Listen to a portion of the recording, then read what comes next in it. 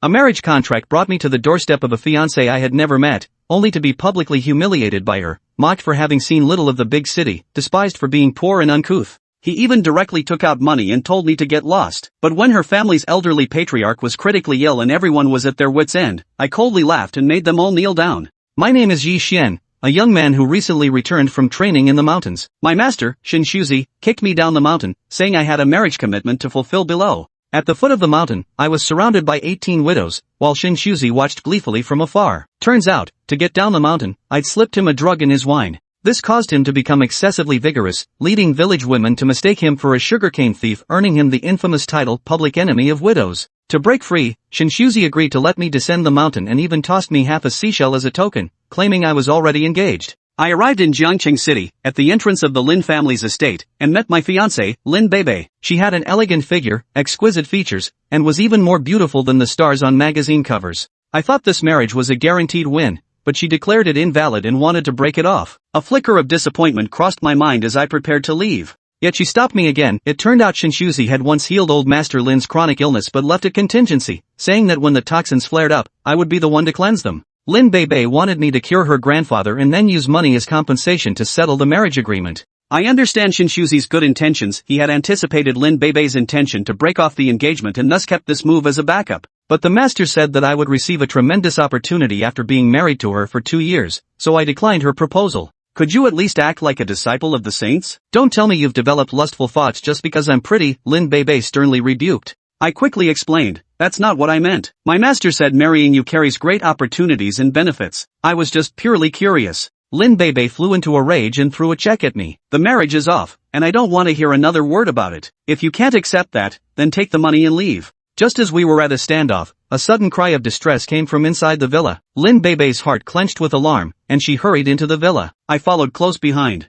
An elderly man lay weakly on the living room sofa. It was old Master Lin. A man dressed in a Zhongshan suit shook his head and sighed. The toxins in old Master Lin's body have already penetrated his internal organs. His condition is beyond cure. Not even the mightiest immortal could save him now. Lin Beibei, her eyes reddened, turned to look at me and said, as long as you can cure Grandpa, I promise you anything. At this moment, the elderly man in the Zhongshan suit snorted coldly, with my years of medical practice, if I say it can't be cured, then it truly can't. Humph. The old man really knows how to put on airs, I sneered, striding towards the sofa only to be stopped by Lin Mingqiao, the second son of the Lin family. What do you think you're doing, you country bumpkin? Don't think just because your master is Xin Shuzi that you can act recklessly here, Lin Mingqiao sneered. With your sorry state, I doubt you've inherited even a tenth of your master's skills. A gaudily dressed woman, Lin Mingqiao's wife, sneered, Shang Suzi is nothing but a fraud, and his disciple is no better. Honestly, we should kick him out right now to stop him from swindling people here, Lin Mingqiao's wife chimed in, not even giving me a chance to act. Lin Mingqiao even called in 7 or 8 bodyguards, ready to throw me out. Lin Beibei stood in front of me, pleading with them to let me try.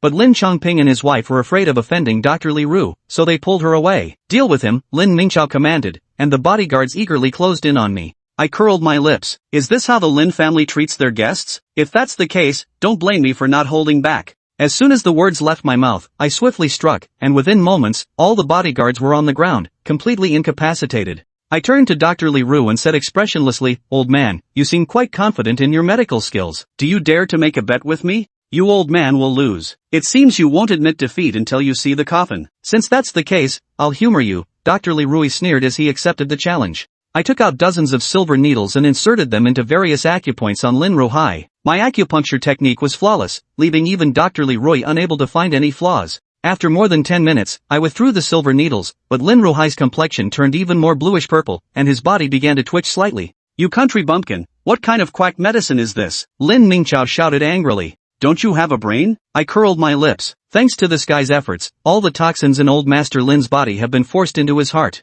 Toxins attacking the heart will only hasten old Master Lin's death. His so-called treatment directly sent him to his grave, Dr. Li Ru scoffed with a sneer. Seeing this, I revealed a mocking smile at the corner of my mouth, placed my right hand on Lin Ruhai's chest, and exerted force. With a dull thud, Elder Lin suddenly sat up, spitting out a mouthful of black blood as the bluish-purple hue on his face began to fade. Everyone was stunned as old Master Lin actually woke up. Shut up, all of you, Lin Ruhai waved his hand. Everyone, wait in the courtyard. Only Beibei and this young friend will stay. Li Rui tried to slip away, but I yanked him back. Old man, trying to sneak off, huh? We still have a bet to settle. I grabbed him by the collar and lifted him up. Wishful thinking. I am a titan in the medical field of Jiangcheng, and you, a country bumpkin, dare to ask me to kneel? You're not even worthy. Li Rui began shouting excitedly, but before he could finish, I slapped him to the ground, sending his 2 front teeth flying. Boy, this is the Lin family's territory, and we won't tolerate such insolence. Release old Li at once. Lin Mingqiao intervened to rescue Li Rui.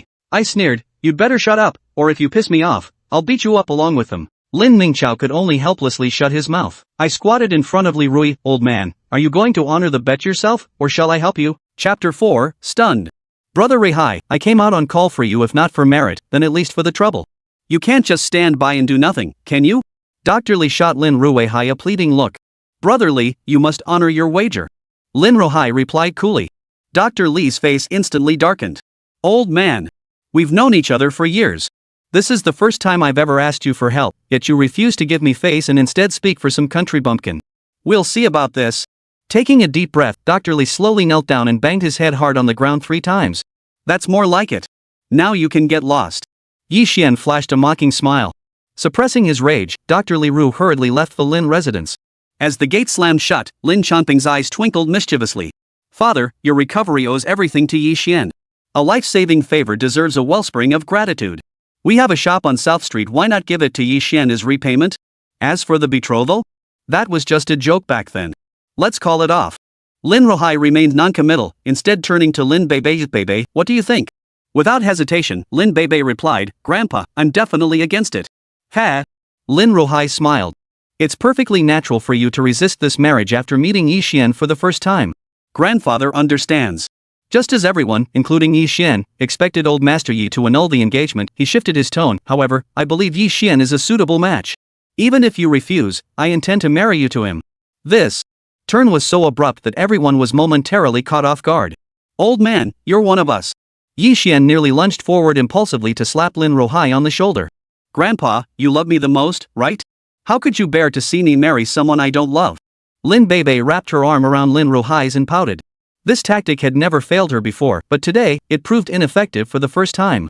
Beibei, love can be cultivated. Your grandmother and I started that way. Lin Ruihai shook his head firmly. I'll grant you anything else, but marriage is non-negotiable. If you want Grandpa to live a few more years, you'll marry Yi Xian without question. Why wait for an auspicious day when today is already a good one? Why not consummate the marriage now? Then Grandpa can hold his great-grandchild sooner. Old man, you. The happiness came too suddenly. Yi Xian nearly bit his tongue. Lin Beibei was naturally dead set against it, but Lin Ruihai didn't give her a chance to speak. With the nanny's support, he headed straight upstairs. Big brother, congratulations. Finding such a fine husband, even I'm envious. Lin Mingqiao wore a look of schadenfreude. Li Yan added her own sarcastic remark. Yeah, our family could never hope for such luck. We can only look on with envy. The couple chimed in unison, their joy impossible to contain. Though Lin Ruihai hadn't formally stepped down yet, Lin Beibei now handled most company affairs, while brothers Lin Changping and Lin Mingqiao were increasingly sidelined.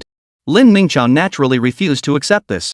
By aligning himself with Li Rui, he hoped to leverage the latter's connections and resources to one day reclaim control of the company. His greatest fear had always been having Lin Beibei's powerful husband as a formidable ally. After all, Lin Beibei had numerous suitors, including many young talents from prestigious families. And now, Lin Ruihai had gone and found her a country bumpkin as a husband. It was like a divine assist. Lin Changping and his wife were well aware of this. Their expressions darkened considerably, leaving them too disheartened to even respond to their younger brother's family's mockery. Country bumpkin, oh wait, now we should call him Mr. Yi. Tell us, where did you crawl out from? What do you do for a living? Can you even afford to eat? Li Yan sneered, don't blame your auntie for not warning you. Our Beibei's bed isn't so easy to climb into. You'd better have at least one of the 3, a donkey, a monkey, or a sloth. Li Yan's words grew increasingly vile. Lin Beibei's pretty face flushed crimson with rage. Had she not been mindful of Lin Ruihai's recent recovery, she would have clashed with Li Yan in an instant. Yi Xian arched an eyebrow, a faint smirk curling his lips. Compared to old Master Lin's discerning eye, I'm more impressed by Lin Mingqiao's appetite. A high-tech warrior like you and he still finds you palatable. You little bastard. Li Yan pointed at Yi Xian and began cursing furiously. Her response was met with Yi Xian's merciless slap. Smack! The crisp sound of the slap echoed as Li Yan saw stars, her body swaying uncontrollably. I rarely hit women, but you're an exception of venomous. Yi Xian said expressionlessly, I don't want this to happen again. If it does, it won't be as simple as a single slap. You. Lin Mingqiao was about to defend his wife, but when he met Yi Xian's icy gaze, he instinctively flinched and swallowed the words on the tip of his tongue. Who knew what this country bumpkin might do? Lin Beibei was stunned by Yi Xian's decisive action, yet an indescribable sense of satisfaction welled up inside her. She'd long harbored resentment toward her uncle's family. At that moment, Yi Xian took hold of Lin Beibei's delicate, boneless hand. "This is my first time here. Take me out to explore." With that, they stepped out of the villa under the hateful stares of Lin Mingqiao and his wife. The moment they stepped outside the gate, Lin Beibei abruptly shook off Yi Xian's large hand and said coldly, "Yi Xian, don't think grandfather's coercion will make me marry you. If you know what's good for you, you'd better go ask grandfather to call off the engagement yourself. That's out of the question." Yi Xian shook his head. "My master said marrying you would bring immense fortune and benefits. If I voluntarily break off the engagement and he finds out, he'll break my legs." Bull. Opportunity is a lie, it's lust, that's the real reason. Lin Beibei raged inwardly, yet her expression was more sincere than ever. "Actually, Grandpa was right, you'd make a good husband, and feelings can be cultivated. But I'm different from other girls. I could never like you, not in this lifetime." "Oh? Why?" Yi Xian froze. "Because I like women." "What?" Yi Xian snapped his head up, scrutinizing Lin Beibei anew. "Are you sure you like women? You're not lying to me?" Yi Xian felt a sharp pang of disappointment. To have such a beautiful fiancée, only to discover she was into women, it made him want to cry. His medical skills were exceptional, but sexual orientation was beyond the realm of medicine. Watching Yi Xian look as miserable as if he'd eaten something disgusting, Lin Beibei couldn't help but feel incredibly pleased. She'd barely scratched the surface, and already this guy was completely thrown off balance. Chapter 5, Xiao Xiao Xiao. How could I possibly blab about something like this? Here. Lin Beibei opened her phone and casually pulled up a few photos from her gallery. The subjects were two young, beautiful women, one of whom was Lin Beibei. They were engaged in all sorts of intimate actions, kissing passionately or embracing each other, the scenes utterly scorching. Most people would probably get a nosebleed seeing these, but Yi Xian wasn't in that kind of mood. What the hell? He'd actually lost to a woman. Yi Xian's face turned green. "Actually, you don't have to be so rigid about gender. You could consider being a man," Yi Xian advised. "If that's how you see it, I think you should try changing yourself." Lin Beibei smiled faintly. "Among the men I know, there are both muscle-bound types and sweet, puppy-like guys. If you're interested, I can introduce you to someone guaranteed satisfaction." The very thought of that scene sent a shiver down Yi Xian's spine, covering him in goosebumps. "I'll walk alone." Yi Xian forced a faint smile and hurried away as if escaping. Watching his receding figure, Lin Beibei could no longer hold back her amusement, giggling softly. Jiangchun, Nanshan, Mountain Villa. Dr. Li Ru stood by the bed performing acupuncture. Lying on the bed was a man in his 50s, his face drained of color, lips deathly pale, a look of agony etched on his features as his body trembled uncontrollably. This man was Chao Dingtian, the current head of the Chao family and president of the Jiangcheng Chamber of Commerce. The Chao family ranked among Jiangcheng's wealthiest, with business interests spanning real estate, manufacturing, finance, and more. Their influence was truly far-reaching. Compared to the Chao family, the Lin family paled in comparison. Not long ago, just as Dr. Li Ru had returned to his clinic, he was summoned by the Chao family to treat Chao Dingtian. Half an hour passed, yet Chao Dingtian's condition not only failed to improve but showed signs of worsening. A cool, soft voice spoke up. "Dr. Li, my father's safety is tied to the fate of the Chao family. If you can cure him, you will henceforth be a guest of honor in the Chao household. Should anything happen to him, I cannot guarantee the Chao family won't act irrationally." This woman was exceptionally alluring, her snow-white skin as smooth and delicate as milk. Her office attire perfectly accentuated her curves. Her flawless face carried an innate allure, evoking the unavoidable thought, a fox spirit. She was Chao Dingtian's only daughter, Xiao Xiao Xiao. Li Rui's expression shifted slightly. Though he'd practiced medicine for years, accumulating connections and resources, they paled in comparison to the colossal power of the Chao family. "Miss Xiao Xiao, I'm truly powerless to help." "Powerless?" A cold glint flashed in Xiao Xiao Xiao's beautiful eyes as she said in a chilling tone, "Master Li, you're renowned as the divine physician of Jiangcheng. I'm certain you must have a solution." A hint of impatience colored her voice, revealing the turmoil within her heart. "Old man."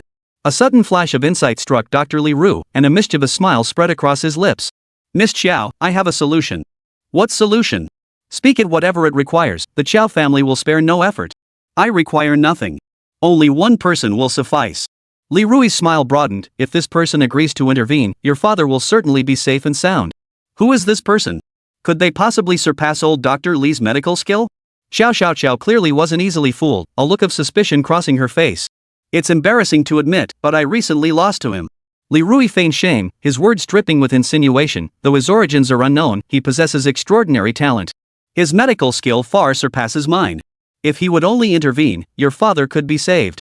But his character is questionable. I fear he might harbor ill intent and stand idly by." Li Rui sneered inwardly. Country bumpkin, you claim such medical prowess? Let's see how you perform your miracle cure this time. Xiao Dingtian's condition was far more perilous than Lin Rohai's. While Lin Rohai merely had toxins infiltrating his vital organs, Xiao Dingtian was on the brink of death. To put it plainly, Xiao Dingtian had 1 foot already over the threshold of death. Based on his medical knowledge, no one in this world could possibly cure him. When the time came, the Qiao family's wrath would shift onto that country bumpkin.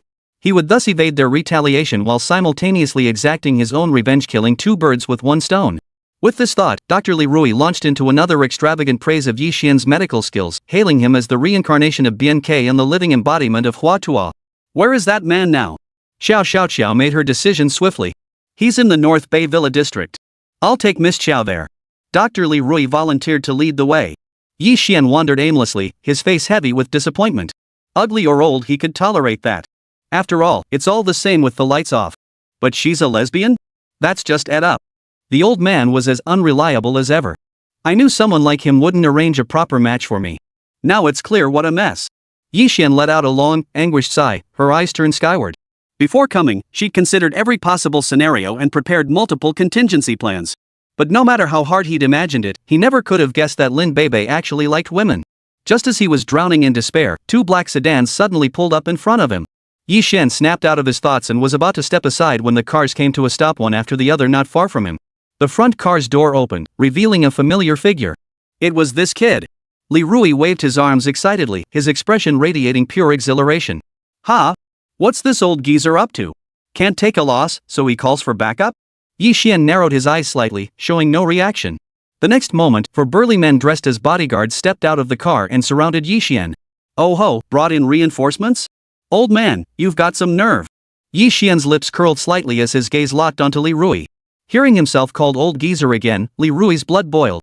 He roared, "Kid, I don't have time for your nonsense. The head of the Qiao family is critically ill. If you know what's good for you, come with me. You'll be rewarded handsomely. And if I refuse?" Yi Xian raised an eyebrow. "I'd been waiting for you to say that." Li Rui's face twisted into a vicious grin. "Then we'll have to settle this by force." No sooner had the words left his mouth than several bodyguards lunged at Yi Xian. Seeing this, Yi Xian planted his feet firmly and met their charge head-on. Thud! In no time at all, the bodyguards were sent flying through the air in graceful arcs, crashing to the ground with agonized groans.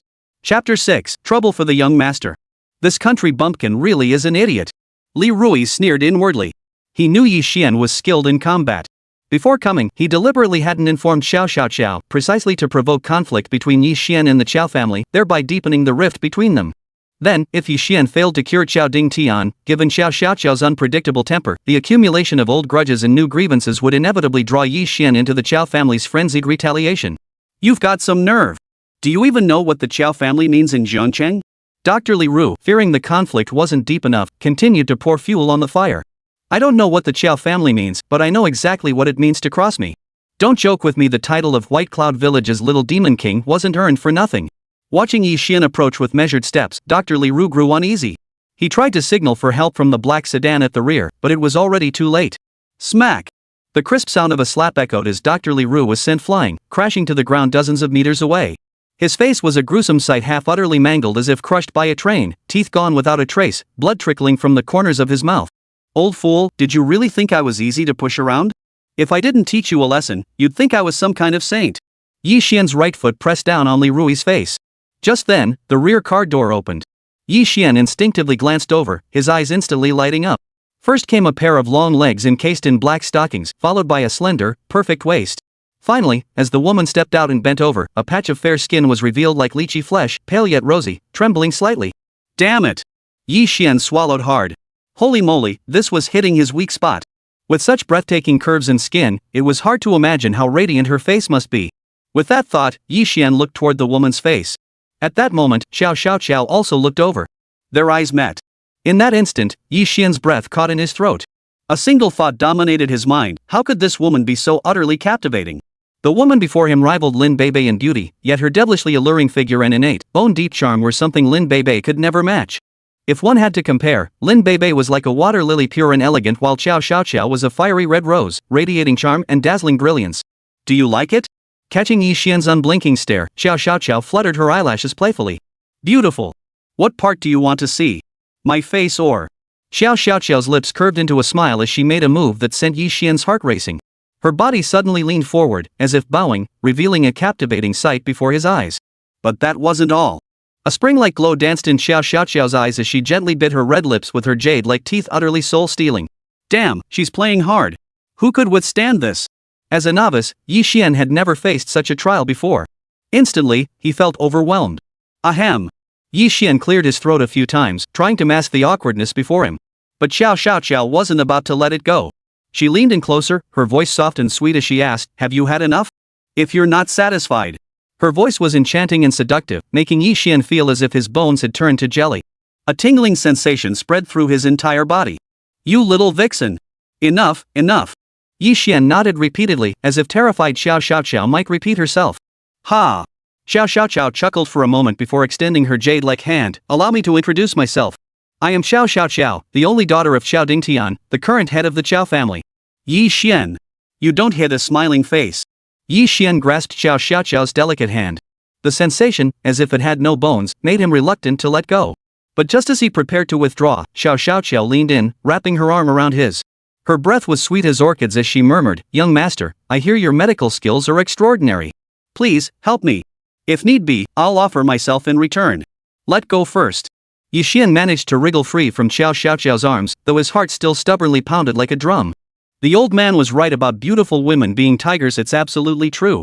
Just now, my soul nearly got stolen by that enchantress. Taking a deep breath, Yi Xian spoke, "Helping you isn't impossible, but I must make it clear beforehand my medical skills can cure illnesses and save lives, yet they cannot defy the heavens. If your father's life force is truly exhausted, even I am powerless. I understand that perfectly well, young Master Yi. Just do your best. Whatever the outcome, the Qiao family will be eternally grateful." Xiao Xiaoqiao's expression turned serious. Soon, the two got into the car.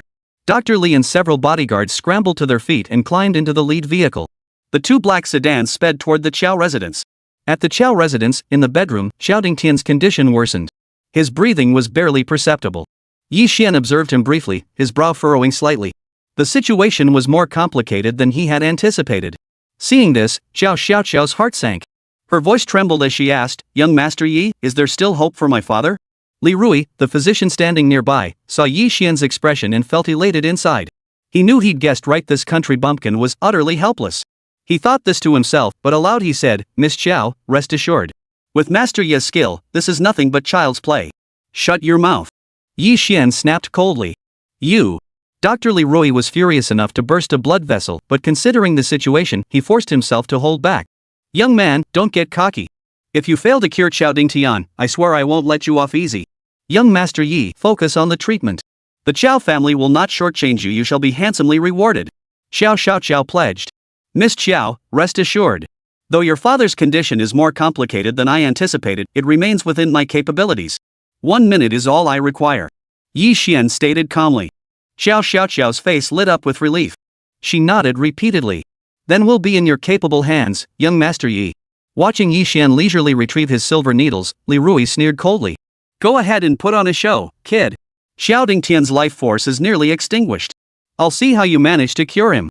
Yet the next moment, upon witnessing Yi Xian's movements, Li Rui's eyes widened in shock as he gasped, "The 12 needles of the mystic gate. Old man, you do have some knowledge." Yi Xian shot Li Rui a glance before calmly proceeding with the acupuncture. First needle, Divine Court. Second needle, Xuanji. Third needle, Qihai. Soon, all 12 needles were in place, each inserted into one of Xiao Dingtian's 12 major acupoints. Chapter 7, Soft-Hearted. As the 12 needles entered his body, Xiao Dingtian's once fading vitality surged back to life. His breathing gradually steadied, and a faint flush returned to his pallid complexion. Slowly opening his eyes, Xiao Dingtian awoke. The room fell into an eerie silence so profound that the slightest sound, like a needle dropping, would echo clearly. The Qiao family members stared in stunned silence. Li Rui's gaze was vacant, his face etched with utter disbelief. As for Yi Xian, his expression remained calm. Father had actually woken up. Xiao Xiaoqiao exhaled a long breath, looking as if a heavy burden had been lifted. Damn it! The 12 needles of the mystic gate had been lost for ages. How could this country bumpkin possibly master them? Li Rui stared intently at Yi Xian, his expression darkening to an unprecedented degree. The so-called 12 needles of the mystic gate was an ancient acupuncture technique passed down from antiquity. It was said to possess profoundly mystical effects, capable of reviving the dead and regenerating flesh and bone. Unfortunately, it required the use of true qi to be effective.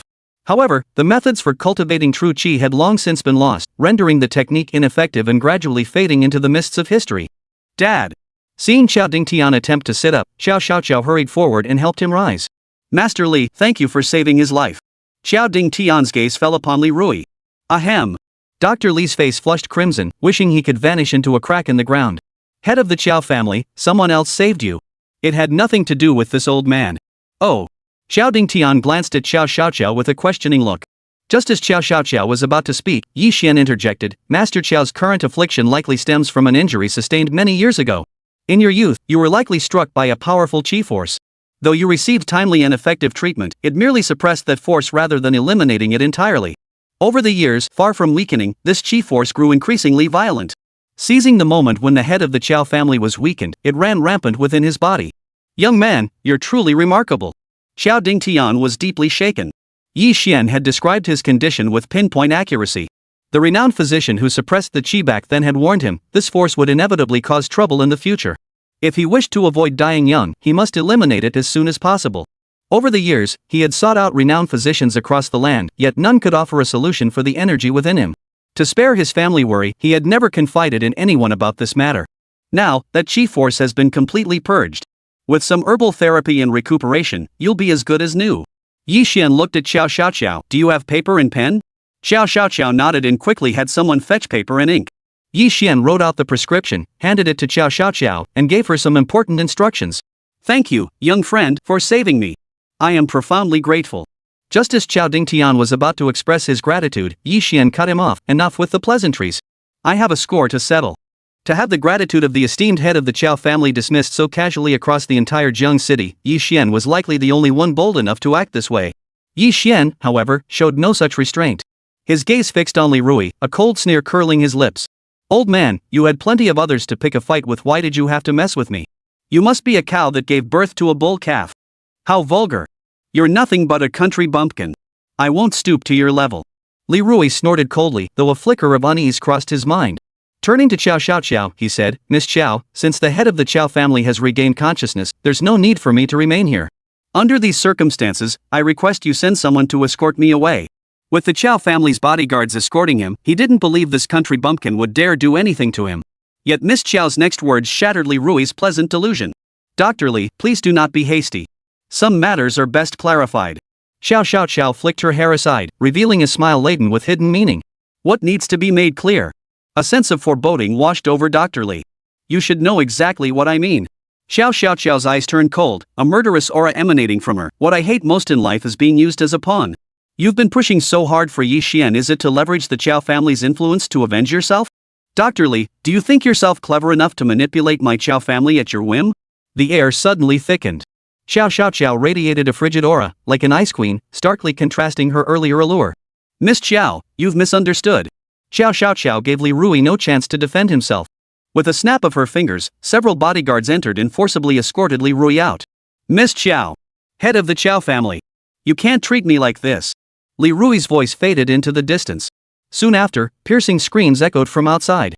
Xiao Dingtian remained silent throughout, leaving all decisions to Xiao Xiaoqiao. This alone revealed the extent of his indulgence toward his only daughter. Yi Xian glanced at Xiao Xiaoqiao's formidable assets and muttered under his breath. Xiao Xiaoqiao, noticing this, straightened her back. Sis may be well endowed, but she's not brainless. Though her voice was low, everyone present heard it clearly. Xiao Dingtian's face darkened. His daughter, though chaste and still a virgin, had a tendency to speak and act with reckless abandon, which was a constant headache for him. Shaking his head, he turned to Yi Xian. Young Yi, thanks to you today, I've been given a second chance at life. Great favors need no thanks. Should you ever need anything from the Qiao family, just ask. It was nothing. It's getting late. I'll take my leave. Yi Xian waved dismissively and headed straight for the exit. Xiao Dingtian shot a glance at Xiao Xiaoqiao, who understood immediately and gave chase. As they crossed the courtyard, Li Rui's pitiful cries for mercy echoed from a corner. Stop. Please, stop hitting me. Li Rui looked utterly pitiful, his face swollen like a pig's head. Even his own mother wouldn't recognize him. Not a single inch of his body remained unscathed. Have you softened your heart? Just say the word, and I'll order them to stop. Seeing Yi Xian glance sideways, Xiao Xiaoqiao spoke up. Soft-hearted? What a joke. Yi Xian raised an eyebrow. If you're going to do something, do it thoroughly. That much I understand. Looks like we're cut from the same cloth. If you really did soften your heart, I'd actually look down on you. Xiao Xiao Xiao gave a faint smile, surprisingly refraining from any teasing remarks. Does it matter to me whether you look down on me or not? Yi Xian curled his lips. Little brother, you're being a bit too much. Big sister might get angry. Xiao Xiao Xiao's fingers traced across Yi Xian's chest, her lips curving into a seductive smile. Who'd have thought? These pecs feel pretty damn good. Chapter 8, Trust You Like Hell. By the time Yi Xian returned to the Lin residence, evening had fallen. As he stepped out of the car, Xiao Xiao Xiao playfully shoved a bank card loaded with 5 million yuan into his hands. Unable to refuse, Yi Xian had no choice but to accept it. As soon as he entered the door, Lin Beibei came forward to greet him warmly. Yi Xian, it's so late. You must be hungry. Dinner's ready and waiting for you. Lin Ruhai, seated on the sofa, chuckled at the scene. These two are warming up to each other rather quickly, aren't they? Now, you two should finally be able to relax, right? Lin Ruhai shot a glance at Lin Chongping and his wife. As for Lin Mingqiao and his wife, they had moved out years ago and no longer resided in the old family home. Lin Chongping and his wife looked utterly bewildered. Lin Beibei's complete about-face was like a drift maneuver, it nearly wrenched their old backs out of place. Lin Beibei heard Grandpa Lin's words too. She pouted her pink lips, feeling triumphant inside. Emotional connection? Not happening. Grandpa, you probably don't know that this guy is about to break off the engagement with you. When that happens, you won't be able to blame me, right? Soon, the family gathered around the dining table. Seeing Yi Xian still hadn't spoken, Lin Beibei felt a bit bewildered. This wasn't right. After learning she was, shouldn't he be the one to call off the engagement? Could it be he just didn't know how to bring it up? Lin Beibei silently nodded to herself, deciding to give Yi Xian a little encouragement. Yi Xian, don't be so stiff. Think of this place as your own home. My grandfather is your grandfather. Say whatever you want. Her tone grew noticeably heavier on that last sentence. She trusted Yi Xian would understand the implication. Really? Yi Xian blinked. Of course. Lin Beibei flashed a rare smile, offering him an encouraging look. Then I can relax. Yi Xian exhaled in relief. I was worried you'd resent me for freeloading here and considered leaving. Looks like I was being overly suspicious. I'll stay here properly and treat this place like my own home. Lin Beibei's smile froze on her face. Like hell you will. Did I say that? Lin Ruhai chuckled. Beibei, while you and Xiaoyu were out walking, your parents and I had a good talk. They both urged me to call off this marriage. I've given it serious thought.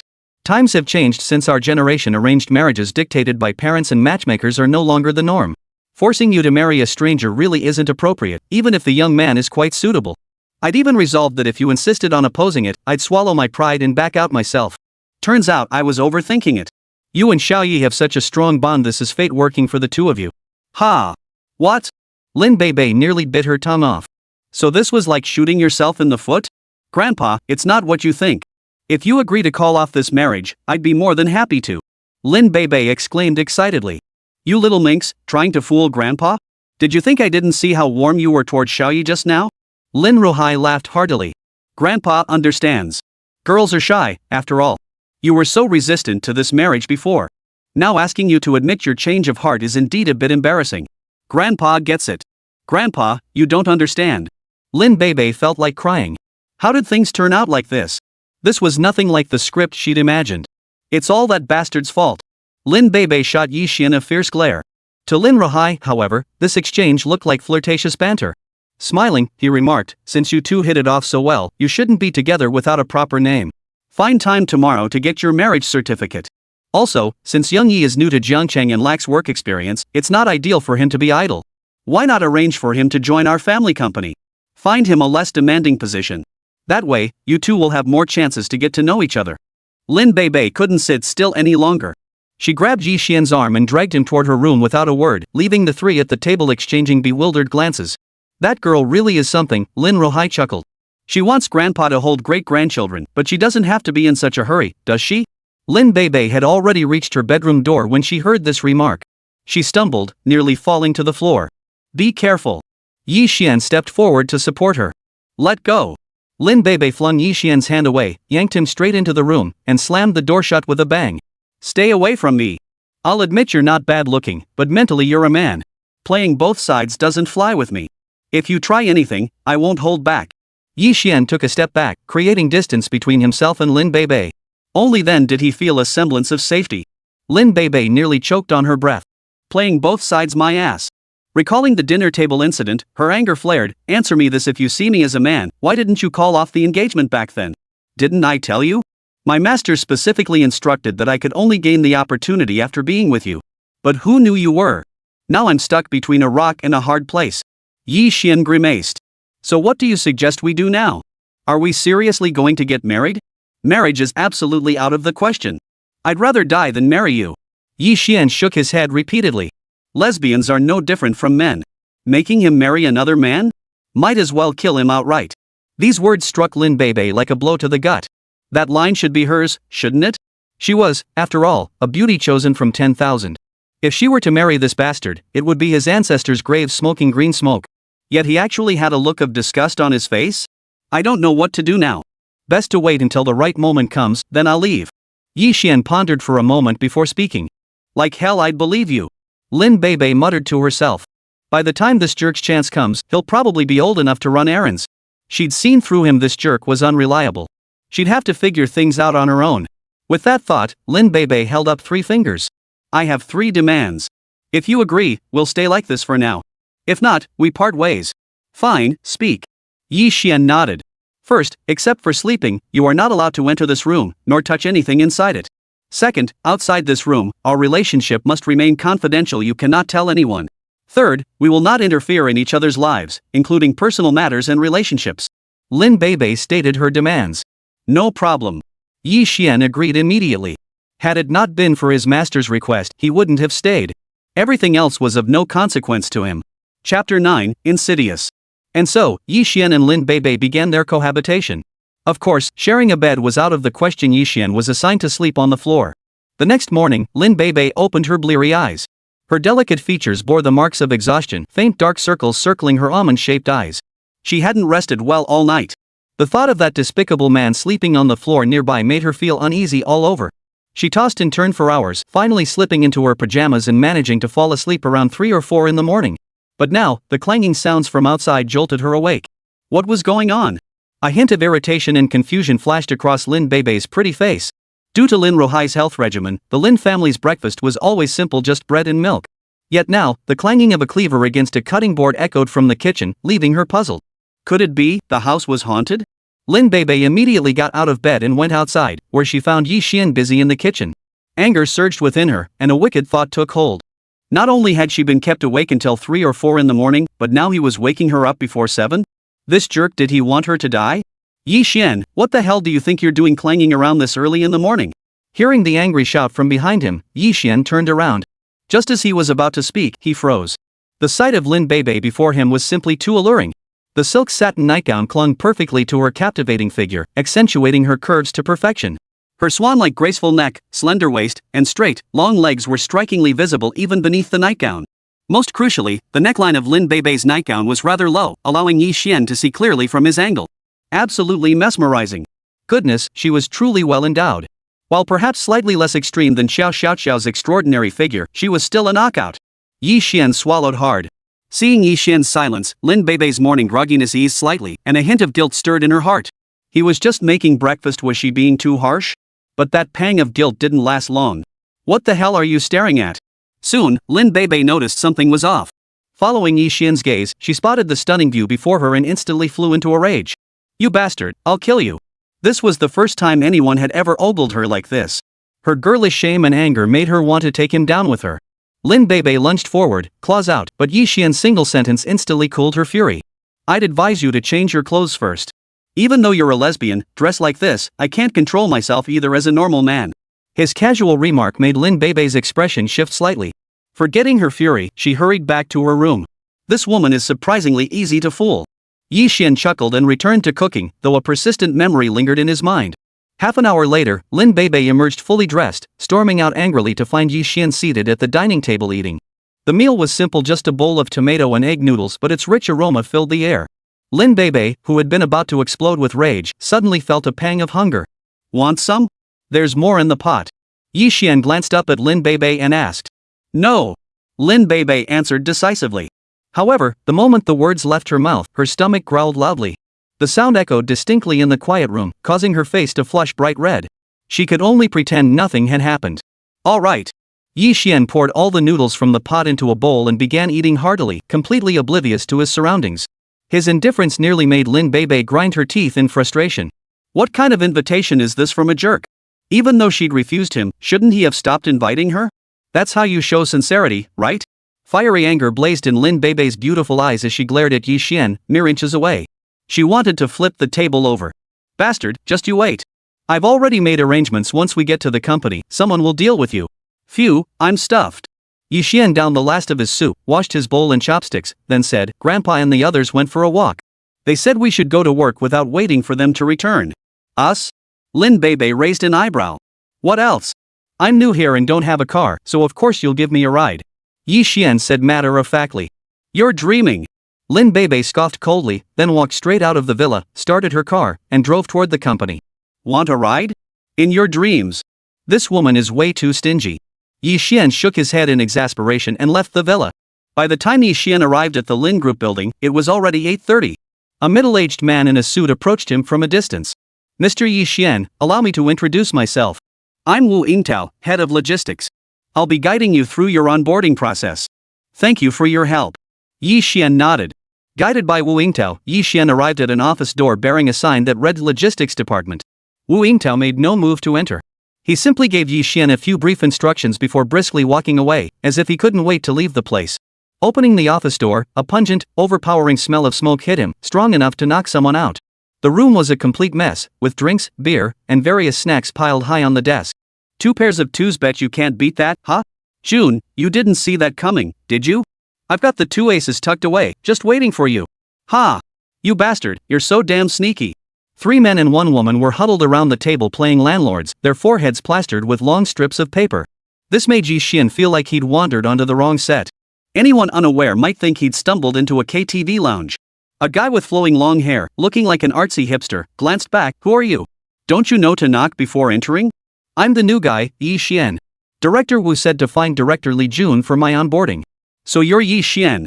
Director Wu already mentioned you. The artsy guy flashed a meaningful smile, peeled off the paper strip from his forehead, and stood up. The others exchanged glances, then tore off their own notes and stood up. Director Li, what exactly will I be responsible for? Yi Xian asked. You? You're in charge of taking beatings. Li Jun flashed a menacing glint in his eyes, then waved his hand. Get moving. Chapter 10, You're smart. As soon as Li Jun finished speaking, the woman slammed the door shut with lightning speed. The other 2 moved a table to wedge it firmly against the door. After securing the door, they calmly retrieved several steel rods from the corner and surrounded Yi Xian in the center. This is interesting. Yi Xian's lips curved slightly. Kid, looks like you've got some training under your belt. So tell me, what's harder, your fists or the steel rod in my hand? Li Jun tapped the rod with his palm, his tone brimming with arrogance. Yi Xian raised an eyebrow. I think your skull might be harder. Oh ho, pretty cocky. This young master specializes in dealing with all kinds of defiance. Li Jun sneered coldly. Take him down. With that, Li Jun and several others swung their steel pipes, charging toward Yi Xian. Bang! Inside the General Affairs office, a series of thuds echoed as the walls trembled intermittently. Soon, the commotion ceased, replaced by heart-wrenching howls echoing through the room. Who brought the ancient call? Who left a 1,000-year-old yearning? Staff from surrounding offices peered out, glancing toward the General Affairs office. Ah, looks like another unlucky soul got assigned to General Affairs. Judging by the commotion, this new kid seems pretty cocky, daring to take on those rich kids. So what if he's cocky? He's already pulled out Qinghai Tibet Plateau. He's probably getting his ass kicked pretty badly. Poor guy. Inside the General Affairs office, 3 men and 1 woman crouched in the corner, hands clutched over their heads. Li Jun was wailing at the top of his lungs, his expression more agonized than tears could ever convey. The other 3 wore fawning smiles plastered across their faces, looking as obsequious as could be. It wasn't that they lacked backbone, it was that the guy before them was simply too formidable. 4 against 1, and they hadn't even managed to touch the hem of his clothes. It was utterly humiliating. Stop, stop. That's not singing, it's torture. Yi Xian cut off Li Jun's wailing and demanded, spill it. Who put you up to this? Nobody sent us. Li Jun shook his head repeatedly. So you're saying this was a deliberate provocation? Yi Xian narrowed his eyes, leaning forward slightly. Feeling the chill in those words, Li Jun shivered. He shook his head hastily. No. How could I dare deliberately cause trouble for the boss? That'd be like a mouse licking a cat's ass suicide. So you're neither here nor there? Are you just toying with me? Yi Xian raised an eyebrow. Li Jun's face twisted into a wretched expression. Under Yi Xian's piercing gaze, he finally blurted out, "Sister Bebe ordered us to do it." Just as I thought. Yi Xian wasn't the least bit surprised by this answer. To force him into breaking off the engagement, Lin Bebe kept pulling off some shady moves. But to think these punks alone could make me back down? That's underestimating me a bit too much, don't you think? Bro, they say no fight, no friendship. From now on, we're all in with you. Li Jun said with a forced smile. That's right. From now on, you're our big brother. The others chimed in unison. Don't give me that nonsense. Yi Xian remained unmoved. He looked at Li Jun and said, "Judging by your demeanor, you lot aren't ordinary employees, are you? You've got an eye for talent, boss." Li Jun fawned unreservedly. "My grandfather is Li Jian, one of our company's founding members. That chubby guy is Sun Ming, the muscle-bound one is Wang Shan, and the tattooed girl is Jiang Xian. Their grandfathers all built the Lin Group from scratch alongside the old man. Oof. These four have some serious pedigree." Yi Xian frowned. No wonder the General Affairs Department was such a mess, no one dared to intervene. Turns out these four are the princelings of the Lin Group. If he beat these guys up, they wouldn't let it slide. When the dust settled, Old Man Lin would be in a tough spot. Old Master Lin had been kind to him, and he didn't want to cause trouble for him. With that thought, Yi Xian spoke up. "I beat you up today, and I bet you're not happy about it. This mess is probably going to end up at Old Man Lin's doorstep, putting him in a tough spot." As he spoke, Yi Xian shot a glance at Li Jun, who quickly assured him, "Big brother, rest easy. Not a word about today's incident will leave this room." "That's right. We'll pretend today never happened." The others nodded in agreement. "It doesn't matter if you do. I've never been one to hold a grudge. If someone makes me unhappy, I'll make sure they're unhappy too." Yi Xian picked up the steel pipe from the ground and twisted it with both hands until it was twisted into a pretzel shape. Holy! Li Jun was stunned. The others were all wide-eyed. "Bro Shen, you're way too intense," Li Jun chuckled awkwardly. "Cut the crap. Call Lin Bebe right now. You need to give her some kind of response about what she asked you to do." Yi Xian said indifferently. "But what should I say?" Seeing Yi Xian's silence, Li Jun quickly nodded. "Brother Xian, I understand." With that, Li Jun dialed Lin Bebe's number. "Xiao Jun, how's the job going? That guy's pretty tough. You weren't careless, were you?" "Sis Bebe, it's all taken care of." Li Jun glanced at Yi Xian. Seeing no response, he boldly added, "Even the most skilled fighter fears a kitchen knife, right? We gave that guy a good beating. Right now, I've got him crouched in the corner facing the wall, reflecting on his mistakes." "Nice work." Lin Bebe beamed with delight, feeling utterly vindicated. "Country bumpkin. Think you could cross this lady? Now you know who's boss." But then a thought crossed her mind, and she asked anxiously, "Did you guys go easy on him? If the injuries are too obvious, we'll be in trouble." "Sis Bebe, trust me on this. As long as he doesn't take his clothes off, no one will notice a thing." "Alright, I'll treat you guys to a meal sometime." After hanging up, Li Jun cautiously suggested, "Brother Yang, do you think this approach will work?" Smart move. Rather than letting Lin Bebe find others to deal with him, Yi Xian thought it better to let the other side mistakenly believe that these princeling types from the General Affairs Office could handle him. Judging by their demeanor, recruiting them as underlings shouldn't be too difficult. With that thought, Yi Xian pulled out a small bottle of Tiger Balm and tossed it to Li Jun. "This medicine treats bruises and injuries. Rub it on your wounds, and they'll heal quickly." Upon hearing Yi Xian's words, the men applied the liquid from the bottle to their injuries. The bruises visibly faded at a rapid pace. They were all stunned. "This medicine is seriously awesome, right?" Their gaze toward Yi Xian now held a different meaning. Chapter 11, Flying Amongst the Flowers. After some casual conversation, Yi Xian gained a comprehensive understanding of the Lin Group. Lin Rohai started from scratch with a small general store, worked tirelessly for years, and eventually became a wealthy tycoon. Today, the Lin Group spanned department store operations, real estate, and more, standing as a leader in its industry. Yi Xian also formed initial impressions of the four men. Li Jun, a pseudo-artsy youth who loved drinking and fighting, was the leader of the group. Wang Shan, hot-tempered and passionate about combat sports. Sun Ming, a hardcore gamer who loves all kinds of video games. Jiang Xian was a naive young delinquent. Though somewhat spoiled, none of them were inherently bad. "Bro Shen, you were seriously badass back there. I want to learn from you any chance?" Wang Shan muttered as he mopped the floor, passing by Yi Xian. The others gathered around too, each holding cleaning tools like towels and brushes. "What do you want to learn?" Yi Xian asked casually without looking up. "I want to learn the art of masculine might." Wang Shan's eyes lit up, his expression brimming with excitement. "With your skinny frame that'd collapse in a breeze, you want to be mighty? I think you should focus on fixing your kidneys first." Yi Xian sneered. "Ha, big mountain, brother Xian just speaks his mind. Don't take it personally." Li Jun and the chubby kid pretended to console him, but their faces betrayed schadenfreude. Yi Xian shot them a withering glance. You two have the nerve to laugh? You're no better than him.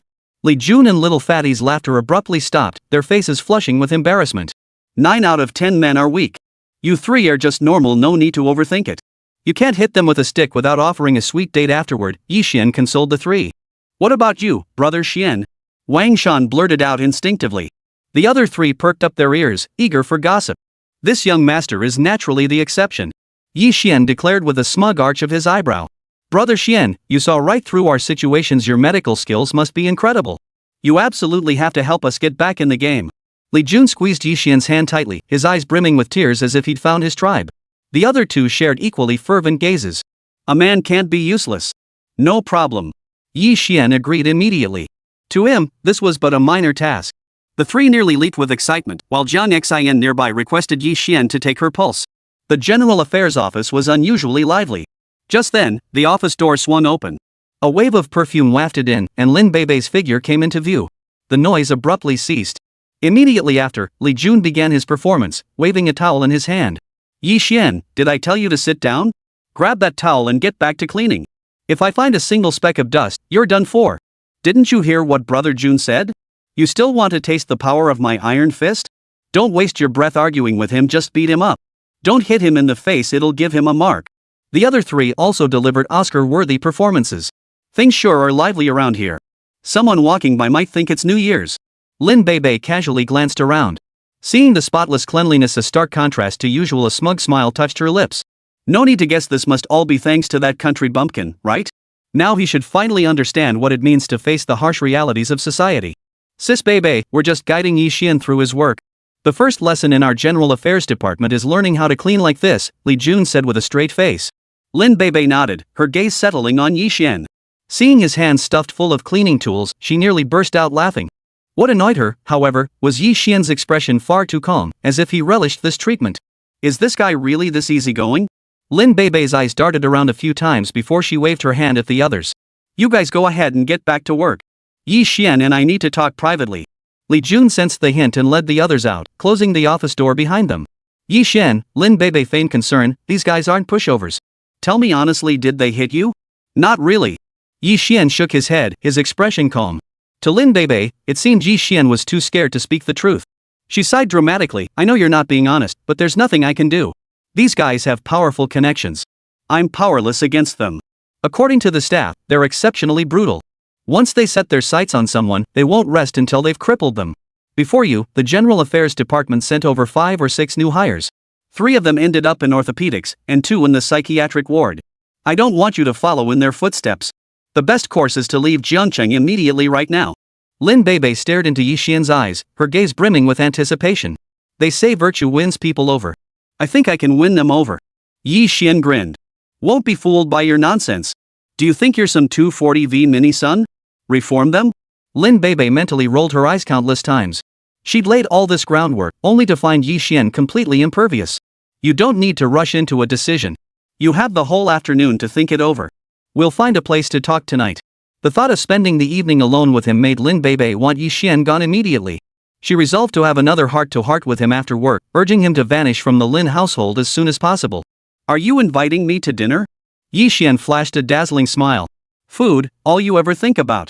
Are you some kind of starving ghost reincarnated? Lin Bei mentally rolled her eyes, but her face remained sincere. Exactly. After all, our families have a history. You're new to Jiangcheng, so I should at least extend some hospitality. All right. Yi Xian readily agreed. But I prefer places with a nice dining atmosphere. I passed by a restaurant on my way to work that looked pretty good. All right, you pick the place. Lin Bei nodded and walked out in her high heels. 5, 6. I'm a little bee, flying among the flowers. You lost, drink up. At an open-air barbecue stall, Lin Bei surveyed the crowd of shirtless men drinking and reveling, her expression souring. Are you sure this is what you meant by a place with a good dining atmosphere? Lin Bei hoped Yi Xian would say no. But unfortunately, Yi Xian nodded excitedly. Yeah, not bad for a place I found, right? Yi Xian casually plopped down at a nearby spot. In a godforsaken place like Baiyun Village, there's no way there'd be a barbecue stall. This was his first time trying skewered meat, so he was understandably a bit excited. I really fell for your nonsense. Watching Yi Xian look around, Lin Bei felt like flinging her high heels at his face. Chapter 12, No way I'm passing this up. Owner, 50 skewers, 10 large kidneys, 5 chicken legs, a plate of sliced cucumber, and a case of beer. Yi Xian ordered with surprising familiarity, while Lin Beibei's face turned green beside him. Even a cow couldn't finish that much. Yet she had vastly underestimated Yi Xian's appetite. The moment the skewers arrived, Yi Xian didn't stop eating. The speed at which he devoured them was jaw-dropping. How embarrassing. Lin Beibei covered her face. How could she have ever befriended this guy? He's like a starving ghost reincarnated. Why aren't you eating? Seeing Lin Beibei show no intention of touching her food, Yi Xian mumbled indistinctly. Lin Beibei remained silent, her beautiful eyes fixed on Yi Xian with a peculiar look. To say this man had no designs on her seemed implausible. He was stubbornly refusing to leave the Lin household. But to say he had ulterior motives? That didn't quite fit either. Bringing her here was one thing, but eating with such a lack of decorum, it was nothing like the men who pursued her, always putting on a show of perfect manners in her presence. For a moment, Lin Beibei found herself unable to figure Yi Xian out. A summer breeze blew in. Though it was evening, the weather remained stiflingly hot. Thirsty, Lin Beibei poured herself a glass of ice-cold beer. With each glass of beer she drank, her delicate, pretty face flushed rosy, radiating a subtle charm. At that moment, Lin Beibei resembled a perfectly ripe peach, radiating an irresistible allure from head to toe. This drew the stares of diners nearby, their eyes fixed on her as if they could devour her whole. What a stunner! Already, several men, emboldened by alcohol, were itching to approach and strike up a conversation. Just then, the sound of heavy footsteps echoed from nearby. Over 20 well-built men in black suits surrounded the barbecue stall. Each bore a menacing expression, clearly no pushovers. This sudden turn of events instantly silenced the once bustling barbecue stall, panic flickering across the diners' faces. Everyone except this table, get the hell out of here. The men in suits parted to form a path, allowing a middle-aged man in his 40s with a buzz cut to walk forward slowly. Pointing at the table where Lin Beibei sat, he spoke with a vicious glint in his eyes. As soon as he finished speaking, the diners quickly got up and left. Even the owner hid himself away. In the vast barbecue stall, only Lin Beibei and Yi Xian's table remained. This is interesting. Yi Xian narrowed his eyes slightly, a playful smile curling his lips. Lin Beibei, however, frowned. Mr. Wu, what's the meaning of all this commotion? Lin Beibei asked coldly. Miss Lin, please don't be upset. I mean, no offense. I was just having dinner nearby when my staff mentioned you were in the area, so I came over to say hello. The buzzcut man chuckled and sat down beside Lin Beibei. He glanced at Yi Xian beside her, his brow furrowing slightly. Immediately, 2 men in suits approached, making a move to escort Yi Xian out. He's my friend, Mr. Wu. Don't be so rude. Lin Beibei's expression darkened. Wu Tianlin, the buzzcut man, waved his hand, halting his men's actions. He drawled, friend? As far as I know, you don't have any friends like this, do you? Lin Beibei's expression changed abruptly as she realized something. You've been spying on me? The buzzcut man smiled indifferently. Miss Lin, no need to get worked up. It's not surveillance, just a special kind of concern. After all, in Jiangqing's real estate industry, the only group that could barely qualify as my rival is your Lin Group. But this situation won't last long. I believe the Lin Group will soon become yesterday's news. What do you mean by that? Lin Beibei's delicate hand tightened as she demanded. Seeing her reaction, Wu Tianlin wore a smug grin. The Chow family's commercial complex project, barring any surprises, is already in the bag for Tianli Group. Mr. Wu, have you been drinking? Lin Beibei snorted coldly. The Chow family's project requires an open tender. No one can claim absolute certainty. Who gave you such confidence? Miss Lin, have you just started doing business? Wu Tianlin shook his head, his face twisted in derision. Don't you find it suspicious that the Chow family's project hasn't been tendered yet? I've pulled strings at every level. It's taken no small effort. Whether you choose to believe it or not is entirely up to you. But from what I understand, Lin Group seems to have painted itself into a corner. For this project, you've not only drained all your funds but also raised billions in financing. I hear you signed extremely harsh terms for it. Such a desperate gamble. Lin Ruhai certainly has guts. But alas, fortune favors the bold. You're destined to lose the Chow family project. When that happens, you'll have to cede control of the group's shares and relinquish your dominance. Poor Lin Ruhai, after a lifetime of hard work, his life's work will ultimately benefit someone else. Lin Beibei's face instantly turned ashen. Her hands clenched tightly, her mind in turmoil. If they truly failed to secure the Chow family project, it would spell utter ruin for the Lin family. Grandfather's heart condition is already fragile. He might not survive the shock. At that moment, Wu Tianlin spoke again. Miss Lin, I have a clear path forward. Would you be willing to hear it? What is it? Speak. If you agree to be my woman, I'll settle things with those who forced the harsh contract on the Lin Group and help you secure your shares. Wu Tianlin's burning gaze roamed shamelessly over Lin Beibei's captivating figure. Who in Jiangqing didn't know that Wu Tianlin was a depraved lecher? A beauty like Lin Beibei was precisely the kind of woman he wouldn't let slip through his fingers. The thought of crushing his rivals while dominating their granddaughter filled him with a wicked, dark thrill that made him feel lightheaded. This bastard, acting like I don't even exist. Yi Xian raised an eyebrow. Though Lin Beibei was a lesbian, she was still his nominal fiancée. To openly poach his fiancée right before his eyes? Uncle might tolerate it, but auntie certainly wouldn't. Just as Yi Xian opened his mouth, Lin Beibei roared angrily, Wu Tianlin, give up that delusion. Even if the Lin family were reduced to living on the streets, I would never stoop to be with trash like you. Wu Tianlin's smile vanished, his expression darkening. In all of Jiangcheng, no one has ever dared call me trash. You, Lin Beibei, are the first. Tianli Group's rise to power wasn't just due to Wu Tianlin's smooth talk, it was fueled by his ruthless tactics and the army of enforcers he commanded. Over the years, as his power grew, he even brought the largest gang, the Little Knife Society, under his control. You're nothing but a filthy, yet you dare act all high and mighty in front of me? Just you wait and see how I'll deal with you today. Chapter 13, No Welcome for Stinking Men. Under normal circumstances, Wu Tianlin would have had reservations, but now he was drunk and in a state of heightened excitement. Coupled with the fact that Lin Beibei, under the influence of alcohol, was simply too tempting, he couldn't help but want to pin her down right then and there. You, even if the King of Heaven himself came down today, he couldn't save you. Wu Tianlin flashed a lecherous grin as his large hand reached out to grab Lin Beibei. Lin Beibei's face drained of color. Wu Tianlin wasn't just lecherous, he had deeply twisted tastes. Countless women in Jiangcheng had fallen victim to his depravity. If she ended up in his clutches, her life would be ruined forever. Lin Beibei frantically pulled out her phone, ready to call for help. But Wu Tianlin snatched it from her hand and flung it to the ground. I told you, no one can save you today. You'd better just accept your fate. Becoming my woman, Wu Tianlin's woman, is actually your good fortune. Ha! Wu Tianlin burst into a maniacal laugh as he slowly advanced toward Lin Beibei. Just then, a lazy voice cut through the air. Hey, old dog Wu, I'm not dead yet. You want to bully Lin Beibei? Did you even ask me first? Hearing this discordant voice, Wu Tianlin halted, his gaze locking onto Yi Xian. Rage twisted into a sneer. Kid, talking back to me like that? That takes some guts. If I don't let you stretch your limbs, I'd feel like I'm shortchanging you. With that, Wu Tianlin waved his hand. Two men in black grinned menacingly as they advanced toward Yi Xian. Yi Xian, this isn't your business. Get out of here. Lin Beibei shouted at him. She had witnessed Yi Xian's martial arts skills, but that meant little. After all, most of Yi Mingchao's bodyguards were all barely stronger than ordinary people. In her view, any ordinary person armed with weapons could handle Yi Xian. That was precisely why she had orchestrated Li Jun and the others to gang up on Yi Xian. But Wu Tianlin's men were no ordinary lot. Each was battle-hardened, some even carrying blood on their hands. Men's businesswomen should mind their own and stay out of it. Yi Xian's ungrateful retort nearly made Lin Beibei faint from anger. Are you an idiot? Lin Beibei's words cut off abruptly. Before her eyes, Yi Xian grabbed 2 beer bottles in each hand and hurled them at the 2 men in black. The speed was so blindingly fast, no one could react in time. Crash! The sound of shattering glass echoed as both men were struck in the head. Their bodies swayed a few times before collapsing to the ground. The scene fell instantly silent. So he's a martial artist. Wu Tianlin took a few steps back, snarling, all of you, attack. Beat him to death. Over 20 black-clad men charged at Yi Xian like tigers descending a mountain. Perfect timing. Yi Xian swung a wooden stool and met them head-on. Thud.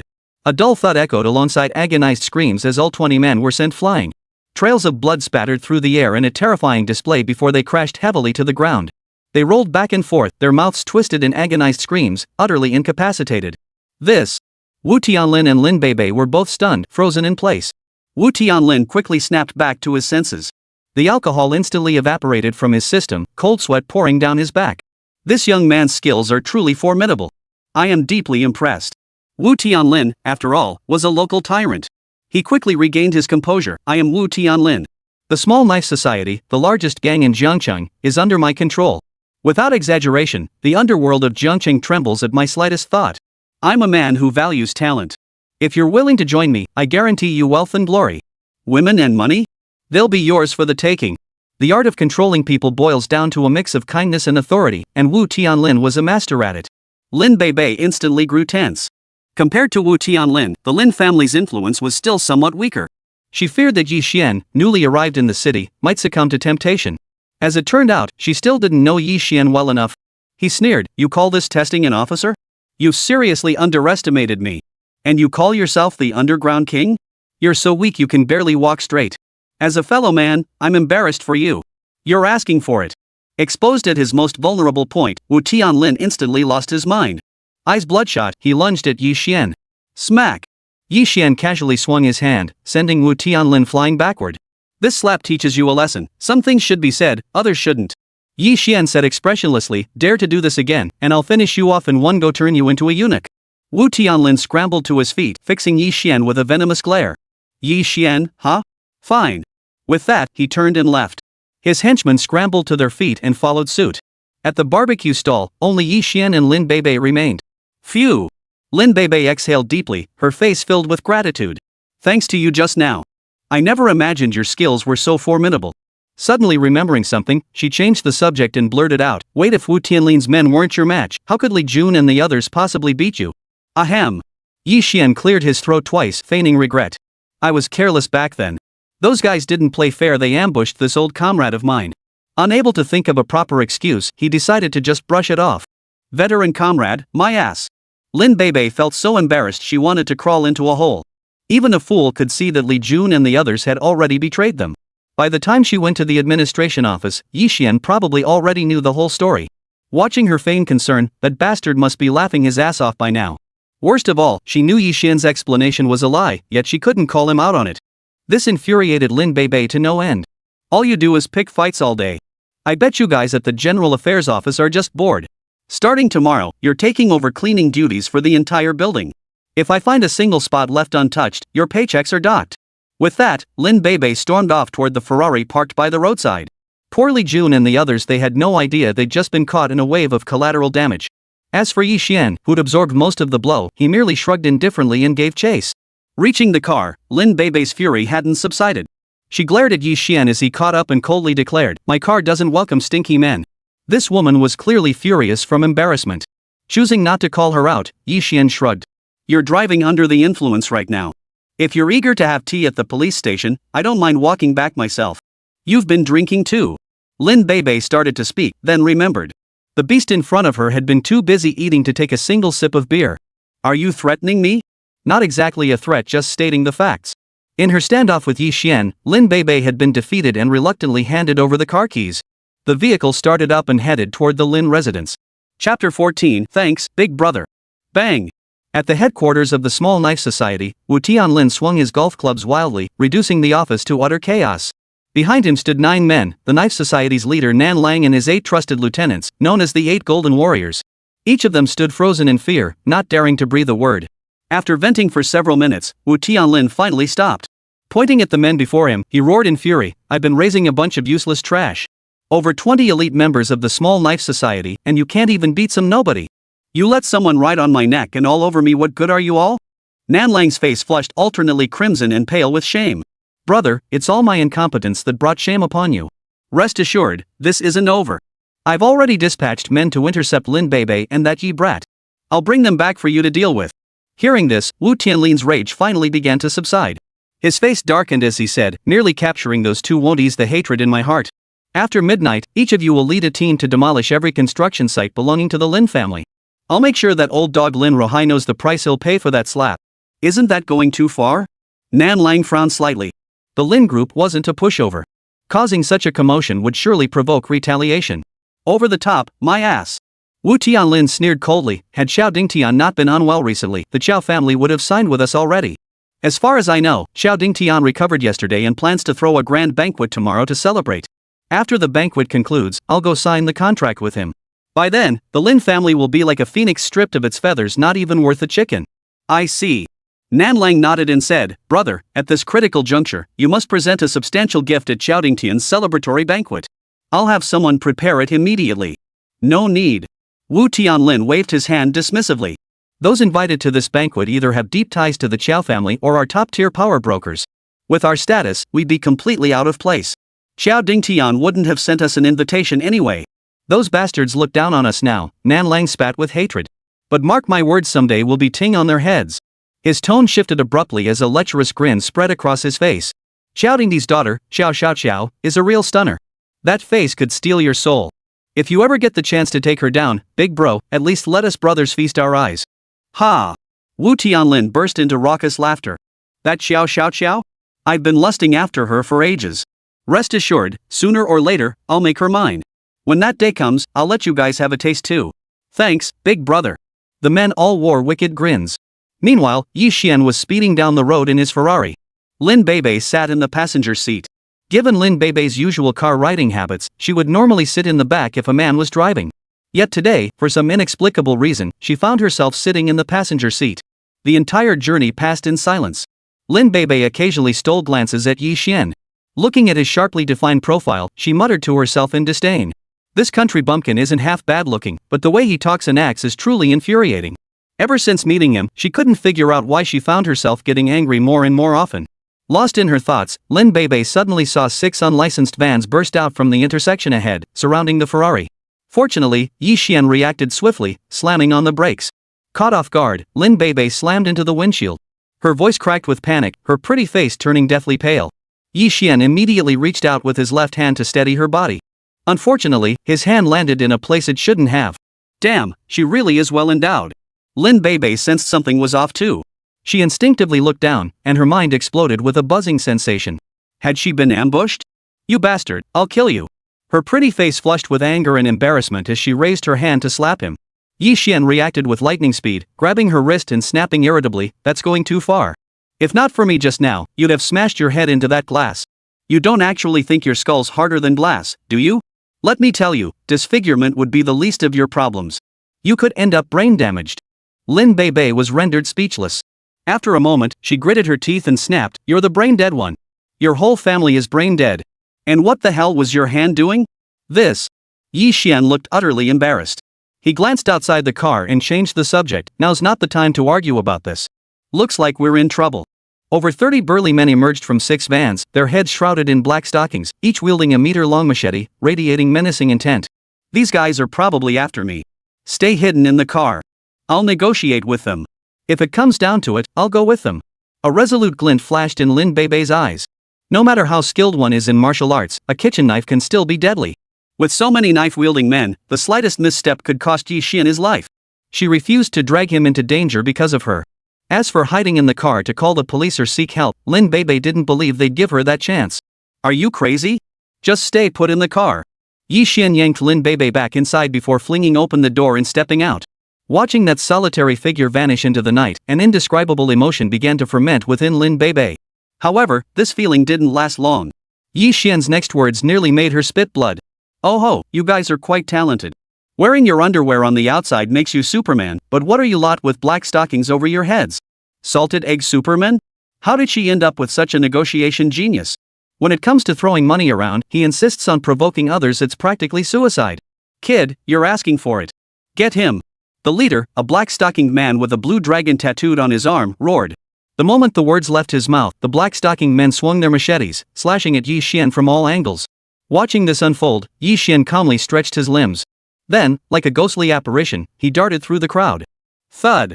A chorus of agonized screams erupted as over 30 men rolled around on the ground, their cries of pain echoing through the air. The tattooed man was completely stunned. Cold sweat poured down his back, and his legs trembled uncontrollably. Chapter 15, You're teaching me how to do things. Lin Beibei was equally stunned. What the hell did this guy eat growing up? Taking on unarmed bodyguards was one thing, but this many knife-wielding thugs couldn't even touch the hem of his clothes? He was practically a walking weapon. Bro, I couldn't even get a full sentence out. What the hell? Yi Xian's flying kick slammed into the tattooed guy's chest. A piercing scream erupted as he was sent flying, crashing to the ground over 10 meters away. His entire body looked like it had been run over by a train, his mouth emitting agonized moans. At that moment, Lin Beibei stepped out of the car and looked at Yi Xian. Don't let them escape. Ask if Wu Tianlin sent them. Though it was almost certain these black-clad thugs were Wu Tianlin's doing, it was better to confirm. Yi Xian shot Lin Beibei a glance. Are you telling me how to do my job? The retort left Lin Beibei speechless.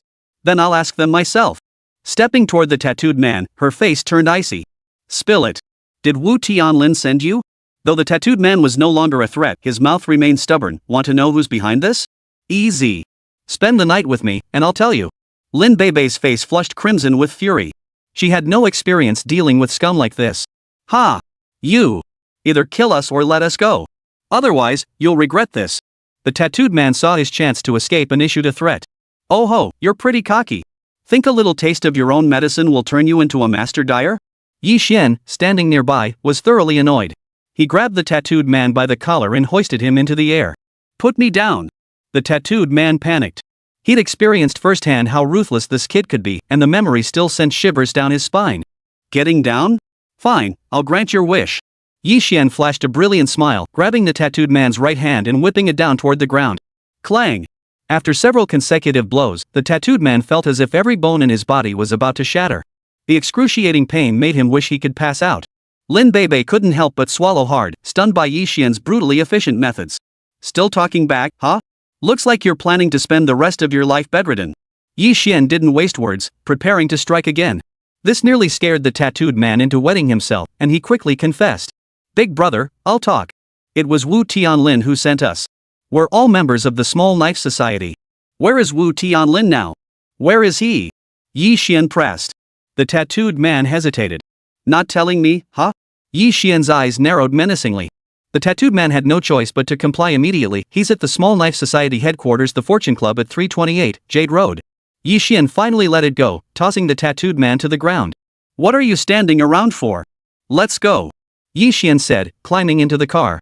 "Who knew you were so capable?" Lin Beibei shot Yi Xian a glance. This guy's medical skills were impressive, and his fighting prowess was astonishing. She couldn't help but wonder what his master had taught him. "Of course." Yi Xian beamed with pride as he started the car. "This guy isn't the least bit humble." Lin Beibei mentally rolled her eyes, pulling 2 red certificates from her bag and handing one to Yi Xian. "Marriage certificates?" Yi Xian glanced down and froze. If he remembered correctly, he hadn't registered yet. Where did this marriage certificate come from? Seeing Yi Xian's puzzled expression, Lin Beibei said casually, "It's fake. Just to fool Grandpa. You weren't seriously planning to register with me, were you? So they were fake after all." Yi Xian exhaled in relief, visibly relieved. Lin Beibei instantly flared up. What's with that look of relief on his face? Could it be he actually dislikes me? The fleeting sense of goodwill that had arisen from his rescue vanished without a trace. Soon, the Ferrari came to a stop in front of the Lin family villa. Lin Beibei got out immediately, but seeing Yi Xian hadn't moved, she snapped impatiently, "What are you dawdling for? You go back first. I need to handle something." "I'll take the car," Yi Xian replied. "Ha?" Lin Beibei froze for a moment, then suddenly realized something. Her expression turned wary as she asked, "You're not planning to take my car to pick up other girls, are you?" Though unlikely, when it came to Yi Xian, Lin Beibei believed anything was possible. After all, this guy was just too infuriating. "Smart. You guessed right." Yi Xian snapped his fingers. "Xiao Xiao invited me to dinner. I'm in a hurry." He'd only been in Jiangqing for a few days, and already knew about Xiao Xiao? Lin Beibei curled her lip in scorn. If Xiao Xiao were inviting you to dinner, pigs would fly. Who in Jiangqing didn't know Xiao Xiao had sky-high standards? Ordinary men simply didn't meet her criteria. Otherwise, she wouldn't have remained single all these years. "How about we make a bet?" Yi Xian smiled faintly. "What's the wager?" "Of course, it's whether Xiao Xiao will treat me to dinner." Yi Xian raised an eyebrow. "You dare? Why wouldn't I?" Lin Beibei's words were on the tip of her tongue, but she forced them back down. Yi Xian's confidence was too overwhelming. Her gut told her something was off. "Ha!" Watching Lin Beibei back down, Yi Xian burst into laughter and strode away. This guy, he couldn't possibly know Xiao Xiao, could he? Watching the Ferrari's receding silhouette, Lin Beibei muttered to herself. "No way." Lin Beibei quickly dismissed the thought. That guy couldn't keep his mouth shut, how could she take his words seriously? With that thought, Lin Beibei entered the villa. At 328 Emerald Road, in the private room on the top floor of the Wealth Club, Nan Lang sat on the sofa flanked by the 8 golden guards of the knife gang. It had been nearly an hour. Why hadn't One Eye returned yet? Had something gone wrong? Nan Lang frowned, a sense of foreboding creeping into his mind. "Brother, you're worrying too much. We sent our toughest fighters this time. Taking down a greenhorn should be a piece of cake. How could anything go wrong?" Wu Gang, the leader of the 8 golden guards, spoke up. "Honestly, I bet that guy got lustful thoughts. Let's be real, that woman Lin Beibei is no less stunning than Xiao Xiao. If it were me, I'd probably lose my head over her too," the second in command of the 8 golden warriors said with a lecherous grin. "He dares." A cold glint flashed in Nan Lang's eyes. "Lin Beibei is the woman our boss wants. Maybe after he's had his fill, we brothers might get a taste of the leftovers. But before that, anyone who touches her is asking for death. Call One Eye and find out what's going on." Chapter 16, Courting Death. Wu Gang pulled out his phone, about to dial the number. A thunderous boom echoed as the door shattered, revealing Yi Xian's figure. "Why is it you?" Nan Lang's pupils contracted. Wu Tianlin had given him Yi Xian's photo, so he recognized him. But how had he ended up here? Didn't all of you die? How did this kid just barge right in? Wu Gang bellowed downstairs. Enough, stop yelling. I've already dealt with those useless fools. Including the ones you sent to kidnap me. Yi Xian said coldly. Whoa! Several sharp intakes of breath echoed as Nan Lang and the others exchanged horrified glances. The one-eyed had brought the toughest fighters in the gang, and they'd all fallen to this kid? Old 8, go test this kid's limits. Nan Lang, who had weathered countless storms, quickly regained his composure. A burly man, towering at nearly 2 meters, planted his feet and launched forward like an arrow released from its string. Yi Xian merely executed a casual roundhouse kick. The burly man slammed heavily into the wall and crashed to the ground. The others' expressions changed drastically. They could no longer sit still, leaping to their feet. Truly, heroes emerge in youth. Nan Lang chuckled, his face brimming with admiration. Young man, your skills are truly impressive. But you look unfamiliar. You're not from Jiangcheng, are you? The Lin family's sinking ship won't last much longer. Why not join me, young man? We'll drink the finest liquor, chase the hottest girls, and rule Jiangcheng together. Wouldn't that be glorious? Wu Tianlin already said that. As for my choice, I think you should know it well enough. Yi Xian said expressionlessly.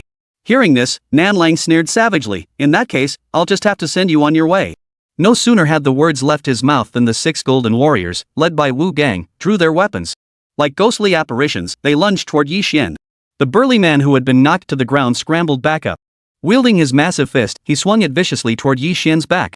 The room wasn't large. With 7 men attacking in unison, even a skilled fighter would struggle to withstand it. This was the confidence behind Nan Lang's actions. Yet, it turned out he had underestimated Yi Xian. Yi Xian delivered a devastating elbow strike from behind, smashing it into the burly man's face. The blow instantly shattered his skull, and his limp body collapsed to the floor, lifeless. Without pause, Yi Xian closed the distance, stepping before Wu Gang. Before the latter could react, the soft sword in his hand was already in Yi Xian's grasp. Whoosh! In Yi Xian's grasp, the soft sword became a silver serpent flickering its tongue. 6 jets of blood spurted forth as 6 more corpses littered the ground. It all happened in the blink of an eye. When Yi Xian stopped, he found a jet-black barrel pointed directly at him. You're ruthless, resorting to guns. But dare you pull the trigger? Yi Xian observed the gaunt man nearby and walked toward him slowly. Old 7, shoot now. Nan Lang barked at the gun's owner. Cold sweat poured from Old 7 Qin Feng's forehead, his hand gripping the rifle but trembling uncontrollably. The man before him seemed like a demon. With those ghostly movements, Qin Feng had no confidence he could even hit him. As Yi Xian drew nearer, Qin Feng lost all control. He flung the pistol aside, collapsed to his knees, and began pleading for mercy. Put! What a useless piece of trash! Yi Xian shook his head, his gaze shifting to Nan Lang. Nan Lang's heart tightened. He forced a smile. Young man, I think we can sit down and talk properly. You have earned that right.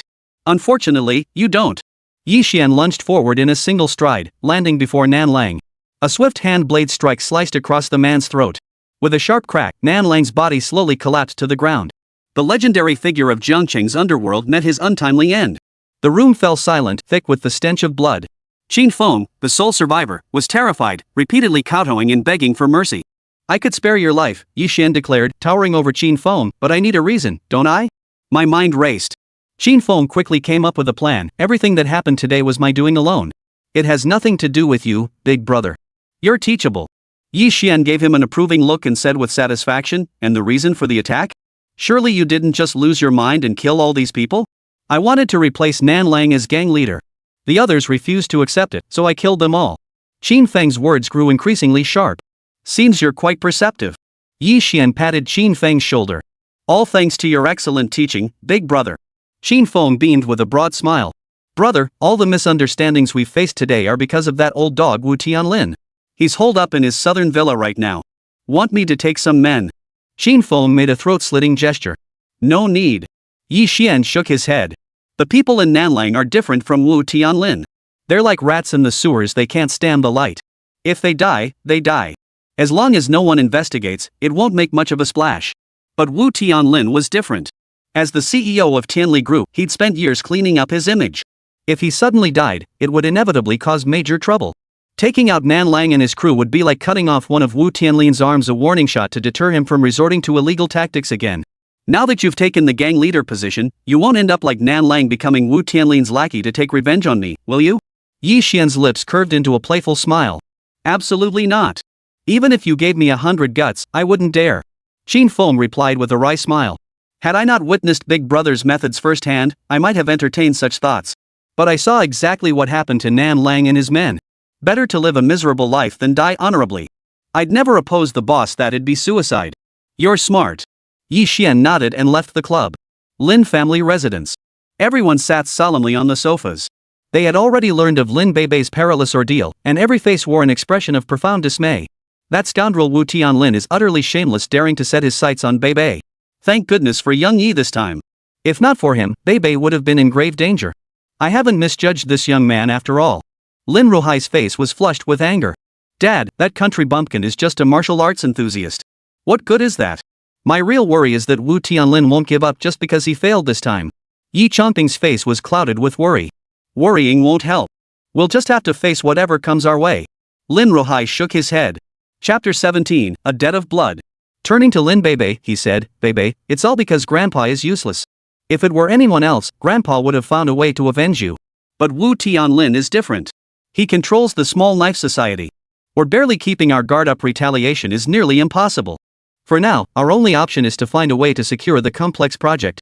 Grandpa, you're being too hard on yourself. Seeing Lin Ruhai's low spirits, Lin Beibei was about to offer comfort when suddenly, the landline phone beside them rang. Lin Chongping answered, secretarily, what is it? Moments later, Lin Chongping leapt to his feet in excitement. What did you say? Repeat that. After a long, stunned silence, Lin Chongping finally hung up and sat back down. Seeing the inquiring looks from his family, he smiled and said, I have some good news to share. There's been an internal power struggle within the small knife gang. Xin Feng killed Nan Lang and has taken his place. What? Lin Ruhai and Lin Beibei both felt a jolt in their hearts. How could Xin Feng have such audacity? Doesn't he fear Wu Tianlin coming after him? Lin Chongping frowned. And as far as I know, Xin Feng isn't particularly prominent among the 8 Golden Warriors. Does he really have the capability for this? This whole affair reeked of something fishy. Lin Beibei suddenly had an idea. Could this possibly be the work of that guy Yi Xian? The thought barely formed before Lin Beibei dismissed it. Breaking into bandit territory alone and single-handedly taking out their commander? That's the stuff of legends. How could it possibly happen in real life? That guy? He's definitely out chasing girls. Dad, Xin Feng's fate doesn't matter. What's crucial is that the small knife society might be slipping out of Wu Tianlin's control. Our chance is finally here. Yi Chongping exclaimed excitedly. Exactly. Lin Ruhai nodded. Without the small knife society, Tianli Group would be no different from the Lin Group. Both would start on equal footing. Tomorrow, Xiao Dingtian is hosting a celebratory banquet. We must find a way to get an invitation. That will give us a chance to speak with Xiao Dingtian face to face. Who knows? We might just win him over and secure the complex project. Lin Ruhai said solemnly. That's a good plan. But how exactly do we get our hands on that invitation? Lin Chongping frowned. I'll have to swallow my pride and ask Xiaoshan for help. Lin Ruhai sighed. Xiaoshan, a distant branch of the Qiao family, had earned Xiao Dingtian's deep trust through his exceptional abilities. Though now retired at an advanced age, he still wielded considerable influence. In their younger days, Xiaoshan and Lin Ruhai had been close friends until they both fell for the same woman. In the end, Lin Ruhai won the beauty's heart, and the brothers naturally became bitter enemies. Though their relationship had thawed slightly in recent years, they still had little contact. If Xiaoshan were willing to help, the invitations wouldn't be a problem. In fact, if he could put in a good word for us, it might even sway Xiao Dingti's decision. But I fear he might refuse to help because of what happened back then. Yi Chongping voiced his concern. A few invitations shouldn't be a problem. Lin Ruhai waved his hand dismissively. I know Xiaoshan well. Though we fell out years ago, time has healed that rift. He's only seeking my acknowledgement of fault. Getting him to speak well of us might be tricky, but securing a few invitations? That shouldn't be a problem. With that, he dialed the number. Brother Xiaoshan, it's Ruihai here. Oh, Ruihai, why did you decide to reach out? Looking back on what happened all those years ago, I'm ashamed to admit it was all my own hot-headedness, wanting to prove myself superior to you. I hope you can forgive me, old friend. Ha, Ruihai, I'd have forgotten all about it if you hadn't brought it up. Let bygones be bygones. Xiaoshan laughed heartily. You never come empty-handed. What favor do you need from me? Lin Ruhai smiled. You know me well, brother. For tomorrow's celebration banquet, I need you to get me a few invitations. This is for the Integrated Development Project, isn't it? Brother, your insight is as sharp as ever. Exactly, I'm determined to secure this project, and I'll need your support. No problem. I'll be there tomorrow too. When the time comes, I'll be sure to put in a good word for you with Ding Tian. Thanks a ton, bro. Lin Ruhai hung up the phone and turned to Lin Chongping and Lin Beibei. Xiaoshan has agreed to help. Barring any surprises, the invitations should arrive first thing tomorrow morning. Hearing this, Lin Chongping and his daughter beamed with joy. Inside a villa, Xiao Shan sneered repeatedly, Lin Rohai, Lin Rohai. Who would have thought that after 40 years, you'd still be begging me for favors? Beside him, a middle-aged man spoke up, Dad, back then, Lin Rohai disregarded our brotherly bond and treated you that way. Are you really willing to let bygones be bygones and help him out? What a joke! When have I ever been that magnanimous? A flash of hatred flickered in Xiao Shan's eyes. All these years, I'd been waiting for an opportunity to exact my revenge. It's just that the right moment hasn't presented itself. Had I delayed my retirement by a few more years, I could have even influenced the ownership of the complex project and crushed his ambitions. For now, I can only throw a few wrenches in his works. First, I'll agree to help and keep him occupied. That way, he won't seek others out. By tomorrow morning, the banquet guest list will be finalized. Even if he tries to find help elsewhere, he won't get an invitation. Without meeting Xiao Dingtian, he won't secure the complex project. This way, I'll finally avenge that old debt. Dad, that's a brilliant move. When the time comes, just brush him off with any excuse. He'll still owe you a favor. The middle-aged man couldn't help but praise. Stop flattering me and learn something, Xiao Shan said gravely. Yes, sir. The middle-aged man nodded.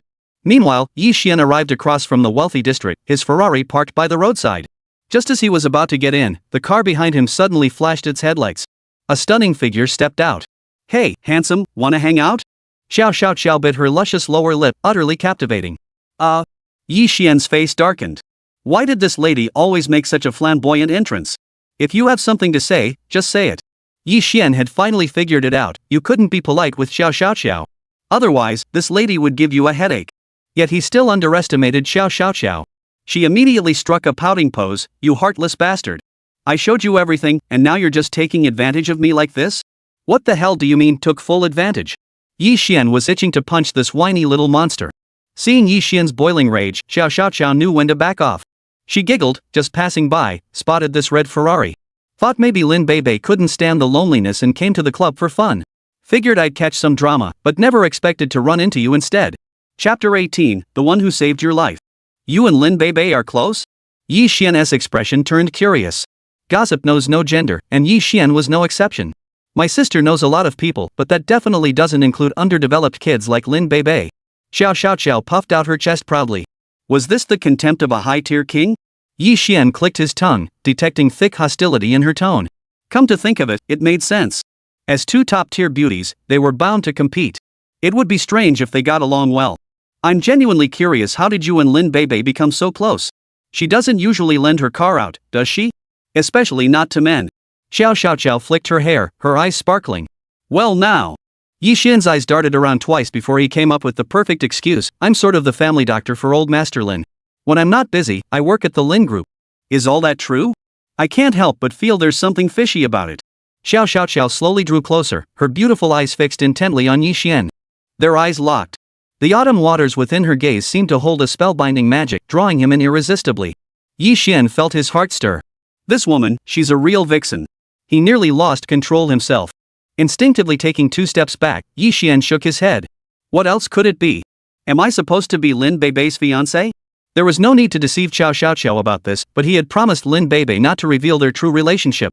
Pfft, as if everyone has as good taste as my sister. Xiao basked in a moment of self-satisfaction before glancing at the exclusive club. Though I never imagined you'd come to a place like this. Don't tell me you're here to have tea with Nan Lang? Not exactly tea, Yi Xian replied smoothly. Just had a friendly chat with Nan Lang. Guess you could call it a pleasant gathering. If Nan Lang were alive today, he'd probably be so furious he'd spit blood. God damn it, the guests had a blast. Little brother, you're being a bit dishonest. Xiao leaned in, her eyes narrowing seductively.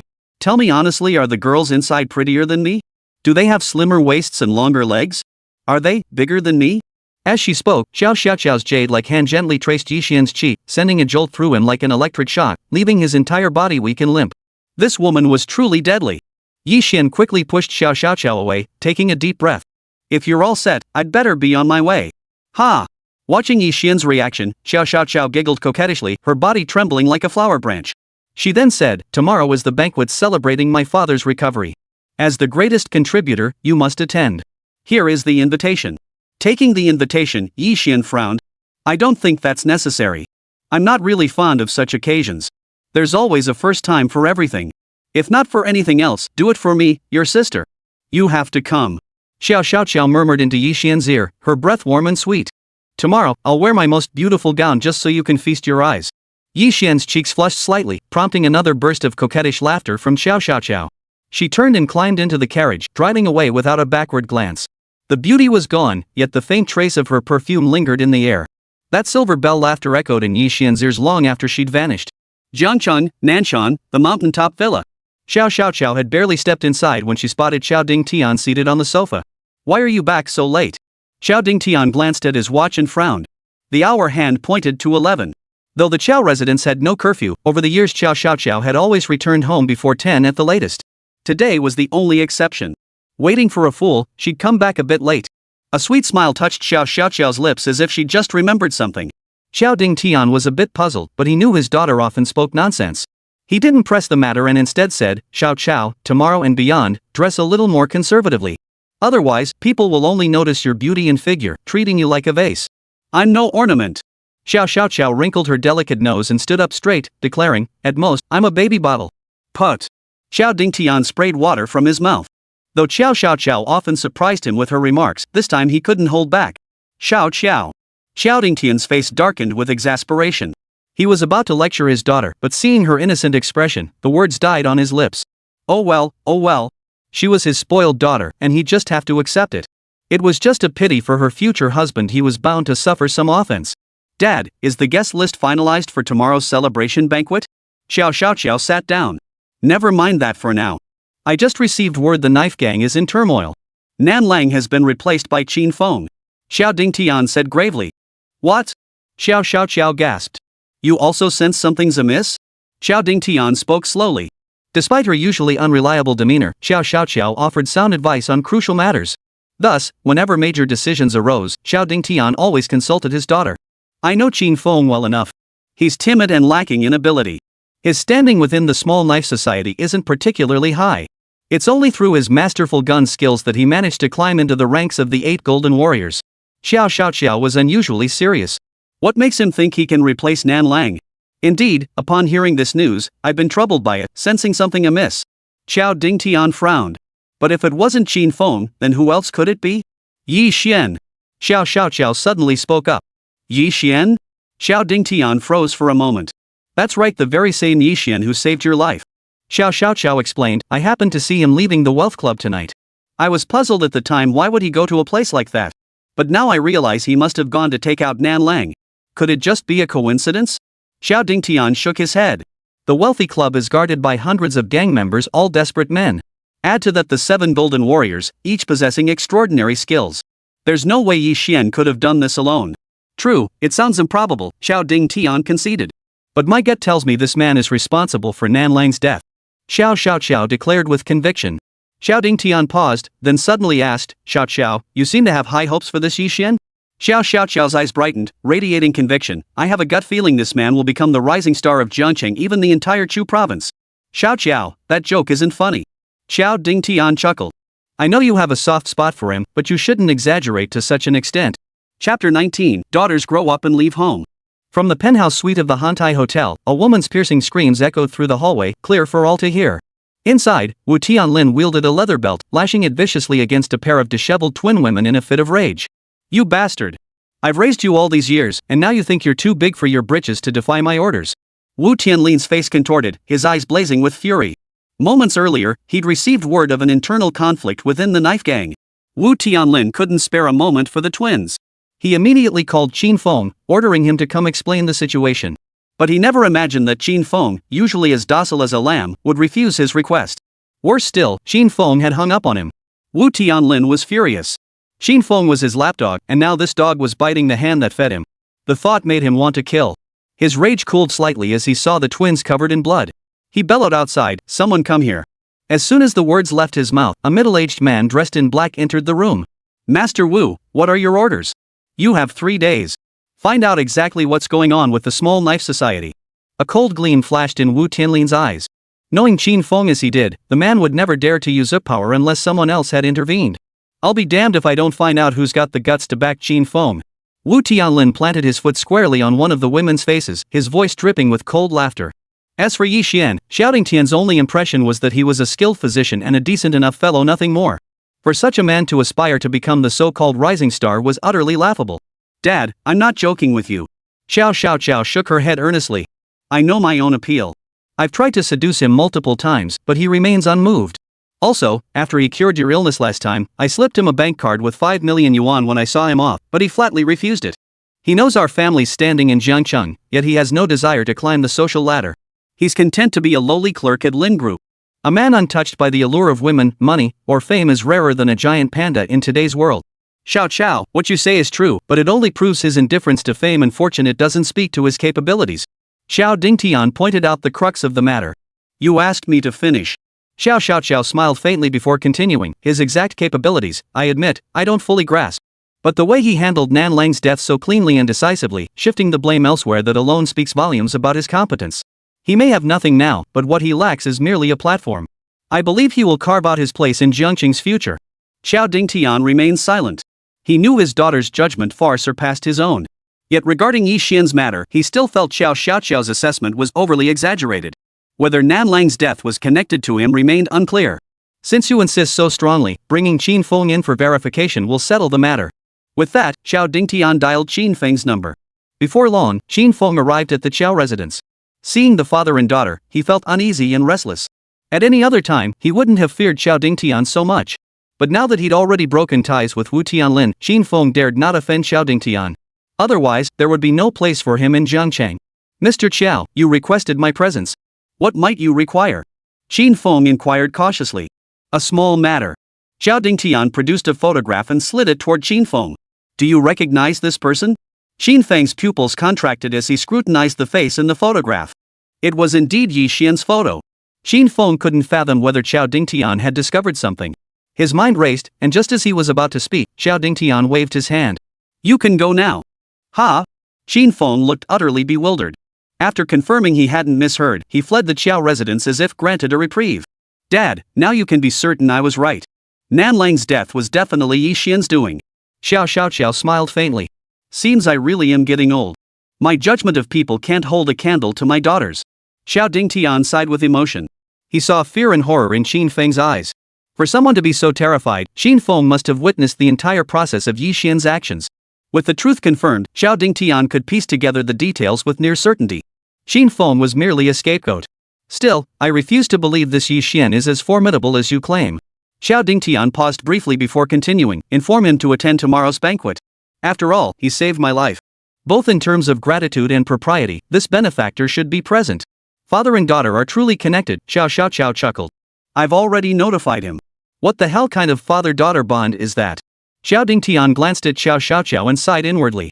Daughters grow up and leave home. Unaware of her father's thoughts, Xiao asked in a sweet voice, Dad, I need 3 more invitations. Ha? Xiao Dingtian paused, curious. What do you need so many invitations for? As far as he knew, his daughter had always been aloof and distant, with few friends to speak of. For the Lin family. Xiao replied. Oh? What kind of love potion has the Lin family slipped my daughter to make you speak for them? Xiao Dingtian smiled faintly. You don't understand. Yi Xian only attacked Nan Lang because Wu Tianlin bullied Lin Beibei. I want to see what this woman has that's so special. She's got no curves, no figure, yet she's worth Yi Xian going to such lengths for. Xiao pouted, her red lips curled in displeasure. Ha, I smell a hint of jealousy here. Xiao Dingtian teased. Dad. Xiao hooked her arm through Xiao Dingtian's and began to act coy. The next morning, Lin Beibei drove Yi Xian to work. Glancing in the rearview mirror, she saw Yi Xian resting his eyes in the back seat, which annoyed Lin Beibei. So, I'm this guy's chauffeur now? Hey, I asked you what were you doing last night? Lin Beibei stared intently at the rearview mirror, as if trying to read something from Yi Xian's face. Yi Xian opened his eyes, looking utterly innocent. Nothing much. Just drove around to walk off a big meal. Like I'd believe that. Lin Beibei muttered to herself. Believe you ate too much? Last night this guy ate like a starving ghost reincarnated, more than a cow could handle. But driving to walk it off? What kind of nonsense is that? Does he think she's the village idiot? Chapter 20, Useless. Nan Lang is dead. You know that, right? Lin Beibei cut straight to the chase without beating around the bush. Nan Lang? What the hell is that? The leader of the Small Knife Society. Oh. Yi Xian nodded, slapping his thigh. Just goes to show that evil deeds catch up with you. Looks like the guy had plenty of enemies. Living this long was a miracle. Wait, why do I get the feeling you think this has something to do with me? Exactly. Did you do it or not? Lin Beibei admitted readily. You figured it out after all. Yi Xian feigned a sigh. Lin Beibei's grip on the steering wheel tightened involuntarily as she thought to herself, could it really be this guy? Just as she pondered this, Yi Xian's next words nearly made her vomit last night's dinner. Last night, I went solo into the knife gang's lair and took down Nan Lang and his entire crew. I left without a trace, hiding my deeds and fame. And all of this was done for you. I flew into a rage for the sake of a beauty. Tell me, are you moved? Yi Xian put on a deeply affectionate expression. It's a shame you're not a stand-up comedian. Lin Beibei curled her lip and looked away. To silently eliminate Nan Lang and escape unscathed, leaving not a trace behind such a person is clearly no ordinary fish in a pond. Compared to that person, the one before her now was like rubble next to a pearl. She must have been completely out of her mind to suspect this guy. Though he couldn't see Lin Beibei's expression, Yi Xian could guess at her reaction. He couldn't care less about it. He felt somewhat indebted to the Lin family for how long he'd been freeloading off them. Eliminating Nan Lang was his way of repaying them. Whether the Lin family knew or not didn't matter. All he cared about was having a clear conscience. Silence settled over the car. A kilometer away from the Lin Tower, Yi Xian asked Lin Beibei to stop. Under her puzzled gaze, he opened the door and stepped out. I'll get out here. It wouldn't look good if someone saw us. Hearing this, Lin Beibei shot Yi Xian an appreciative look. It was rare for this guy to be so considerate. However, Yi Xian's next words sent a wave of irritation through her. What if some beauty from the company spots me? If word gets out, it'll totally mess up my chances with the ladies. This jerk. I knew he was acting unusually self-aware today. Turns out I overestimated him. Listen to me carefully, the Lin Group isn't your personal harem. Fuming, Lin Beibei floored the gas pedal. Behind her, Yi Xian's frantic voice echoed, don't pick me up tonight, I have plans. Pick you up? Dream on. Lin Beibei gritted her teeth. Ha! As if hearing her gritted teeth, Yi Xian burst into laughter and hurried toward the General Affairs office. At noon, Lin Beibei received a call from Lin Chongping and returned to the villa. The moment she entered, she sensed something unusual. Lin Chongping was beaming with joy, and even the usually stern old Master Lin had an unmistakable hint of happiness in the corners of his eyes. A sudden thought struck Lin Beibei. Grandpa, Dad, could it be? Indeed, the invitations for the celebratory banquet had already arrived. Lin Chongping nodded and gestured toward the coffee table, where 3 red invitations lay displayed. Dad, it seems Uncle Qiao has finally let go of past grievances. I was worried he might brush us off and refuse to help. I had similar concerns earlier, but now it seems we've judged a gentleman's heart by our own petty standards. Lin Rohai sighed. Grandpa, Uncle Qiao has gone to such great lengths for us. You should call him now to express your gratitude. Lin Beibei walked over and sat down on the sofa. While you're at it, could you also ask him to put in a good word for us with Xiao Dingtian? All right. Lin Rohai nodded and dialed the number. Bro, I got the invitation. Honestly, I don't know what to say. No need for thanks for such a huge favor. If you ever need anything from me, just ask. On the other end, Xiaoshan paused upon hearing this. But he quickly regained his composure. You're too polite, little brother. Between us brothers, there's no need for such formalities. Ha, then I won't stand on ceremony. Regarding the complex project, I'll need you to put in some extra effort. Put in a good word for me with the head of the Qiao family. Rest assured, I've got this covered. Xiaoshan hung up the phone, his expression darkening instantly.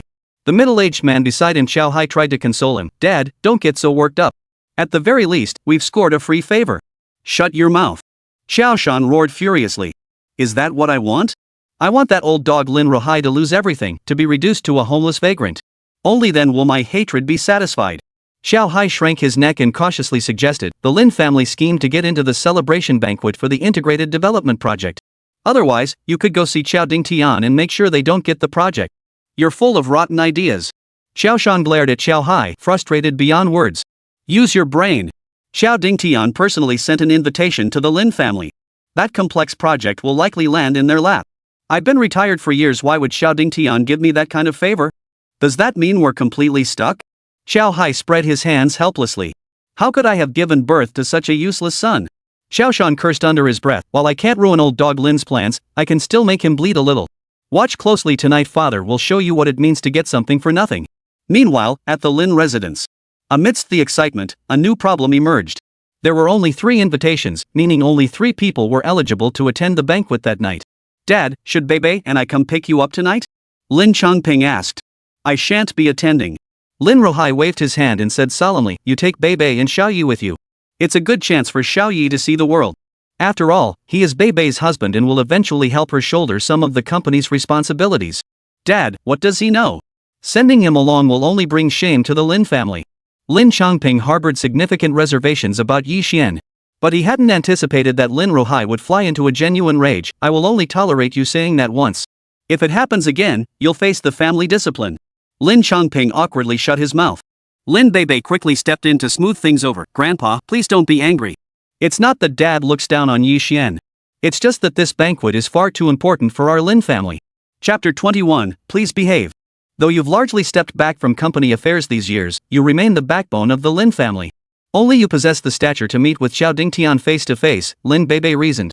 Hearing this, Lin Ruhai reluctantly nodded inside. We can only ask Young Yi to endure this inconvenience. Beibei, you must explain everything clearly to Young Yi. Make absolutely sure he doesn't harbor any resentment or mistakenly believe our Lin family has treated him poorly. Understood, grandfather. Lin Beibei agreed readily, but inwardly dismissed the matter. She clearly remembered Yi Xian's words from that morning. That guy treated the Lin group like his own harem. Unaware of the turmoil within the Lin family, Yi Xian and the quartet were heading out with brooms to clean. Lin Beibei had issued an order. From now on, the building's cleaning duties would be handled by the 5 of them. Xian and I will handle the 10th floor. You guys take the other levels.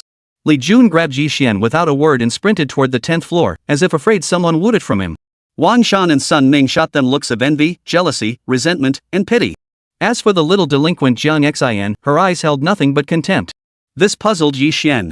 Envy and resentment he could understand, but why was sympathy mixed in? Those two emotions didn't seem to go together. Li Jun soon cleared up his confusion. Bro Xian, you don't know the PR department is on the 10th floor. The women there are all gorgeous and dressed provocatively. But you see, just feasting your eyes on that in this sweltering heat? It's bound to make you overheat. Then why drag me along? Yi Xian grew even more perplexed. Better to die under the peony than live without passion. Li Jun let out a low moan and charged toward the 10th floor. PR department, here I come. The 10th floor was almost entirely women, so the sudden appearance of 2 young men immediately caught everyone's attention.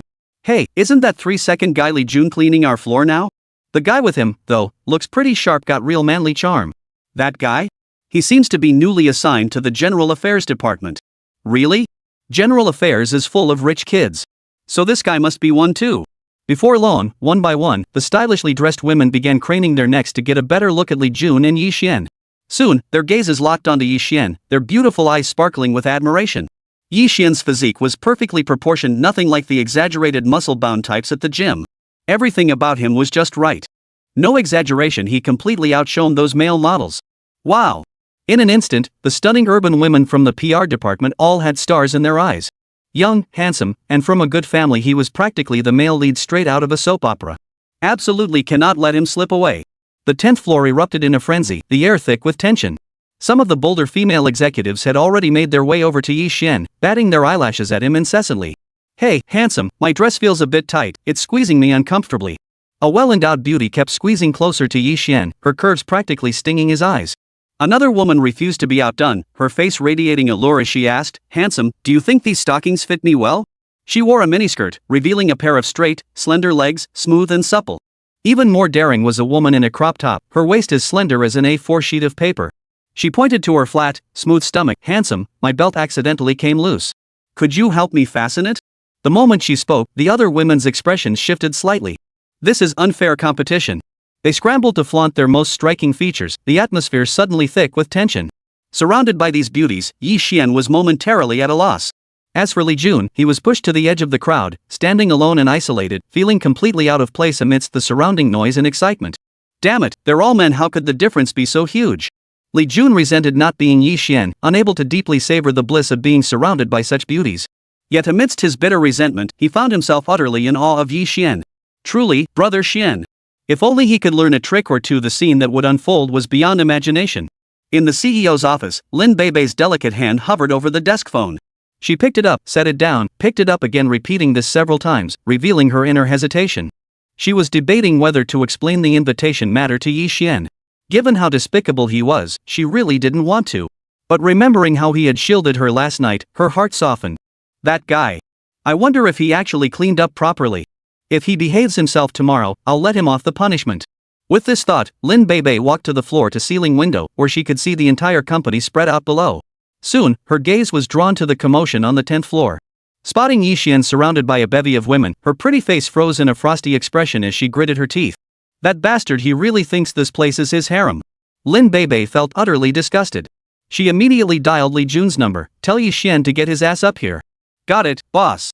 After hanging up, Lin Beibei sank into a chair, radiating an intense aura of hostility. Meanwhile, Li Jun glanced at the president's office, whistled in astonishment, then waved from a distance toward Yixian. Bro Shen, come over here. It wasn't that Li Jun didn't want to get closer, he simply couldn't squeeze through. These women's fighting prowess was truly fierce. They were downright terrifying. Using Li Jun as an excuse, Yixian finally broke free from the women's encirclement. He patted his chest and breathed a sigh of relief. Li Jun, standing nearby, shot back with a sour tone, Bro Shen, you're really taking advantage of the situation here. Cut the crap. What is it? Yixian demanded. The boss wants you to come up. Li Jun finally remembered the main reason. Oh. Yixian nodded in surprise. Wait here for me. I'll be back soon. Taking the elevator, Yixian arrived at the president's office and pushed the door open without hesitation. He walked over without hesitation, sat down across from Lin Beibei, and asked, What do you need? You wanted to see me? Seeing Yixian's innocent expression, Lin Beibei grew even more furious. She gritted her teeth and snapped, Yixian, I'm warning you, you'd better behave yourself during work hours. What do you mean? Am I not behaving myself? Yixian frowned. Surrounded by women like this is your idea of self-restraint? Lin Beibei stood up and slammed her hand on the table. This morning you said you were flirting with girls at the office. I thought you were joking, but I never imagined you'd actually be this kind of person. Recalling the earlier scene, Lin Beibei felt her blood boil, overcome by an overwhelming urge to explode. Chapter 22, The Chow family's eldest miss. So that's what it was. Yixian snapped his fingers in realization, spreading his hands. You saw it yourself, that was just a conversation between colleagues. You call that a conversation between colleagues? What colleague talks like that? Lin Beibei grew angrier with every word. Those women were practically glued to you. Looks like you were enjoying it, huh? As they spoke, a mingled scent of perfumes wafted from Yixian's body, causing Lin Beibei's brows to furrow. No need to guess, this must be from those PR department employees. Suppressing the rising anger in her chest, she walked to the window, opened it, and breathed in the fresh air, her expression finally easing slightly. Just then, she suddenly felt a burning, direct gaze on her back, fixed on her firm, rounded hips. This made Lin Beibei extremely uncomfortable, and she quickly turned around. What are you looking at? Lin Beibei's face flushed with embarrassment and anger. The moment their eyes met, she sensed the aggression in his gaze, making her heart race. This guy, he wouldn't actually do something reckless, would he? Ahem. I was just looking around. Caught red-handed, Yixian looked utterly embarrassed. He wasn't the lecherous type, it was simply that Lin Beibei's figure was too well endowed. That narrow-hemmed skirt perfectly traced the curves of her lower body, accentuating her slender waist and accentuating her voluptuous figure. Not only that, but her long legs were nothing short of divine. Smooth as jade, perfectly proportioned, not an ounce to gain or lose, they were straight and slender. Catching Yixian's frequent, heated glances, Lin Beibei flushed with panic and quickly sat down. With the desk blocking his view, her heart finally calmed slightly. If you have any intentions toward a lesbian, you're a beast. Lin Beibei exclaimed, slapping the desk. If I had to choose between being a beast or worse than a beast, I suppose being a beast might not be so bad. Yixian's reply sounded sincere. You. In her verbal sparring with Yixian, Lin Beibei had once again been bested. She sighed wearily, I don't have time for this. I'm warning you, if you ever dare to act like that again, you'll be scrubbing my toilet. I protest. Yixian's face was flushed with indignation. He didn't care about many things, but scrubbing toilets was absolutely not one of them. This was nothing short of an insult. Protest denied. Keep talking back, and you can grab a brush and head to the bathroom right now unless you want to get fired. Lin Beibei sneered coldly. Just as Yixian was about to argue his case, something suddenly occurred to him. He gave a faint smile. You're not jealous, are you? No need to deny it. Back in Baiyun village, plenty of girls were smitten with me. Many of them acted just like you. Yixian's smug expression, as if he knew her innermost thoughts, was downright infuriating. Lin Beibei wanted to rip off her high heels and smack him upside the head. Me, jealous? What a joke. Even if every man on earth were wiped out, I wouldn't be jealous of you. Lin Beibei declared passionately. Pfft, excuses are just cover-ups. You know that. Yixian didn't give Lin Beibei a chance to respond before bolting out the door. Ah! An angry roar echoed from the CEO's office, reverberating down the hallway. This incident later became a major talking point within the Lin group. As the workday ended, Yixian received a call from Xiao Xiaoqiao. Handsome, did you miss me today? Xiao Xiaoqiao's voice, soft and sweet enough to melt anyone, filled the air. Yi Xian couldn't possibly respond to that. Pretending not to hear, he simply said, I remember about the celebration banquet. I'll be right over. You heartless jerk. I've been waiting for you downstairs forever. If you don't come down soon, I'll turn into a stone statue waiting for my husband. Xiao Xiao complained. Yi Xian's face darkened. What kind of wolfish words were these? I'm coming down now. After hanging up, Yi Xian descended the stairs. From afar, he spotted a fiery red BMW parked by the roadside. The door opened, and a slender, delicate foot stepped out. Set against the black stiletto heels, it glowed with a luminous whiteness that made one gasp involuntarily. Her shoulders were partially exposed, and the elegantly curved strapless top accentuated her slender waist, which seemed delicate enough to break with a single squeeze. Her high, neatly tied black bun complemented her snow-white gown perfectly, outlining her flawless curves. Fine pleats at the hem of her gown fluttered gently in the breeze. Bathed in sunlight, Xiao Xiao in that moment resembled a celestial maiden descended from the heavens. This was the first time Yi Xian had ever seen Xiao Xiao in a gown noble and elegant, yet with a hint of allure that could drive any man mad. Silly, do I look pretty? Xiao Xiao flicked her hair and smiled radiantly, like 100 flowers blooming. You look gorgeous. Yi Xian mechanically nodded. Today's Xiao Xiao was truly breathtaking. He couldn't find words to describe her. Satisfied with his answer, Xiao Xiao giggled, her eyes crinkling into crescent moons that begged for a kiss. Smart move. Get in the car. The two walked toward the car. In the president's office, Lin Beibei was also about to clock out. As she closed the window, she instinctively glanced downstairs and caught sight of Xiao Xiao and Yi Xian getting into the car. Xiao Xiao? Even from the side, Lin Beibei recognized the woman in the evening gown as Xiao Xiao. Could it be her boyfriend works at Lin Group? Curiosity piqued, Lin Beibei quickly glanced toward the other side of the car and nearly popped her eyes out of her head. Yi Xian? Lin Beibei's brain instantly froze. By the time she snapped back to confirm, the BMW had already started its engine and sped off into the distance. She must have seen wrong. One was the famously scandalous heiress of the Chow family, the other a country bumpkin fresh off the bus. They weren't even on the same wavelength, there was no way their paths could cross. Besides, with Xiao Xiao's standards, she'd never set her sights on a guy like Yi Xian. Only someone like her would have to hold her nose and tolerate him. About half an hour later, the red BMW pulled into the Chow family estate. Numerous guests had already arrived. When they saw Xiao Xiao step out of the car, their eyes lit up, and they made to greet her warmly. However, when they saw Yi Xian emerge from the passenger seat, their hearts skipped a beat, and they froze in place. Who exactly was this young man that Xiao Xiao had personally come to pick up? Speculation swirled among them, their minds racing with conjecture about Yi Xian's identity. After parking the car, Xiao Xiao led Yi Xian to the side hall. Only Xiao Dingtian was present inside. Seeing Yi Xian enter, Xiao Dingtian showed no intention of rising. He merely stared intently, scrutinizing him with a solemn expression that commanded respect without anger. Chapter 23, An Ill Omen. What's with this old man? Being stared at like this by a man made Yi Xian feel uneasy, though he didn't show it on his face. He simply held Xiao Dingtian's gaze. The atmosphere instantly grew tense. Xiao Xiao, standing nearby, frowned and called out, Dad. Only then did Xiao Dingtian's gaze soften. He rose to his feet and extended his right hand warmly. Young Yi, it's been a long time. Yi Xian gave a slight nod, his expression calm. Good day, Mr. Qiao. Young friend, please sit. Xiao Dingtian gestured for Yi Xian to sit down, smiling as he said, Young friend, your presence today truly graces our humble abode. Mr. Qiao, you flatter me. It is my honor to have received your invitation. Yi Xian smiled indifferently. This earned him a slight nod of approval from Xiao Dingtian. Though he couldn't yet discern any extraordinary qualities in Yi Xian, this unassuming yet dignified demeanor was indeed rare. Having occupied positions of power for many years, he had cultivated an aura of command that commanded respect without needing to raise his voice. Most people would have been thrown off balance by his earlier gaze. Yet Yi Xian remained perfectly composed, which earned Xiao Dingtian's quiet admiration. Those destined for greatness must remain unflappable even when a mountain collapses before them. This young man showed promise. Young Yi, Xiao Dingtian probed, I understand from my daughter that you serve as Brother Rohai's personal physician. Given your skill, you've deigned to assist him personally. Your relationship must be quite special, wouldn't you say? Yi Xian didn't hide anything, answering directly, my master and old Master Lin were old friends. He owed him a favor, and as his disciple, it's only natural for me to repay that debt. No wonder. Xiao Dingtian nodded, a faint smile touching his lips. Thanks to you, young friend, I got my life back. My daughter mentioned you didn't even accept payment that weighs heavily on my conscience. Since you share such close ties with the Lin family, perhaps we should entrust the Qiao Group's project to them. It would serve as a way to repay your kindness. What do you think? Yi Xian hesitated briefly before nodding. Thank you, Mr. Qiao. You're too polite, young friend. It was nothing more than a small favor. Xiao Dingtian waved his hand dismissively.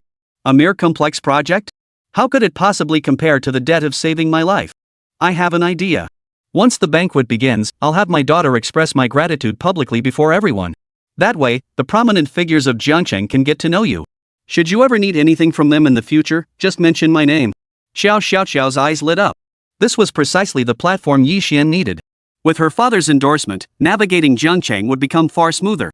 Yi Xian, what are you waiting for? This is a golden opportunity. Seeing Yi Xian's silence, Xiao Xiaoxiao grew impatient and urged him. In truth, Yi Xian wasn't particularly keen on Xiao Dingtian's proposal. He had descended the mountain solely to repay a debt and seek his destiny. Once his business here was concluded, he intended to return.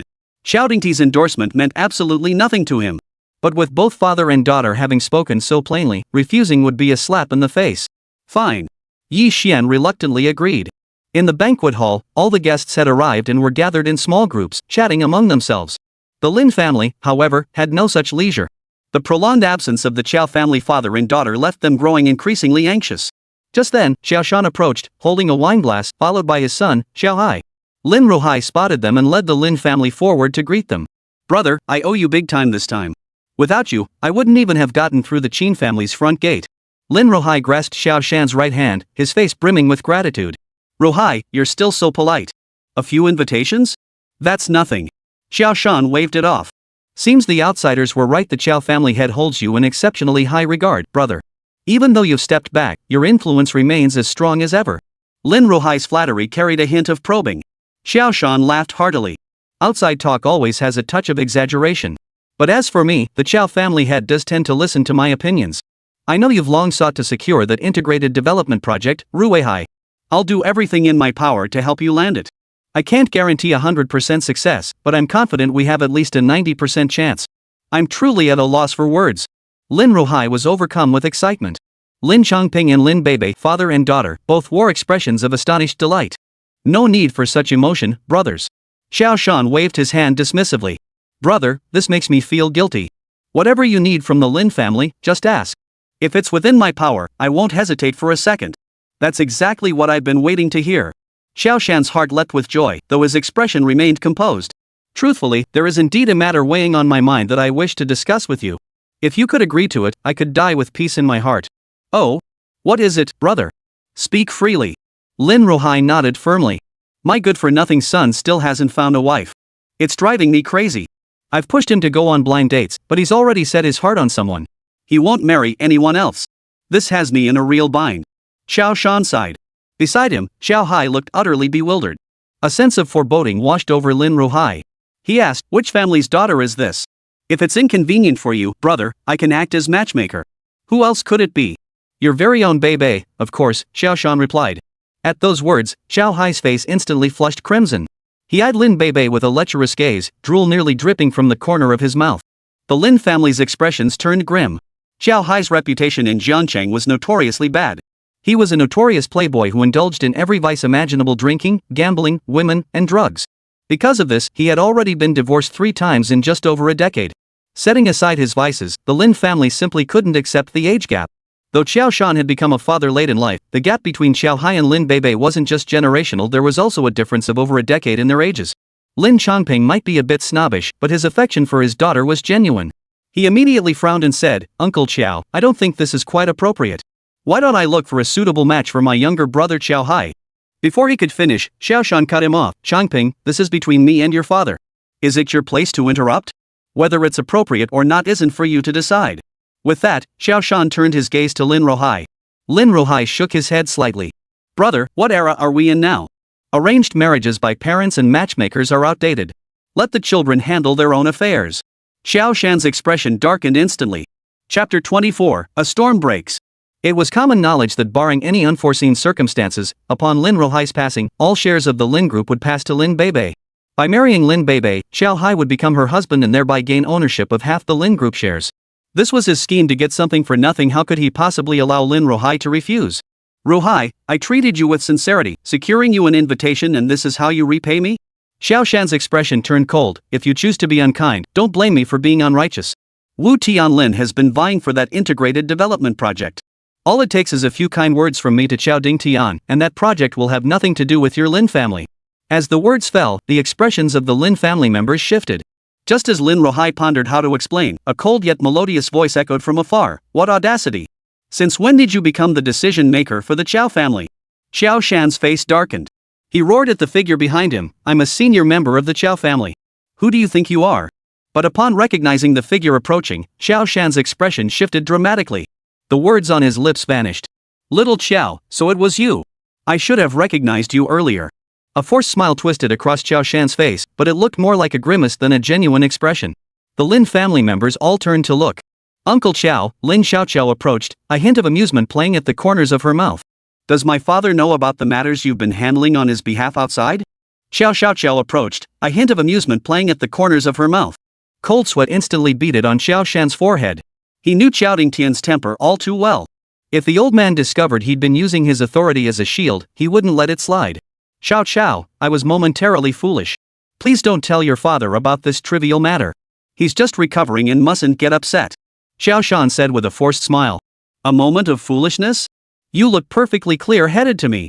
Xiao raised an eyebrow. If you're taking credit for something as minor as an invitation, how much more is my father unaware of? That remark cut deep. Xiao Shan paled with fright and hastily explained, Xiao, truly, it's not my fault. It was Lin Rohai, that old fool who mistakenly thought the invitation was my doing. He specifically called to thank me, and I couldn't very well argue, so I just went along with it. Lin Rohai nearly choked on his own blood. Xiao Shan, you shameless. Xiao sneered coldly. Back then, you exploited my father's trust to line your own pockets. He spared your face by letting you retire early. Yet not only did you show no remorse, you grew even more brazen, exploiting my father's name to commit outrageous acts. Under these circumstances, you have no right to remain here any longer. With a light clap of her jade-like hand, 4 black-clad men approached. 2 on each side seized Xiao Shan and his son, dragging them out. The Lin family finally exhaled in relief. Miss Xiao, I am Lin Rohai. Thank you for intervening in the earlier incident. Lin Rohai expressed his gratitude. You're too kind, sir. I was merely clearing out the rot within the Xiao family. Xiao shifted her tone and continued. The primary reason for inviting the Lin family today concerns the integrated development project. After discussing it with my father, we've decided to entrust this project to your Lin family. What are your thoughts? The Xiao before them now seemed like a different person from the one who had stood before Yi Xian. She was decisive and efficient, radiating the aura of a confident, capable woman. The Lin family members were stunned. They exchanged bewildered glances, doubting their own ears. Miss Xiao, are you serious? Lin Rohai's voice trembled slightly. Of course. Xiao smiled calmly. If the old master has any reservations, please speak freely. No concerns at all. Lin Rohai shook his head repeatedly. This unexpected windfall was almost too good to be true. It nearly knocked him off his feet. Miss Xiao, rest assured we'll give this project our full commitment. I have full confidence in the capabilities of the Lin Group. After the banquet concludes, someone will be assigned to coordinate this matter with you. After speaking, Xiao's gaze fell upon Lin Beibei as she extended her right hand. Xiao. Lin Beibei. As their hands clasped and their eyes met, sparks seemed to fly through the air. Xiao spoke with a meaningful tone. I've set my sights on a treasure, but I'm afraid others might try to snatch it away. What do you suggest I do? Lin Beibei froze, about to respond, when she sensed an implication in the words. Miss Xiao, when you say others, are you referring to me? That's correct. Xiao nodded. This left Lin Beibei utterly baffled. With time running short, she didn't have a moment to ponder it. She offered a faint smile. A gentleman doesn't take what others cherish. Though I am a woman, I possess that awareness. Xiao smiled with satisfaction. Good. I'll remember that. I hope one day you'll recall these very words. With that, Xiao swept away in a trail of perfume, leaving the Lin family utterly bewildered. Soon after, the banquet hall dimmed, and spotlights flashed across the main stage. Xiao glided gracefully onto the stage. Bathed in the spotlight, she radiated charm, capturing every gaze in the room. It must be said, when she put her mind to it, Xiao was truly remarkable. Her witty remarks flowed effortlessly, blending humor with grace, skillfully setting the mood. This revealed a different side of her to Yi Xian. Dear family and friends, my father has something to share with you all. As the words fell, Chao Dingtian stepped forward and surveyed the crowd. You may not know this, but a few days ago, I nearly met my end. Fortunately, I'm a lucky man. A benefactor came to my aid, and I managed to scrape by. Though great kindness needs no thanks, I still wish to take this occasion to publicly express my gratitude. A spotlight descended, illuminating the spot where Yi Xian stood. Instinctively, all eyes followed. Yi Xian shook his head helplessly and stepped onto the main stage. This. Among the crowd, the Lin family members all wore expressions of utter shock. Is this Yi Xian? A storm of disbelief raged within their hearts. Xiao Dingtian was a top tycoon with connections reaching every corner of Jiancheng. The Lin family was utterly insignificant in his presence. And now, this man was actually about to publicly express gratitude to Yi Xian. Feeling all eyes on him, Yi Xian sighed inwardly. Attending the banquet was already against his wishes, and becoming the center of attention was something he deeply disliked. But since Xiao Dingtian had awarded the complex project to the Lin family, Yi Xian felt he couldn't refuse both in terms of courtesy and reason. This is young friend Yi Xian, Xiao Dingtian introduced him, turning to Yi Xian. Xiao Dingtian introduced him, then turned to Yi Xian. Everyone here today is a close friend or relative of the Qiao family. Young Yi, is there anything you'd like to say to them? Yi Xian merely shook his head, saying nothing. Xiao Dingtian naturally sensed Yi Xian's reluctance. He didn't press the matter. After exchanging polite pleasantries with the crowd, he and Yi Xian stepped down from the stage. Chapter 25, The Boss. This introduction felt rather abrupt and awkward, prompting murmurs of disappointment from the audience below. They had heard that when Xiao Dingtian was gravely ill, he had sought treatment from Dr. Li Ru. This young man named Yi Xian had nothing to do with it. Xiao Dingtian's actions were likely due to Li Rui's entrustment. He simply couldn't refuse the favor. The more they thought about it, the more convinced they became that their guess was correct. The Lin family, aware of Yi Xian's medical skills, naturally didn't share this view. They never imagined Yi Xian and Xiao Dingtian shared such a connection. Judging by Xiao Dingtian's demeanor, he didn't seem to hold Yi Xian in particularly high regard. Such a perfunctory expression of gratitude felt more like a mere formality to repay a debt of gratitude. Xiao Dingtian was being outrageous. He had Yi Xian come up on stage only to give him a few perfunctory words. How could he do that? Lin Beibei felt indignant on Yi Xian's behalf. For some reason, Xiao Dingtian's actions deeply annoyed her. Lin Chongping quickly scolded, Beibei, mind your manners. If people overhear this, it could jeopardize our cooperation with the Qiao family. Grandpa, look at my dad, Lin Beibei pouted, her face full of displeasure. Chongping, I think Beibei has a point. Young Yi saved his life, yet Xiao Dingtian treats him like this. It's truly inappropriate. Lin Ruhai's tone was more diplomatic, but his heart bristled with resentment. He just didn't know how much Xiao Yi had contributed to the Lin family securing the integrated development project. Dad, you know the saying, mercy has no place in managing finances, and righteousness has no place in commanding troops. Lin Chongping shook his head. So what if he saved his life? If Xiao Dingtian had repaid him with Qiao family business, he wouldn't have reached this position today. Therefore, this has absolutely nothing to do with Yi Xian. Exactly. Personal favors are one thing, business is another. I believe Xiao Dingtian can distinguish between the two, Lin Beibei chimed in. Lin Ruhai, however, frowned deeply. I can't shake the feeling something's fishy here. All intelligence indicates the Qiao family has always favored Tianli Group. Without any outside interference, why would he suddenly change his mind? It's simple, it's because of Nan Lang's death. Lin Chongping rubbed his chin as he spoke. Back when the Knife Society was backing him, Wu Tianlin wouldn't have let anyone secure the complex project without a fight. He'd have secretly sabotaged it, stirring up trouble through his people. Rather than cleaning up after his contractor, it was far more straightforward to hand the project directly to Wu Tianlin. But now, everything has changed. Without the small Knife Society, Tianli Group is no match for our Lin family. At the very least, our financial resources are far more substantial. If I were Xiao Dingtian, I'd choose our Lin family at this moment too. Dad was right, that's exactly how it is. Lin Beibei agreed. Meanwhile, in the side hall, Xiao Dingtian looked at Yi Xian and smiled bitterly. Young Yi, I intended to pave the way for you, but now I've likely botched it. On stage, time was too tight for him to think things through. Now he realized his abrupt change of tone might have caused misunderstandings. Worst of all, there was no chance to fix it now. Yi Xian smiled faintly, about to speak, when the side hall doors swung open. Xiao Xiaoqiao swept in on a wave of perfume, plopping down beside him. Dad, you know you messed up too? I feel like I can only atone by pledging myself to you. Xiao Xiaoqiao pouted, her face full of displeasure. You silly child, what nonsense are you spouting? Xiao Dingtian scolded her before adding, you two continue talking. I'll go attend to the guests outside. With that, Xiao Dingtian exited the room. The side hall was now left with only Xiao Xiaoqiao and Yi Xian. This was the first time they'd been alone together in such an enclosed space, making Yi Xian feel somewhat uneasy. If there's nothing else, I'll take my leave. Yi Xian had barely lifted his buttocks when Xiao Xiaoqiao pressed him back down. Why the rush? Afraid I'll eat you? Xiao Xiaoqiao flashed a seductive smile. Paired with her flawless, charming face, it was enough to make one's blood boil. I didn't mean it that way. Yi Xian, fearing Xiao Xiaoqiao might pull some mischief, quickly shifted his hips backward, creating distance between them. His action drew a soft, playful giggle from Xiao Xiaoqiao. What about my earlier suggestion? Won't you consider it? Xiao Xiao's beautiful eyes glistened with desire, radiating an irresistible charm. What proposal? Yi Xian froze for a moment. To pledge myself to you. Xiao Xiao leaned closer, her breath fragrant as she whispered, would you like me to be your wife? That way, I could show myself to you every single day. Yi Xian nearly spit out his tea. Sis, that joke's a bit too much, don't you think? I really have to go now. Yi Xian bolted for the door, leaving Xiao Xiao no chance to stop him. Behind him, a silver bell laughter echoed. In an abandoned factory building, Wu Tianlin sat in a chair. Beside him stood a man with a shaved head and a scar across his face. Scarface, you called me here, have you already sorted things out? Wu Tianlin looked pale and exhausted, clearly still reeling from the blow of the Little Knife Society incident. It was no exaggeration to say he had lost his right-hand man. Master Wu, we've uncovered some leads. Knowing your urgency, I'm reporting to you now, the man with the shaved head said respectfully. Scar was one of Wu Tianlin's hidden cards. As a crime lord, he trusted no one. Years ago, to guard against Nan Lang's potential betrayal, he had secretly recruited a band of desperate men. Though few in number, each was exceptionally skilled in combat. Scar was their leader. Spill it. What exactly happened? Wu Tianlin demanded in a deep voice.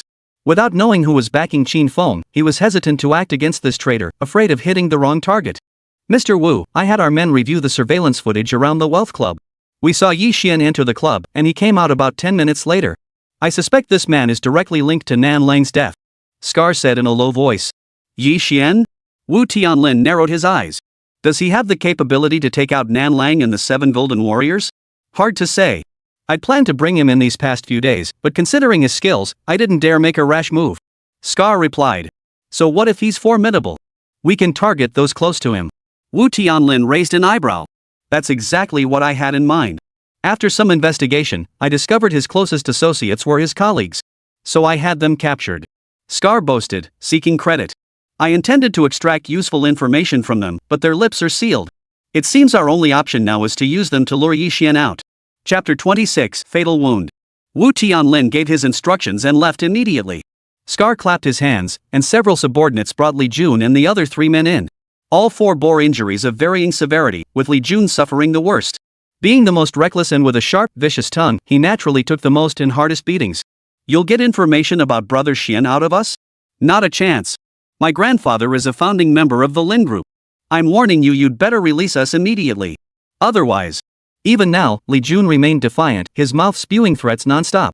Shut him up. Scarface ordered coldly. A towering, muscular man stepped before Li Jun and delivered several hard slaps, nearly knocking him unconscious. Sun Ming and the others turned pale with fear, their bodies trembling at the sight. Snap a photo of them and send it to that Yi kid. Scar ordered. At the Chao residence, Yi Xian had just stepped out of the side hall when his phone buzzed with a text message. He pulled it out to find a photo showing the 4 thugs beaten to a pulp, their faces swollen and bruised. His face turned pale, and he quickly dialed the number back. Who the hell are you, and how did you get photos of Li Jun and the others? Yi, cut the crap. You have half an hour to get to the factory in the eastern suburbs. If you don't show up, I can't guarantee I won't do something irrational. Ha! Then the call abruptly ended. Yi Xian's expression darkened, a cold glint flashing in his eyes. At that moment, Xiao Xiao, who had been in the side room, noticed Yi Xian's unusual state and stepped out. Seeing Yi Xian's grim expression, Xiao Xiao asked with concern, what happened? Is there anything I can do to help? Yi Xian didn't hide anything from Xiao Xiao. Some friends of mine have been kidnapped. They want me to come over. With that, Yi Xian turned to leave. Xiao Xiao's heart raced, and she blocked his path. You can't go. Why? Yi Xian frowned. If I don't go, they'll be in danger. Those guys are clearly desperate criminals. Are you crazy? They're forcing you to go, they've laid a trap waiting for you. Your line of work is fraught with danger. I can't stand by and watch you risk your life. Xiao Xiao explained. Move aside. I don't have time for this. Yi Xian's tone grew sharp. I won't let you. Xiao Xiao shook her head, biting her pearl-white teeth lightly. The lives of others don't concern me. I don't care what happens to them. But if something happens to you, I'll be devastated. Yi Xian froze. He hadn't expected to hold such weight in Xiao Xiao's heart. As for the source of that weight, he couldn't fathom it. I don't want to fight you. Move aside. Yi Xian's voice grew urgent. Time was running out, only half an hour remained. Every minute that passed meant another minute of danger for the 4 of them. Seeing Yi Xian poised to knock her unconscious, Xiao Xiao had a sudden thought, you can go, but you must call Qin Feng and have him bring reinforcements. Ha! Yi Xian froze, fixing Xiao Xiao with a piercing stare. You figured it out? If I hadn't, that would be the problem, wouldn't it? Xiao Xiaoqiao gave a faint smile. That's true. Yi Xian nodded, his brow furrowing slightly. Even though I spared Qin Feng's life back then, he might not be willing to be controlled by me. He will. Xiao Xiaoqiao flicked her hair confidently. That night shattered his courage. To him, you're no different from the Grim Reaper. With that, she dialed Qin Feng's number and handed the phone to Yi Xian. Who the hell is so blind as to interrupt my workout? Qin Feng gasped heavily over the phone, his breath mingled with what sounded like a woman's voice. Yi Xian. Off. I don't know any Yi. Oh, you're Mr. Yi. Qin Feng's tone abruptly turned deferential. Cut the crap. Get yourself and your people to the factory in the eastern suburbs within half an hour. After a half-second silence, Qin Feng's voice came back, yes. After hanging up, at Xiao Xiaoqiao's insistence, the two drove together toward the factory in the eastern suburbs. Along the way, Yi Xian drove the BMW with such speed it felt like flying not just lightning fast, but practically skimming the ground. In less than 20 minutes, they reached the eastern suburbs, where the abandoned factory building mentioned on the phone was visible from afar. Yi Xian pulled over and said, "Wait for me here." Xiao Xiaoqiao wanted to follow, but seeing Yi Xian's unwavering expression, she nodded in agreement. Anyone familiar with Xiao Xiaoqiao witnessing this scene would likely have dropped their jaw in astonishment. The eldest Miss Xiao was known for her pride. Who had ever heard her obey anyone's orders? And so, Yi Xian entered the factory building alone. The factory was enormous, spanning over 1,000 square meters. 60 or 70 burly men stood around the perimeter, each slung with a machete over a meter long and holding a crossbow. A dozen or so had bulging pouches at their waists. Their equipment was clearly top-notch. In the very center of the factory, Scarface sat with his legs crossed, lounging in a chair. To his right sat the four thugs, their limbs bound and restrained. Spotting Yi Xian enter, Li Jun and the others froze momentarily before erupting with excitement. Brother Xian, run. Don't worry about us, they won't dare do anything to us. Did I give you permission to speak? Shut up. The towering brute delivered 4 consecutive slaps to their right cheeks, sending stars dancing before their eyes and blood trickling from their lips. Stop it. Yi Xian roared in fury, his gaze fixed on Scarface. Let them go. I'll stay. Heh, quite the sense of honor. Scar let out a cold chuckle and clapped his hands. Release them. His target was solely Yi Xian, the others were irrelevant. Soon, the ropes binding Li Jun and the others were cut. They limped over to Yi Xian's side. After a quick check, Yi Xian saw none had life-threatening injuries and finally relaxed. Kid, you've got some guts, charging in alone like this. Think you're Guan Yu reincarnated? Scarred sneered. In his limited knowledge, Guan Yu was the only legendary warrior he knew. So what if you can fight? Can you outmatch these crossbows? At close range, crossbow bolts pack more lethal punch than any firearm. Who said I came alone? Yi Xian raised an eyebrow. Ha, trying to trick me? I've got plenty of spies outside. Any news would have reached me already. Scarface declared with confidence. Is that so? Yi Xian smiled faintly. You can try contacting those hidden sentries and see if they respond. Chapter 27, Familiar Faces. Seeing Yi Xian's unwavering certainty, Scar felt a tightening in his chest and immediately ordered someone to make the calls. The result was exactly as Yi Xian had predicted. None of the hidden sentries could be reached. Kid, you're behind this? Scar's face turned pale. His years of experience told him something had changed outside. Seize that kid. As the order fell, burly men raised crossbows to their chests, fingers on triggers, while a dozen others wielding machetes lunged toward Yi Xian. I'll see who dares to move. A booming voice echoed from outside, followed by the sound of heavy footsteps. Hundreds of burly men wielding long swords surged into the room. At the head of them all stood none other than Qin Feng. So it was you, brother Qin Feng. Scarface exhaled in relief, his face breaking into a broad smile. We're both in the same line of work. No need to pull this on me, right? Do me a favor and pull your men back. I'll host a banquet to thank you another day. As for this kid, leave him to me. Consider it a favor from your big brother. Scarface had once been a major figure in Jiangqing's underworld. Since secretly aligning with Wu Tianlin, he'd kept a low profile. In his mind, he held far more weight with Qin Feng than Yi Xian ever could. Yet, the slap in the face came faster than he'd imagined. Qin Feng raised an eyebrow. Who do you think you are, calling me brother? You. Scar was about to explode with rage when he froze. He watched as Qin Feng jogged over to Yi Xian, bowing and scraping. Mr. Yi, there was some traffic on the way, so I'm a bit late. Yi Xian merely waved his hand dismissively. No problem. This scene left everyone speechless. The four thugs' eyes lit up, their gazes toward Yi Xian brimming with admiration. Scarface's face, however, was etched with utter disbelief. He even wondered if his eyes were playing tricks on him. What kind of joke is this? The current leader of the esteemed Small Knife Society was actually groveling before a nobody? Qin Feng, however, saw nothing unusual. If Yi Xian could eliminate Nan Lang, he certainly possessed the capability to eliminate him. Facing someone who held his life in their hands, no amount of humility was excessive. "Mr. Yi, how shall we deal with these men?" Xin Feng asked, his face plastered with a fawning smile. "Execute only the ringleader. Release the rest." Yi Xian paused, then pointed at the towering brute. "That one struck my friend. Find out if others were involved. Break one of their arms." "Yes." Xin Feng nodded firmly. Watching the two men decide his fate in mere words, Scar's face darkened. "Xin Feng, you think I'm a pushover? Try laying a finger on me. My brother's crossbows don't discriminate." Scarface, the longer you've been in this game, the dumber you've gotten." Xin Feng sneered, his face dripping with contempt. "Just these crappy crossbows? Who do you think you're trying to scare? I've got plenty of brothers outside. We could stack them up and crush you flat." This was his first job for Yi Xian, and he'd mobilized every last member of the small knife society. There were easily over 1,000 men outside. Scar glanced outside and saw a sea of heads stretching as far as the eye could see. A flicker of terror crossed his eyes. "So what if they outnumber us? We'll fight to the death. I'll drag you down with me even if I perish." Scar growled. His men were battle-hardened veterans.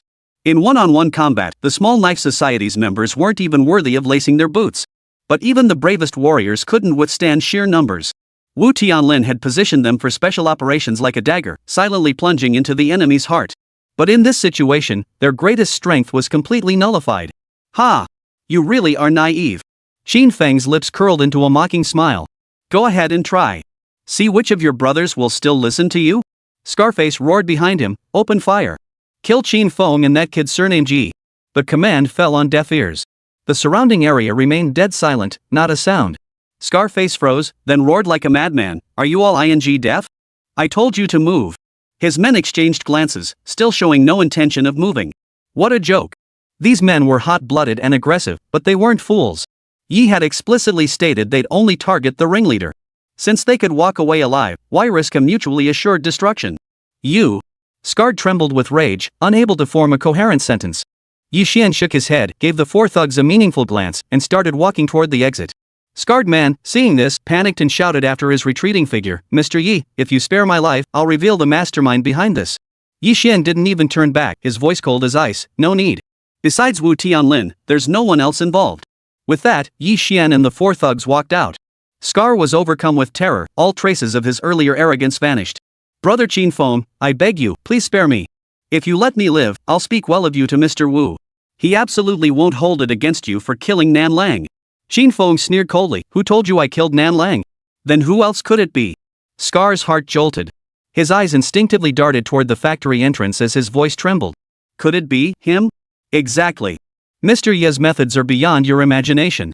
Xin Feng's voice was deep and solemn. "If he were to act, all of you wouldn't even be worth his attention." "Seems I'm not dying unjustly after all," Scar said bitterly. "Get to it." Xin Feng waved his hand, and his men pounced on Scarred Heart. Outside the factory, thousands of men in black stood in formation, parting to form a path through which Yi Xian walked with his four henchmen. "Good day, Mr. Yi." The burly men in black shouted in unison. Their voices boomed like thunder, reverberating through the sky. The four thugs had never witnessed such a spectacle. They instinctively shrank back, their gazes fixed on Yi Xian with a mix of admiration and awe. Though they couldn't fathom why the knife gang showed Yi Xian such deference, his ability to command this respect proved he was truly their boss. Several minutes later, the group approached the BMW. When the four thugs saw Xiao Xiaoqiao standing beside the car door, they were stunned. The knife gang was one thing, but Xiao Xiaoqiao? She was the eldest daughter of the Qiao family, the most dazzling star in Jiangqing's business world. Could it be that she and Yi Xian were also well acquainted? Yet the words that followed shattered their assumptions once more. "Are you okay? Did you get hurt?" If not, Xiao Xiaoqiao's face was filled with genuine concern and worry, leaving the four thugs utterly dumbfounded. Was this really the cold, aloof Xiao Xiaoqiao they'd heard about? There's something going on between them. Chapter 28, Utterly Baffled. After Yi Xian's treatment, the four thugs' injuries were nearly healed, though some marks remained on their faces. "Let's go. I'll take you back," Yi Xian offered. "No need. We'll just take a taxi back ourselves." Li Jun waved him off with a smile. Out here in the middle of nowhere, late at night? Who knows how he'd even hail a cab?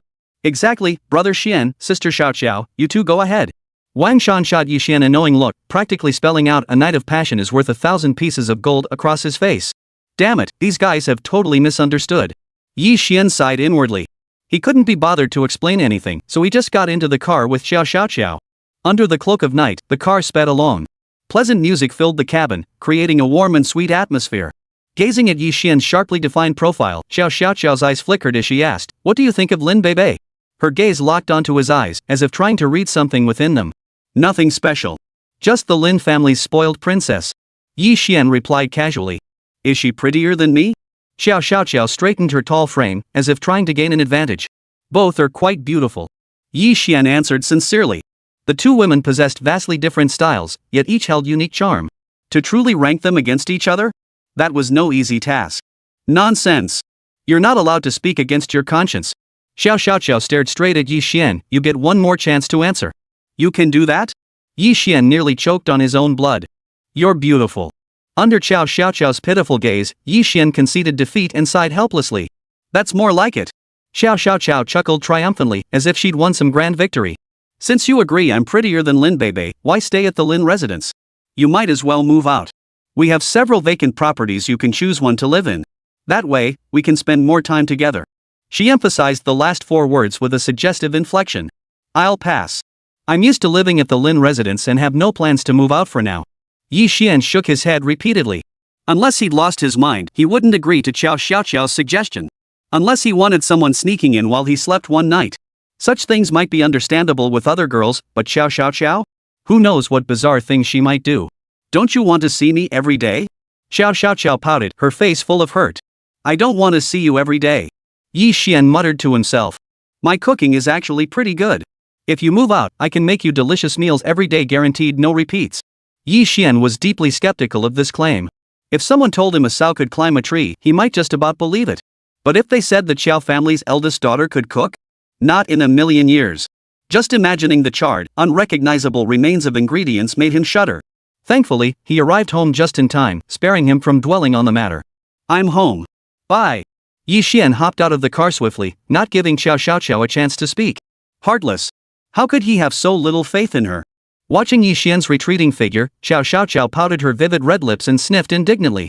Meanwhile, at the Qiao family estate, the banquet had just concluded when a sharply dressed man ushered them into the reception hall.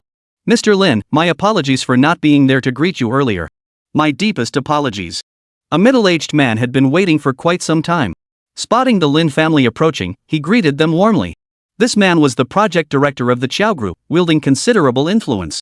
Many company presidents sought to establish connections with him in hopes of securing projects from the Qiao family. The Lin family exchanged puzzled glances. What was going on? Song Fei was notoriously arrogant. No one had ever heard of him being warm toward any group executive.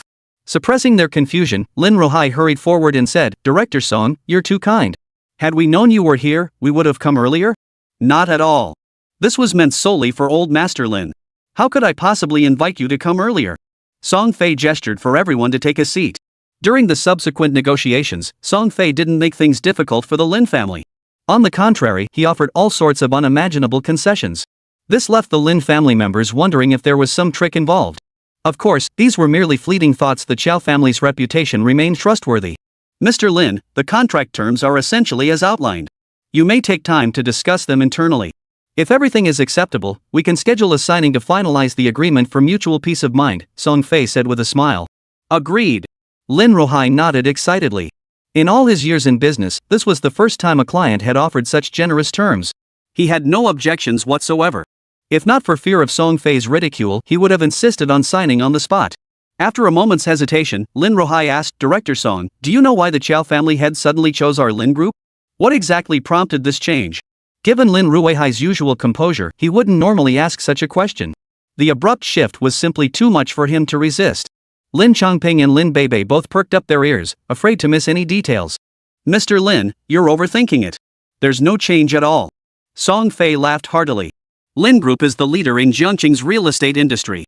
If we didn't choose you to build the complex, that would be the real problem." This response left not only Lin Ruhai but even Lin Chongping unconvinced. If the complex project went to Lin Group, it could be attributed to their strength. But the Qiao family wasn't in the business of charity. Not only did they not fleece the Lin family, they offered such generous terms. It was simply beyond comprehension. Someone must have intervened. As for who this hidden benefactor might be, the Lin family was utterly baffled. With their minds full of questions, the Lin family headed home. Lin Beibei was in high spirits, humming a tune as she made her way to her room. The moment she turned on the light, she spotted a figure lying in the corner. It nearly scared the life out of her. "Who are you doing here?" Startled, Lin Beibei stammered incoherently. Yi Xian, who had been sleeping fully clothed, sat up upon hearing her voice. Isn't that obvious? This is already our third day living together. Yi Xian thought for a moment, realizing he hadn't miscalculated the days.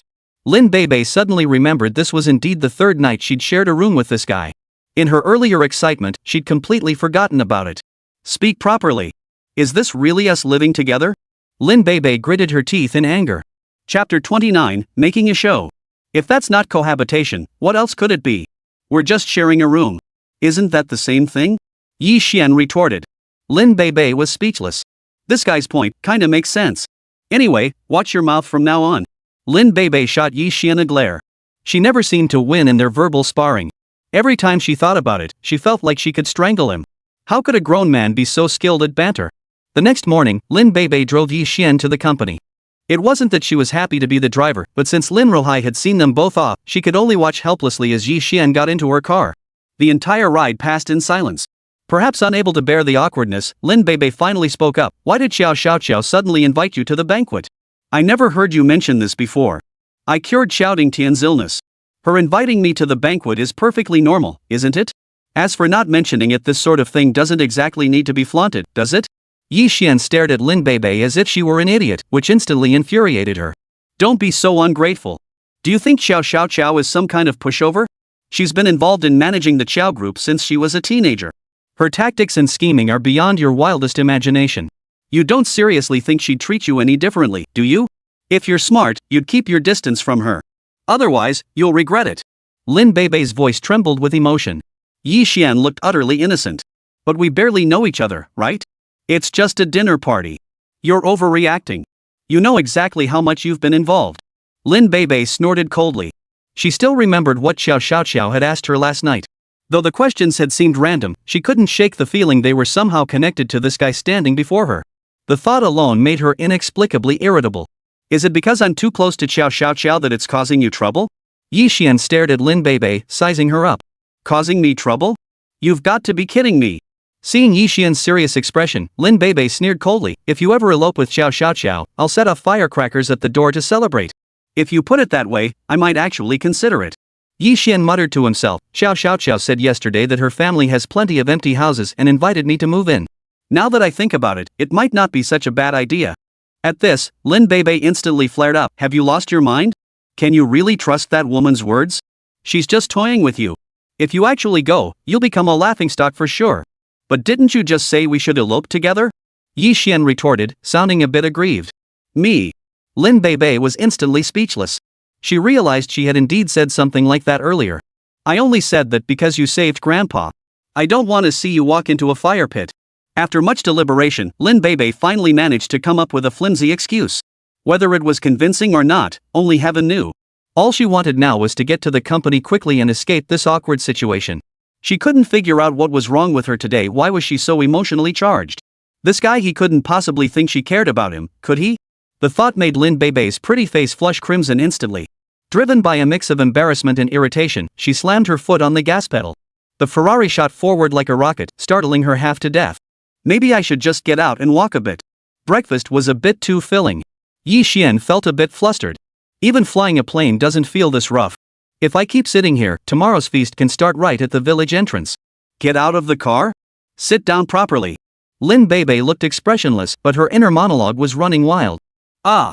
That jerk got to see me make a fool of myself again. How utterly humiliating. Why did I even bother talking to him in the first place? No, it's all this jerk's fault for not knowing a good thing when he sees it. The 20-minute drive felt like an eternity to Lin Beibei. After dropping Yi Xian off near the company, she exhaled in relief and floored the gas pedal, speeding away. Soon, Yi Xian arrived at the General Affairs office. The 4 troublemakers had arrived early. Spotting Yi Xian, they all stood up, lined up in a row, and shouted in unison, "Hello, Brother Xian." Ha! Yi Xian's face darkened. Anyone unaware might mistake this for a gang headquarters. Maybe you guys should get a brain scan. Yi Xian suggested diplomatically. The 4 acted as if they hadn't heard a word. Li Jun stood tall and boomed, "Brother Xian, from now on you're our boss. Wherever you point, we'll fight. If anyone bothers you again, we won't let them off easy." Exactly. We brothers stand together through thick and thin. If someone upsets you, we'll make sure they regret it. The other 3 echoed his words in unison. Yi Xian nearly spit out his tea. That someone must be referring to Lin Beibei, right? The former big sister had now become someone. If she knew about this, who knows what she'd think. We'll just act more normal from now on. Yi Xian realized that tact wouldn't work with these people, they simply lacked any sense of self-awareness. Just then, the office door burst open, and a strong scent of perfume hit them. Immediately after, a woman dressed provocatively walked in. The General Affairs Department sure is lively, isn't it? The woman swept her gaze around the room, letting out a cold, sarcastic laugh. Don't just take the money and do nothing. There's a meeting coming up, send someone over. Li Jun's expression turned icy as he retorted, Director Hu, serving tea and fetching water during meetings isn't exactly our responsibility, is it? Turn right when you exit and go upstairs, the Secretariat's office is up there. Her eyes widened in indignation. The Secretariat is understaffed. They're asking our logistics department to lend personnel. As the head of this department, am I not even in charge of you? It's the deputy director. Sun Ming's voice was soft, yet every word echoed clearly throughout the office. You lot. Minister Hu trembled with rage, you just wait. I'm going straight to President Mingqiao to have him deal with all of you. I'm the vice president. Sun Ming's voice rang out again. Director Hu was furious, nearly losing her mind. She made a move to storm out. Watching this unfold, Yi Xian frowned.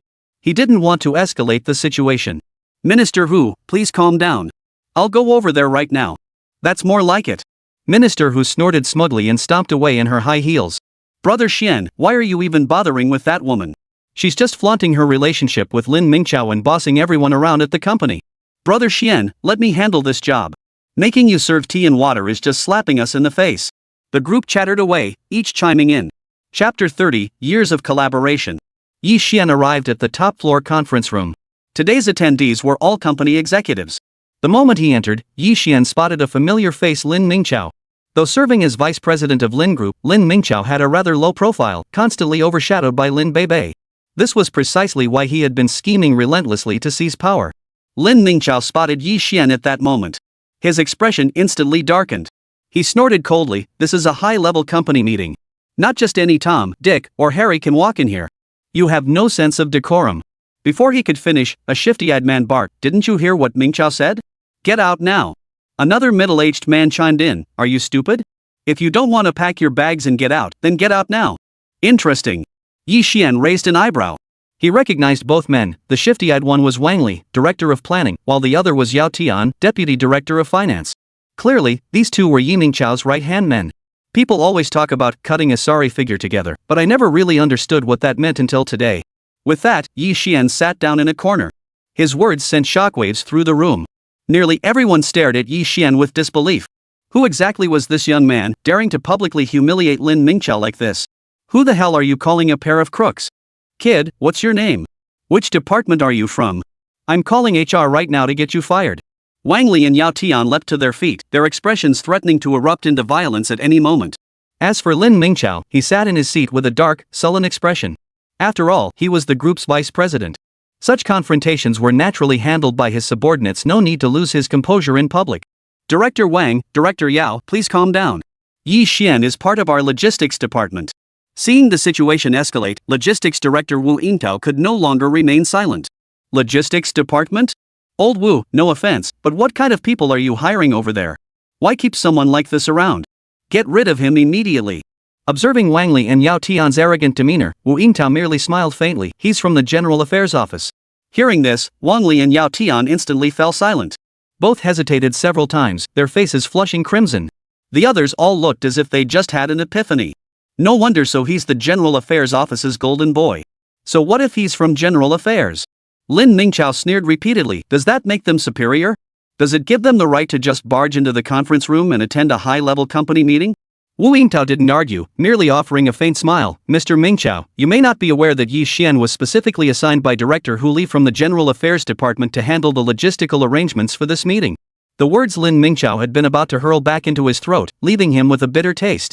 Wu Yingtao, if something like this happens again, you'd better explain it clearly early on to avoid misunderstandings. Lin Mingqiao shot Wu Yingtao a fierce glare. You bastard, Wu Yingtao. Trying to make me look bad on purpose, huh? Just you wait. The crowd nearby cheered with delight, thrilled to witness such drama during a meeting. Just then, the conference room door swung open. A faint fragrance wafted in as Lin Beibei stepped inside, her high heels clicking on the floor. A casual glance caught Yi Xian in the corner, and Lin Beibei immediately frowned. What the hell was he doing here? With so many people present, Lin Beibei could only pretend not to notice and took her seat. I've gathered everyone today to review the company's recent situation. Each department, please proceed with your reports. Lin Beibei's expression turned stern, radiating an air of command that was a stark contrast to her usual aloofness. Director Li, you'll go first. A middle-aged man began his presentation. After about an hour, all departments had finished their reports. Yi Xian nearly dozed off listening to them. Everyone has worked hard lately. The company's operations remain stable overall. Lin Beibei nodded with satisfaction, her tone solemn. All departments must tighten their operations immediately. All new project approvals are suspended. Transfer all cash flow into the financial accounts. Beibei, why the sudden urgency to consolidate funds? Is there news about the complex project? Lin Mingqiao asked casually. Not yet. Lin Beibei shook her head. Song Fei had specifically instructed that news of the Lin family securing the complex project must not be disclosed until the contract was signed. If Wu Tianlin found out, it would cause major complications. Lin Beibei had little trust in this uncle of hers and naturally wouldn't share the truth. However, we'll give our all to the complex project. Currently, there's still a funding gap of several billion. Director Xia, how's the loan application progressing? Lin Beibei turned to Xia Lon, the finance director. President, you previously assigned Director Yao Tian to oversee this matter. I haven't been involved in the specifics, Xia Long replied. Lin Beibei paused, shaking her head. I've been so swamped lately I completely forgot about that. She then turned her gaze to Yao Tian. Yao Tian straightened his posture, his expression troubled. President, the progress hasn't been very smooth. Lin Beibei's heart tightened. She pressed, what's the problem? President Li stated that our substantial cash reserves eliminate any need for loans. His bank's limited credit lines must be allocated to enterprises requiring financing. Lin Beibei's face paled. Lin Group had maintained a long-standing partnership with the Jiangcheng branch of Chu Province Bank, and she was quite familiar with President Li. He had been so agreeable before. Why the sudden change of heart? What about other banks? Have you contacted them? We've contacted them all, but Yao Tian sighed, no other bank can offer such a high credit line. Currently, only Chu Province Bank can meet our group's needs. Hearing this, the expressions of the others all changed. Over 30 billion yuan, that's no small sum. If this loan falls through, the entire complex project could be in jeopardy. Lin Beibei understood this all too well. Her pretty face darkened with deep gloom. It's been nearly a month since we applied for this loan, hasn't it? Why haven't you reported back? If I hadn't asked today, would you still be keeping it from me? Yao Tian, I demand to know what exactly are your intentions? The tension in the office thickened instantly. Just then, Lin Mingqiao spoke up. Beibei, no offense meant, but when problems arise, you can't always expect your subordinates to take the fall for you, can you? You know how crucial this loan is to our group. Not asking about it for nearly a month is hardly appropriate, is it? If we truly can't secure this loan, the complex project is doomed. How will you explain that to your grandfather? Chapter 31, Convinced and Conquered. Lin Beibei's gaze turned icy.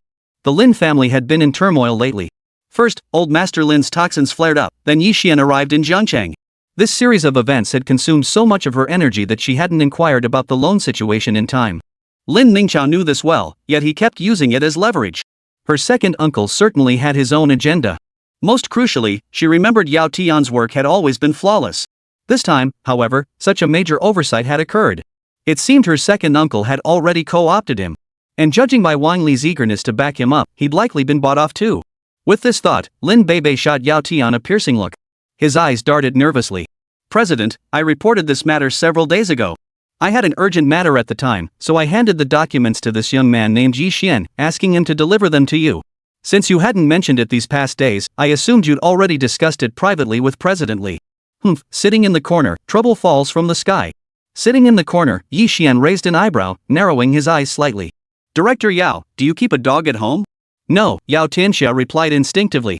Then how could your conscience be so dog-eaten? Yi Xian sneered coldly, I've only been with the company for 3 days. Would you really entrust such crucial documents to a newcomer like me? You're treating everyone here like fools. Watch your tone. I told you I had an urgent matter at the time. I happened to run into you in the hallway and thought you looked honest and trustworthy, so I gave you the documents.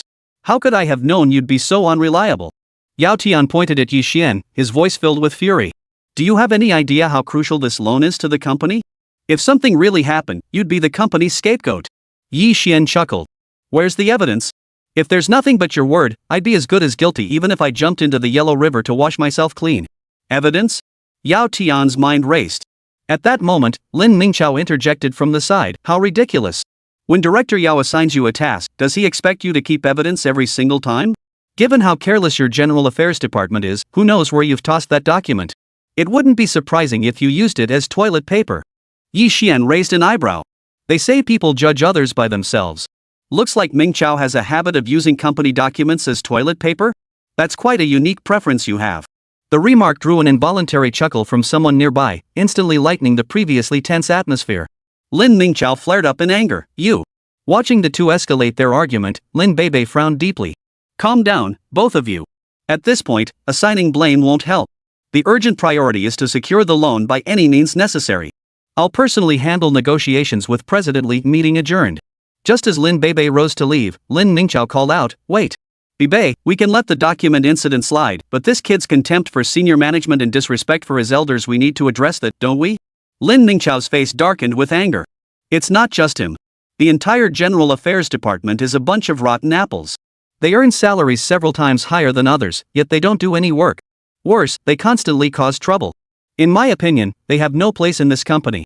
Lin Beibei's eyes narrowed slightly. Director Mingchao, the General Affairs Department was established at grandfather's request. Are you suggesting we oppose his wishes? Times have changed. Lin Mingchao snorted coldly. The company is constantly evolving. In my view, now is precisely the time to abolish the General Affairs Department. Redirecting those excess salaries toward employee benefits would be far better than wasting them on these useless individuals. Of course, if you, Beibei, believe these deadweights deserve it more than other employees, consider it never said. Lin Beibei's expression darkened. Her second uncle was truly sparing no effort to undermine her authority. He knew full well that dismissing Li Jun and the others was utterly impossible. Doing so would inevitably provoke a backlash from the old guard. He was merely using this incident to undermine her authority among the company's employees. If she answered improperly, she'd actually give him the satisfaction he craved. Just as Lin Beibei was pondering her response, Yixian suddenly spoke up. Mr. Ming Chao, you keep calling people useless. I'm curious, what exactly do you consider not useless? Hearing this, Lin Beibei felt a surge of anger. This guy was usually just annoying, but now he was being downright stupid. Couldn't he see that Lin Mingchao was just using this as an excuse? Why was he butting in? Yi Xian, do you think you have any right to butt in when Mingchao and I are talking? Get out now. Lin Beibei snapped. Lin Mingchao didn't give Yi Xian a chance to leave. He smiled faintly and said, Beibei, that's a bit harsh. Everyone in the Lin group is equal. Everyone has the right to speak. Besides, he's a member of the General Affairs Department. It's perfectly reasonable for him to speak on its behalf. Turning to Yi Xian, he added, Little Yi, it's not that I'm picking on your General Affairs Department. It's just that you guys aren't contributing anything to the company. What's the point of keeping you around? You agree, right? Ming Chao had a point. Yi Xian's words nearly made Lin Beibei faint with rage. If he kept talking, the General Affairs Department might be disbanded on the spot. But Yi Xian didn't give her a chance to speak, even a washed-up fish dreams of turning things around.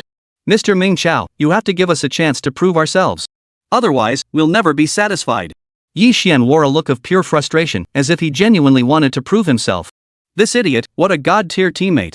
Lin Mingchao's heart blossomed with delight as he stifled a chuckle. Wanting to prove yourself is commendable.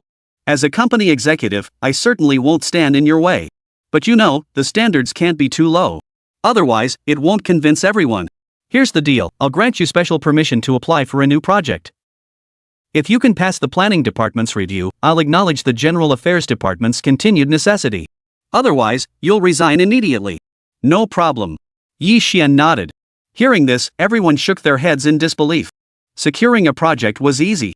With the connections of the General Affairs Department's privileged sons, landing a project worth $1 million or $2 million was as simple as drinking soup. A single phone call could handle it. But passing the planning department's review? That was another story entirely. Over the years, Lin Group had pursued excellence relentlessly. Lin Beibei had drawn a red line. Projects under 50 million yuan were simply not pursued, to avoid spreading their resources too thin. Even with the resources of those young masters, such a project wouldn't be easy to pull off. Chapter 32, Suspicious. Back at the General Affairs office, after briefly recounting the incident, the room fell deathly silent. Xian, you're joking, right? Li Jun managed a dry laugh. Does it look like I'm joking? Yi Xian raised an eyebrow. The word sent a wave of horror rippling through the office. The four troublemakers stared blankly, their faces drained of color, as if witnessing the apocalypse. Is this really necessary? You're a bunch of spoiled brats. Don't your families have any connections? Yi Xian sneered with contempt. Bro Xian, you don't know the whole story. Ever since the boss lady took charge, she drew a red line: any project under 50 million won't even get reviewed by the planning department. Getting stuck in a place like general affairs, do you really think our families would look favorably upon us? We could beg for a few $1 million projects, but for 50 million? The family won't even acknowledge us. The four slackers let out a collective wail. The general affairs department job, high pay, light workload, close to home, perfectly matched their expectations. Asking them to grind like corporate drones with 996 or even 007 schedules? Might as well just kill them. No wonder. Yi Xian suddenly understood. He'd noticed the odd looks people gave him after agreeing to Lin Mingchao's request. Especially Lin Beibei. Her gaze was practically devouring him, and she hadn't given him a single friendly look after the meeting ended. Of course, Lin Beibei never gave him a friendly look anyway. Since he'd caused this mess, Yi Xian couldn't just stand by. You guys relax, I've got this covered. If it comes down to it, I'll go see old man Lin. If he speaks up, Lin Mingchao won't dare say another word. Hearing this, the others shook their heads. Bro Xian, we don't know your relationship with old Master Lin, but he hasn't been involved in company affairs for ages. A mere general affairs department isn't enough to warrant his personal intervention. Exactly. Especially since this involves the feud between Lin Mingchao and the big sister. Old Master Lin wouldn't dare take sides. If you ask me, we should pull off something big. Grab a sack and beat the crap out of Lin Mingchao. See if he dares bring up dissolving the General Affairs Department again. The conversation spiraled further off track until, by the end, even taking nude photos of Lin Mingchao was on the table. Stop it. All of you, stop it. Yi Xian couldn't bear to listen any longer. Shaking his head, he said, rest assured, the General Affairs Office will absolutely not be disbanded. That's my promise. Bro Xian, it's not that we don't trust you. Li Jun gave a wry smile. Suddenly, an idea struck him, and his eyes lit up. Bro Xian, we just need to get Sister Xiao Xiao involved. For her, handling a project like this is a piece of cake. Right. We have Sister Xiao Xiao. The other three immediately brightened up. Sis Xiao Xiao? Yi Xian paused, raising an eyebrow. Are you guys close with Xiao Xiao Xiao? The moment the words left his mouth, the smiles froze on all four faces. The other three turned their gaze toward Li Jun. Li Jun felt flustered and gave a nervous chuckle.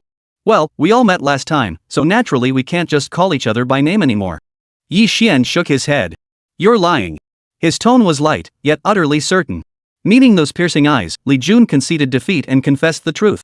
After returning from the abandoned factory, Xiao Xiaoqiao privately added them all on WeChat. With Xiao Xiaoqiao's skills, she quickly became close with the group. Bro Xian, I swear we never betrayed you. Sister Xiaoqiao only asked about your daily routine. Li Jun's face was filled with sincerity. That's right. If it involves your personal privacy or anything like that, we wouldn't say a word. The other three echoed the assurances. Yi Xian believed them on this point. He pressed his forehead and sighed inwardly. This sister was far wilder than he'd imagined. She'd quietly bought off this entire group. Had he not been vigilant, he might never have noticed.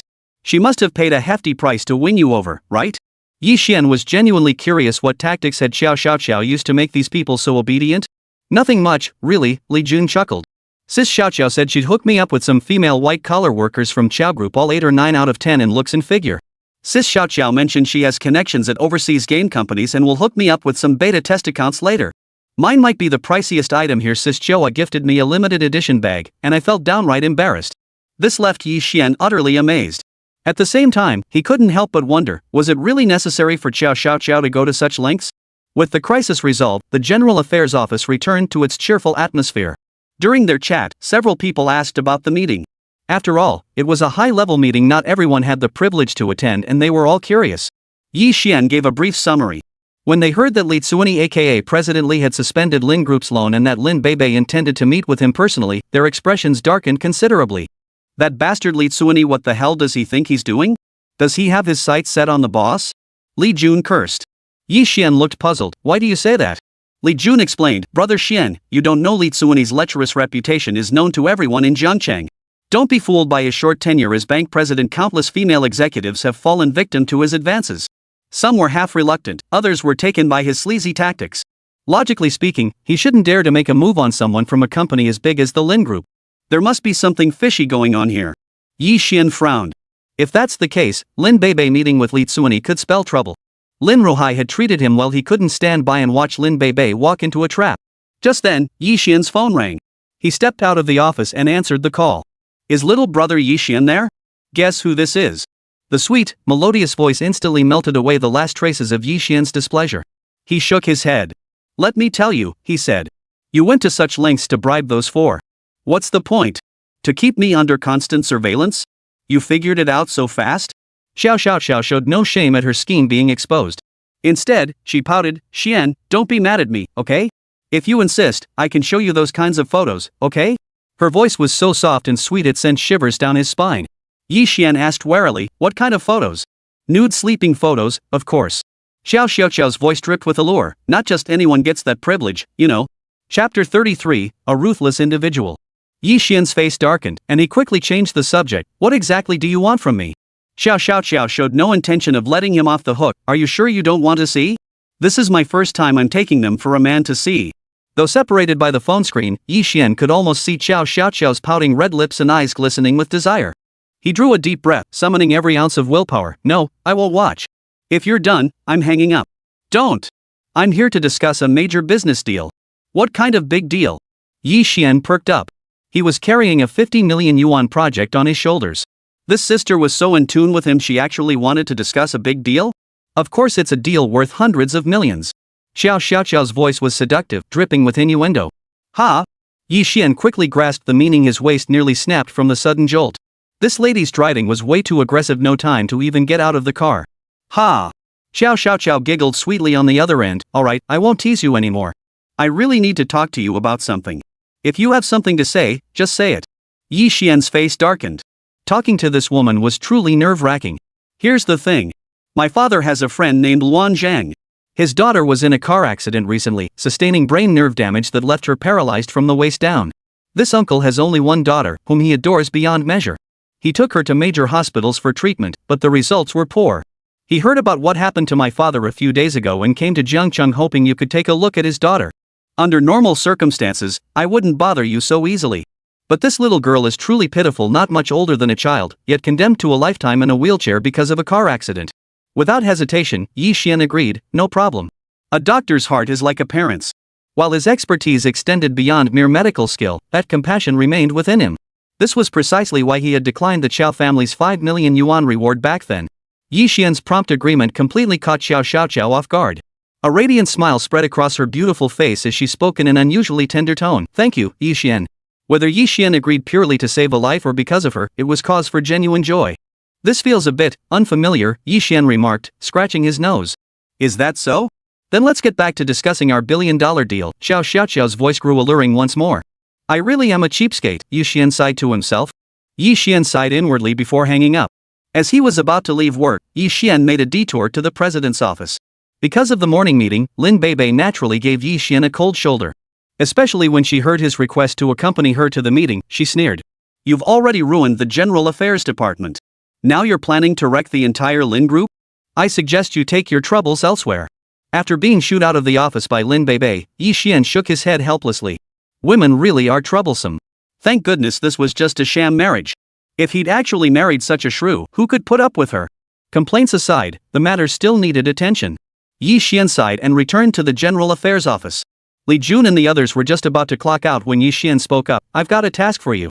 Find out where and when Lin Beibei and Li Tsuani are meeting. Can you handle it? This. Li Jun looked troubled. This little thing is difficult? Yi Xian frowned. It's not that. Li Jun stammered, but Wang Shan couldn't help but interject. Bro Shen, you don't know the whole story. The boss lady's got her eye on Jun and keeps asking him out to dinner. Thing is, Jun's not too keen on it. Hearing this, Yi Xian patted Li Jun on the shoulder. Just make a small sacrifice for the greater good. I've seen Lin Beibei's secret technique, it's actually pretty decent. Bro Xian, you call that pretty good? Li Jun whined, his face twisted in mock despair. The others couldn't help but burst out laughing. Lin Beibei, the secret technique in charge of scheduling, had the looks and figure of a female version of Ruhua. But it was her exceptional work skills that had pushed aside all competitors and landed her a spot in the president's office. The thought of going on a date with such an extraordinary woman made Li Jun want to die. Superficial? No way. Inner beauty is true beauty. Yi Xian blurted out with deadpan seriousness. Well, I'd rather be shallow then. Li Jun picked up the phone with resignation, forcing a smile. Lily? I just wanted to treat you to dinner and ask about something. Soon, Li Jun hung up the phone and turned to Yi Xian, 6:30, Jingda Tea House, room 301. Yi Xian glanced at the wall clock, which read 5:30. You'll finish work at 6. Here's your task, stall Lin Beibei for half an hour so she can't make it on time. This. The four exchanged glances. The entire corporation knew how crucial the upcoming meeting was for the company. Forget half an hour if they waste even a single minute of Lin Beibei's time, she'll skin them alive. Brother Xian, you'd better find someone else for this job. You know how the boss lady is hanging us out to dry would be the least of our worries. Yeah, stirring up trouble now would be nothing short of suicide. The group shook their heads in unison. Why did you have to confront her head-on? Couldn't you have used some other means? Yi Xian raised an eyebrow. Just slash her tires. Without wheels, let's see how she gets to the meeting. During rush hour, she won't even get a cab. The four men's eyes lit up, but Li Jun quickly shook his head. The company has official vehicles. They'll just send one. Then let's take the tires off the company car too. Yi Xian waved his hand decisively. The four sucked in sharp breaths, their gazes toward Yi Xian shifting. He's ruthless. The president's vehicle and company cars had a dedicated parking lot. Rarely used, it posed little risk of discovery. After weighing their options, the four agreed. The five split into two groups. Yi Xian headed to Jingda Tea House, while the other four, armed with tools, went straight to the parking lot. Meanwhile, in the president's office, Lin Beibei glanced at her watch, gathered her documents, and stood up. She was always punctual about leaving work, almost without exception. But today, she needed to leave a little early. For tonight's event, she had contacted a security company run by a friend. She was heading over now to select several bodyguards to handle security for the evening. As for Li Tsuani's character, did he really think I was naive enough to believe he'd come all this way just to accompany me to the meeting? Lin Beibei pursed her lips and headed toward the parking lot. Chapter 34. As Lin Beibei approached her Ferrari, she froze in shock. 3 men and 1 woman were gathered around her car. Li Jun was huffing and puffing as he operated the jack. Sun Ming and Wang Shan didn't wait for the vehicle to be fully raised. They deftly grabbed tools and began removing the tires. Before Lin Beibei could stop them, the 2 rear tires of her Ferrari were already in Sun Ming and Wang Shan's arms. All done, let's roll. Li Jun waved his hand, ready to leave, when suddenly, they felt a bone-chilling coldness behind them. Instinctively turning their heads, they all froze in shock. Big sister. The 4 men felt their tongues twist, their speech slurring. You 4. Who's going to explain this to me? Lin Beibei's face was as cold as ice, causing the surrounding temperature to plummet. The group couldn't help but shiver. You and I. Wang Shan and the others were momentarily blank, instinctively turning to Li Jun. He discreetly wiped the sweat from his palms and forced a smile. Big sis, your tire's flat. We took it off and brought it to the repair shop for you. That's right, the tire's flat. We just happened to see it. The 3 nodded mechanically. There's a repair shop right next to the company. We'll be back in a bit. Li Jun shot the trio a look, making a move to slip away. But Lin Beibei blocked his path. You think I'd believe that? The chill emanating from Lin Beibei grew more intense. 10 seconds. 10, 9, 8. As the countdown ticked down, beads of sweat formed on their foreheads.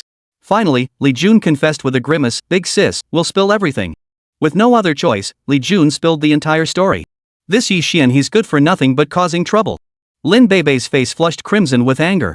What a despicable trick, dismantling the tires. How could that bastard even think of something so vile? Big sis, please don't be angry. Brother Xian was just worried about your safety. Before Li Jun could finish, Lin Beibei snapped, shut up. At a time like this, you're still defending that idiot? Who's driving? Get me to Jingda Tea House now. After all this delay, it was nearly 6 o'clock. She was terrified Yi Xian might do something reckless. If that happened, the Lin group would be in real trouble. Big sis, I'll drive you. Li Jun had no choice but to grit his teeth and agree. The car started moving. Under Lin Beibei's murderous glare, Li Jun sped toward Jingda Tea House at top speed. Inside Jingda Tea House, a short, stocky middle-aged man was scanning the room. This man was none other than Li Tsuani. In his hand was a pinhole camera. After a moment's inspection, Li Tsuani placed the camera inside a flower pot opposite the sofa. This was the optimal filming position. Everything on the sofa would be captured clearly. After completing the setup, Li Tsuani rubbed his hands together excitedly, his face twisted into a lecherous grin. He had defiled at least 800 women, if not 1,000, but compared to Lin Beibei, they were nothing but common, vulgar women.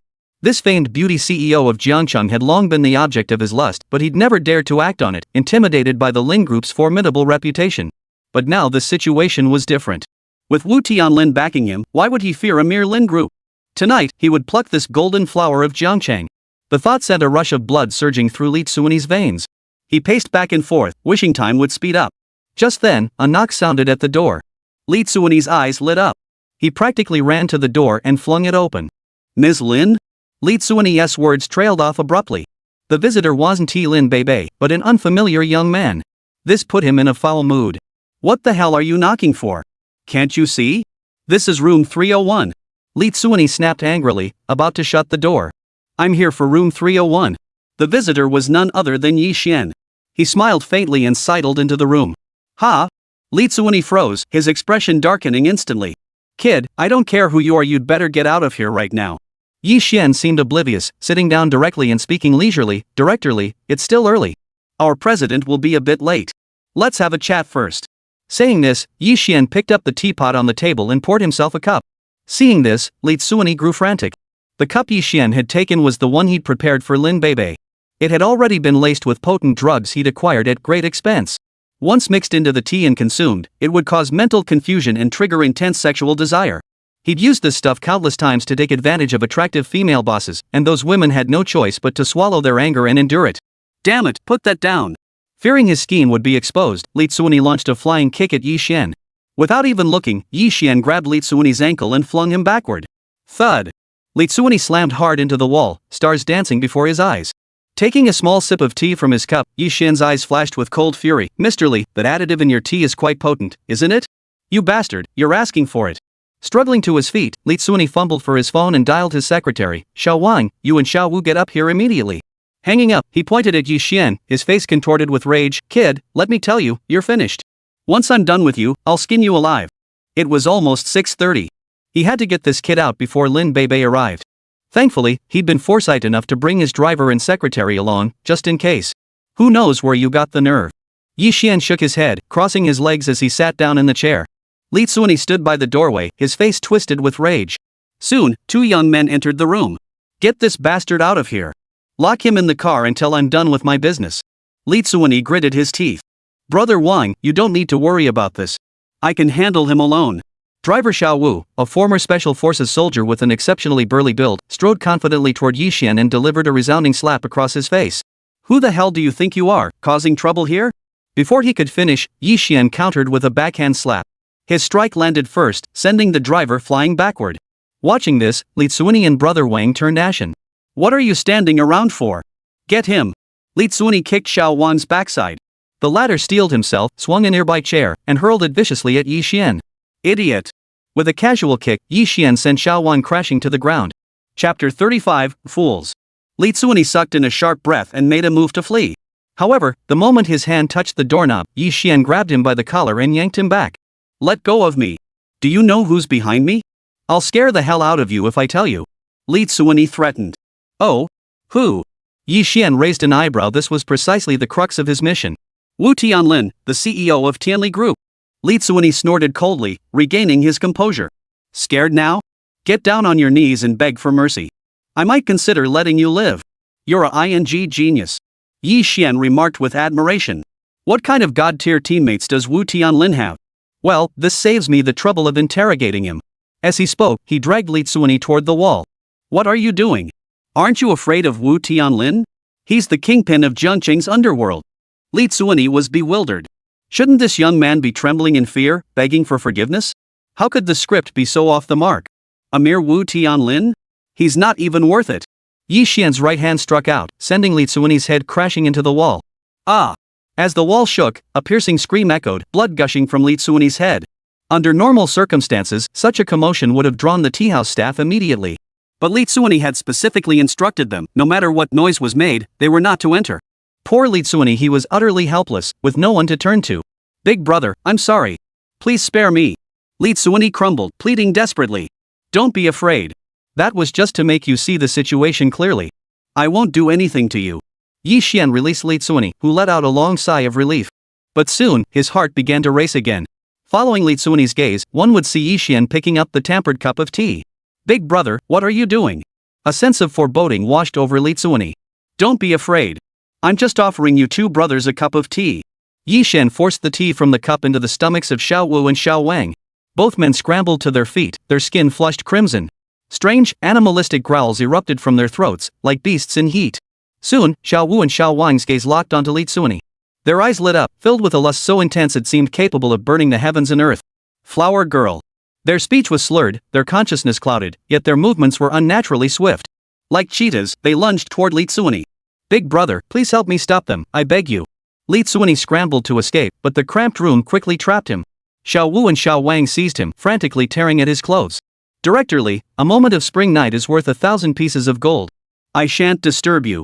Yi Xian stepped out and closed the door. Get off me, you two. I'm Li Tsuweni. Do you want to die? No, don't touch there. Ah! Piercing screams echoed relentlessly, sounding like a pig being slaughtered. Despite the room's decent soundproofing, the outside world could hear every agonized cry with crystal clarity. Evidently, the scene inside was incredibly intense. Recalling the driver Xiao Wu's burly build, Yi Xian couldn't help but feel anxious for Li Tsuweni. Such a burly young man who knew if Li Tsuweni could handle him? Just then, the phone rang. Yi Xian walked to the stairwell and answered it directly. Mr. Luan, I've been informed about your daughter's situation. Where would you like to meet? Alright, then. 7:30 at the Sea Emperor Hotel. The caller was Luan Zhang. Since her disfigurement in the accident, his daughter had refused to see outsiders, so the meeting could only be arranged at the hotel and only the three of them. It was only just past 6:30. An hour would be more than enough for the three inside to settle the matter. After hanging up, Yi Xian heard hurried footsteps echoing down the hallway. The rapid pace betrayed the visitor's anxious state. He instinctively glanced over and recognized the figure as Lin Beibei, who was carrying a pair of high heels. She hadn't even waited for the elevator, clearly impatient. Behind her was Li Jun, who winked and gave Yi Xian a knowing look. Damn it, looks like they caught him red-handed. Yi Xian raised an eyebrow, about to speak, when Lin Beibei blurted out first, "Where's Li Tsuweni? Where is he? Did you hit him?" Her words came rapid fire, like a string of firecrackers, her gaze practically devouring Yi Xian. "He's inside. I barely laid a finger on him." Yi Xian shrugged. He'd only given the old man a couple of swats, saying he hadn't really laid a hand on him wasn't exactly untrue. Lin Beibei couldn't discern the nuance in his words. Without pausing to think, she dashed toward room 301 at top speed. Just as Lin Beibei was about to open the door, Yi Xian stopped her. "I advise you not to open it. Otherwise, you'll regret it." Yi Xian flashed a meaningful smile. Hearing the blood-curdling screams echoing from inside, Lin Beibei's brows furrowed. "Let go." Shaking Yi Xian's hand off, Lin Beibei opened the door and witnessed a scene she would never forget. The sight of sweat and passion colliding, souls and bodies intertwining in ecstasy, instantly overwhelmed her mind. Lin Beibei let out a shriek and covered her eyes. Painful to the eyes. Even Li Jun, a grown man, couldn't handle it and nearly threw up. Yi Xian closed the door, shaking his head. "You wouldn't listen. Now you know, huh?" Lin Beibei had no energy to deal with this jerk. Pale-faced, she patted her chest until the urge to vomit subsided. Who were those two men? Who else? Li Tsuweni's driver and secretary. What did you do to them? Do you realize this is a crime? Once Li Tsuweni wakes up and reports it, even the Lin family won't be able to protect you. Lin Beibei wanted to punch this idiot right in the face. Not only did he screw up the Lin Group's loan, but he also ruined his own future. Don't exaggerate. I just made Li Tsuweni's secretary and driver drink the tea he'd prepared in advance. Yi Xian gave Lin Beibei a piercing look. She froze, a chill instantly running down her spine. It was obvious the tea was meant for her. The upcoming meeting would undoubtedly be just her and Li Tsuweni alone. Even with bodyguards on standby, she'd likely be caught in the crossfire. That bastard. I never imagined he'd be this bold. Lin Beibei clenched her fists tightly. Chapter 36, Not for money. Even if that Li guy is despicable, you can't do this. Lin Beibei massaged her temples. In the business world, one has little control over their own fate. No matter how despicable Li Tsuweni was, as long as he hadn't caused any real harm, she had no choice but to swallow her pride and accept it. Yet Yi Xian's actions had left no room for reconciliation. Don't worry too much, Yi Xian reassured her. There's always a way out. The loan situation will turn around eventually. Once we get our hands on that video footage, we won't have to worry about Li Tsuweni pulling any more tricks. Easy for you to say. If it were that simple, would I have gone out of my way to meet with that bastard Li Tsuweni? Lin Beibei suddenly remembered something and said sternly, I'm warning you, don't you dare ask Xiao Xiaoqiao for help. I never even considered it. Yi Xian shrugged, a playful smile playing at the corners of his mouth. From what I can tell, you seem to harbor quite a bit of hostility toward Xiao Xiaoqiao, don't you? You're overthinking it. Xiao Xiaoqiao is our client. If we bother her with such trivial matters again, it would only make Lin Group look incompetent. Lin Beibei snorted coldly. As for whether she meant it or not, only heaven knew. Take me back. Lin Beibei instructed Li Jun. With things having come to this, staying any longer served no purpose. She turned and walked away. Xian, let's go. Li Jun shot Yi Xian a glance and hurried after her. Yi Xian withdrew his gaze. Hearing the room fall silent, he pushed open the door and stepped inside. The fight was over. Xiao Wu and Xiao Wang lay sprawled on the sofa, their consciousness still hazy. Li Tsuweni lay sprawled on the ground, his face twisted with humiliation, two long trails of tears streaking down his cheeks. He wasn't weak enough to cry, it was simply unbearable pain. The sight of Yi Xian instantly filled Li Tsuani's vacant eyes with blazing fury, as if he wanted to devour Yi Xian. Yet his bones felt like they were about to fall apart from the beating, leaving him utterly too weak to speak. Don't get so worked up, Mr. Li. Opposite-sex relationships are just for procreation. Same-sex love is the real deal. I'm just helping you see the truth. Yi Xian flashed a bright smile, walked to the flower pot, and retrieved the pinhole camera. I'll keep this for you, Director Li. If you ever want to relive the experience, I can make you a copy, no problem at all. With that, Yi Xian exited the room. After a long while, Li Qunyi's hoarse voice erupted in a furious roar. Lin Group. I'm not done with you yet. The rage-filled voice startled both Xiao Wu and Xiao Wang awake on the sofa. Seeing this, Li Tsuani's face instantly drained of color. He grabbed the clothes on the floor and held them protectively in front of him. Stay away from me. His face twisted with terror as he stumbled backward, one hand clutching his rear. He looked like a lamb encountering a hungry wolf. Xiao Wu and Xiao Wang gradually came to their senses. Staring at the completely naked Li Tsuani, they were utterly dumbfounded. But as their memories returned, a flood of images surfaced, turning both their faces pale. They were on the verge of vomiting up last night's dinner. The 6 pairs of eyes locked in an awkward, sickening stare. Xiao Wu and Xiao Wang opened their mouths, utterly at a loss for words. Were they supposed to say, Mr. President, we accidentally stabbed you in the ass? Li Tsuani opened his mouth too, ready to explode, but managed to hold back. What the hell reason did he have to get angry? Was he supposed to say, I treated you like my underlings, and you actually slept with me? The 3 fell silent, each silently picking up their clothes and dressing. You two get the hell out of here. The psychological trauma was too immense to bear looking at them. Li Tsuani shooed them both out. Then, he pulled out his phone and dialed a number. Mad dog, send me some tough enforcers. I need to take someone out. The murderous intent in his voice was palpable even through the phone. My dear Director Li, what's gotten into you? Why so angry? Mad dog asked curiously. Don't even mention it. Just thinking about it made Li Tsuani's face turn green. Being slept with by 2 grown men? That was an utter disgrace. Cut the crap. Wu Tianlin explicitly ordered you to cooperate fully with me, don't you understand? Li Tsuani snapped. Mad Dog was the leader of the Qinglin gang and Wu Tianlin's newest recruit. Having lost the small knife society and figures like Scarface, Wu Tianlin had no choice but to resort to this desperate measure. Don't worry, Director Li. I've got plenty of tough guys. I'll send 20 brothers right now for your command. Is that acceptable? Fine. I want to see them within 10 minutes. Li Tsuani hung up the phone, his face twisted with unrelenting venom. Kid, you think you can blackmail me with that tape? You're delusional. Once I get that tape back, I'll have 20 burly men give you a proper welcome. As for the Lin family, don't even think about getting a single penny from me. Not only that, I'll collude with other banks to force you into early loan repayment. Then I'll make Lin Bebe beg on her knees at my bedside. At the thought of that scene, Li Tsuani let out a savage grin. Meanwhile, Yi Xian arrived at the Sea Emperor Hotel, just a 10-minute walk from the Jingda tea house. Luan Zhang had been waiting at the entrance for quite some time. Spotting Yi Xian, he approached warmly, his tone respectful. Is this divine physician Yi? I am Luan Zhang. Mr. Luan, you flatter me. I dare not claim the title of divine physician. Yi Xian shook his head slightly. You're too modest. Brother Ding Tian told me it was your miraculous skill that brought him back from the brink. Luan Zhang paused, his face brimming with anticipation. I'm still relying on your help regarding my daughter's situation. Rest assured, I won't let your efforts go unrewarded. Whatever you require, just name it.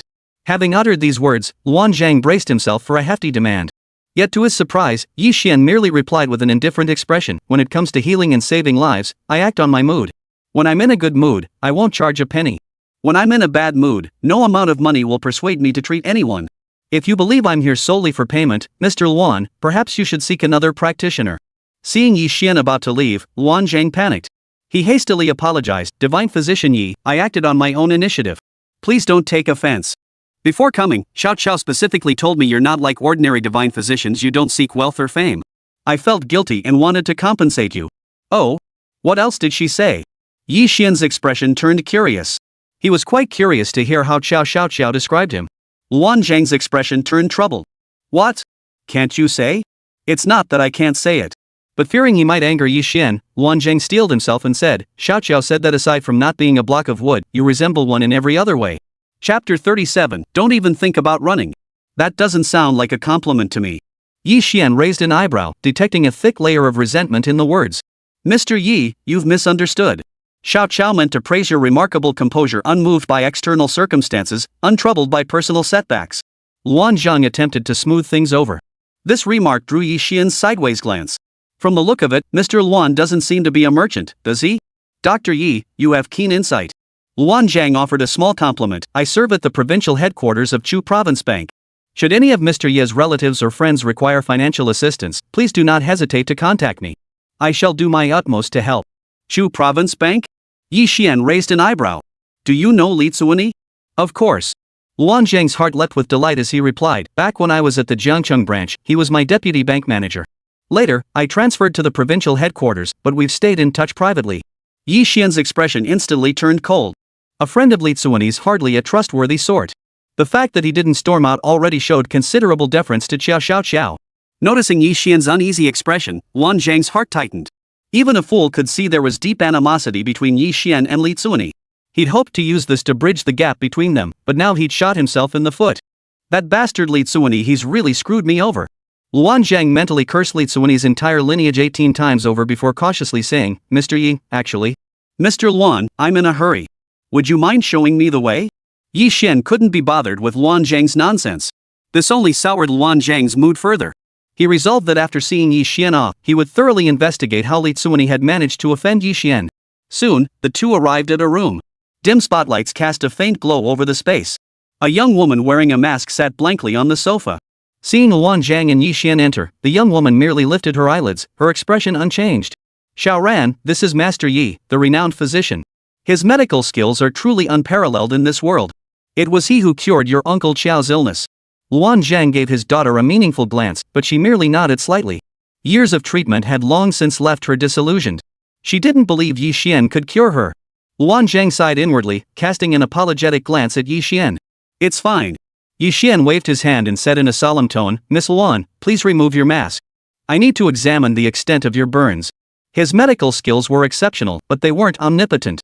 If the burns were too severe, it would inevitably affect the treatment outcome. Luan Ran paused for a moment before finally removing her mask.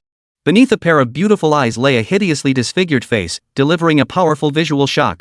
If seen at night, one might mistake it for a ghostly apparition. Dr. Yi, is there any hope for my daughter? Seeing Yi Xian's silence, Luan Zhang asked anxiously. It's manageable. Just a few herbs are needed. There's an apothecary nearby, go procure them. Yi Xian had Luan Zhang fetch paper and ink, wrote down the names of the herbs, and handed them to him. As the door closed with a soft click, only Yi Xian and Luan Ran remained inside. The two sat in silence for about 5 or 6 minutes. Suddenly, a frantic pounding on the door echoed through the room. Yi, open the door this instant. You're not getting away today. Li Tsuani's voice rang out. This guy sure got here fast. Yi Xian let out a playful smile. He glanced at Luan Ran, about to instruct him to put his mask back on, when Li Tsuani's voice rang out again, playing hide and seek, huh? Break it down. As soon as he finished speaking, the door began to bang loudly. Within seconds, the door was forced open. 20 burly men wielding clubs stormed in, surrounding Yi Xian and Luan Ran on the sofa. Li Tsuani brought up the rear. Fixing Yi Xian on the sofa with a vicious grin, he sneered, Kid, you think not opening the door means this is over? You've crossed me, and you still have the nerve to come here on a date with your lover? Damn it! His peripheral vision caught Luan Ran beside the sofa, and he gasped in shock. The others sucked in cold breaths too. You got such a twisted taste? This S in such a state, and you still can't keep your mouth shut? Li Tsuani whistled in astonishment. Before Yi Xian could respond, Luan Ran stood up angrily beside him. Uncle Li, how could you speak like that? You little actually know me? Don't go saying I slept with you. Li Tsuani was startled. I'm Luan Zhang's daughter, Luan Ran. Luan Ran's chest heaved with rage. You're Luan Ran? Li Tsuani froze for a moment, then burst into laughter. You little, this kid taught you to talk like that, didn't he? If you're Luan Zhang's daughter, then I'm his father.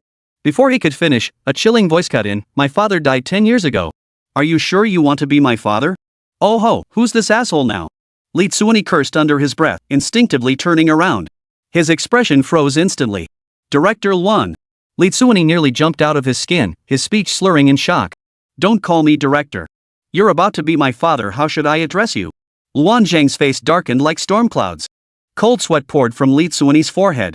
Luan Zhang was the deputy president of the Central Bank of Chu Province, a strong contender for the next president, with deep-rooted connections. Getting rid of him would be easier than easy. President, this is all a misunderstanding. I truly had no idea this would be your daughter. Li Tsuani hastily apologized, then turned his gaze to Yi Xian. If we're talking about the real culprit, it's this guy. He knew Xiao Ran's identity but deliberately kept it hidden. His intentions are utterly despicable. President, we can't let someone like this off the hook. Hand him over to me, I'll beat him so badly his own mother wouldn't recognize him. Though he didn't know why Yi Xian knew Luan Zhang, the man's presence here was undoubtedly tied to the Lin Group's loan. He wouldn't give him any leeway. Smack! Yi Xian clapped his hands, a faint smile playing on his lips. Well now, what a masterful twisting of the truth and slander. Mr. Luan, your subordinates are truly a talented bunch. Luan Zhang's face strained as Yi Xian's gaze fell upon him. Without a second thought, he lashed out with a backhand. Smack! Li Tsuani's cheek swelled red. He was stunned. Director Luan, why would you hit me?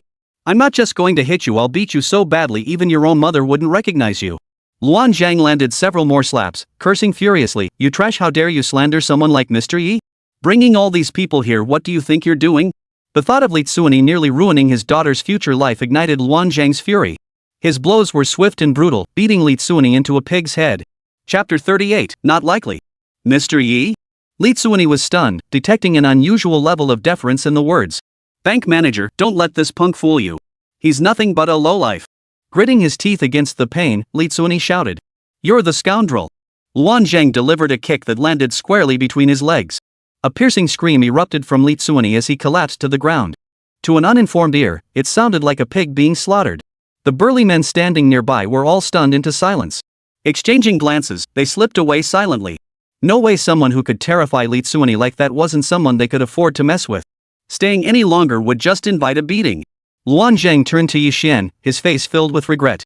Mr. Yi, as deputy bank president, I cannot escape responsibility for such a disgraceful employee at our Chu Province Bank. Rest assured, I will handle this matter thoroughly and to your complete satisfaction. Yi Xian shook his head slightly. Don't rush to make promises, President Luan. This man's crimes are far more heinous than you imagine. First, he deliberately obstructed the Lin Group by withholding loans. Then, during the meeting with our president, he laced the tea with drugs, harboring sinister intentions. Fortunately, I uncovered it in time. Otherwise, the consequences would have been unimaginable. Hearing this, Luan Zhang's face turned green. He had long heard from Xiao Dingtian that Yi Xian and the Lin Rohai family were on exceptionally good terms. Li Tsuani's actions were utterly unforgivable. Li Tsuani, you're fired. Get out now. At those words, Li Tsuani collapsed to the floor, his face deathly pale. It's over. Everything is ruined. Without his position as bank president, he was worth less than Wu Tianlin's lapdog.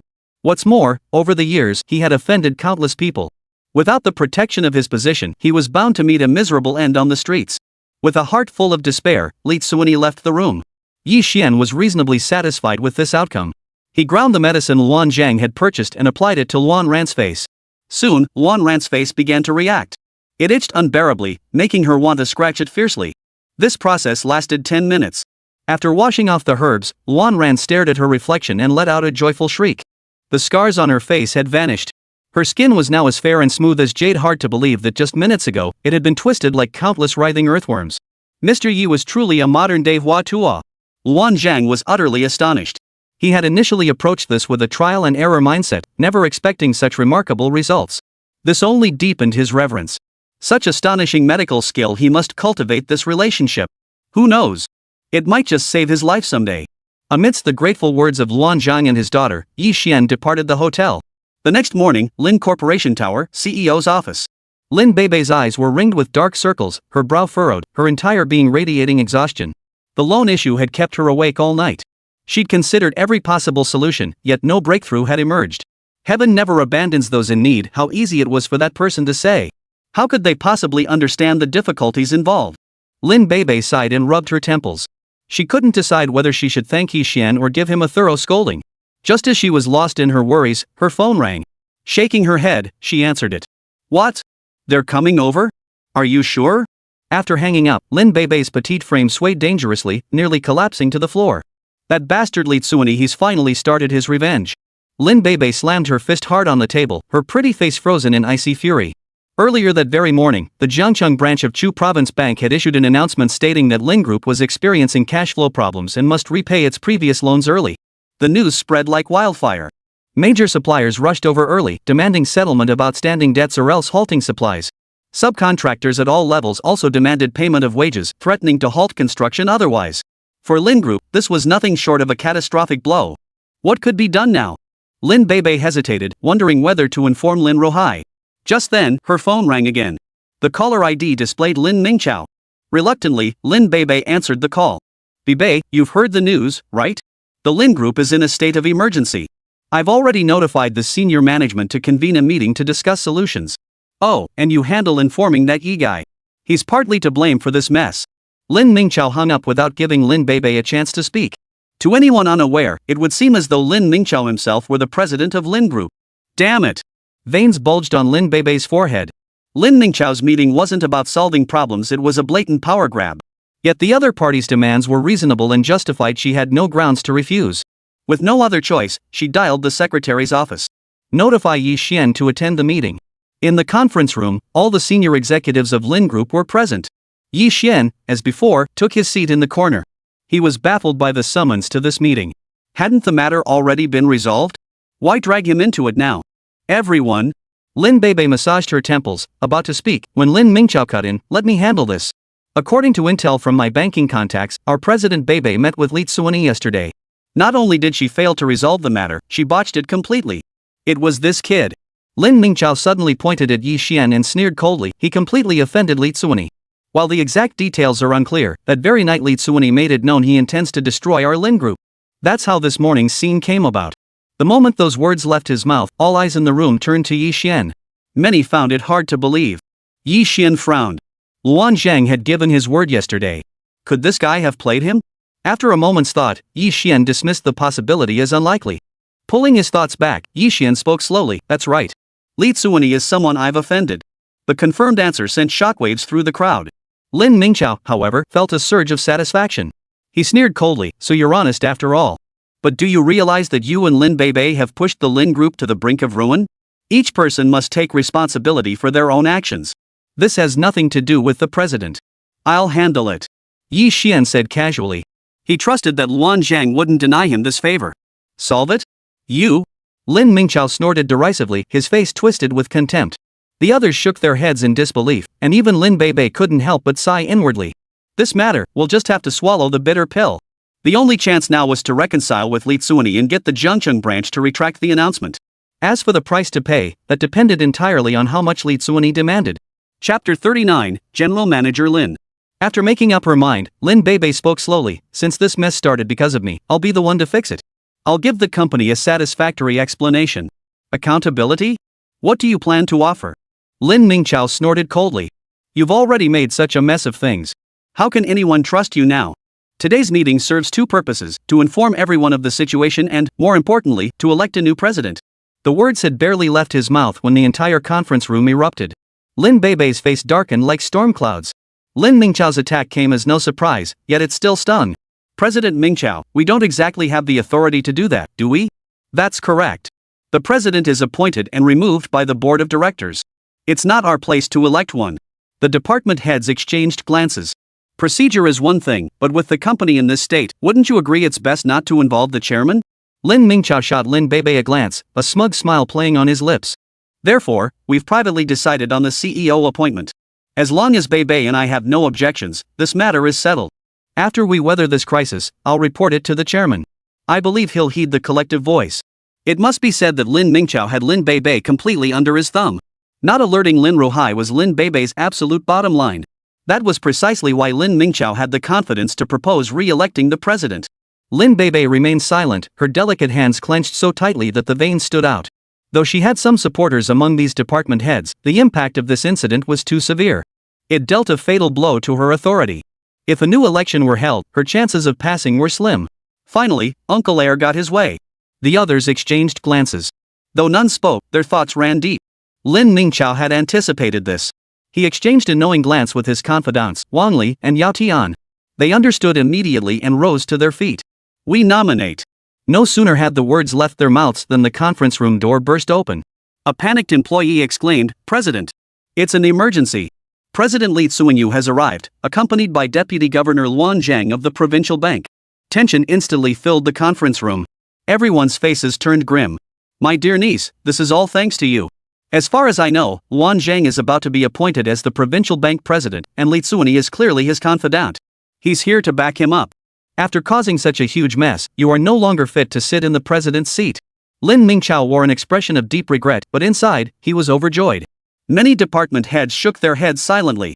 Lin Beibei truly bore undeniable responsibility for how this situation had unfolded. Though they kept their thoughts to themselves, a hint of dissatisfaction lingered in their hearts. Lin Beibei's face turned ashen. She never imagined things would escalate to this point. With Luan Zhang's involvement, the situation had become considerably more complicated. Watching everyone's reactions, Lin Mingqiao couldn't have been happier. After this incident, his niece's standing had plummeted to rock bottom. As long as he secured the support of the majority of the directors, even Lin Ruhai, as chairman, would find it difficult to force Lin Beibei to remain in this position. The immediate priority now was to entertain Luan Zhang well and establish his own authority. With the balance shifting in his favor, he was confident no one would still support Lin Beibei. With this thought, Lin Mingqiao stood up. Although things have been botched, there may still be a chance to salvage the situation. Since President Luan has come in person, we must find a way to appease him. All department heads, please accompany me to meet President Luan. With that, Lin Mingqiao stepped out of the office. Wang Li and Yao Tian followed closely behind. The ministers exchanged glances, and the vast majority chose to follow. Only a handful remained by Lin Beibei's side. The two sides formed a stark contrast. This filled Lin Mingqiao with immense satisfaction. For so long, he had been thoroughly overshadowed by his niece. Now, at last, he could hold his head high. His excitement quickened his pace, and he soon reached the first floor. Stepping out of the elevator, he spotted Li Tsuani and Luan Zheng standing nearby. Lin Mingqiao led the group in a brisk jog toward them. President Luan, President Li, I am Lin Mingqiao, Vice President of Lin Group. It is truly an honor for our company to have you both here. As he spoke, he caught sight of Li Tsuani's face, swollen like a pig's head. Lin Mingqiao inwardly gasped in astonishment, his heart swelling with wild delight. Needless to say, this was undoubtedly the handiwork of that youngster, Yi Xian. This blow wasn't just to Li Tsuani's face, it struck at the very reputation of Chu Province Bank. Luan Zhang wouldn't let this slide. My dear niece, you're finished. As Lin Mingqiao extended his right hand, Luan Zhang grasped it with both of his face plastered with a smile. President Mingqiao, you're too kind. I've long heard of your reputation. Meeting you today, you truly live up to your name, a man of remarkable presence. Fully aware of Yi Xian's close ties to the Lin Group, he dared not show the slightest disrespect to any of its employees. Unaware of the underlying tension, Lin Mingqiao interpreted Luan Zhang's warmth as genuine favor, his spirits soaring. President Luan, you flatter me. I truly don't deserve such praise. After a few pleasantries, Luan Zhang got straight to the point. Where is your CEO, Mr. Lin? And Yi Xian? Are they in the office? Just as he suspected. Hearing Luan Zhang name the two men right off the bat, Lin Mingqiao became even more certain that Luan Zhang had come to confront him.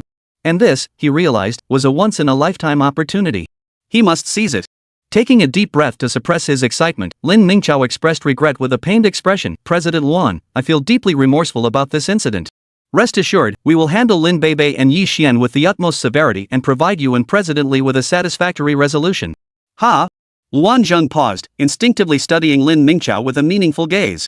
Though he didn't grasp the full meaning behind Lin Mingqiao's words, he sensed this man likely harbored animosity toward Yi Xian. Given that, there was no need for pleasantries. Instantly, Luan Zheng's expression turned cold and stern as he spoke down his nose. Cut the nonsense. Take me to see your CEO Lin immediately. Seems he's quite displeased with his grandniece and intends to handle this personally. Mr. Luan, please follow me. Lin Mingqiao excitedly ushered Luan Zhang and Li Tsuani into the elevator. Meanwhile, in the conference room, Lin Beibei and the remaining department heads were discussing countermeasures. However, none of them could come up with a viable solution. This made the atmosphere in the conference room grow tense. Yi Xian approached from the corner, his expression calm. Mr. Lin, in my opinion, you should meet with President Luan first. The situation may differ from what you expect. Chapter 40, Respect. Lin Beibei frowned, about to retort, when Wu Yingtao spoke up first. Yi Xian, could you please stop stirring things up here? Luan Zhendu himself came here, what else could it be but to confront us? Don't tell me he's here to apologize. Yi Xian shrugged. That's anyone's guess. At this remark, several ministers burst into angry laughter. The personnel minister couldn't help but retort, you certainly have the nerve to say that. Too bad you're not Luan Zhang. If you were, we wouldn't be stuck here fretting over this. Seeing the tension escalate, Lin Beibei slammed her hand on the table. Enough. Stop arguing. Her gaze fixed on Yi Xian as she snapped, Yi Xian, if you don't understand, keep your mouth shut. You have no idea what kind of standing Luan Zhang holds. Even if the sun rose in the west, he wouldn't apologize to our Lin group. Before she could finish, the conference room door burst open as a group entered. Leading the group was none other than Luan Zhang. Trailing a step behind, Lin Mingqiao bellowed, Lin Beibei. Yi Xian. Look at the mess you've made. Apologize to President Luan and President Li this instant. Before he could finish, Luan Zhang cut him off coldly, showing no mercy. Is this any of your business? That icy demeanor sent a chill through Lin Beibei and the others. Needless to say, this fury was directed at them. Lin Mingqiao was merely caught in the crossfire. The others in the conference room all shared this thought. Turning back, Luan Zhang swept his gaze around the room, quickly locking onto Yi Xian. Amidst the astonished gazes of the others, his expression turned exceedingly respectful. Just as he was about to greet Yi Xian, he saw Yi Xian shake his head slightly. Luan Zhang, ever the shrewd operator, instantly grasped the meaning. He promptly inquired, "May I ask which of you is President Lin Beibei?" Lin Beibei across the table offered a wry smile and steeled herself to step forward. "President Luan, that would be me." As she pondered how to defuse the situation, she hadn't anticipated Luan Zhang extending both hands in a gesture of greeting. "Ha!" Everyone froze in surprise. Wasn't that gesture a bit too humble? What followed left them stunned once more.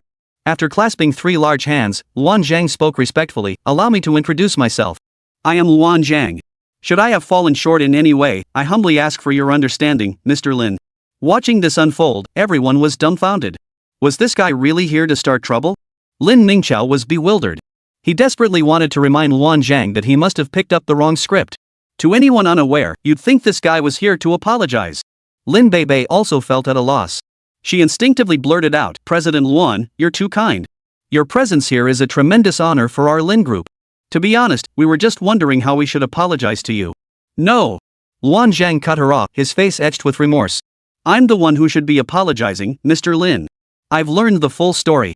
That bastard Li Tsuani is nothing but scum. Dealing with him is a certainty. But causing such trouble for Lin Group and you, Ms. Lin, is entirely my failure. I humbly ask for your magnanimity." He shot a cold glance at Li Tsuani standing behind him and snapped, "What are you standing there for? Come apologize to Mr. Lin immediately. If you don't earn his forgiveness, just wait and see what I'll do to you." Li Tsuani scrambled over. Under the stunned gazes of everyone present, he dropped to his knees with a thud, sobbing bitterly. "Mr. Lin, I was blinded by my own stupidity and acted recklessly, causing you such immense harm. I beg you, Mr. Lin, to give me a chance to redeem myself." As he spoke, Li Tsuani began slapping himself hard across the face. The sharp smacks echoed repeatedly, the ferocity of his blows making everyone wince in sympathy. Of course, what shocked them even more than this was Li Tsuani's attitude. The Li Tsuani they knew was supremely arrogant. Yet here he was, kneeling and tearfully begging for forgiveness. Even Lin Beibei felt a sense of unreality, wondering if this scene before her eyes was some kind of illusion. Seeing Lin Beibei's silence, Luan Zhang feared her anger hadn't subsided. His heart tightened, and he hastily apologized, "Ms. Lin, it's entirely my fault for failing to manage him properly, allowing things to escalate to this point. Rest assured, as compensation, we will provide a long-term low-interest loan of 100 billion yuan. Should further needs arise in the future, we can arrange additional funding.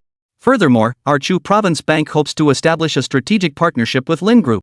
If you're open to it, we're ready to discuss this matter at any time." The moment these words left his mouth, the entire room erupted in a roar of astonishment. Incredulity was written across every face, though their thoughts varied greatly. Wu Yingtao and his allies were naturally overjoyed, while Lin Mingqiao and his supporters felt as though they'd lost their parents. How could this be? Lin Mingqiao raged inwardly. The deputy governor of the provincial bank personally coming to apologize? It was utterly preposterous. After a momentary daze, Lin Beibei flashed a faint smile. "President Luan, this isn't the place for a conversation. Why don't we go to my office?" Lin Beibei exhaled a long breath of relief. Her emotions felt like a roller coaster ride plunging from heaven to hell, then soaring back up to heaven. Yet amidst her relief, doubt dominated her thoughts. Why was Luan Zhang being so deferential and offering such generous compensation terms? It defied all logic. "I imagine you have many matters to attend to, Ms. Lin. I won't disturb you further. Regarding the cooperation, please have your secretary contact me at your convenience. I'm available anytime." Luan Zhang led Li Tsuani away. Seeing this, Lin Mingqiao immediately followed, his face plastered with flattery. "President Luan, allow me to escort you." He was certain that somewhere along the line, something had gone wrong, giving Luan Zhang incorrect intelligence. He intended to recount the entire sequence of events, exposing the misdeeds of Lin Beibei and Yi Xian.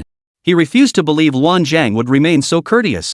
Yet, to his surprise, Luan Zhang merely gave him a cold, dismissive glance. "Lin Mingqiao, huh?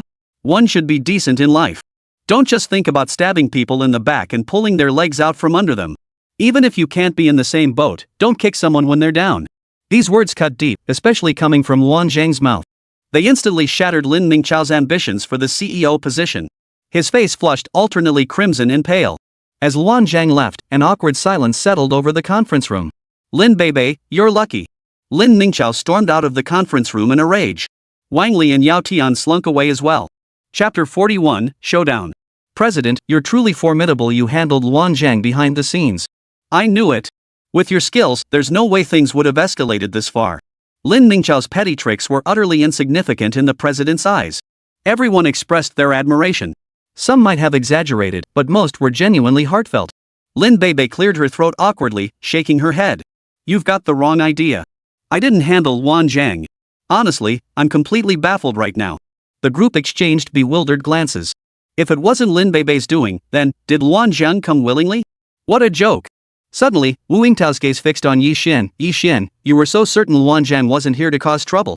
Did you hear some news? Or, could Luan Zhang's arrival have something to do with you? Everyone, including Lin Beibei, fixed their eyes on Yi Xian. They suddenly recalled Yi Xian's earlier words. Yi Xian shrugged and replied, I was planning to surprise you all. Since I've been found out, I might as well come clean. Hearing this, Lin Beibei's delicate hand clenched unconsciously. Could it really be this guy? The thought barely formed before Yi Xian's next words dispelled it. That's right. Luan Zhang came to apologize because of me. The reason is simple, I did him a favor, and this is his way of repaying me. The injuries on Li Zuani's face? They had nothing to do with me. Luan Zhang personally inflicted them. I was right there when it happened. Hey, wait. I'm telling the truth. Look, this is the message Luan Zhang just sent me, asking if I'm satisfied with how he was dealt with. Everyone dismissed Yi Xian as bragging and shook their heads as they left the conference room. Lin Beibei also stood up, her expression filled with disappointment. Yi Xian, I don't expect you to be the most diligent worker, but could you please stop this habit of exaggerating? This isn't the first time you've done this. When Nan Lang was killed, you claimed it was your doing too. But what really happened? Lin Beibei shook her head, growing increasingly puzzled inside. First, the complex project fell into the Lin family's lap like manna from heaven. Then, Luan Zhang showed up unannounced to apologize. She couldn't shake the feeling that some hidden force was orchestrating these events. Who was this puppet master? And why were they going out of their way to help the Lin family?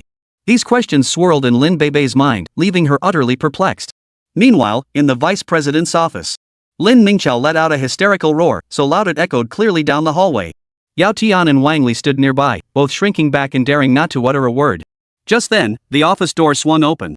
Lin Mingchao snapped his head around, bellowing, "Get the hell out of here." The newcomer was none other than Li Yan. She smiled and exchanged greetings with Wang Li and Yao Tian before stepping up to Lin Mingchao and whispering a few words in his ear. What? Are you sure? The anger faded from Lin Mingchao's face, replaced by boundless elation. Would I lie to you? I went to great lengths to make this happen. Li Yan stood there, clearly seeking praise and reward. Ha, you truly are my wise and capable partner. Lin Mingchao pulled Li Yan into a fierce kiss.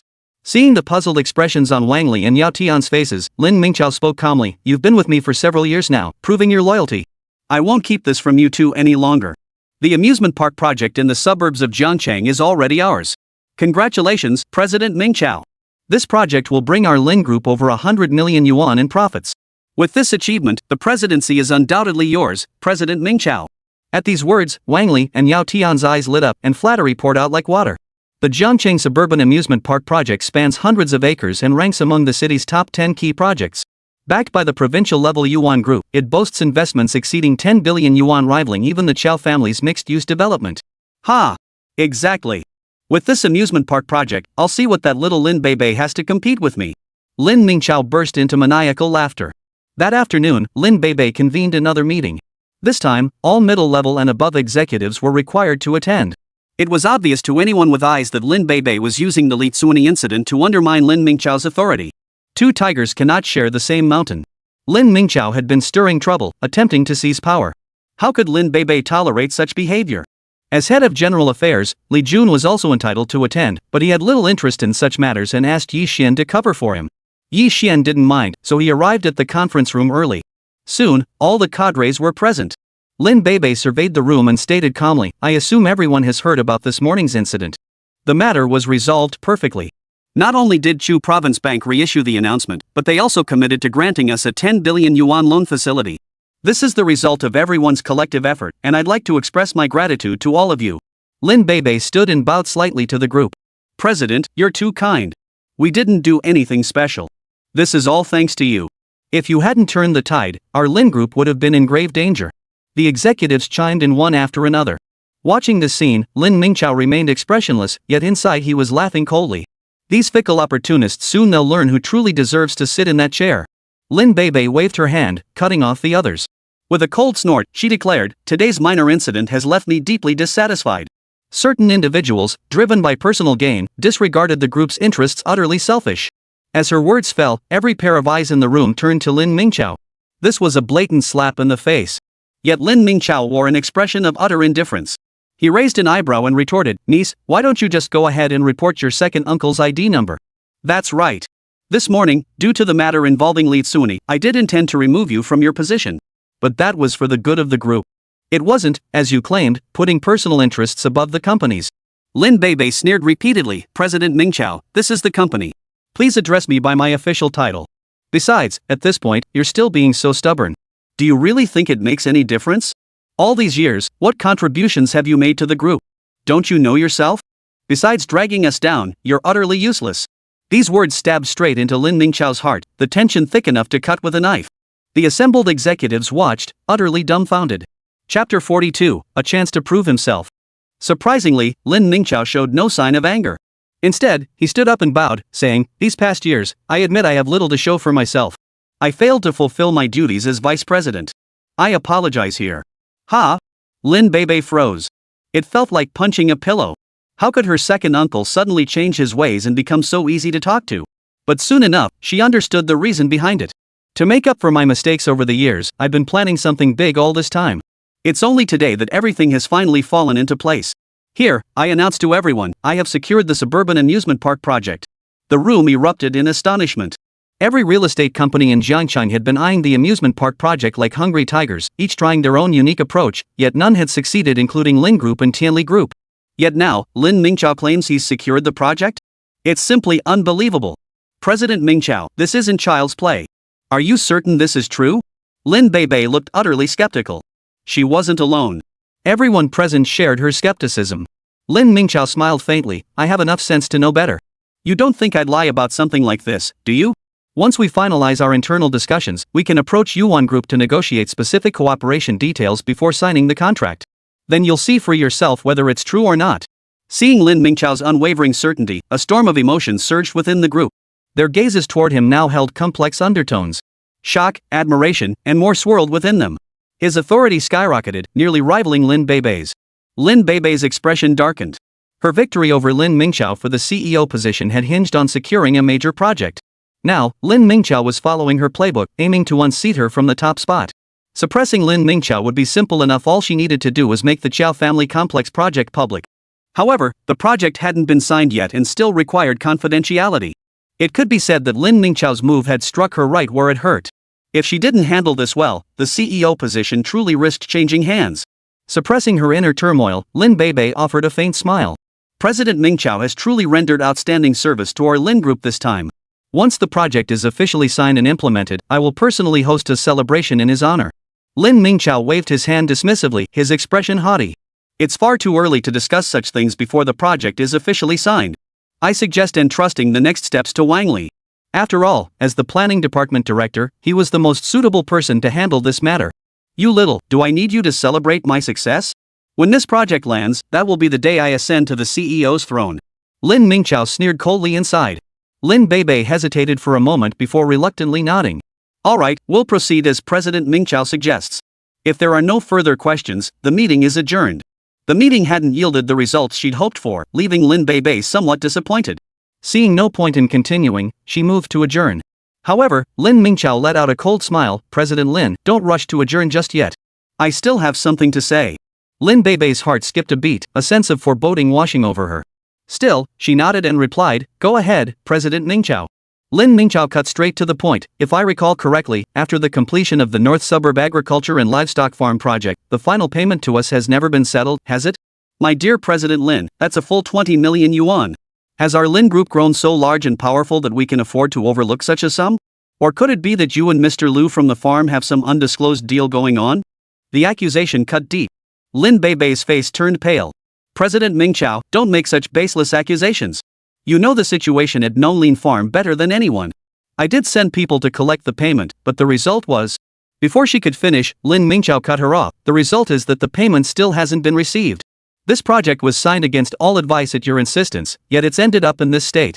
As president, you've committed serious dereliction of duty. If I were you, I'd proactively take responsibility before the board instead of making excuses like this. Lin Mingchao's words came in rapid succession, delivering blow after blow to Lin Beibei. She wanted to counter, but found herself utterly speechless. Lin Mingchao chuckled smugly.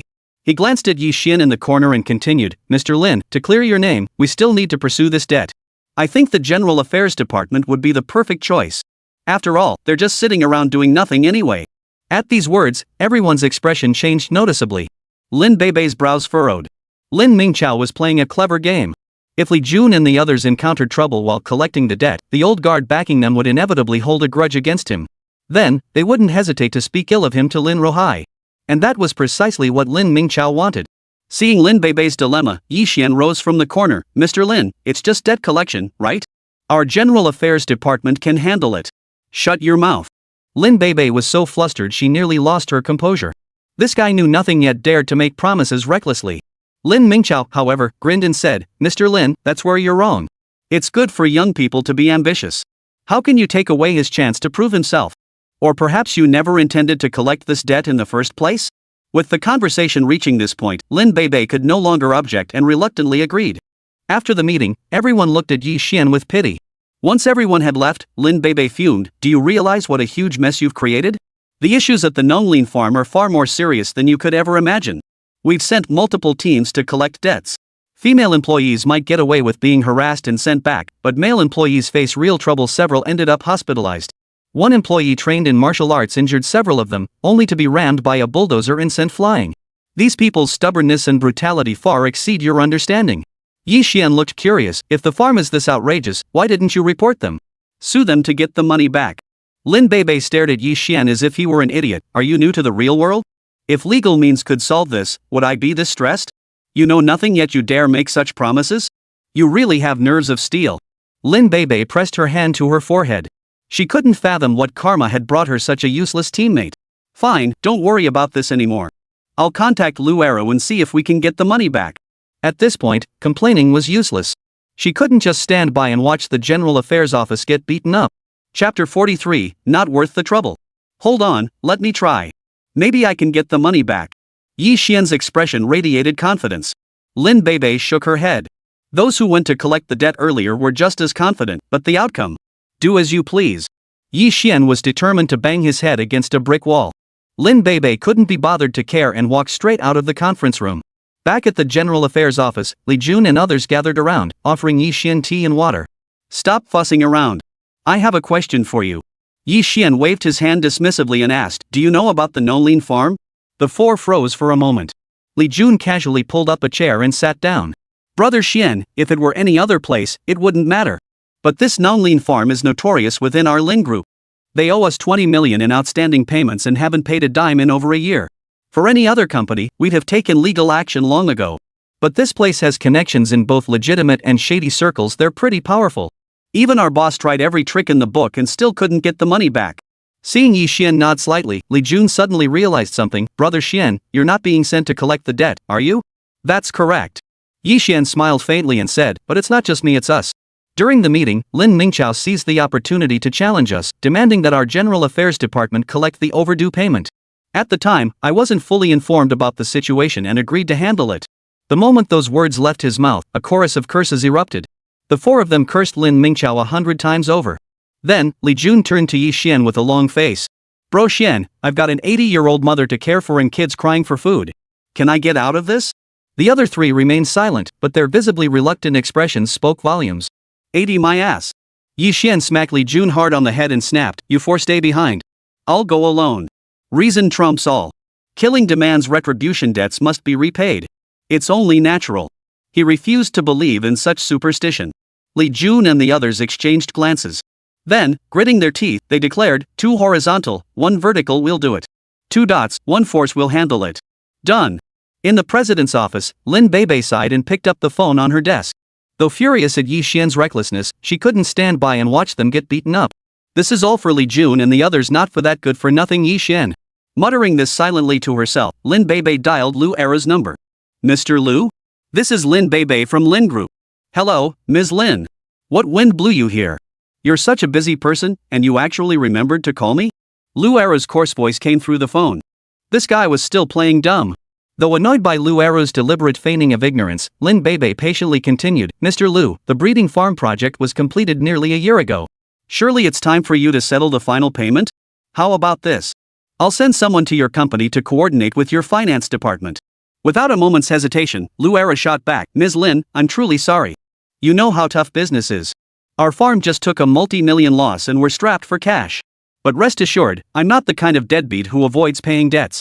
As soon as my finances improve, I'll transfer the final payment immediately. Lin Beibei had heard this line at least 5 or 6 times already. Suppressing her rising anger, she said, Mr. Lu, you said the same thing over half a year ago. Nearly 6 months have passed. You can't keep dragging this out indefinitely, can you? If you keep this up, we'll have no choice but to see you in court. Lu Arrow remained unfazed by the threat, sneering coldly, Is that a threat, Ms. Lin? Believe me, with just one word from me, not a single ton of sand from your Lin group will ever enter our doors. Lin Beibei's face darkened. With over 100 slaughterhouse workers under his command acting as enforcers, the entire northern suburbs fell under Lu Arrow's sphere of influence. And since Jiangqing sand and gravel supplies entered the city via the north suburb highway exit, if Lu Arrow refused permission, those trucks simply couldn't pass through smoothly. Thus, Lu Arrow wielded immense influence over Jiangqing sand and gravel suppliers.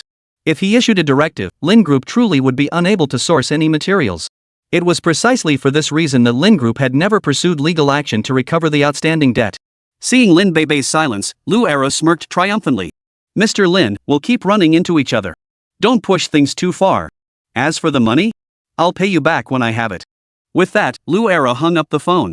That little, thinking she can take me on? She's way too green. In his office, Lu Arrow crossed his legs and muttered to himself before dialing a number. Ming Chao, brother? It's Lu Arrow here. Mr. Lu, I was just about to call you myself. Didn't expect you to beat me to it. Ha! We're on the same wavelength. You wouldn't believe it that little Lin Beibei just called demanding payment, and I shut her down cold. I was calling to warn you about this. The group just had a meeting where they brought up that debt. Barring any surprises, Lin Beibei's debt collectors are already on their way. Oh? What's your plan, Ming Chao? Lu Arrow asked. Simple. Just like last time, give them a good beating. Best case? Send them to the hospital for a year or 2. Lin Ming Chao sneered. No problem, Ming Chao. I'm looking forward to seeing you become president soon. Lu Arrow agreed with a laugh. Ha, I'll take your word for it.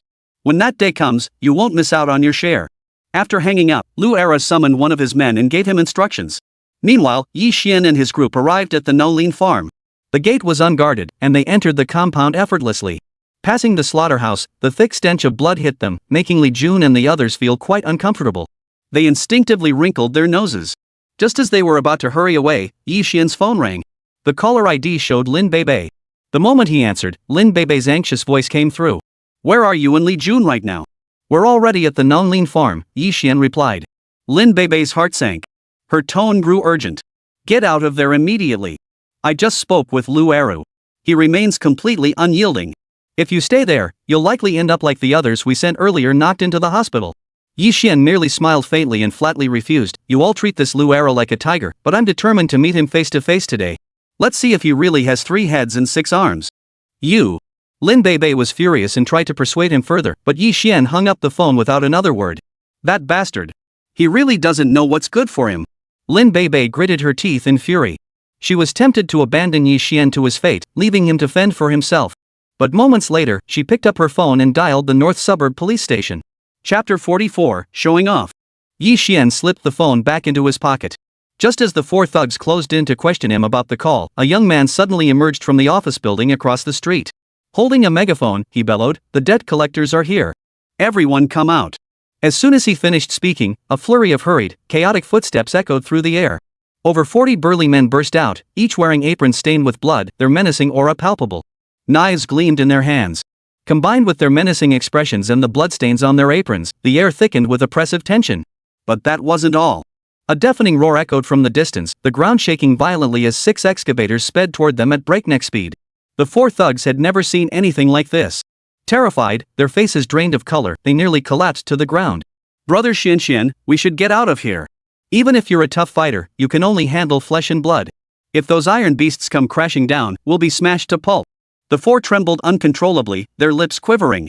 "We came here, so there's no way we're leaving." Yi Xian narrowed his eyes. Amidst the stunned gazes of the 4, he charged into the crowd like a bolt of lightning. "You're asking for it." The butchers were enraged. They swung their blades, hacking at Yi Xian's body. Their intent was clear: to cleave him in two. Yet Yi Xian's figure moved like a ghostly apparition, each blade grazing only the hem of his robe. Thud! Screams erupted. Within mere seconds, over 40 burly men lay sprawled on the ground, utterly incapacitated. The men on the excavators paled. One roared, "Charge together! Crush that brat!" The next moment, a deafening roar filled the air as 6 excavators charged toward Yi Xian at full speed, kicking up clouds of dust. "Brother Xian, watch out!" The 4 thugs' hearts leapt into their throats. Yi Xian remained calm. His right foot kicked out repeatedly, sending 6 knives flying from the ground. With lightning speed, they slammed into the heads of the 6 operators. To avoid trouble, Yi Xian aimed the handles downward, so the 6 men merely passed out. "Bro Xian, you're awesome." The 4 thugs looked at him with pure admiration. The entire fight lasted less than a minute. These guys were taken down cleanly. If they hadn't seen it with their own eyes, they wouldn't have believed it. Enough chatter. Let's find Lu Eru. Yi Xian extracted the information from one of the burly men. Lu Eru was on the top floor of the office building across the street. The 5 of them quickened their pace toward the office building.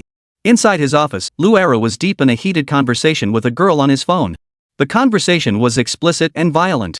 As for what was happening outside, he couldn't care less. This wasn't the first time the Lin Group had come to collect debts. As for the outcome? Without exception, they'd all ended up in the hospital. This time, however, Lin Mingqiao had specifically instructed them to be extra brutal. So he dispatched 6 excavators, confident they'd give the visitors some special attention. Lily, tiger brother. Lu Eru flashed a lecherous grin, about to get cozy with the girl. At that moment, the office door was kicked open. Lu Eru flew into a rage. He whipped his head around and bellowed, "Who the hell wants to die?"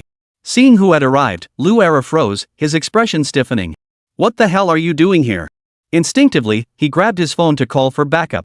Yi Xian spoke calmly, "Mr. Lu, you might as well save your effort. The men you sent to entertain us have all been taken down. But rest assured, our Lin Group can easily cover the medical bills. We'll just add it to the outstanding debt." Lu Eru sucked in a sharp breath, but quickly regained his composure. His face darkened as he said, "Kid, you're something else. Over the past 6 months, Lin Group has sent several waves of people.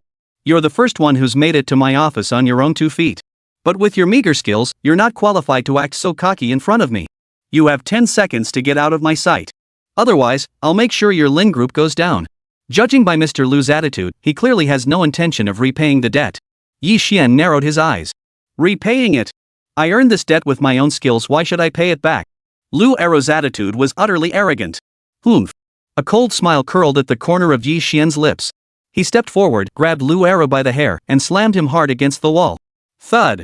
The wall shook violently. A piercing scream erupted as blood instantly gushed from Lu Eru's head. "I'm giving you one more chance. Still not paying back the money?" Yi Xian said expressionlessly. "You!" Lu Eru roared in fury. "Fine, then I'll beat you until you submit." Without another word, Yi Xian grabbed Lu Eru's head and slammed it violently against the wall. The sight made the 4 thugs watching nearby wince in pain for him. Lu Eru's vision blurred with stars, his head pounding like a drum. He began to wonder if he was about to die. "Pay me back. I'll pay you back." Lu Eru snarled through gritted teeth. A wise man avoids immediate losses. He could pay the money back, but he'd remember this debt. If he didn't destroy the Lin Group, Lu Eru would be a worthless piece of trash. The second drawer on the right side of the desk has checks. "Get them out. I'll sign them, and you can cash them anytime." Gritting his teeth against the pain, Lu Eru pointed to the nearby drawer. Li Jun stepped forward and retrieved the check. Lu Eru swiftly signed his name on it. If only he'd known then what he knew now. Yi Xian tucked the check away and gave Lu Eru a pat on the cheek. "My name is Yi Xian. If you want revenge, come after me. But you'll bear the consequences yourself." With that, Yi Xian turned and walked away. The 4 thugs followed him, their faces frozen in disbelief.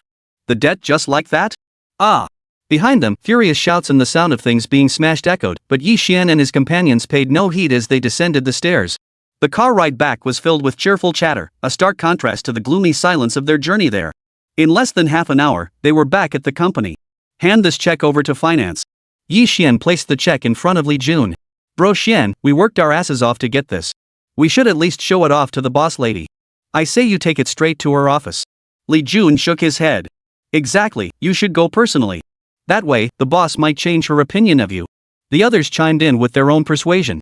Yi Xian and Lin Beibei were the 2 people they respected most. If this matter could lead to their reconciliation, it would be ideal. Chapter 45, Naive. Gnome Lean Farm. Inside the office, Lu Eru's eyes burned with venom. Yi Xian, huh? I'll make you pay for your arrogance. If I don't bring down the Lin Group, I'll write my surname backwards. The searing pain in his head sent sharp jolts through Lu Era's nerves. Without even wiping the blood from his face, he grabbed his phone and dialed frantically. Mr. Wang? This is Lu Eru. Your company would be wise to sever all business ties with the Lin Group. Mr. Sun, I urge you to sever all ties with the Lin Group. Mr. Hu, I don't want a single grain of sand from Lin Group coming through your channels. In no time, Lu Eru had dialed every sand and gravel supplier in Jiangcheng. But he wasn't done.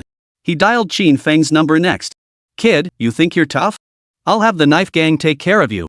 Brother Qin, do me a favor and take care of someone for me. Consider it a debt I owe you. And rest assured, I won't let my brothers work for nothing. The price is negotiable. To ensure Yi Xian's demise, Lu Eru was willing to pay any price. Xin Feng paused on the other end of the line, curiously asking, Brother Hu, you've got over 100 men under you. Why bother me for something like this? Lu Eru poured out his troubles. Honestly, I'm embarrassed to admit it. This time I hit a brick wall. That kid took down my entire crew single-handedly, even humiliated me personally. You tell me, how could I possibly swallow my pride? As long as that brat lives another day, I won't be able to eat or sleep in peace. A fighter like that is a rare find. Xin Feng sighed with emotion before immediately agreeing. Since you've asked, brother, I'll do you this favor. Leave it to me. Fastest today, slowest in 2 or 3 days. I'll make sure that brat meets his end.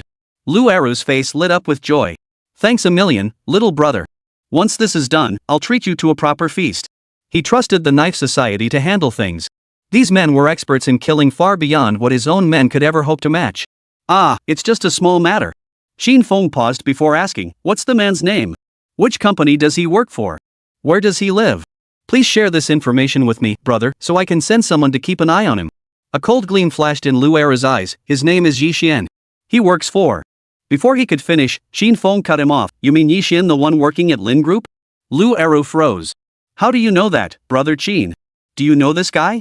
Silence hung on the line for a moment before Qin Feng's bitter chuckle echoed through the phone. More than just know him, I know him intimately. Brother, for the sake of our friendship, I advise you to abandon any thoughts of revenge unless you've grown tired of living. Lu Eru's temper flared instantly. His face darkened as he growled, easy for you to say. I've been in this game for 40 years, and this is the first time I've been humiliated like this. If I don't take him down, what's left of my reputation? So tell me, are you gonna help me out or not? Help your sister.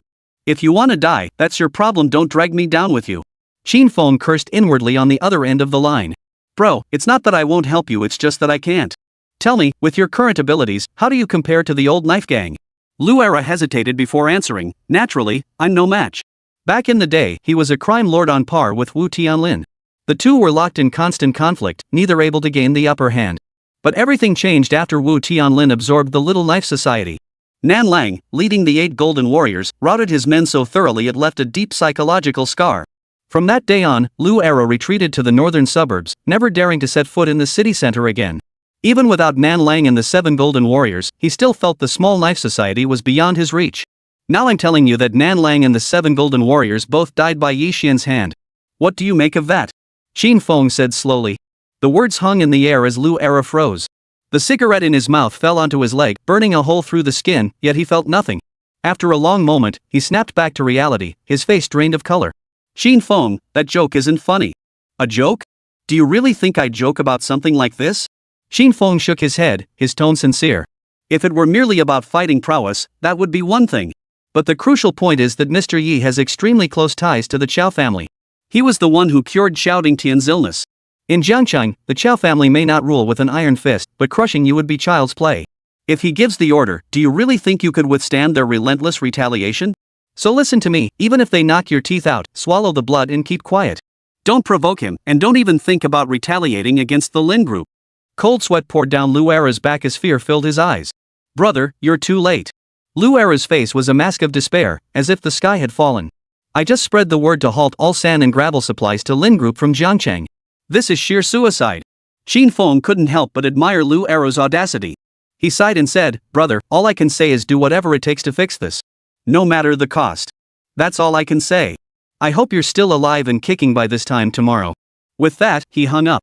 Staring at the phone, Lu Eru felt like crying. He wanted to slap himself hard. Fix it? Right, there was still a chance to fix it. Xin Feng's final words struck him like a drowning man clutching a lifeline. He frantically dialed the supplier's numbers. Damn it! Why is the signal so bad? I can't even get through. Luera dialed the numbers over and over, feeling like he was going mad. Lin Group Headquarters, President's Office. As Yi Xian walked through the door, Lin Bei's expression instantly turned cold. You don't need to thank me. I called the police solely for Li Jun and the others. It has nothing to do with you. Recalling this fool's stubborn pride, she wanted nothing more than to smash him against the wall. The police? Yi Xian froze, his voice tinged with confusion. When did you call the police? And why should I thank you? Ha! Lin Bei froze. Things seemed to be unfolding differently than she had imagined. Didn't you escape the Nonglin farm unscathed because the police arrived just in time? Of course not. Those useless cops couldn't possibly hurt me. Yi Xian instantly grasped the truth. He shook his head. You're so naive. You don't seriously think those cops could handle Luero, do you? By the time they show up, they'll probably just be there to collect our bodies. From now on, you'd better stop acting on your own initiative in matters like this. Chapter 46, Position in Jeopardy. Naive? Acting on your own? Lin Bei was furious. If she'd known this would happen, she never would have worried about that bastard. Suppressing the urge to lash out, Lin Bei sneered coldly, looks like you're tougher than I thought. With your skills, getting that debt back shouldn't be too hard, right? Don't tell me you came back empty-handed. You figured it out. Yi Xian smiled faintly, took out the check, and placed it before Lin Bei. Ha! Lin Bei froze for a moment before quickly snatching the check and scrutinizing it closely. Finally, she confirmed it was genuine. How did you manage this? Lin Bei snapped her head up to stare at Yi Xian, her face brimming with disbelief. It's simple, beat him until he admits defeat. Yi Xian shrugged. Lin Bei's face paled, her voice urgent. You beat up Luero? Of course. Yi Xian nodded, looking perfectly reasonable. That old bastard didn't even think about paying back the money. If I didn't beat him up, who else would I beat?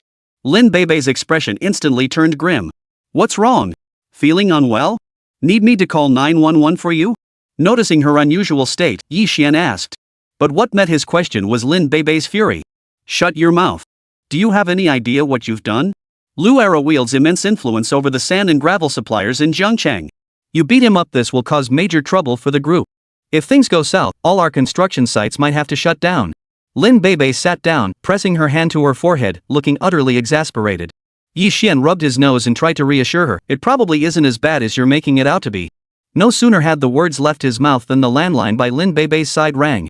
After answering, her expression darkened further. What's wrong? A sense of foreboding washed over Yi Xian. Lin Bei glanced at Yi Xian and said weakly, Luero's retaliation has already begun. The procurement department just called all the sand and gravel suppliers in Zhengchang have halted deliveries to our group. If that were all, it wouldn't be so bad. But I fear someone with ulterior motives will exploit this situation, sensationalize it, and then our entire supply chain could be in trouble. Lin Bei massaged her temples and stood up. My uncle has already been informed. He's convened an emergency executive meeting. That Lin Mingqiao. Yi Xian thought for a moment before speaking, I'll go with you. After all, this whole mess started because of me. Lin Bei flatly refused, don't you think you've caused enough trouble already? She'd never let this guy attend another meeting again who knew what kind of trouble he'd stir up next. With that, Lin Bei headed for the exit. Just as Yi Xian was about to follow, his phone rang. The caller ID showed Qin Feng. Raising an eyebrow, Yi Xian answered the call. What is it? He actually asked you for help? Alright, I got it. Hanging up, Yi Xian caught up and looked at Lin Bei. Things might not be as bad as you think. There could be a turning point. Before he could finish, Lin Bei cut him off. Instead of trying to comfort me, why don't you just cause less trouble in the future? Think before you act. Without waiting for Yi Xian's response, Lin Bei entered the elevator. Outside the Lin Group tower, a black Mercedes-Benz shot through like a bullet, smashing through the barrier and racing straight into the underground parking garage. A swarm of security guards immediately gave chase. Yet upon reaching the parking lot, they found only the Mercedes with its doors open. The driver had vanished without a trace. The man was none other than Luero. He sprinted toward the elevator at a pace that would have made him a sprinter. His bulky frame made the sprint quite a challenge. Having caused such a huge mess, Luero was restless. He finally decided to apologize in person and beg Yi Xian for forgiveness. Frantically pressing the elevator buttons, Luero watched the numbers tick up slowly, sweat beading on his forehead. He feared that any delay would unleash an even greater catastrophe. Inside the conference room, the group's top executives were all present. Lin Mingqiao leaned back in his chair, his gaze fixed on the doorway, a cold smile playing on his lips. The moment Lin Bei appeared, he launched into his attack. Ms. Lin, what's going on here? I've heard that several people from the General Affairs Department have offended Luero. Now he's made it clear that no sand and gravel suppliers are allowed to deliver to us. The Nonlean Farming and Breeding Project was your initiative, and those general affairs staff are your people. How will you explain this mess to the company and the board? The room fell completely silent. Many people shook their heads in disbelief. This situation was indeed handled poorly. At the very least, we shouldn't have antagonized Lu Eru. Facing Lin Mingchao's accusation, Lin Beibei's face darkened. President Mingchao, now is not the time for internal strife, is it? The most important thing right now is figuring out how to get through this crisis. Every day we delay resolving this issue means significant losses for our group. Lin Mingchao leaned back in his chair and smiled faintly. Very well. Then I'd like to know how President Lin intends to handle Lu Eru. Lin Beibei paused briefly before replying. I will personally lead several staff members from the General Affairs Department to pay a visit and apologize. This was the best solution she could think of at the moment. As for the debt, she would repay it though the money would come from her own pocket. She was already calculating where she could scrape together 20 million. Lin Mingchao felt a surge of elation, though his expression remained unchanged. Very well. I'll anticipate your triumphant return, Ms. Lin. He had already colluded with Lu Eru. Lin Beibei's mission was destined to return empty-handed. Then he would seize the opportunity to strike back at her. Once the amusement park project was signed, the CEO position would be his for the taking. The thought sent Lin Mingchao into a frenzy, his blood boiling with excitement. The others shook their heads in disbelief. They had all witnessed Lu Eru's stubbornness firsthand. To win his forgiveness would require a hefty price. If the price proved too steep, Lin Beibei's position as president might be in jeopardy. Yet, failing to resolve the Lu Eru issue would plunge the group into crisis, forcing Lin Beibei to step down regardless. It was a no-win situation. The atmosphere in the conference room grew heavy. Just then, the door burst open as a middle-aged man stormed in. He looked utterly disheveled, his head wrapped in white cloth, bloodstains still fresh on his face. All eyes turned to him, each face turning pale. But Lin Mingchao was overjoyed. Lu Eru had come looking for trouble? This guy was pretty sharp. The bigger the commotion, the better it was for him. Chapter 47, The Bane of the Family. Seeing Lu Eru suddenly appear, Lin Beibei's heart skipped a beat. No need to guess he was here to demand an explanation. This situation wasn't going to blow over easily. Mr. Lu. Lin Beibei stood up with a hint of apology. Just as she was about to apologize, Lu Eru cut her off. He strode forward, bowing and scraping. Ms. Lin, I'm truly sorry. My subordinate drank too much and did something foolish. I've already fired him. Moreover, I've personally notified all major sand and gravel suppliers in Jiangqing to mitigate the impact. This will absolutely not affect the construction schedules of any Lin Group projects. As he spoke, Lu Eru produced a check and placed it before Lin Beibei. Ms. Lin, we've been overdue on the final payment to Lin Group for nearly half a year now. Even just sitting in the bank, that 20 million could have earned substantial interest. So after careful consideration, I've decided to pay an additional 2 million as compensation. Here's the check, please take it. The statement sent shockwaves through the room. They stared at Lu Eru in utter bewilderment. Had this guy lost his mind? When did he become so particular? Lin Mingchao was also bewildered, but more than that, he was furious. What the hell was Lu Eru thinking? Coming to her senses, Lin Beibei spoke up. Mr. Lu, as long as the final payment is settled, that's all that matters. I absolutely cannot accept this 2 million. Lu Eru shook his head firmly. Mr. Lin, you absolutely must accept this money. Otherwise, I won't be able to sleep or eat in peace. As he spoke, his gaze darted around the room, but he didn't spot Yi Xian anywhere. Mr. Lin, what about those young men who came to my company this morning? Why haven't I seen them? Lu Eru had intended to ask directly about Yi Xian, but after a moment's thought, he included Li Jun and the others in his question. Possessing the terrifying skills to kill Nan Lang and the 7 Golden Warriors, yet choosing to become a lowly employee at Lin Group. He must either be out of his mind or have ulterior motives.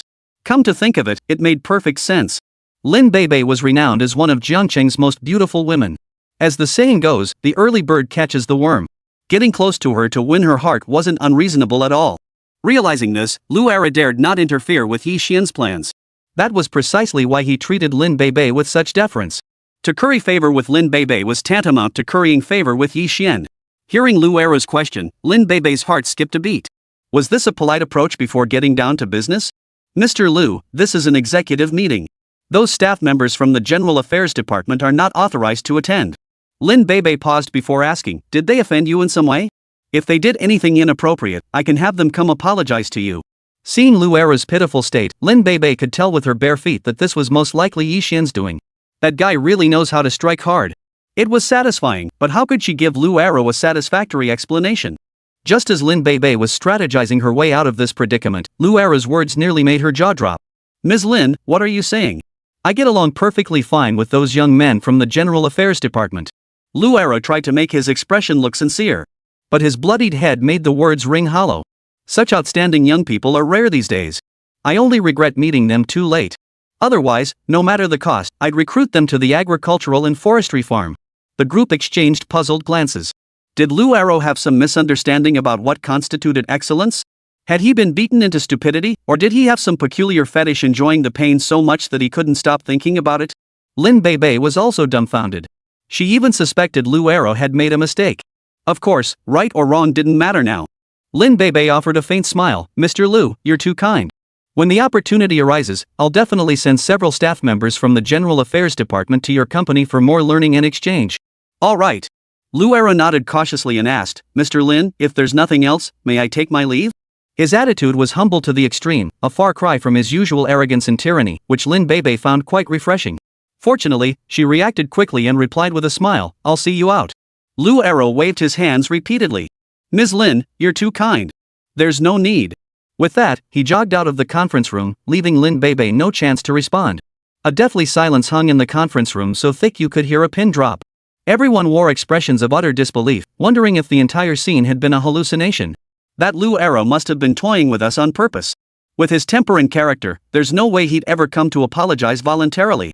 Lin Mingchao's furious voice shattered the silence. He pulled out his phone and began frantically dialing the gravel suppliers. The outcome, however, left him bitterly disappointed. The moment these bosses heard Lin Group, they immediately apologized, and some even offered even lower prices. Lin Beibei watched silently. When Lin Mingchao finally slammed his phone onto the table, she offered a faint smile. President Mingchao, you just criticized this matter as being handled improperly. Now, are you satisfied with this outcome? Lin Mingchao's face darkened instantly, his gaze sharp enough to cut through stone. It's acceptable. Gritting out the words, Lin Mingchao couldn't bear to stay any longer and stormed out of the conference room. Back in his office, before he could sit down, his phone rang. The caller ID showed Lu Aro. Lin Mingchao's anger flared instantly. He roared into the phone, Lu Aro. What the hell is this? What do you think you're doing? Lu Aro's reply was cold and detached. I'm in your company's underground parking garage. Come down here. Staring at the disconnected call, Lin Mingchao froze for a moment before storming toward the parking garage. Soon, Lin Mingchao arrived at Lu Aro's car. Facing Lu Aro's impassive expression, rage surged within him, fueling his resolve. Lu Aro, I've given you plenty of favors, and now you're undermining me. If you don't give me an explanation today, this isn't over. Before he could finish speaking, Lu Aro raised his hand and delivered a sharp slap. Smack! A handprint bloomed on Lin Mingchao's cheek. His ears rang, and his mind went blank. Who the hell do you think you are, putting on airs in front of me? You think I called you down here to explain myself? I called you down to beat the crap out of you. Damn it! If it weren't for you, would I be taking a beating for nothing and acting like a fool? Jinx. The more he ranted, the angrier Lu Aro became, unleashing a furious barrage of punches on Lin Mingchao, each landing with brutal force. After venting for several minutes, Lu Aro finally calmed down a bit. He spat right in Lin Mingchao's face. Don't ever let me see you again. Every time I spot you, I'll beat you twice. With that threat, Lu Aro drove off, leaving behind a cloud of dust. Chapter 48, Lording It Over Others. By the roadside, inside a black sedan. Lin Mingchao was covered in dust, muttering curses under his breath. His body and face were covered in large bruises and wounds. That bastard Lu Aro, I'll never let him live. Lin Mingchao's eyes blazed with fury. It's not worth getting worked up over trash like him. Li Yan carefully wiped his wounds while trying to reason with him. A guy like him will turn on you at the drop of a hat. He's completely unreliable. You really shouldn't confront him head-on. Anyway, we've got the amusement park project in hand. Even if Lin Beibei comes back demanding repayment, what can she do? She's still at our mercy. She only became president by landing a major project. Now we're outperforming her. I refuse to believe the old man would be so biased as to keep her in that position. If that really happens, I'll storm the old mansion and make a scene. Li Yan's face was fiery. I know all this, of course. But it just gnaws at me. A flash of hatred flickered in Lin Mingchao's eyes. First Li Tsuani, then Lu Aro. I played both those cards perfectly, yet they both went to hell. I suspect that damn kid Yi Xian is up to his old tricks again. Li Yan curled her lip in disdain. A country bumpkin like him? He doesn't have that kind of power. I think you're overthinking it. Lin Mingchao shook his head. Think about it. Both Li Tsuani and Lu Aro's situations reeked of something fishy. There's no way it happened without outside interference. And both times, that kid Yi Xian was involved. I refuse to believe he's not connected to this. Li Yan fell silent for a moment before nodding. You do have a point. If it's as you suspect, that kid can't be kept around. We can't risk him ruining the amusement park's projects. Lin Mingqiao frowned. That kid's trained in martial arts. Ordinary burly men aren't his match. Eliminating him quietly won't be easy. That's simple. Li Yan's eyes darted around twice before she flashed a cold smile. We can ask Wu Tianlin for help. Though the Small Knife Society is no longer under his control, I've heard he's already co-opted the second largest local gang. Taking out that kid Yi Xian would be a piece of cake. No way. Lin Mingqiao shook his head. Our Lin group and the Tianlong group have never gotten along. Why would Wu Tianlin help me? Not necessarily. Li Yan smiled faintly. Everyone knows the Lin group now belongs to Lin Beibei. Even though you're the second master of the Lin family, you've been marginalized and pushed aside. Even if Wu Tianlin harbors resentment toward the Lin group, it's directed at Lin Beibei. What does it have to do with you? Moreover, not only would he avoid causing you trouble, he'd actively court your support. After all, he understands the principle that the enemy of my enemy is my friend. Li Yan's secure position as the second young mistress of the Lin family relied not only on her high-tech face but also on her cunning mind. She may be incapable of achieving anything worthwhile, but she excels at sabotaging others. She and Lin Mingqiao are a perfect match. Lin Mingqiao paused, then dialed Wu Tianlin's number. Oh, Mingqiao, my old buddy, what brings you to call me? Wu Tianlin's voice came through the line. Brother Tianlin, I have a favor to ask. You're joking, right? You're the second in command at Lin Group.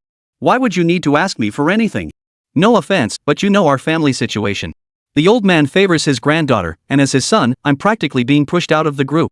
Lin Mingqiao's lament seemed to work, as Wu Tianlin's tone softened considerably. Brother Mingqiao, destiny is in your own hands. If you give me the nod, I can lend you a helping hand. I guarantee you'll get your wish and ascend to the CEO position. Wu Tianlin's voice was laced with temptation. You old fox, I'd have to be crazy to trust you.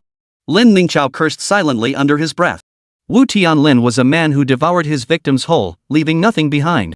His credibility was zero. Partnering with him would be like bargaining with a tiger for its skin. That was precisely why, despite his relentless scheming for the CEO position, he had never considered partnering with him. Brother Tianlin, we'll discuss the partnership another day. First, help me eliminate someone. Lin Mingqiao changed the subject. Oh? Tell me more. Wu Tianlin asked curiously. An employee in the General Affairs Department of Lin Group. His name is Yi Xian. Lin Mingqiao replied. Yi Xian? Wu Tianlin's eyes flashed with two piercing beams, sending a chill down one's spine. Brother Tianlin, do you know this man? Lin Mingqiao sensed Wu Tianlin's unusual reaction. I've heard a little about him. Wu Tianlin's response was vague, yet his eyes betrayed a terrifying expression. First the Small Knife Society, then Scarface his right-hand man had fallen mysteriously, and Yi Xian's shadow loomed large in both incidents. This made him yearn to eliminate him at any cost. However, conventional methods were no longer effective. He had secretly contacted some formidable martial artists. When they arrived in Jiangcheng, that would be the man's day of reckoning. Of course, Wu Tianlin wouldn't share this with Lin Mingqiao after all, it was his shame. Brother Mingqiao, eliminating this man wouldn't take much effort, but these are extraordinary times, it's unwise to act rashly. Extraordinary times? Exactly. Through my connections, I've invited Huang Bingyi, the current head of the Huang family from the provincial capital, to Jiangcheng. With him here, the amusement park project Yuan Group is investing in Jiangcheng is practically in the bag for our Tianli Group. Wu Tianlin smiled faintly, his words dripping with smug satisfaction. With this project bolstering our position, the Chao family's mixed-use development will inevitably fall into the hands of our Tianli Group. By then, the Lin Group won't even get a taste of the soup, let alone a bite of the meat. Brother Mingqiao, the wise recognize the times. If you're willing to partner with me, we should join forces. I guarantee we'll push Lin Beibei out. Once it's done, I'll take just 10% of the shares, the rest is all yours. What do you say? If this proposal had come from someone else, Lin Mingqiao might have agreed. But when it came from Wu Tianlin, he simply couldn't trust him. Who knows how many pitfalls lay in wait for him? After a few perfunctory responses, Lin Mingqiao hung up the phone, his expression darkening considerably. What was the Huang family playing at? He had already agreed to us, how could he accept Wu Tianlin's invitation and come to Jiangcheng? This didn't make sense. Li Yan panicked. If the amusement park project fell through, their chances of taking over would vanish. I'll call Huang Yao, Huang Bingyi's granddaughter. The Huang family always keeps their word. I refuse to believe they'd go back on their promise. Li Yan swiftly pulled out her phone and dialed the number. Chapter 49, Solo Meat Feast. On the expressway connecting Linchang, the provincial capital of Chu Province, to Jiangcheng, a black Maybach blared its horn as it sped along at a staggering 200 miles per hour. Inside, a middle-aged man in a suit drove with intense focus. In the backseat sat a beautiful young woman and an elderly man. The old man appeared unwell, his face drained of color and his breathing growing faint. "Uncle Hong, drive faster," the woman urged anxiously. "Got it." Uncle Hong nodded, flooring the accelerator. The speedometer needle shot up to 300 miles per hour. The black Maybach darted through traffic like a rabbit among turtles, weaving and overtaking on the highway.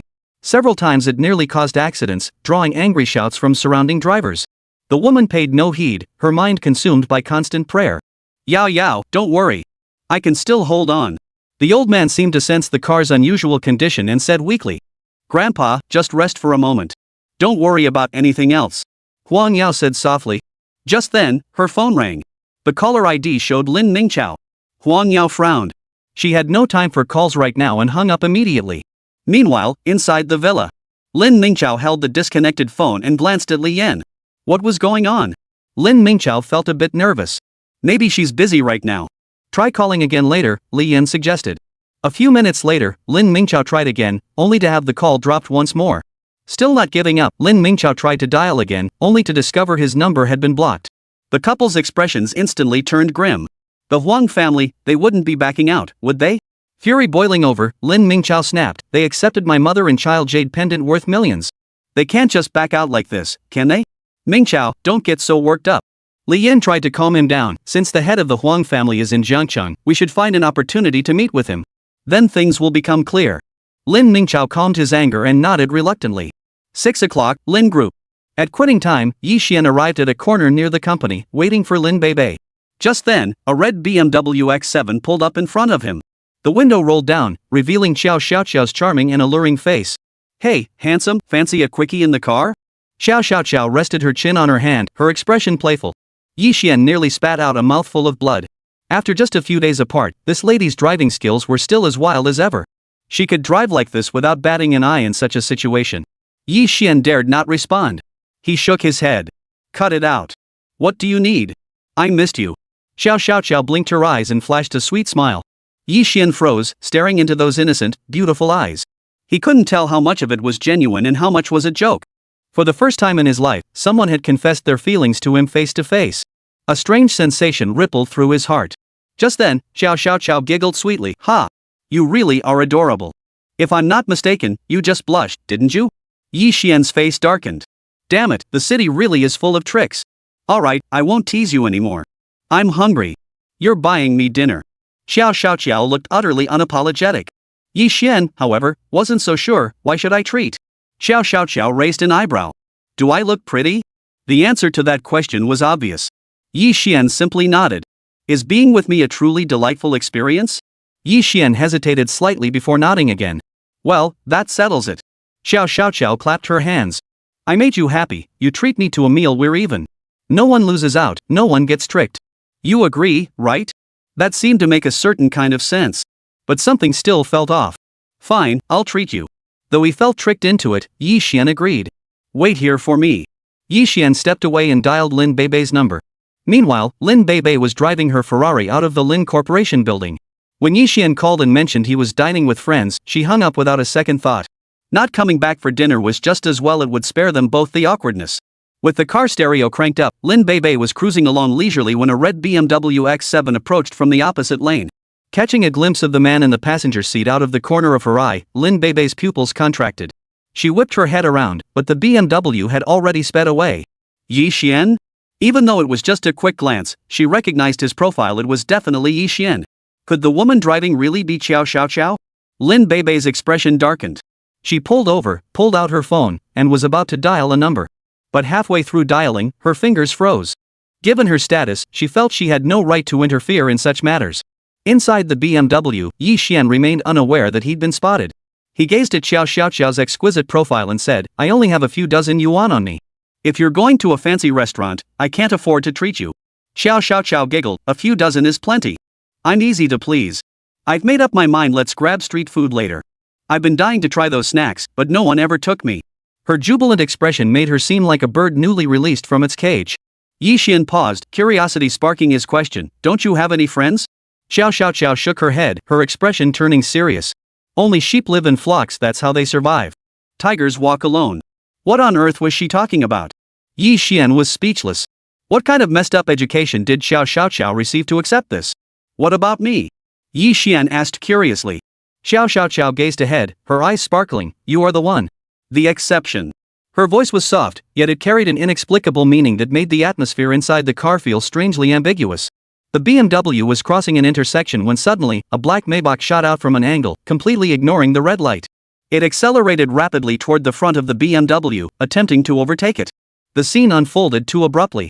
In her panic, Xiao Xiaoqiao mistakenly hit the accelerator instead of the brake, sending the BMW surging forward. Crash! The two vehicles collided with a solid thud. Xiao Xiaoqiao, not wearing her seatbelt, was thrown forward toward the windshield, her head poised to strike it with brutal force. Fortunately, Yi Xian acted swiftly, pulling her into his arms just in time to avert the tragedy. With her soft, fragrant body pressed against him, Yi Xian was now the object of envy and jealousy for countless men in Jiangcheng. If they could, they would gladly trade 10 years of their lives for this very moment. Chapter 50, Heavenly I Divine Power. Jiao Xiaoqiao snapped out of her fright, feeling the warmth radiating from her hips. Her face flushed crimson, as if it could drip blood. Why your hands? Take them off me. Despite her usual sharp-tongued demeanor, she never even held a man's hand in real life. Suddenly assaulted in such a sensitive spot, she was utterly dumbfounded. Oh, sorry about that. His mouth apologized, but Yi Xian's hand wasn't so obedient. The soft yet incredibly elastic sensation made his hand instinctively squeeze before reluctantly releasing. Rogue! Scoundrel! Xiao Xiaoqiao blared at Yi Xian. Yet her expression resembled more of a lover's playful pout than any threatening gesture. Ahem! Yi Xian's face flushed crimson, and he quickly changed the subject. Shouldn't we get out and handle the accident first? Hearing this, Xiao Xiaoqiao finally remembered the accident and stormed out of the car, her temper flaring. Anyone would be furious after being hit like that. Yet, to her utter astonishment, the owner of the black Maybach showed no intention of getting out. Instead, they began reversing, preparing to drive away. Stop right there! Xiao Xiaoqiao's eyebrows shot up in fury. How dare they hit someone and try to flee? That was outrageous. Just as she moved to block the path, Yi Xian beat her to it, stepping in front of the Maybach. He unleashed a punch, slamming it hard against the hood.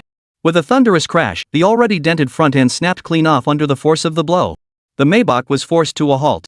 Kid, you're asking for it? The driver's door swung open, and Uncle Hong stepped out. A fierce aura radiated from him, causing the air to suddenly grow taut. An internal energy martial artist? Interesting. Yi Xian raised an eyebrow. What a show of bravado.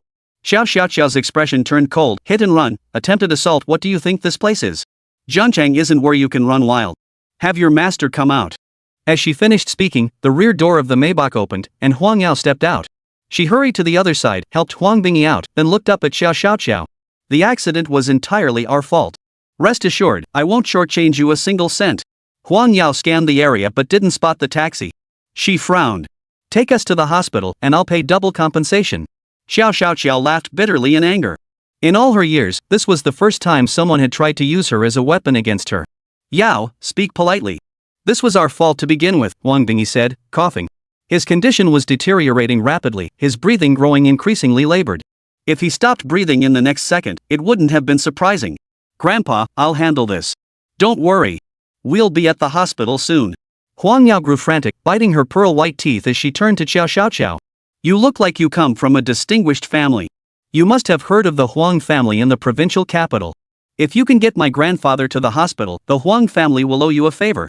Please. With that, she bowed deeply. The Huang family from the provincial capital? Xiao Xiaoqiao raised an eyebrow. She understood exactly what those 4 words meant. But she wasn't the type to take advantage of someone in distress. She wouldn't accept this favor. Forget the favor. Just fix my car when you get back. Just as she reached for the door handle, Yi Xian stopped her. Shaking his head, he said, Young lady, if you want your grandfather to live, you'd be wise not to go to the hospital. Huang Yao's expression instantly turned icy. Not go to the hospital? Then wait to die here? This was utterly nonsensical. Yi Xian shook his head. Old Master Huang isn't sick. What good would going to the hospital do? Looks like you're the one who's seriously ill. Huang Yao fought back her anger. This was the first time she'd ever encountered someone so utterly ridiculous. Grandfather is in such a state, and this guy actually says he's fine? That's ridiculous. Miss Huang, please don't get angry. I advise you to listen to Yi Xian. Otherwise, you'll regret it. Xiao Xiaoqiao spoke softly. You two are utterly unreasonable. Huang Yao could no longer contain her fury. She had no time to waste arguing with these two. Uncle Hong, grab the car. The words barely left his mouth when Uncle Hong surged forward like a cannonball, charging straight at Yi Xian and Xiao Xiao Xiao. At the last moment, he launched a flying kick, aiming straight for Yi Xian's chest. Brave move. Yi Xian narrowed his eyes. His right hand moved faster than his opponent's reaction, seizing Uncle Hong's ankle. With a powerful flick, Uncle Hong was flung dozens of meters away, spitting out a mouthful of blood. Huang Yao was stunned. When did internal energy practitioners become so easily defeated? Just then, a weak voice sounded beside her ear. Yao Yao, apologize to this young friend immediately. Huang Bingyi's expression darkened as he scolded. Grandpa, these two have been causing trouble all along. Why should I apologize to them? Huang Yao looked utterly unconvinced. Could it be, my words hold no weight anymore? Stomping her foot, Huang Yao reluctantly turned to Yi Xian. I'm sorry. Her voice was barely audible. Had Yi Xian not possessed exceptional hearing, he might not have caught it at all. Louder! Huang Bingyi demanded impatiently. I'm sorry. Huang Yao looked utterly aggrieved. This was the first time grandfather had ever spoken to her like this. Huang Bingyi finally relented, turning to Yi Xian and saying, Young friend, I truly apologize. It's all due to my failure to discipline her properly. I hope you'll forgive us. As he spoke, Huang Bingyi coughed incessantly, his condition growing increasingly dire. You're too kind, old Master Huang. Yi Xian said, opening the car door to get in. But at the last moment, he turned back to Huang Bingyi and said, You and Miss Huang should remove the jade pendants you're wearing. Huang Bingyi froze, then hurriedly asked, Young friend, could you clarify? You just said I wasn't ill, yet now you tell me to remove the pendants? Are you implying that the mother and child jade pendants are the root cause of my current state? Precisely. Yi Xian nodded. If I'm not mistaken, old Master Huang's condition only began to deteriorate 2 days ago. It steadily worsened until he reached this state. Hearing this, Huang Bingyi's heart jolted. This kid was simply uncanny. Yi Xian was absolutely right. And 2 days ago was precisely when he started wearing the jade pendant. Grandfather, don't listen to his nonsense. If the jade pendant were truly the cause, why didn't yesterday's medical examination reveal any issues? Huang Yao sneered coldly. Yi Xian shook his head. The mother and child jade pendant is a magical artifact. While not exceptionally sophisticated, the damage it inflicts cannot be detected by ordinary magical tools. Unless, of course, one possesses the heavenly divine power. Chapter 51, Miraculous Healing. Huang Yao remained unconvinced by Yi Xian's explanation. She curled her lip. I think you're just spouting nonsense. The benefits of this mother and child jade pendant are beyond your imagination. I ask you why, after wearing it, not only did I experience no issues, but my mental state became exceptionally vibrant? That's precisely the problem. Yi Xian spoke slowly. This mother and child jade pendant consists of a mother and child pendant. The child pendant absorbs energy transmitted by the mother pendant, nourishing the wearer of the child pendant. The mother pendant itself doesn't generate energy, it naturally absorbs energy from the wearer of the mother pendant. In other words, every benefit you gain comes at the cost of your grandfather sacrificing his own well-being. The more benefits you gain, the worse your grandfather's condition becomes. That's because your grandfather maintained himself well. For an ordinary elderly person, 2 days would be more than enough to drain all the life energy from their body. How could that be? Huang Yao's face paled. Yi Xian's words were too bizarre, completely beyond her comprehension. Even Huang Bingyi was half convinced, half skeptical. Nothing is impossible. Verifying the truth is simple, just remove the pendant from your grandfather's waist. Yi Xian stated. Huang Yao immediately unfastened the pendant from Huang Bingyi's waist. The next moment, she felt her energy drain away, as if a heavy stone had been placed on her back. In contrast, Huang Bingyi's aura visibly intensified at a rapid pace. The grandfather and granddaughter of the Huang family exchanged stunned glances, their faces betraying unmistakable shock. They never imagined Yi Xian's words could actually be true. Beside them, Xiao Xiao's beautiful eyes sparkled with wonder. The look she cast at Yi Xian held a hint of pride, as if sharing in his glory. This thing nearly cost me my dearest kin, it must not remain. Huang Yao tore the pendant from her neck, poised to toss it aside. Miss Huang, please wait. Yi Xian stopped Huang Yao, meeting her puzzled gaze as he explained, this mother and child jade pendant is indeed extremely dangerous, but its material is passable. If we can absorb all the malevolent energy within and make a few modifications, it could become a rather valuable treasure. Huang Yao didn't quite grasp Yi Xian's meaning. But that didn't matter. Very well, I shall give this mother and child jade pendant to you, master. Only, my grandfather's illness still requires your continued care. After witnessing Yi Xian's astonishing techniques, Huang Yao became exceptionally respectful. I told you, your grandfather isn't ill. Besides, he's already fine now. Yi Xian took the mother and child jade pendant and spoke. Already fine? Huang Yao's beautiful eyes widened in disbelief. Yes. Yi Xian nodded. Your grandfather ended up like this because the mother pendant was constantly draining the life energy from his body. Now that you've removed it, he's naturally fine. However, his body remains weakened. I'll prescribe some medicine for you. With consistent use, he should recover. Taking the paper and brush Huang Yao handed him, Yi Xian wrote out the prescription and returned it. Thank you, young friend, for saving his life. Huang Bingyi bowed deeply to Yi Xian, then gave Huang Yao a knowing glance. She understood immediately, pulling a check from her bag and handing it to Yi Xian. Having been in business for many years, I've managed to accumulate a bit of filthy lucre. Take this check, young friend. As for the amount, simply fill in whatever figure you deem appropriate. Xiao clicked her tongue in surprise. Yi Xian might not know the Huang family's power, but she certainly did. As one of the most influential families in the provincial capital, the Huangs possessed far more than mere a few stinking coins. A doctor's heart is like a parent's. I was merely doing my duty. Mr. Huang, there's no need for this. Yi Xian shook his head in refusal. Seeing her resolute expression, Huang Bingyi relented. I was being rash. Still, this favor must be repaid. This matter leaves the Huang family indebted to you, young friend. Should you ever face hardship in the future, come to me without hesitation. I will spare no effort. After exchanging pleasantries, Huang Bingyi invited Yi Xian to dinner. Seeing there was no way to refuse, Yi Xian could only accept. Huang Yao made a phone call, and soon a luxury sedan arrived to transport them to the Sky Hotel. This was Jiangcheng's most luxurious hotel, frequented exclusively by the wealthy and influential. Rumor had it the owner had deep connections, wielding considerable influence in both legitimate and underworld circles. As soon as they stepped out of the car, a middle-aged man hurried over to greet them. This was Wang Yuan, the owner of the Sky Hotel. Behind him followed a group of senior executives. At the hotel entrance, a brand new red carpet was laid out, stretching all the way to where they had exited the vehicle. This clearly demonstrated the immense importance Wang Yuan placed on Huang Bingyi. More accurately, it showed his profound respect for the power and influence of the Huang family. Honorable head of the Huang family, your presence truly graces our humble establishment. Wang Yuan's face was plastered with an ingratiating smile. Mr. Wang, you're too kind. Huang Bingyi nodded impassively, then switched to a warm smile as he addressed Yi Xian, young friend, please. The contrast between his earlier demeanor and this moment was stark. Yi Xian nodded and strode toward the inn's entrance. Huang Bingyi and the others followed behind.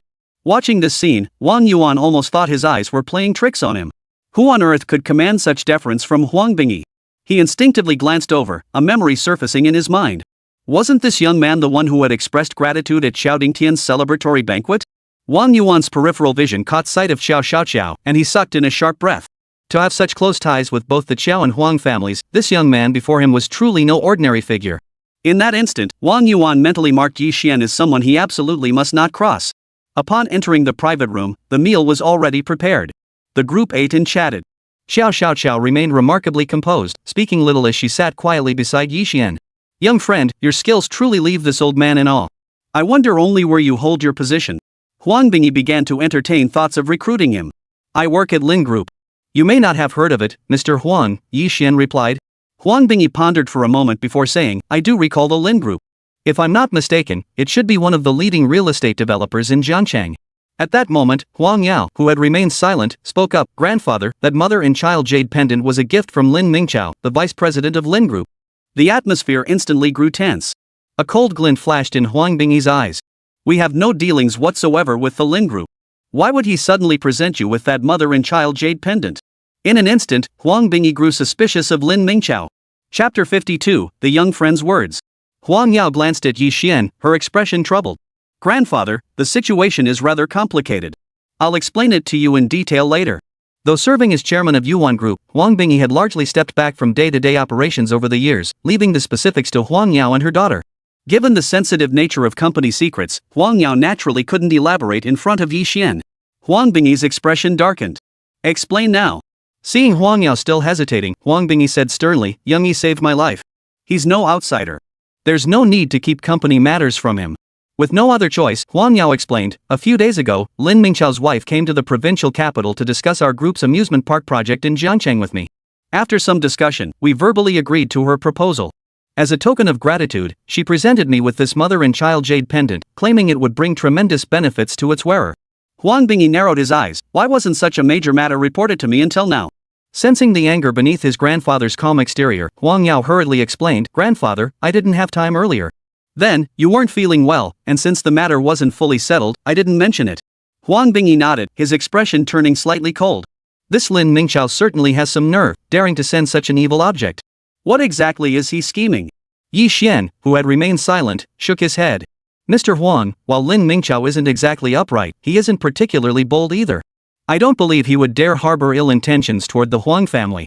Though he and Lin Mingqiao were at odds, Yi Xian wouldn't frame him over something like this. Only then did Huang Bingyi release his suspicion toward Lin Mingqiao. However, he detected another meaning in Yi Xian's words. Young friend, you and Lin Mingqiao, you're not exactly on good terms? There was no need to hide such matters. Yi Xian nodded. The Lin group is divided into two factions, one led by President Lin Beibei and the other by Lin Mingqiao. Though they share blood ties, Lin Mingqiao has long sought to replace Lin Beibei. In his eyes, I've been counted among the president's faction. I see. Huang Bingyi nodded. He'd seen plenty of such power struggles within wealthy families, nothing surprising here. Yao, a project as massive as the amusement park can't be approved based solely on a few words from Lin Mingqiao's wife, right? Tell me, what conditions did he offer? Huang Yao's heart skipped a beat. Everyone knew Yi Xian and Lin Mingqiao were at odds, yet grandfather was asking such detailed questions. The ownership of this amusement park project was bound to become problematic. How could this young man command such importance in grandfather's eyes? Suppressing the doubts weighing on her mind, Huang Yao spoke up. Lin Mingqiao's wife said that if we promise to award the amusement park project to Lin Mingqiao, he can secure the CEO position. Once he takes the helm, he'll find an opportunity to sever the Lin Group's capital chain, triggering a corporate crisis. Then, our Yuan Group can inject capital into the Lin Group, acquiring a large stake at a bargain price. His wife also promised that if Lin Mingqiao fails to secure the presidency, she will pay Yuan Group 100 million yuan as compensation. He would first transfer this money to our company's account. Once the funds were received, we would sign the contract with him. This Lin Mingqiao really stops at nothing. Yi Xian raised an eyebrow.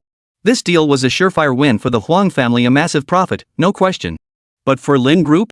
It's a bloody loss. Grandfather, since we've already agreed to Lin Mingqiao, it would be unwise to break our word. After all, reputation is paramount in business. Huang Yao feared Huang Bingyi might call off the deal because of Yi Xian, so she urged him. You're right. Reputation is paramount in business. It's what has kept our Huang family standing strong all these years.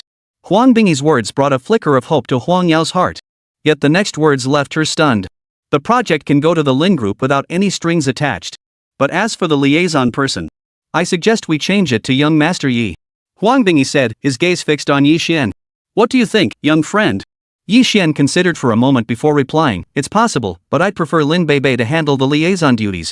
Although he and Lin Mingqiao had a wager to secure a project worth over 50 million, Lin Mingqiao had already liaised with the Huang family.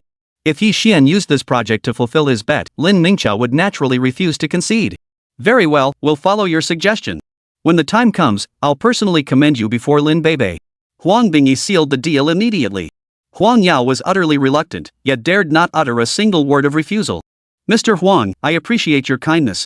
Yi Xian shook his head slightly. No need for that. I don't want Lin Beibei to know I'm involved. Huang Bingyi seemed somewhat surprised, but he nodded in agreement. The meal proceeded with laughter and conversation, leaving all guests thoroughly satisfied. Inside the Western-style restaurant, Lin Beibei and her best friend Ouyang Weiwei sat facing each other. Had Yi Xian been present, he would have been utterly stunned. Because Ouyang Weiwei was the other female lead in those steamy photos of Lin Beibei. Hey, Beibei, Ouyang Weiwei teased, ever since we got here, you've been completely distracted. What's going on? Could it be, you've set your sights on one of the guys here? A playful smile flashed across Ouyang Weiwei's delicate features. You're the one with spring fever. Lin Beibei snapped back to reality, shot Ouyang Weiwei a disapproving look, and launched into a tirade. That guy's only been in Jiangqing for a few days, yet he hasn't picked up any good habits, just mastered all this messy nonsense without any teaching. Just the other day, I saw a guy who looked exactly like him get into some woman's car. I thought I was seeing things, but now I'm sure it was him. And today? He's already moved on to a woman in a BMW. The speed at which he switches women is practically as fast as he changes his clothes. I just can't wrap my head around it. Those women look well off, they could have any handsome guy they want. Why on earth would they go for this guy? Are they all blind? Lin Beibei grew more and more agitated as she spoke, gesturing wildly with her hands. This drew a meaningful smile from Ouyang Weiwei. Beibei, you look just like those jealous women. Lin Beibei froze, panic flashing in her beautiful eyes. Don't say that. How could I possibly be jealous of that guy? Are you kidding me? Her reaction was unusually intense, and Ouyang Weiwei's lips curved slightly. Look at yourself right now. You're acting like you're guilty as charged. Lin Beibei's cheeks flushed slightly. I'm not guilty. Why would I be? That guy and my future husband are worlds apart. If you keep joking about this, I'll get angry. Chapter 53, A Piece of Cake. Alright, I won't tease you anymore. Oh, Yang Weiwei's expression turns serious, but to be honest, I don't think Yi Xian is as bad as you imagine. On the contrary, he's actually quite outstanding. Outstanding? Weiwei, I think you might have a misunderstanding about what outstanding means. That's an extreme view. With his medical skills, gaining fame and fortune would be a piece of cake. Oh, Yang Weiwei paused before continuing. But he's content to stay hidden within the Lin Group, working as a lowly clerk. Such indifference to fame and fortune is rare in today's society. Not only that, but he also possesses a certain sense of responsibility and courage. When Wu Tianlin tried to harm you, he didn't run away. Instead, he rescued you. That alone is something many men couldn't manage. I don't know him well, yet I can list so many virtues. I suspect he possesses qualities beyond the reach of ordinary people. Lin Beibei shot Oh Yang Weiwei a strange look. Weiwei, it seems like you're the one who's fallen for that country bumpkin. Why don't you just marry him? Oh Yang Weiwei nodded vigorously. This made Lin Beibei's heart skip a beat, but the words that followed brought her relief. Beibei, you and I, should we share the same husband? That doesn't seem quite right, does it? Oh Yang Weiwei feigned a bashful expression. You little minx, Oh Yang Weiwei. When did you become so lecherous? I'll show you sharing one husband. Lin Beibei sat down beside her, tickling her relentlessly. Both women were stunningly beautiful, and their playful scuffle created a series of breathtaking scenes that drew the attention of every man present. If not for their own self-consciousness, someone would have approached them long ago. After a while of playfulness, Oh Yang Weiwei's expression turned serious. I've heard the news. Wu Tianlin announced that Tianlong Group has secured the amusement park project. This isn't good news for Lin Group. Lin Beibei frowned upon hearing this. I heard that news too. You might not know this, but not long ago, at a high-level meeting, my second uncle also claimed he secured the amusement park project. With all this truth and falsehood flying around, I'm completely confused. Oh Yang Weiwei's voice grew solemn. Regardless of who's telling the truth, this isn't good news for you. Lin Beibei sighed. I understand that, of course. I hear Huang Bingyi has arrived in Zhangchang. I've been worrying about how to arrange a meeting with him. Oh Yang Weiwei leaned forward. That's precisely why I sought you out today to discuss this matter. I heard Xiaoshan once bragged to someone that he has connections to the Huang family, though whether that's true or not, I don't know. Xiaoshan? Lin Beibei gave a bitter smile. He's lucky he hasn't retaliated against the Lin Group. Why would he help us? Mentioning these troublesome matters, Lin Beibei wore a deeply troubled expression. Tianyu Hotel. Yi Xian and Xiao Xiaoqiao rose to take their leave. Before leaving, Yi Xian purged the malevolent energy from the mother and child jade pendant, modified it, and returned it to Huang Bingyi. Mr. Huang, this mother and child jade pendant is a decent base for a magical artifact. After modification, it can serve as a self-defense tool. As for its effectiveness, within 10 meters, it can withstand 3 pistol shots. Not only that, but it can also shield you from certain malevolent energies, preventing incidents like the previous one from recurring. Thank you, young friend. Huang Bingyi's eyes lit up, his heart filled with both astonishment and delight. If Yi Xian's words held true, the modified mother and child jade pendant would be a rare treasure indeed. For a moment, the look in Huang Bingyi's eyes toward Yi Xian held an added measure of respect. After seeing Yi Xian off, Huang Bingyi and his companions settled into the Sky Hotel. The moment they entered the room, Huang Yao frowned and said, "Grandfather, how could you so readily promise the amusement park project to Yi Xian? I know he saved your life, but business is business, and friendship is friendship. You must realize this means our Yuan group stands to lose at least 100 million yuan." Huang Bingyi didn't respond. Instead, he turned to Uncle Hong beside him. "Ah Hong, what do you think of this young Yi Xian?" Uncle Hong's face flushed crimson with embarrassment. "He's far superior to me." He considered himself a martial arts master, having faced few rivals since turning 40. Yet before this youth, he hadn't even lasted a single exchange, a complete loss of face. Huang Bingyi chuckled and waved his hand. "There's always someone better out there. That's only natural. Just give me your objective assessment of this boy." Uncle Hong fell silent for a moment before speaking. "His innate talent is unparalleled in my lifetime. Whether in martial arts or esoteric arts, he possesses achievements beyond the reach of ordinary men. But what's most remarkable is that despite his youth, he carries himself with neither arrogance nor timidity. He's steady and measured, decisive in action, never dragging his feet, truly the bearing of a great general." Huang Bingyi nodded slightly. "You've been with me for years. You've developed some discernment in judging people." This piqued Huang Yao's curiosity. "Grandfather, then what are your thoughts on Yi Xian?" Huang Bingyi arched his eyebrows slightly before speaking slowly. "The bright moon dominates the sky, dimming the stars." Huang Yao's heart skipped a beat at these words. To her, Uncle Hong's praise had already been quite exaggerated, yet she never imagined grandfather's assessment would elevate it so dramatically. "Grandfather, you're exaggerating. In the provincial capital, even the imperial capital, you've seen at least 800, if not 1,000, young talents. Every one of them surpasses Yi Xian. Yet I've never heard you speak of them with such high regard. Why has your attitude shifted so drastically when it comes to Yi Xian? Huang Yao was utterly perplexed. Huang Bingyi shook his head slightly. Yao, your perspective is still too narrow. Do you believe that only those who wield immense power in the business world or dominate the political arena are truly extraordinary? Huang Yao nodded vigorously. What else could it be? As a man, one must build a great enterprise to rise above the ordinary. Huang Bingyi sighed upon hearing this. All I can say is, your understanding still needs broadening. Mountain, medicine, fate, physiognomy, divination, these 5 arts are interconnected. Master one, and you master all 5. Based solely on the medical skill Yi Xian just demonstrated, I can confidently assert that he has mastered all 5 disciplines to an unparalleled degree. A prodigy of his caliber would be courted by countless powerful figures. If he truly craved fame and fortune, wealth and glory would be within his grasp. With slightly greater ambition, stirring up storms and commanding the winds and rains would hardly be difficult. Throughout history, such examples are too numerous to count. The so-called young talents you speak of? They wouldn't even be worthy of tying his shoelaces. Chapter 54, Killing 2 Birds with 1 Stone. Huang Yao found no rebuttal, yet she still harbored some resentment. Grandfather, what you say is indeed true. We certainly shouldn't offend such a person lightly, but is it really necessary to be so friendly with him? Our Huang family has no use for him. No need? Huang Bingyi raised an eyebrow. The Huang family is indeed vast and powerful, with deep-rooted foundations. Yet people inevitably face birth, aging, sickness, and death.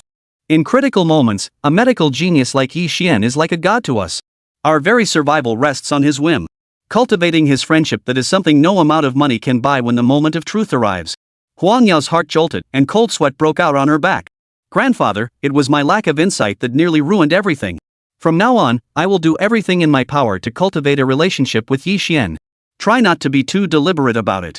Be like a gentle spring breeze, subtle, unassuming, yet deeply comforting. Huang Bingyi advised. I understand. Huang Yao nodded firmly. Just then, a pleasant ringtone sounded. Huang Bingyi answered immediately. Mr. Chiao, I've already checked into the Tianyu Hotel. Is there something you need at this hour? Huang Bingyi spoke slowly. On the other end, Xiao Shan's obsequious voice came through. Old man, you've arrived in Jiangcheng without telling me? As your host, I should at least have welcomed you properly. Huang Bingyi replied calmly, Mr. Chiao, there's no need for such formalities. I'm feeling slightly unwell, so a welcome dinner isn't necessary. Huang paused before continuing, you had old who plead with me to come to Jiangcheng, yet you refused to explain why. I'm quite curious, what exactly do you need from me? Xiao Shan plastered on a smile. Old man, it's really nothing major. Wu Tianlin, the chairman of Tianlong Group in Jiangcheng, would like to meet with you. Would that be convenient? Tianlong Group? Huang Bingyi raised an eyebrow. If memory serves, this company and the Lin Group are the 2 giants of Jiangcheng's real estate industry, aren't they? A flash of venom crossed Xiao Shan's eyes. Old man, that's ancient history from years ago. Over the years, under Wu Tianlin's leadership, Tianlong Group has worked tirelessly to improve, with its performance steadily climbing and its reputation and standing both excellent. Meanwhile, Lin Group has been plagued by internal strife and a demoralized workforce, with numerous issues cropping up in every project they undertake. Xiao Shan ranted on and on. Surprisingly, Huang Bingyi showed no intention of interrupting, listening with remarkable patience until the end. Mr. Chiao's assessment of Lin Group seems quite different from what I've heard. Sir, having resided in the provincial capital for so long, your familiarity with enterprises in Jiangcheng is naturally limited. It's understandable that you might be misled, Xiao Shan explained before continuing. The only company in Jiangcheng qualified to partner with the Huang family is Tianlong Group. My meticulous arrangements to bring you here were precisely to demonstrate this point. A meaningful smile touched Huang Bingyi's lips. Mr. Chiao, your thoughtfulness is appreciated. Tomorrow evening at 7, you and Wu Tianlin come to the Tianyu Hotel. Xiao Shan's heart surged with elation. He nodded eagerly. Very well. I shan't disturb the old master any longer. Carefully hanging up the phone, Xiao Shan was overcome with excitement. After being expelled from Tian's celebratory banquet, fueled by both new and old grievances, he vowed to bring down the Lin Group. It was also at this time that the Huang family amusement park project was officially approved. Upon hearing the news, Xiao Shan was ecstatic. He had once helped a close friend of Huang Bingyi in the past. While this connection alone wasn't enough to secure the amusement park project, inviting Huang Bingyi to Jiangcheng shouldn't be too difficult. Given the chance to meet Huang Bingyi, anything was possible. Thus, he privately approached Wu Tianlin. The two hit it off immediately, leading to the current situation. Dad, did old Master Huang agree? Xiao Hai asked from the side. He has. Xiao Shan gave a firm nod. Upon receiving confirmation, Xiao Hai nearly jumped for joy. But quickly, a thought crossed his mind, and he voiced his concern. Dad, do you think Wu Tianlin can successfully secure the amusement park project? Of course he can. Trust me, after what I just said, old Master Huang has already ruled out Lin Group. Without the Lin Group competing, the amusement park project is naturally a sure thing for the Tianlong Group. Xiao Shan spoke with absolute confidence. Hearing this, Xiao Hai was overjoyed. As long as we help Wu Tianlin secure the amusement park project, we'll receive a generous reward. And as a bonus, we'll deal a serious blow to the Lin Group. Dad, your plan to kill two birds with one stone is truly brilliant. Xiao Hai fawned excessively. Xiao Shan, however, showed no modesty. With a smug look on his face, he said, Son, learn a thing or two from your old man. This time, I'll make sure that old codger Lin Rohai gets a taste of his own medicine. Grandfather, you've already promised the amusement park project to Yi Xian. Why meet with Wu Tianlin now? Huang Yao looked utterly perplexed. Huang Bingyi shook his head slightly. They say competitors are natural enemies. The Lin Group and the Tianlong Group likely have significant conflicts. You could hear that in Xiao Shan's words earlier. Besides, I've heard Wu Tianlin has connections in both legitimate and underworld circles. Over the years, the Lin Group must have suffered many hidden losses at his hands. Huang Yao suddenly understood, so you're seeking justice for the Lin Group? Exactly. Huang Bingyi nodded. Yi Xian's position as an employee within Lin Group indicates his family ties to the Lins are no ordinary affair. A friend's enemy is naturally one's own enemy. Notify Yi Xian later to have Lin Beibei come to the Sky Hotel tomorrow as well. When the time comes, I'll humiliate Wu Tianlin right in front of her. That way, Lin Beibei will have her revenge. With this incident, our relationship with Yi Xian will naturally deepen. A sharp gleam flashed in Huang Bingyi's eyes. He hoped the rift between the two sides would deepen as much as possible. Only then would his public humiliation of Wu Tianlin carry maximum weight, thereby securing Yi Xian's friendship to the greatest extent. What about Lin Mingqiao? Should we invite him too? Huang Yao inquired. Huang Bingyi shook his head slowly. Lin Mingqiao is out of the question. After all, he is Lin Beibei's second uncle. As the saying goes, family troubles should not be aired in public. Publicly humiliating him would also bring shame upon Lin Beibei. Understood. I'll notify Yi Xian immediately. Huang Yao nodded. In the study of the Lin family's ancestral home, Lin Changping and Lin Beibei sat facing each other. Dad, Huang Bingyi is in Jiangcheng. Is there any way you could find out where he's staying? Lin Beibei massaged her throbbing temples. Lin Changping shook his head inside. Ever since receiving word, I've sent people to investigate, but we've found nothing. Even if we did find out, what could we do? The Huang family is like a cloud in the sky to us. We can only look up and see them from afar. Even if we approached them, they likely wouldn't acknowledge us. Chapter 55, Boundless Splendor. Lin Beibei frowned deeply, falling silent for a moment before speaking. Dad, I heard from Weiwei that Xiao Shan has connections to the Huang family. Why not have grandfather give him a call? Before she could finish, Lin Changping cut her off. After the celebration banquet, Xiao Shan and us became sworn enemies.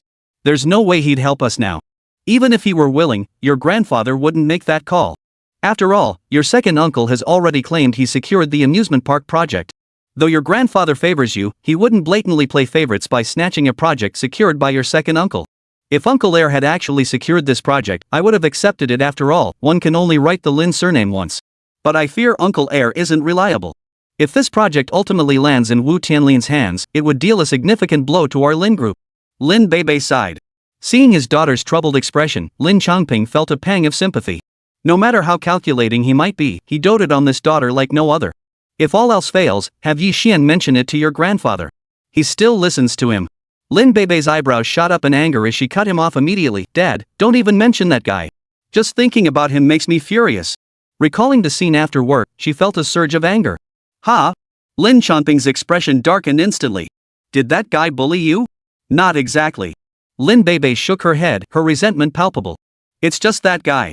He does nothing all day, and come nightfall, he vanishes. Who knows where he goes to fool around? Watching Lin Beibei chatter on like this, so unlike her usual self, Lin Changping froze.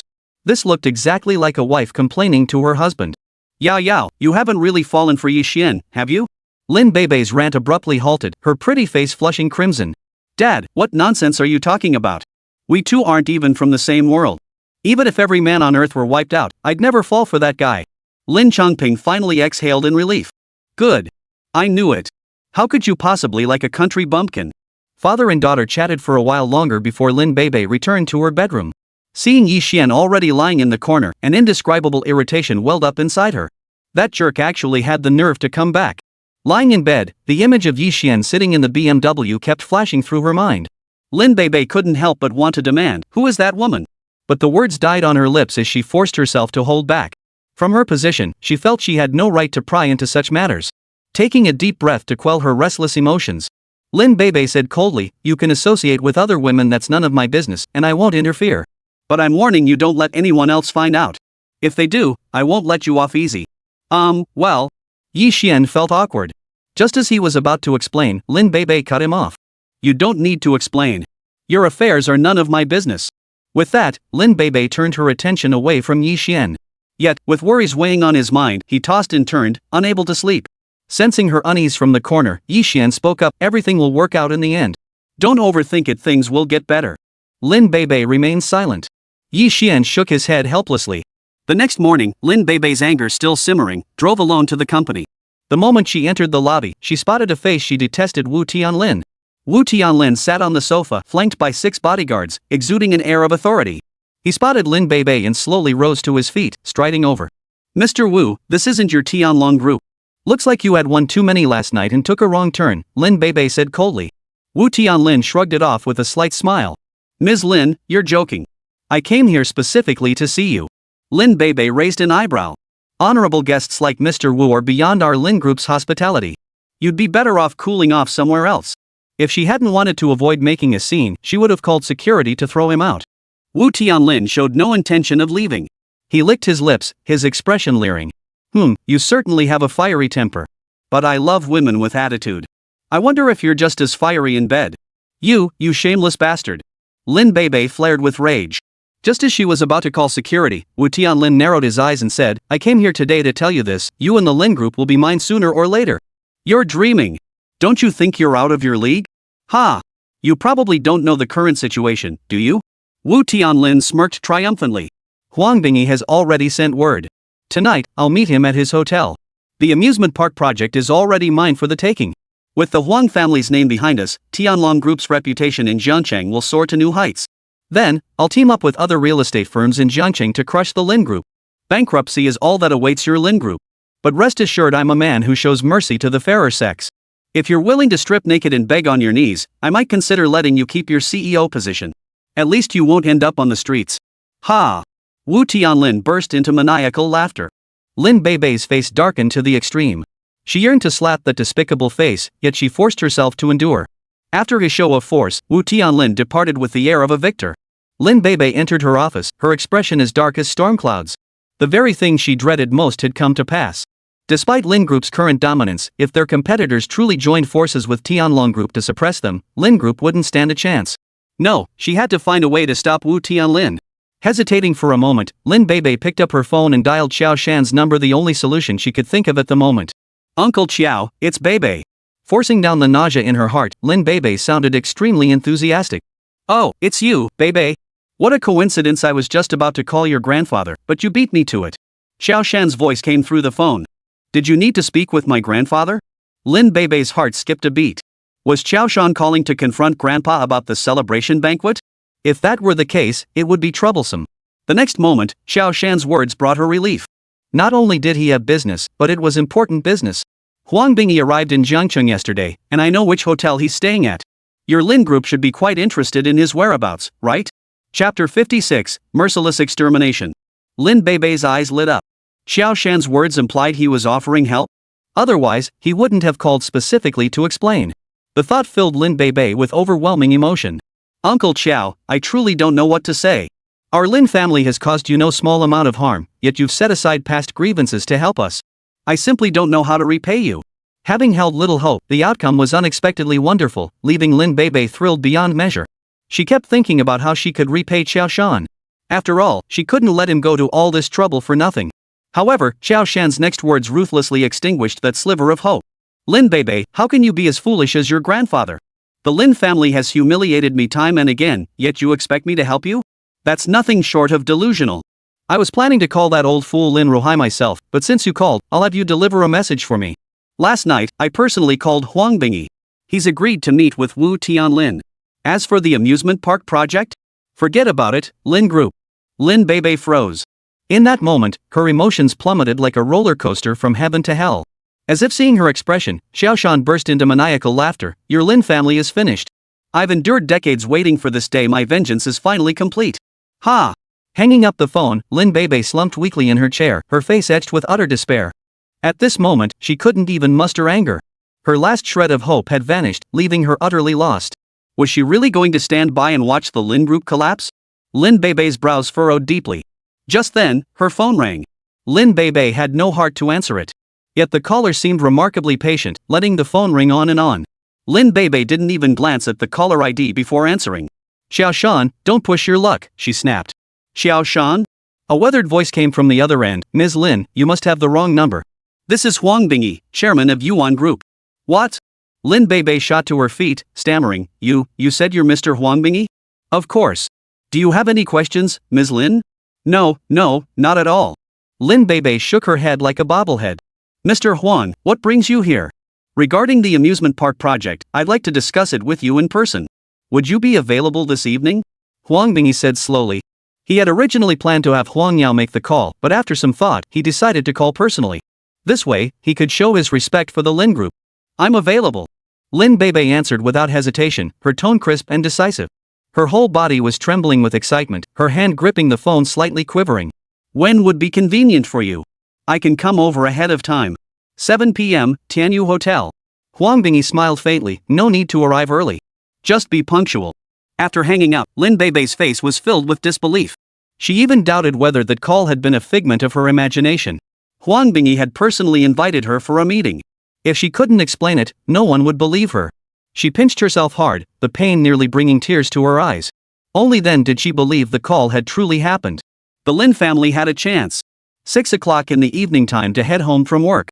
Yi Xian descended the stairs and strolled back toward the Lin residence. But just as he rounded a corner, a familiar Ferrari blocked his path. The window rolled down, revealing Lin Beibei's exquisite, pretty face. Get in the car. Come with me to the Sky Hotel. Tianyu Hotel? Yi Xian froze for a moment. This was clearly a trip to meet Huang Bingyi, but why was she bringing him along? Stop talking and get in the car. Lin Beibei urged him.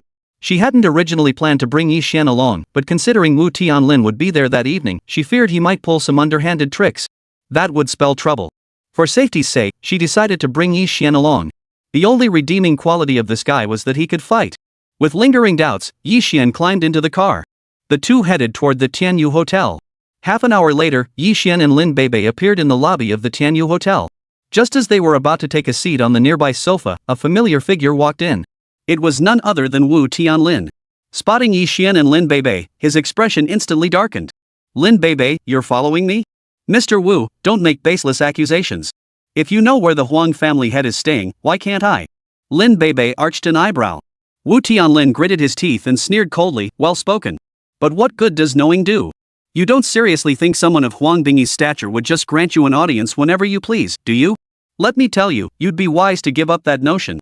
Lin Beibei snorted coldly, about to retort, when the sound of hurried footsteps approached. Xiao Shan came jogging over. Glancing at Lin Beibei and Yi Xian, Xiao Shan turned to Wu Tianlin. Mr. Wu, what are they doing here? I was just about to ask you the same thing. Did you leak it? Wu Tianlin snapped, his eyes blazing with fury. I didn't. Xiao Shan felt a twinge of guilt. He'd been too excited last night and had gone out drinking with a few friends. As for what he'd said, he couldn't quite recall. Wu Tianlin, ever the shrewd one, saw right through him. This idiot. He wanted to slap Xiao Shan hard across the face, but managed to restrain himself. Clean up the mess you made. I don't want old Master Huang seeing this woman. Feeling Wu Tianlin's fury, Xiao Shan broke out in a cold sweat. He turned to Lin Beibei and snapped, You woman, you're quite something. You don't seriously think your Lin family still has a chance at the amusement park project, do you? If you know what's good for you, get the hell out of here. Otherwise, I'll have security throw you out. As the words fell, a weathered voice echoed from behind. What an arrogant display. Infuriated by the mockery, Xiao Shan seethed. Old man, mind your own business. Turning around, Xiao Shan's words abruptly stopped when he recognized the face before him, his expression shifting to one of sheer terror. The others turned their gaze toward him as well. Huang Bingyi, supported by Huang Yao, was slowly making his way over, with Uncle Hong close behind. Old master. Cold sweat broke out on Xiao Shan's back. He forced a smile and hurried forward, about to offer his arm to Huang Bingyi. However, before he could reach Huang Bingyi, Uncle Hong shoved him aside. Sensing trouble brewing, Wu Tianlin hurried forward. Mr. Huang, I am Wu Tianlin, chairman of Tianlong Group. I have long admired your reputation, and meeting you today confirms your fame is well deserved. As he spoke, Wu Tianlin extended both hands. Yet Huang Bingyi seemed oblivious, his gaze fixed on Lin Beibei. Chapter 57, The Golden Boy and Jade Girl. Ms. Lin, right? Though I'm based in the provincial capital, I've certainly heard of your reputation. You're not only beautiful but also sharp and capable, running the Lin Group with impeccable order. Huang Bingyi's attitude was extremely warm, a stark contrast to his earlier coldness. Lin Beibei herself hadn't expected Huang Bingyi to be so warm. She quickly smiled and said, Chairman Huang, you flatter me. As a junior, I should be the one learning from you.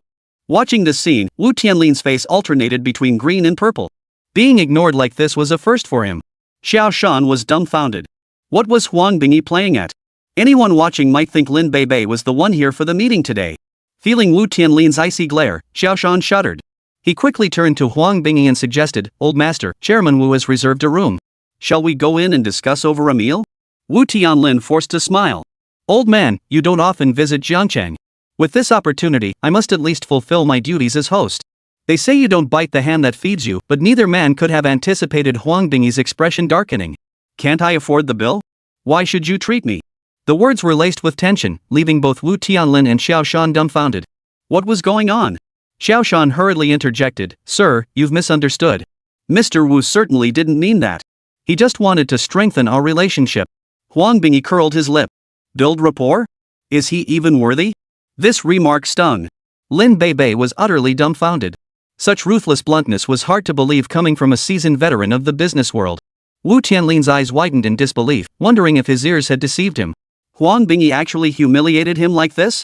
Seeing the contemptuous look on the other man's face, he finally confirmed he hadn't misheard. In an instant, Wu Tianlin's face darkened. His fists clenched and unclenched repeatedly. Xiao Shan watched this unfold, his heart sinking. As the middleman, if this deal fell through, Wu Tianlin's fury would surely be vented on him. Sir, didn't you agree to meet with Chairman Wu to discuss the amusement park project? Xiao Shan felt tears welling up as he looked pleadingly at Huang Bingyi. That's correct, I did agree. But the discussion is now concluded. You two may leave. Finished? Wu Tianlin and Xiao Shan exchanged a glance. We haven't even discussed anything yet, how can we be done? Mr. Huang, Tianlong Group is the industry leader in Jiangcheng. Entrust the amusement park project to me, and you can rest assured I will absolutely not let you down. I hope you'll give me this opportunity. Gritting his teeth to suppress the humiliation, Wu Tianlin adopted an utterly sincere demeanor. Old master, if not for my sake, then for Hu Zhongxin's sake, please give Director Wu a chance. Xiao Shan pleaded earnestly. Huang Bingyi remained unmoved. You asked old Hu to bring me to Jiangcheng. I agreed and came. What happens next has nothing to do with old Hu's favor. As for Tianlong Group, do you think they'll start eating hairy pigs just because they lost Zheng the butcher? I think Lin Group is quite suitable. Turning to Lin Beibei, he beamed, Ms. Lin, I've arranged a banquet. Let's discuss matters over dinner. This treatment was like night and day, stabbing Wu Tianlin and Xiao Shan right in the heart. Please, after you. Lin Beibei politely declined once before following Huang Bingyi inside. The gloom in her heart vanished instantly, leaving her feeling inexplicably refreshed and invigorated. As for Yi Xian, he trailed behind with no sense of presence whatsoever. Watching them enter the private room, Wu Tianlin's face twisted into a grimace. You old bastard, Huang. This is too much. He gnashed his teeth, letting out a beast-like growl. If anyone else dared humiliate him like this, he would make them regret ever being born. But when it came to Huang Bingyi, he could only swallow his pride and bite his tongue. Xiao Shan turned ashen with fear, cautiously pleading, Mr. Wu, please don't be angry. I'll call Hu Zhongxin right now and ask him to intercede. Wu Tianlin's response to Xiao Shan was a merciless flying kick. I told you to call. Call your ass off. Wu Tianlin continued kicking Xiao Shan, who lay sprawled on the ground, venting his fury. Poor Xiao Shan screamed in agony, yet dared not resist in the slightest. You worthless piece of trash. What kind of guarantees did you give me before? I trusted you too much, and now I've been humiliated. Wu Tianlin's rage only intensified. He delivered several vicious kicks to Xiao Shan's face before finally turning away. After lying on the ground for a long while, Xiao Shan finally staggered to his feet. His hair was disheveled, his face swollen like a pig's head, and his entire body was covered in footprints, a pitiful sight. Dad, what happened? Xiao Hai rushed over from outside the hotel, his face grim. What happened? Did you give the amusement park project to Wu Tianlin? I was counting on pulling off a big win to buy a sports car and pick up girls. Xiao Shan was seething inside. He lashed out with a slap. Dad, have you lost your mind? It's me, Xiao Hai. You bastard. I'm talking to you. I'm beaten to a pulp, and you're here blabbering about sports cars? I'll beat you to death. Wu Tianlin was a regular at the Tianyu Hotel, so the security guards naturally dared not touch him. But the Chow family father and son didn't enjoy such treatment. They were grabbed by the collars like chicks by an eagle and tossed straight out the door. This incident became one of the hotel's most notorious tales. Inside the private room, laughter and cheer filled the air. "Bebe, I'm about the same age as your grandfather. Just call me Grandpa, like Yao Yao does," Huang Bingy said with a smile. "Okay, Grandpa Huang." Lin Bebe nodded vigorously, though inwardly puzzled. Everyone says Huang Bingy is stern and serious, but he seems quite amiable now. "That's exactly right." Huang Bingy chuckled softly, his gaze settling on Yi Xian. "You and little Yi sitting together, you two are a golden boy and jade girl, a perfect match made in heaven." The moment he saw Lin Bebe, Huang Bingy believed he understood Yi Xian's purpose for staying at Lin Group, naturally pairing the two together. At these words, both Lin Bebe and Yi Xian's expressions turned slightly awkward. This old man just stirs up trouble. Yi Xian mentally cursed under his breath, burying his head in his meal as if he hadn't heard a word. Lin Bebe, however, couldn't avoid responding. She gave an awkward smile. "Grandpa Huang, Yi Xian and I are just ordinary friends." Fearing Huang Bingy would press further, she quickly changed the subject. "Grandpa Huang, I heard from one of our company's vice presidents that you've agreed to give him the amusement park project? You mean Lin Mingchao?" Huang Bingy shook his head, his face twisted with disdain. "Bebe, even though he's your second uncle, I have to say this man has ulterior motives. I'd never hand the amusement park project over to someone like him. After careful consideration, I feel I can only trust you, Bebe, with this project." Chapter 58, Scheming. Lin Bebe was thrilled, but more than anything, she was stunned. She couldn't believe the amusement park project had landed on her lap like this. It was like a pie falling from the sky, but not like that. For the next few days, Lin Bebe remained in a daze. As the banquet drew to a close, she could no longer contain her curiosity and blurted out, "Grandpa Huang, with so many outstanding real estate companies in the provincial capital, why did you choose our Lin Group?" She wouldn't be able to sleep a wink tonight without getting a clear answer. "You young thing, always overthinking things." Huang Bingy smiled faintly. "True, there are companies in the provincial capital with better credentials than Lin Group. But the amusement park project is in Jiangchang. After careful consideration, we decided to select a local contractor. After all, we're investing tens of billions in this project, there's no room for error. Companies with underworld connections like Tianlong Group were never on my radar from the start. It was just that I couldn't refuse an old acquaintance's request, so I had to go through the motions." This explanation felt somewhat strained. Before Lin Bebe could ask more questions, Huang Bingy interjected, "Young lady, you shouldn't overthink things. Right now, your priority is figuring out how to execute this project well. Rest assured, Grandpa Huang, I won't let you down." Lin Bebe nodded firmly. After the banquet, Huang Bingy, supported by Huang Yao, escorted Yi Xian and Lin Bebe to the hotel entrance. This gesture left Lin Bebe somewhat flattered and surprised. Given Huang Bingy's status, wasn't this a bit too warm? The thought flashed briefly through Lin Bebe's mind. Watching the Ferrari drive away, Huang Yao grumbled beside him, "Grandpa, you haven't even clarified Yi Xian and Lin Bebe's relationship, yet you're already pairing them up. What if she has a boyfriend? That would be so inappropriate." "Yao Yao, I'll bet you anything Lin Bebe doesn't have a boyfriend," Huang Bingy chuckled. "You're that confident? Did you secretly investigate Lin Bebe behind my back?" Huang Yao instantly grew displeased. "Ahong hasn't left my side these past 2 days. Even if I wanted to investigate, I wouldn't have had the chance." Seeing Huang Yao's puzzled expression, Huang Bingy explained, "I haven't investigated, but that doesn't mean Xiaoyi hasn't. Otherwise, why would he be content to stay at Lin Group as just an employee?" Huang Yao paused, then realized, "You mean?" "Exactly." Huang Bingy nodded.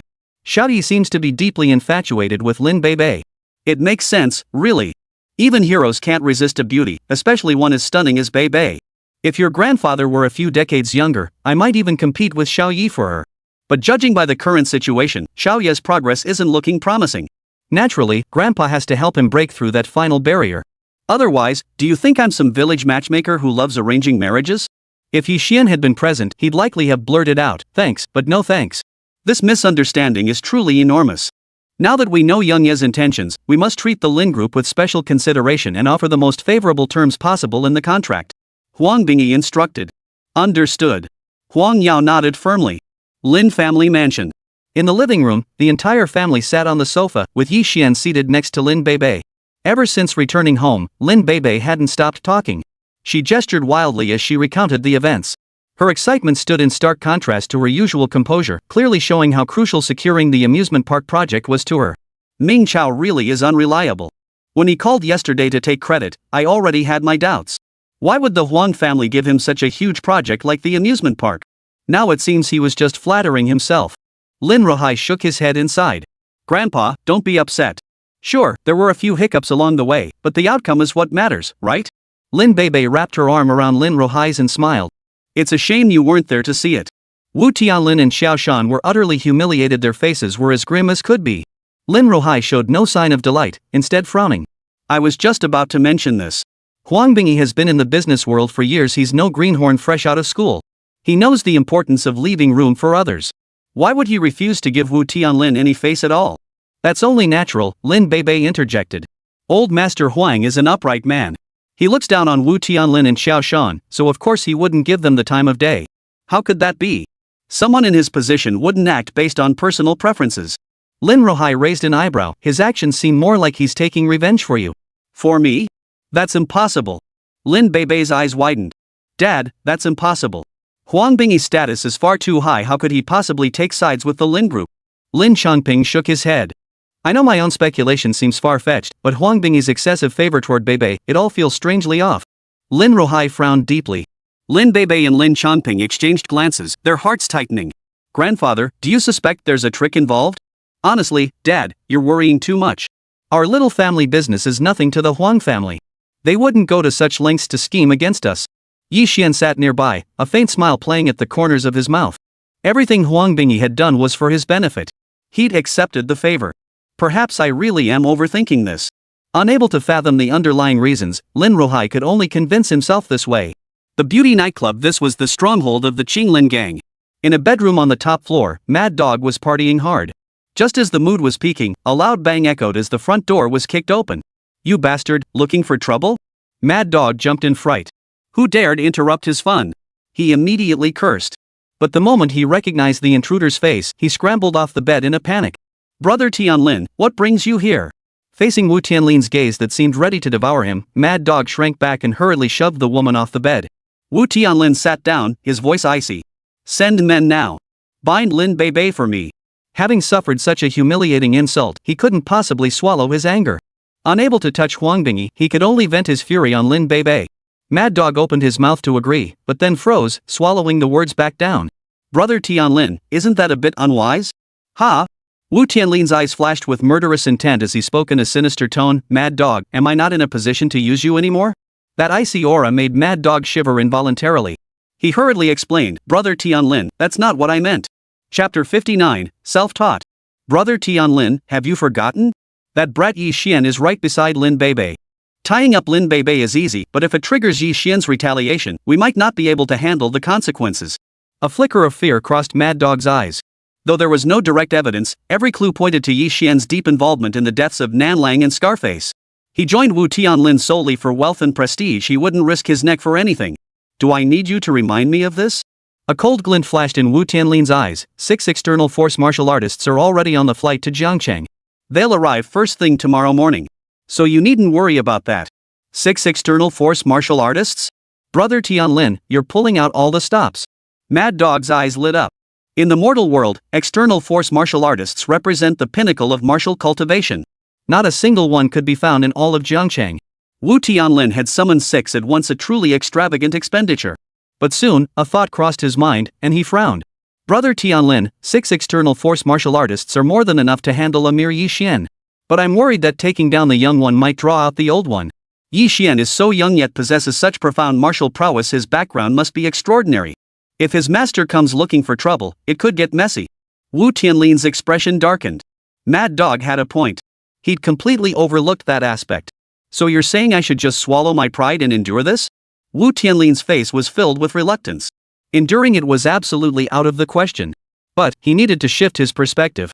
Mad Dog's eyes darted around as he quickly formulated a plan. I think we can win Yi Xian over to our side. That way, we gain a capable ally, while the Lin family loses a key asset. Then the Lin family would be lambs led to the slaughter. Wu Tianlin shook his head slightly. I've tried before, but that man is as stubborn as a mule. Winning him over would be as hard as climbing to the moon. Mad Dog smiled faintly, brimming with confidence. Times have changed. With 6 outer force martial artists backing us, if he refuses, he'll have to weigh the consequences. After a moment's contemplation, Wu Tianlin nodded. All right, we'll proceed as you suggest. The next day, Lin Beibei drove Yi Xian to the company. Perhaps because she was in such a good mood, this time she didn't have Yi Xian get out early. Instead, she drove him straight to the underground parking garage. Lin Group had an unwritten rule: the parking spot directly facing the elevator entrance was reserved exclusively for the CEO. No one dared to occupy it. As she slowly steered toward the CEO's spot, a Bentley suddenly shot past at breakneck speed, snatching the parking space before Lin Beibei could reach it. The act carried an air of brazen provocation. The door opened, and Lin Mingqiao stepped out. He looked radiant, clearly in high spirits. Lin Beibei parked her car in the adjacent spot and stepped out with Yi Xian. Uncle Lin, you really had to fight over a parking spot? That's unnecessary, isn't it? Lin Beibei said coldly. Lin Mingqiao arched his eyebrows, adopting an arrogant and haughty demeanor. Since this is the president's parking spot, I'll just use it 2 days early. Nothing wrong with that, right? Lin Beibei sneered coldly. Uncle, have you been drinking? If you're still hungover, you might want to go home and rest. My dear niece, you're clueless even as death approaches. Lin Mingqiao tossed his hair smugly. You must have heard Huang Bingyi arrived in Jiangqing last night. I'll contact him shortly to discuss the amusement park project partnership. Within 2 days, I'll sign the contract between Lin Group and Yuan Group. Then, the CEO position is mine for the taking. Ha! Lin Mingqiao burst into maniacal laughter. Yesterday, he hadn't been able to reach Huang Yao, which had left him feeling uneasy. But when news reached him that night that Wu Tianlin had beaten up Xiao Shan at the Sky Hotel, he was overjoyed. It was obvious to anyone that Wu Tianlin had gone to meet Huang Bingyi. His loss of composure could only mean one thing: the amusement park project had fallen through. As a formidable competitor, Tianlong Group had been eliminated. Lin Mingqiao attributed this to his own more generous terms. Convinced the amusement park project was a done deal, he arrived at the office early to show off in front of Lin Beibei, eager to see her flustered reaction. To his astonishment, Lin Beibei showed no reaction whatsoever. Worse, the look in her eyes was oddly peculiar. It was as if she were looking at a complete idiot. Lin Mingqiao felt irritated, as if he'd punched a pillow. Lin Beibei, no matter how calm and composed you pretend to be, once the contract is signed, you'll pack your bags and get out. And you? Lin Mingqiao's gaze shifted to Yi Xian. You, a country bumpkin, think you deserve to work at Lin Group? You're dragging the company's standards down. All of you eyesores get the hell out of here. Yi Xian rolled his eyes. Your Lin family feuding is none of my business, but dragging me into this? What's that about? President Mingqiao, I must offer my sincere apologies. Your contributions to the company are truly immense. The company could manage without anyone else, but not without you. I only realized this issue today. Yi Xian's expression was genuinely sincere, which greatly pleased Lin Mingqiao. This country bumpkin finally knows how to kiss my ass now? Where'd he be all this time?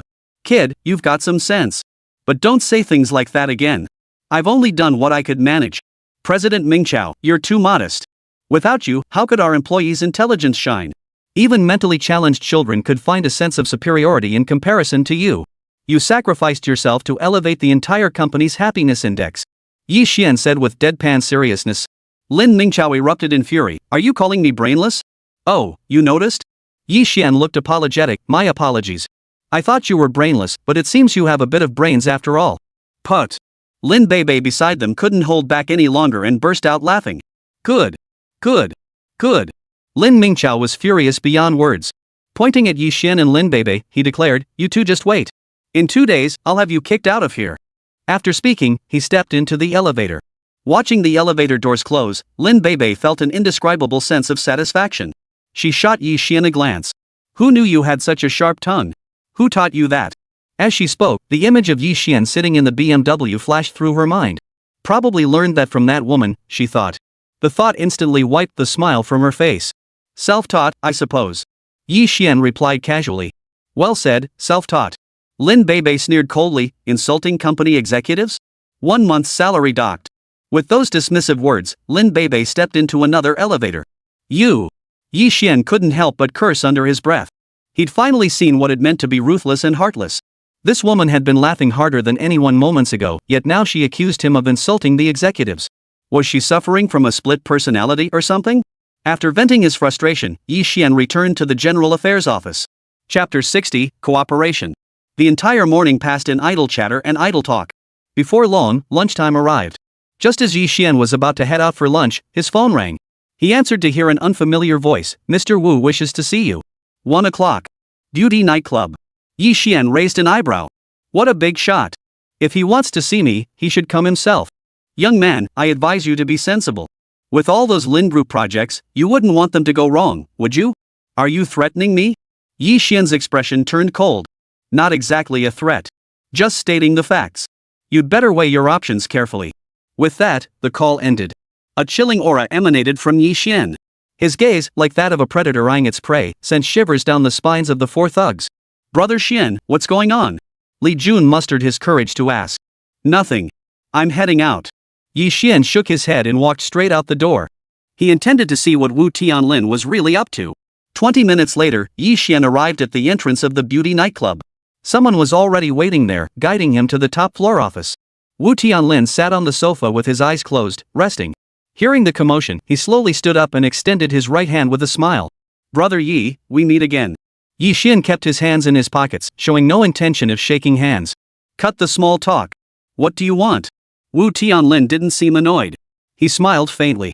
Seeing that Brother Yi is a straightforward fellow, I won't beat around the bush. I asked you here to discuss a business partnership. Not interested. Yi Xian flatly refused, making a move to walk out. Brother Yi, don't be so hasty. Let me finish. Today, Wu Tianlin was unusually patient. He stopped Yi Xian and continued, I know you're indifferent to fame and fortune, viewing money as worthless. But a true man born into this world must never bow to others. Naturally, one must wield power over the world while awake and recline beside beauties while drunk. With your talents, staying at Lin Group only demeans you. Why not join forces? You handle the martial arts, I handle the strategy. With our brothers' combined strength, all of Zhangcheng will bow at our feet. Wu Tianlin's eyes gleamed with an intense, almost greedy light.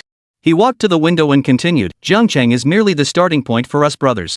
Leveraging our dominance in Zhangcheng, we could even advance to the provincial capital and challenge the highest echelons of power. Given time, even the imperial capital itself would be within our grasp. Turning back, Wu Tianlin's voice dripped with seduction, then, you two brothers will be revered by all. Those once venerated elites will grovel before us. A mere sneeze from you would send them trembling 3 times over. The sheer thrill of controlling others' fates, just imagining it sends shivers down your spine. They say power is a man's finest aphrodisiac. Could it be, Brother Yi, that you're not tempted? Don't you yearn to taste it? Yi Xian offered no confirmation, instead asking, when that time comes, the Lin family will likely meet a miserable end, won't they? Naturally. Wu Tianlin assumed Yi Xian and the Lin family were bound only by business interests, devoid of any emotional ties. Without a second thought, he declared, the Lin family has repeatedly crossed me. They must not be spared. Once we crush the Lin group, not a single member of their 3 generations will escape. You intend to slaughter the entire Lin family? Yi Xian raised an eyebrow. If you're going to do something, do it thoroughly. Wu Tianlin's voice dripped with murderous intent. The Lins may lack vision, but they possess considerable capability. Leaving them alive only creates future trouble. Better to eliminate them once and for all. Of course, that woman Lin Bei, we can spare her life. You've stayed at the Lin group all this time because of her, haven't you? Wu Tianlin shot Yi Xian a lecherous glance. Rest assured, after we wipe out the Lin family, I'll hand her over to you for 3 days. For those 3 days and nights, you can do whatever you want with her. Ha! Yi Xian remained expressionless. Mr. Wu, you're ruthless and brutal. Wu Tianlin shook his head and sighed. Brother, I'm forced into this. People, if you're too easygoing, they'll take advantage and push you around. Only when you're ruthless and unyielding will others fear and respect you. That makes sense. Yi Xian flashed a meaningful smile. Do you think I'm ruthless and unyielding enough, Mr. Wu? Wu Tianlin paused, then replied instinctively, of course you are, young man. Otherwise, I wouldn't have partnered with you. No, I still think you fall short. Otherwise, why aren't you afraid of me? Why don't you show me reverence? How dare you spout such nonsense in front of me? A cold glint flashed in Yi Xian's eyes. Wu Tianlin's gaze instantly turned icy cold. Are you refusing to cooperate? You can interpret it that way. Yi Xian narrowed his eyes. I came here to tell you this. Any misfortune that befalls anyone from the Lin family, this debt will be settled on your head. When the time comes, I'll make you understand what true ruthlessness means. Mr. Wu is a smart man. I hope you won't make a foolish mistake. With that, Yi Xian turned to leave. Wu Tianlin sneered coldly, Kid, I admit you're a skilled fighter. But do you really think I'd summon you here unprepared? With that, Wu Tianlin pressed the bell on his desk. The next second, the office door swung open, and 5 men dressed in traditional Chinese attire entered. Their expressions were solemn, and their movements carried an indescribable aura of authority that made one hesitate to meet their gaze. Yi Xian remained calm. 5 external force martial artists. Chairman Wu, you've gone to quite some trouble, haven't you? Kid, you've got some insight. But they're far from ordinary external force practitioners. They come from the same school, their coordination seamless. When they work together, even a typical internal force practitioner might not stand a chance against them. Therefore, you're as good as dead. Wu Tianlin grinned savagely. Attack! The moment the words left his mouth, the 5 men lunged forward, closing in on Yi Xian. Forming a pincer formation, they could support and coordinate with each other, trapping Yi Xian within this confined space, leaving him utterly unable to escape. Their speed was blindingly fast. In the blink of an eye, they were upon Yi Xian. Fists and flying kicks erupted in a barrage of fierce, powerful strikes, filling the air with a series of explosive cracks. Trivial tricks. Yi Xian sneered, his form flickering as he evaded all 5 attacks. Then, he struck out with a palm strike. This strike carried the force of 1,000 pounds. A piercing scream erupted as the leader was sent flying through the air, leaving a trail of crimson blood in his wake before crashing heavily into the wall. The other 4 paled, instinctively trying to retreat, but it was too late. Yi Xian unleashed 4 consecutive palm strikes, sending each of them flying. All 5 external force martial artists now lay unconscious, the entire battle having lasted but a few seconds. Chapter 61, Unwilling to Accept Defeat. General Affairs Office. After Yi Xian left, Li Jun sat at his desk, silent and deep in thought. Bro Jun, what's up? Did some girl get you down after you messed up last night? Dashan leaned in with a mischievous grin. Dashan, don't be so rigid about gender. Maybe it wasn't a girl at all, could have been a guy or a younger brother, Sun Ming chuckled. On any other day, Li Jun would have bantered back and forth with the two. But today, he merely frowned. Cut the nonsense, both of you. If you've got nothing to do, go hang out somewhere else. Dashan and Sun Ming exchanged puzzled glances. Jun, what's really going on? Did you get some girl pregnant? Li Jun nearly choked on his own spit. You. Is that really how you see me? Seeing them nod, Li Jun's face darkened. I'm not in the mood to mess around with you guys. When Xian answered that call earlier, you were too far away, but I heard it loud and clear. The caller was Wu Tianlin. The words sent shockwaves through Dashan and Sun Ming. Could it be? Brother Xian and Wu Tianlin are secretly colluding? Sun Ming considered the possibility. But before he could finish, Dashan's palm smacked him across the face. What the hell are you thinking? Brother Xian and Wu Tianlin are sworn enemies. How could they possibly be working together? Dashan cursed. Sun Ming clutched his head, looking aggrieved. I was just speculating. Then tell me, what could Wu Tianlin possibly want with Xian? Dashan didn't respond, instead turning his gaze toward Li Jun. Among the 4 troublemakers, Li Jun served as the mastermind. Frowning, Li Jun said, Brother Xian and Wu Tianlin have a blood feud. If he's seeking out Brother Xian, it can't be anything good. He might be luring Brother Xian into a trap to exact revenge. Sun Ming's expression turned alarmed. Then what are we waiting for? Call the cops. Li Jun scoffed. Call the cops? This is just our speculation. We don't have any evidence. With Wu Tianlin's status, do you really think the police would take this case? He shot Sun Ming a look of contempt before standing up. This matter still needs to be reported to the boss.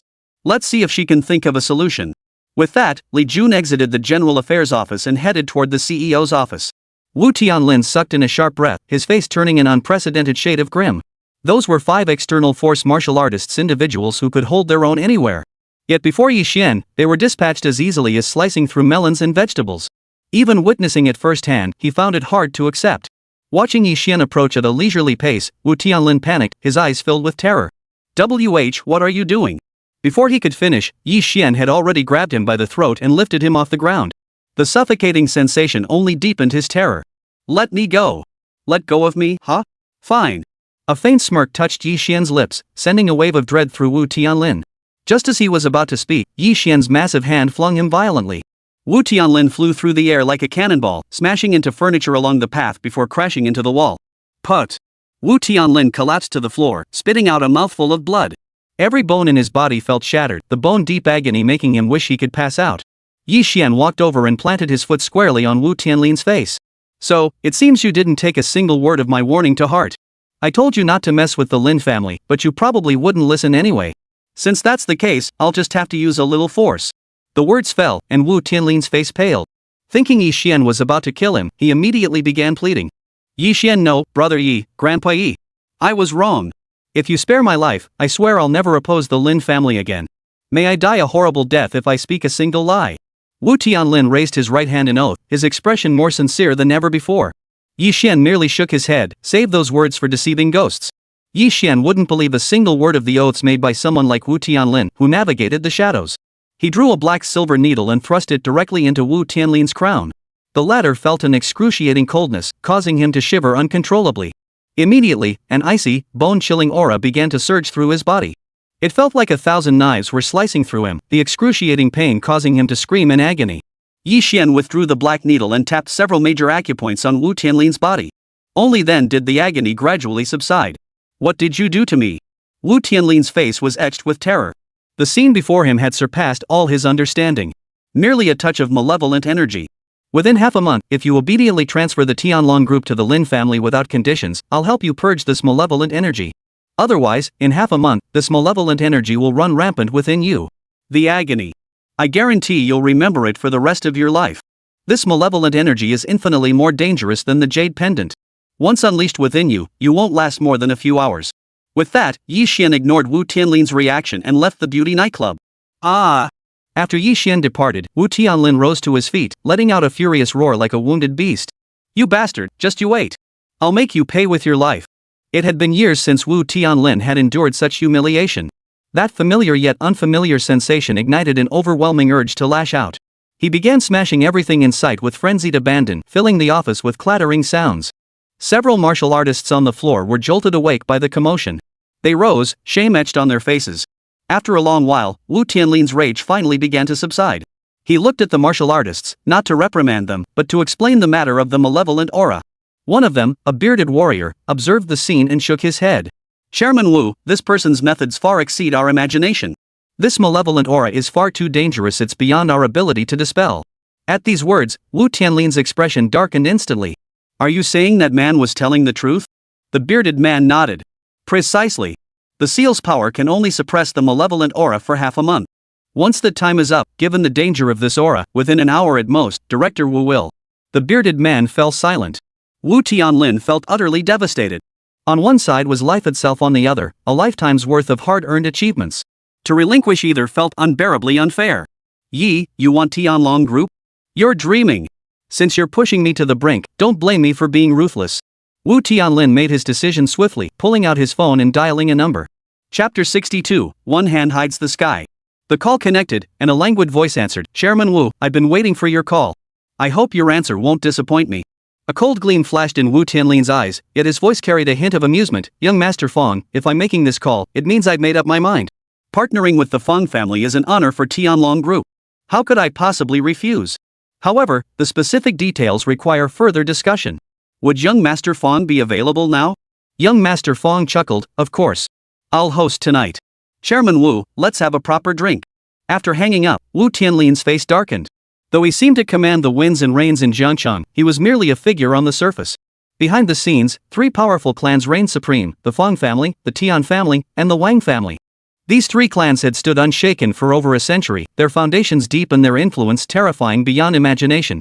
The shadows of these three families loomed over many major events in Jiangchang, their tentacles reaching into every corner of the city and spanning numerous industries.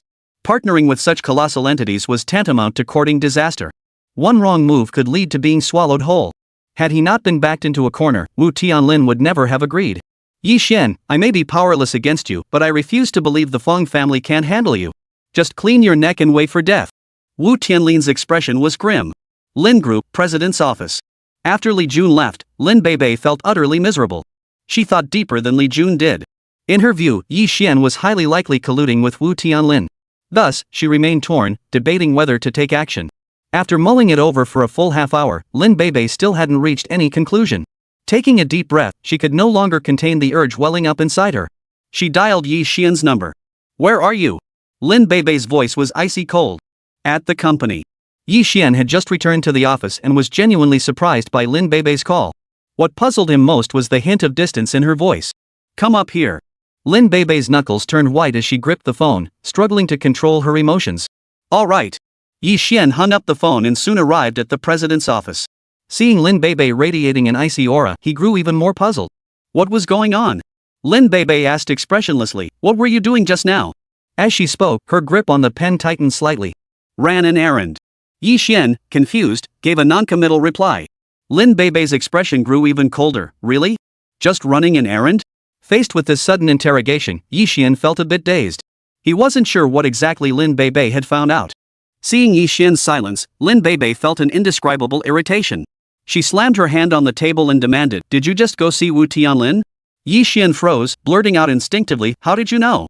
The confirmation sent Lin Beibei's mood spiraling into utter despair. You bastard, Yi Xian. The Lin family treated you well, and this is how you repay us colluding with Wu Tianlin. Spill it. What did he promise you to make you work so hard for him? Lin Beibei's expression was intensely agitated, as if she wanted to devour Yi Xian alive. The benefits? Naturally, he painted a rosy picture, promising the moon and stars. Then he said. Yi Xian paused, glancing at Lin Beibei. What else did he say? He even said, hand her over to me. Do with her as you please. You shameless bastard. Blood rushed to Lin Beibei's head. She scanned her surroundings, seemingly searching for a suitable weapon. Calm down. Yi Xian hurriedly soothed her. That wasn't my idea, it was Wu Tianlin's. Naturally, I couldn't agree to him. Not only did I refuse on the spot, I beat him up. Not only that, but I gave him a fortnight to transfer all his shares in Tianlong Group to the Lin family. Unable to find a suitable weapon, Lin Beibei reluctantly gave up.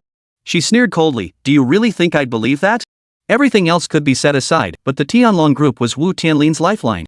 Unless he was killed, there was no way he'd ever transfer it. This guy really talks big. That's the truth. If you don't believe me, there's nothing I can do. Yi Xian shrugged and walked straight out of the office. Stop right there. Lin Beibei shouted at Yi Xian's retreating back. Her words fell on deaf ears, leaving her trembling with rage. Bastard, just you wait. Once I get my hands on proof of you colluding with Wu Tianlin, I won't let you off the hook. Yi Xian pretended not to hear Lin Beibei's threat and headed straight back to the General Affairs office. The moment he entered the office, the four troublemakers swarmed around him. Bro Xian, you okay? Did that bastard Wu Tianlin give you any trouble? The barrage of questions piqued Yi Xian's curiosity. How did you know I met with Wu Tianlin? Jun told us. Dashan and the others turned to Li Jun, who chuckled. I overheard your call. So you told Lin Beibei? Yi Xian raised an eyebrow. Yeah, I was worried something might happen to you. Li Jun looked perfectly nonchalant. Thanks a lot. Yi Xian rolled his eyes. No need to thank me, Xian. It was nothing. Li Jun chuckled. Yi Xian looked utterly speechless. This guy can't tell a compliment from a backhanded comment. In the southern suburbs of Jiangcheng stood an extravagantly built estate. This was the residence of the wealthy Wang family. The usually tranquil estate now buzzed with activity. Numerous guards patrolled the perimeter, while hidden sentries were stationed throughout the grounds, maintaining a high level of vigilance. Inside the villa, an elderly man sat on the sofa, with Qin Feng at his side. Though advanced in years, the old man carried an indescribable aura of authority in every movement, radiating an aura of inviolable dignity. This man was Wang Yuanshan, the current head of the Wang family. Young Qin, are all preparations complete? Wang Yuanshan asked in a deep voice. Old Wang, everything is in place. The brothers of the Little Knife Society have all been dispersed. Qin Feng paused, hesitating to speak. Wang Yuanshan smiled faintly. I know you have a mind full of questions. Ask freely. What I can tell you, I shall never withhold. Then I'll take the liberty of asking. Qin Feng cut straight to the point. Old Wang, the Wang family in Jiangcheng may not rule with an iron fist, but we certainly hold considerable sway. We maintain a large contingent of bodyguards. Logically, no one would dare come looking for trouble. Who could possibly have you so on edge? Chapter 63, Few Rivals. Xiao Qin, we're no strangers. We've known each other for 10 years now. I won't keep this from you. Wang Yuanshan sighed. Over the years, assassination attempts against me have never ceased. Only the Wang family's formidable security has prevented them from succeeding. But this time is different. Lately, assassins have been attacking the Wang family every 15th day of the month. Though none have succeeded, these men possess remarkable agility and always manage to escape. The strangest part is that each assassin sent is slightly stronger than the last, as if testing the limits of the Wang family's defenses. Last month, the royal guards nearly faltered. This meant that the assassin dispatched this month would be exceptionally formidable. So formidable that the Wang family's guards might not be able to withstand them. Qin Feng's expression darkened. The Wang family's guards were said to be elite veterans from special operations units, working together with seamless coordination, essentially a fully fledged special operations battalion. An assassin formidable enough to overwhelm even them. Just how terrifying must their strength be? Qin Feng felt his mouth go dry, swallowing instinctively. Old Wang, the Knife Society is just a rabble. I'm afraid the strength they can provide is very limited. Wang Yuanshan nodded. I know. Asking you to deal with martial arts masters is indeed putting you in a difficult position. If you're afraid, you can withdraw with your men right now. I won't hold it against you. Qin Feng's expression immediately turned serious. Master Wang, the entire Jiangcheng knows I'm a cowardly fool, that's undeniable. But no matter how despicable I may be, I'm not ungrateful. Had you not saved me back then, I'd have frozen to death beneath that bridge. There'd be no today. Rest assured, even if it costs me my life, I will protect you with everything I have. Wang Yuanshan shook his head slightly. Your loyalty is enough. The entire Wang family has fled to the provincial capital for safety. I am the only one left in this estate. If it comes to it, I will offer my life to those men. There's no need for you to share my fate. When the time comes, act according to the situation. If it's hopeless, flee immediately. A wave of sadness washed over Qin Feng. This was the end of a hero's journey. Just as he was about to persuade him, something suddenly occurred to him. He hurriedly said, "Old Wang, things might not be as dire as you think. I know someone. If he's willing to come, I believe we can overcome this crisis." Wang Yuanshan's eyes lit up. "Oh? Who is this person? How powerful are they?" "His name is Yi Xian. He's also my benefactor. I owe my position entirely to his support." Qin Feng briefly recounted how Yi Xian had defeated Nan Lang. "As for his strength, it's truly the most formidable I've ever witnessed in my life." Wang Yuanshan's heart lifted. Could we invite him to aid us? Should he succeed, the Wang family will surely reward him handsomely. But he's indifferent to fame and fortune, such offers likely won't sway him. I can only try. With that, Qin Feng dialed the number. "Mr. Yi, it's me, Qin Feng." His voice was respectful and deferential. Yi Xian was quite surprised by Qin Feng's call. "What is it?" "Mr. Yi, it's like this." Qin Feng dared not withhold anything, recounting the matter in full. "Mr. Yi, if it were any other matter, I would never dare to trouble you. Old Master Wang has been immensely kind to me. I humbly request your assistance." "All right." After a moment's silence, Yi Xian nodded in agreement. Though he held no particular fondness for Qin Feng, the man had assisted him before. A debt repaid, and they would be even. "Thank you, Mr. Yi. I'll send someone to fetch you immediately." Qin Feng expressed his gratitude with visible excitement. After hanging up, Yi Xian made his way downstairs. Before long, a black Mercedes pulled up, carrying him to the Wang family estate. Half an hour later, Yi Xian arrived at the Wang family estate, where Qin Feng had been waiting at the entrance for some time.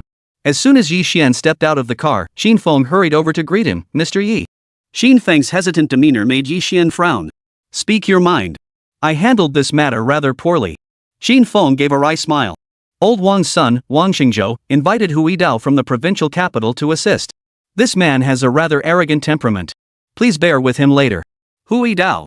Is he that formidable?" Yi Xian's expression turned curious. "Extremely formidable." Qin Feng explained, "He's the headmaster of Yidao Martial Arts Academy, a renowned expert in Chu province. Rumor has it that someone from the Dragon Tiger list once appraised his martial arts, predicting he'd reach the Hotian realm within 20 years. With favorable circumstances, even entering the Dragon Tiger list might not be impossible. The martial path is divided into 3 realms: external energy martial artists, internal energy martial artists, and post-human martial artists. Each realm is further subdivided into high, middle, and low grades. Beyond the post-human realm lies the pre-human realm. Martial artists who reach this pinnacle are as rare as phoenix feathers and qilin horns. Only then do they earn the right to be listed on the Dragon Tiger ranking." Yi Xian smiled faintly. "With such a figure overseeing things, I'll just sit back and enjoy the show." With that, he strode purposefully toward the villa. Qin Feng hurried to lead the way. Upon entering the villa, 4 men were immediately visible in the grand hall. A middle-aged man dressed in traditional Chinese attire sat in the seat of honor, his expression haughty and arrogant, as if he looked down on everyone else. Seated on either side of him were the Wang family father and son, smiling obsequiously as they conversed. Yi Xian's arrival drew everyone's attention. Hui Dao lifted his eyelids slightly, his expression unreadable. "Xingzhou, is this the expert you claim to have invited for backup? At his age, he probably hasn't even grown any hair yet. And he dares to come out here peddling his charlatanism." The atmosphere instantly grew tense. Wang Xingzhou gave an awkward chuckle and hastily explained, "Master Hu, it's all my fault for not handling things properly. I didn't inform my father beforehand that you were coming, so he invited others to assist. I hope you'll be understanding, Master Hu." Hui Dao sneered arrogantly. "Forgiveness is out of the question. However, since I am here, this fellow has no reason to remain. While I fear not others stealing my techniques, if they learn them poorly and end up disgracing my reputation when they use them. As for that so-called small knife society? A bunch of good-for-nothings. They can all get lost too." Qin Feng's expression instantly darkened. As for Yi Xian, his eyes narrowed slightly, a cold gleam flashing within. Wang Yuanshan frowned slightly at the sight. Though the Wang family wielded immense power, he had always conducted himself with kindness toward others. Hui Dao's arrogance was truly excessive. In the past, he would have stormed off in a huff, but now, needing to rely on the other party, he could only grit his teeth and endure it. Master Hu's martial prowess is indeed formidable. This old man has long heard of it. However, the number of bandits attacking this time remains unknown. Having more help is always safer. Wang Yuanshan said patiently. "What a joke. As if Hu needs any help?" Hui Dao snorted coldly. 5 years ago, I already reached the peak of the inner force realm. Across the entire Chu province, few can match me. No matter how many bandits there are, they'll all be corpses beneath my blade. Chapter 64, Shameless. A frog at the bottom of a well. Yi Xian shook his head slightly. While it's true that in scholarship there is no absolute first, and in martial arts there is no absolute second. A competitive spirit is commendable, but one must also recognize that beyond every person lies another, and beyond every mountain, another rises. Without humility and openness, how could one ever attain enlightenment and prove the way through martial prowess? From this perspective alone, Yi Xian had already concluded that Hui Dao would never reach the Hotian realm in his lifetime, let alone climb the Dragon Tiger rankings. Hui Dao remained unaware that Yi Xian had already sentenced his martial career to death. Raising an eyebrow, he sneered, anyone worthy of being whose assistant must at least possess lower-grade internal energy, not these two useless fools. His gaze then settled on Yi Xian. Boy, he said condescendingly, you're not satisfied, are you? I'll give you a chance. If you can block a single strike of mine, I'll admit you're worthy to be my assistant. Do you dare accept? Wang Yuanshan felt a headache coming on. With Hui Dao present, Yi Xian and Qin Feng were useless. Yet dismissing them outright would violate his principles. Yet provoking Hui Dao would mean losing a powerful ally and could even cost him his life. Father. Wang Xingzhou approached Wang Yuanshan, about to offer advice. At that moment, Yi Xian suddenly spoke up, here it comes. Hui Dao's expression darkened instantly. Boy, I asked you a question. Do you dare to answer? Before he could finish, several agonized screams echoed from outside. The air in the hall instantly grew tense, and a single thought surged through everyone's minds. The assassins have arrived. Master Hu, please step in and subdue this man. Wang Xingzhou said respectfully. Wang Yuanshan remained silent, casting a glance at Yi Xian with a flicker of surprise in his eyes. Xingzhou, do not panic. Hui Dao declared confidently, I'll wait right here for that thief. Once he steps into the hall, I'll capture him myself. The screams grew louder and more frequent. Judging by the sounds, the assassin was not alone. About 30 seconds later, the hall doors were violently kicked open. Two masked figures clad in black entered. One scanned the room and sneered coldly, Wang Yuanshan, we gave you a month. Is this the trash you found? Frankly, you'd be better off ending it yourself. Save us the trouble of finishing you off. Hearing himself lumped in with the trash, Hui Dao erupted in fury, you two good-for-nothings. Open your eyes wide, this is old man Hui Dao. As the words fell, the two black-clad figures burst into loud laughter. Beyond Lu Yi, the rest of Chu province is nothing but a pile of trash. Trash should know its place. How dare you think you're anything special? Hearing their words, Hui Dao's blood boiled. With a furious shout, he drew the long blade from his back and charged at them like a cannonball. Seeing this, the two black-clad figures each drew a flexible sword from their waists and met his attack head-on. Clang! The clanging of blades echoed like thunder, the bursting energy piercing the surrounding area, leaving it riddled with holes. Within a mere minute, they had exchanged over 100 blows. The Wang family father and son, along with Qin Feng, were filled with dread. The terrifying combat prowess of internal energy practitioners far exceeded their wildest imaginings. Hui Dao and the black-clad figures' attacks grew increasingly rapid, leaving trails of afterimages in the air. Within minutes, Hui Dao began to falter. Facing the pincer attack of the two black-clad figures, he could barely hold his ground. Who are you people? Clearly only mid-tier internal energy practitioners, how can you possess such overwhelming combat prowess? Hui Dao's face was etched with terror, but more than that, it showed confusion and rage. These two were clearly weaker than him, how could they possibly overwhelm him so completely? You refuse to admit you're trash? Your blade hasn't even tasted blood yet. A worthless fool like you could never grasp the true essence of combat. As they spoke, the two black-clad figures' assault showed no sign of letting up. Hui Dao struggled to defend himself, sustaining several fresh wounds as blood gushed from his body, presenting a pitiful sight. Feeling death's shadow loom, a flicker of terror crossed Hui Dao's eyes. He bellowed, Young Yi! Young Qin! Please, help this old man! Yi Xian remained silent, while Qin Feng sneered coldly, Master Hu, weren't you so full of bravado just moments ago? Why are you now begging us for help? Hui Dao's face flushed crimson, wishing he could sink into a crack in the ground. Wang Xingzhou's expression darkened. His voice grew urgent, Chairman Qin, Mr. Yi, I deeply apologize for the earlier offense. I humbly request your assistance. The Wang family would be eternally grateful. Qin Feng remained silent, his gaze fixed on Yi Xian. Yi Xian spoke slowly, since I gave my word to Qin Feng, I will naturally ensure the Wang family's safety. As he spoke, he pointed at Hui Dao. But this man, he added, is not included. Wang Xingzhou nearly spat out a mouthful of blood, his voice tinged with irritation. Mr. Yi, this is no time for impulsive actions. Before he could finish, Wang Yuanshan cut him off, shut up. You listen to what Mr. Yi says. Who do you think you are to talk back? Wang Xingzhou was utterly speechless. Has father lost his mind? With all three of them working together, there might be a glimmer of hope.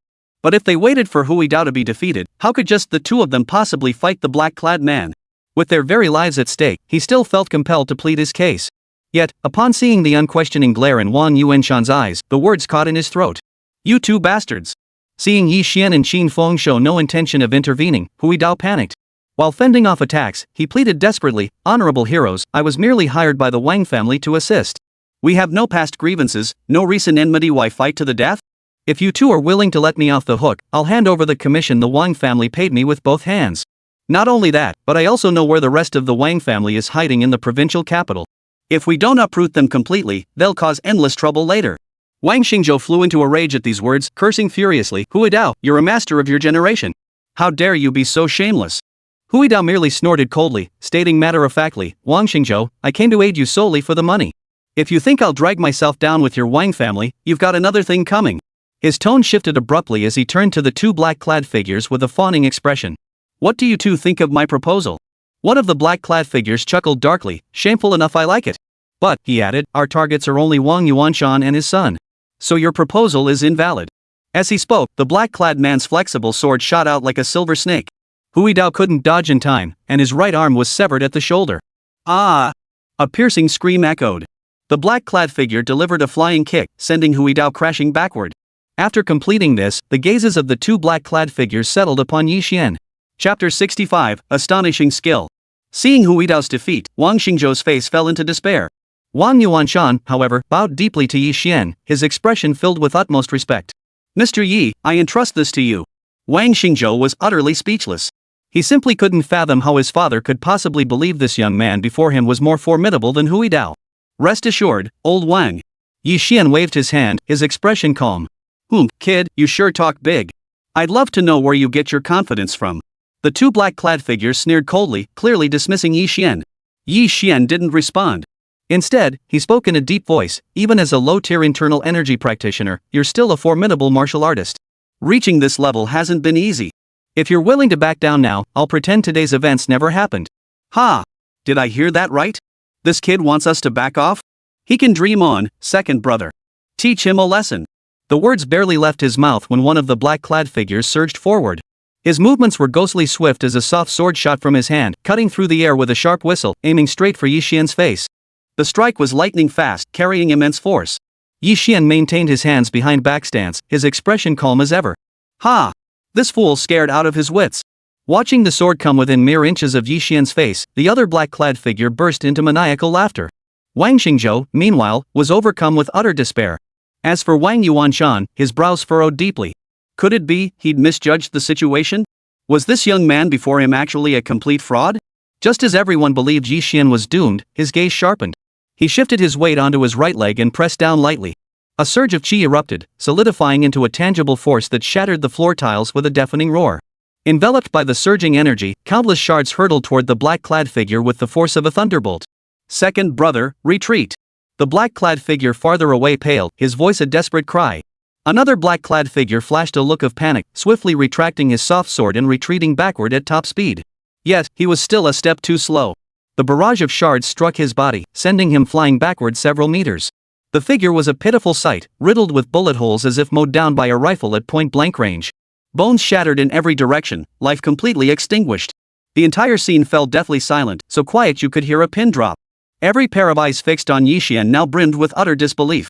How could this be possible?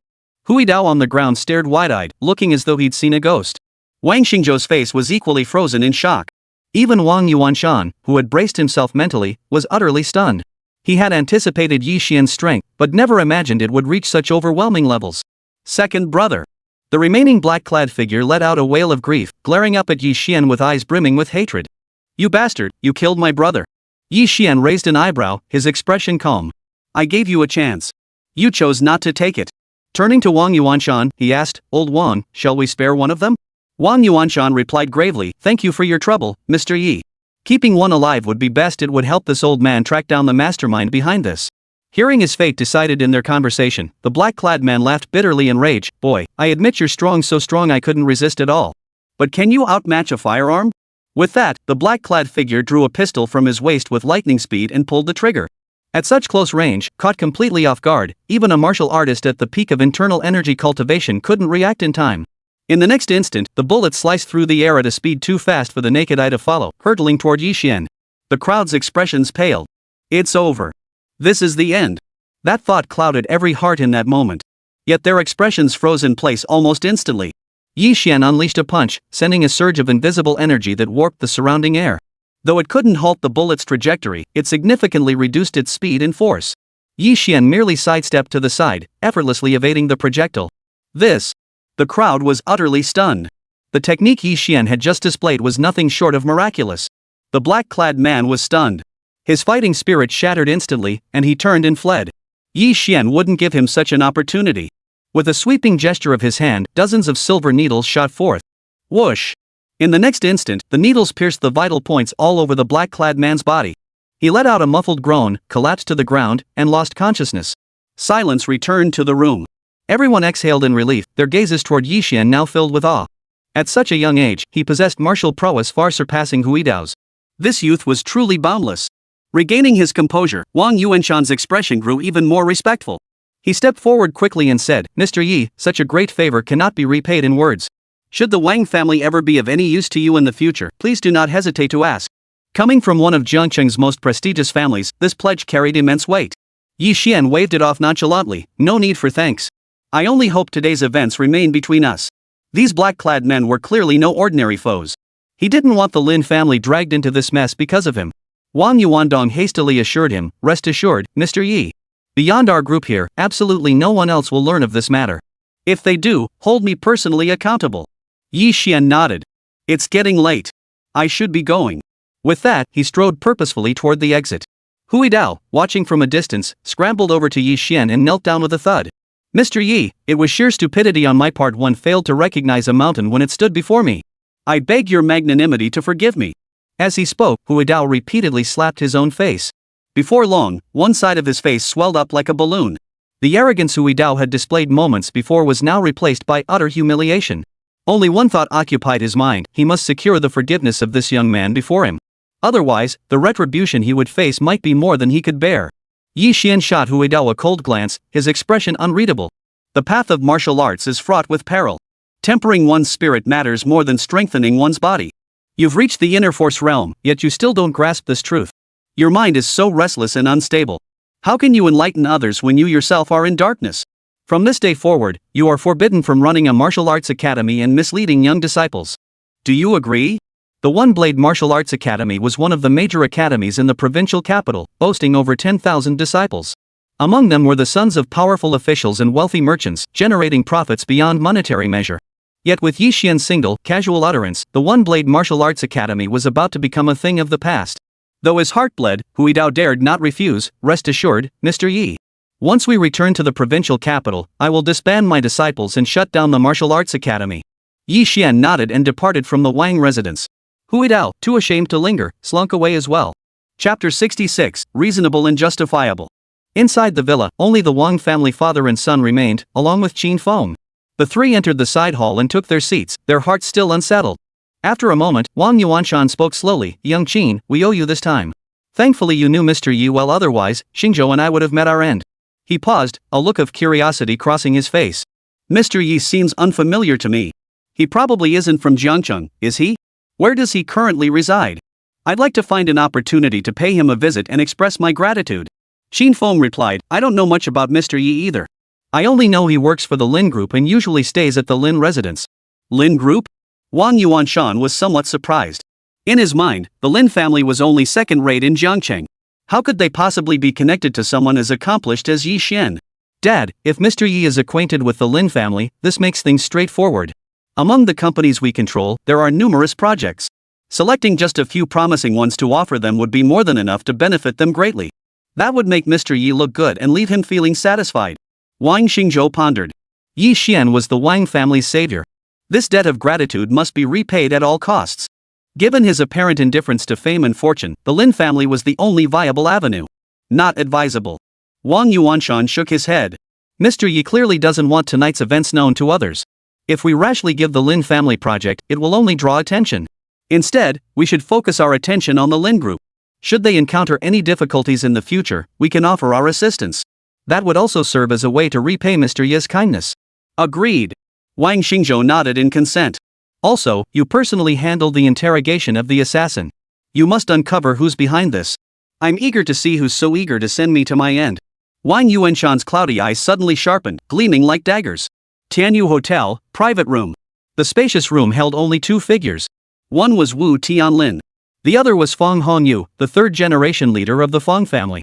Young Master Feng, regarding the collaboration between Tianlong Group and the Feng family, will proceed as you previously outlined. However, I have two requests I hope you'll agree to. A cold gleam flashed in Wu Tianlin's eyes. Go ahead, Director Wu. Anything within my authority, I won't refuse. Feng Hongyu replied with a cheerful smile. Wu Tianlin gritted his teeth. The first request, young Master Feng, help me eliminate the Lin family. As for the second, there's a man named Ji Xian at Lin Group who has repeatedly sabotaged my plans. I've been unable to eliminate him. I hope young Master Feng will take his life. Feng Hongyu burst into laughter. I thought it was something major, but it's just these? Fine, leave it to me. Though the Lin Group had been thriving in recent years, its momentum rivaling that of the Tianlong Group, it was still insignificant in the face of the Feng family. If I recall correctly, they have quite a few projects underway, right? Most of their construction materials come from local suppliers. If we just meddle with those, we can give them a real headache. Wu Tianlin frowned.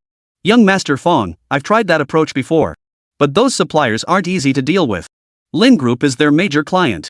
Asking them to give up such a lucrative deal? It's just not realistic. Feng Hongyu scoffed. Mr. Wu, your thinking is flawed. Why bother negotiating with them? Every single one of those suppliers is a major corporation. How many of their accounts could withstand scrutiny? All I need to do is leverage the Feng family's connections within the tax authorities, and I'll have them firmly in my grasp. Good. Good. Good. Wu Tianlin excitedly raised his wine glass, clinking it against Feng Hongyu's before saying, the Lin family's issue is easily resolved, but that youngster's surname Ji is proving difficult to deal with. That kid who knows how he trained? He's clearly young, yet his skills are formidable. I spent a fortune hiring several external force martial artists, but none could touch him. Young Master Feng, you absolutely mustn't underestimate him. By your account, this kid is no ordinary opponent. Feng Hongyu raised an eyebrow and sneered coldly, too bad he crossed paths with the Feng family. Over the years, the Feng family has invested immense effort in cultivating our martial strength, and we've achieved considerable results. We now have numerous external and internal energy practitioners, and we even have Shinfei, the top disciple of Luan, stationed here. Even if the Chi fellow had 3 heads and 6 arms, he wouldn't be able to make any waves.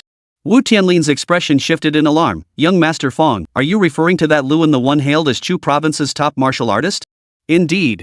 Feng Hongyu chuckled with evident satisfaction. Wu Tianlin was stunned.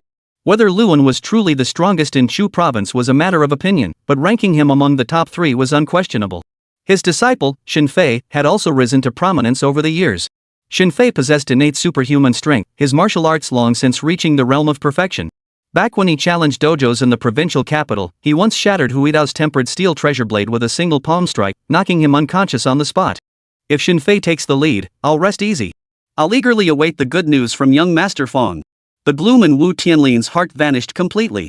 In the bedroom of the Lin family's ancestral home, Yi Xian had barely stepped inside when he found Lin Beibei fully dressed and sitting upright on the bed, showing no intention of sleeping. He paused, about to retreat to his corner, but Lin Beibei stopped him. What's wrong? Yi Xian looked utterly bewildered. What do you mean, what's wrong? You think you can just brush this off? Lin Beibei's face was stern. Spill it. What task did Wu Tianlin assign you? What the hell is this all about? Yi Xian looked utterly speechless. Didn't I already explain it clearly? Wu Tianlin tried to bribe me, but I refused. In his view, without me, he could use illegal means to deal with you and grandfather, making you both vanish from this world. Then the Lin group would be like fish on a cutting board, at his mercy. Lin Beibei stared intently at Yi Xian. His expression seemed sincere, and her doubts gradually faded. This guy might be unreliable in other ways, but he had indeed helped her survive Wu Tianlin's 2 kidnappings. Perhaps that was precisely why Wu Tianlin now hesitated to use violent means against the Lin family. In that light, Wu Tianlin's attempt to buy him off made perfect sense. Once she grasped this, Lin Beibei's mood instantly lifted. It seemed she had indeed wronged this guy. Should she apologize to him? No, apologizing was absolutely out of the question. Otherwise, this guy would surely seize the chance to mock her. But just pretending nothing happened and moving on didn't feel right either. After a fierce internal struggle, Lin Beibei still kept her face stern. What are you yelling about? Even if you have nothing to say, can't you just speak calmly? Why get so worked up? If you could just speak properly, would I even misunderstand you? Go to sleep. Lin Beibei flipped off the light switch as fast as she could, afraid that any delay might let Yi Xian see her unease. Chapter 67, Leading the Charge. The next morning, Lin Beibei seemed in high spirits, even humming a tune as she walked. This left Yi Xian utterly dumbfounded. Last night she was roaring like a lioness, and this morning the sun was shining brightly? That's one hell of a mood swing. Yi Xian, what are you spacing out for this early? If you don't get out the door soon, I'm leaving without you. Lin Beibei urged while changing her shoes. What's going on? Yi Xian instinctively glanced out the window. This was the first time Lin Beibei had ever offered to drive him to work. But the sun doesn't rise in the west, does it? What's gotten into this woman? Hey, slow down. Wait for me. Watching Lin Beibei step out the door, Yi Xian didn't have time to think twice. He hurried after her. Arriving at the office, he poured himself a glass of water and began idly flipping through the newspaper. Half an hour later, Li Jun suddenly stood up and blurted out a curse. Damn it. The sudden outburst startled everyone.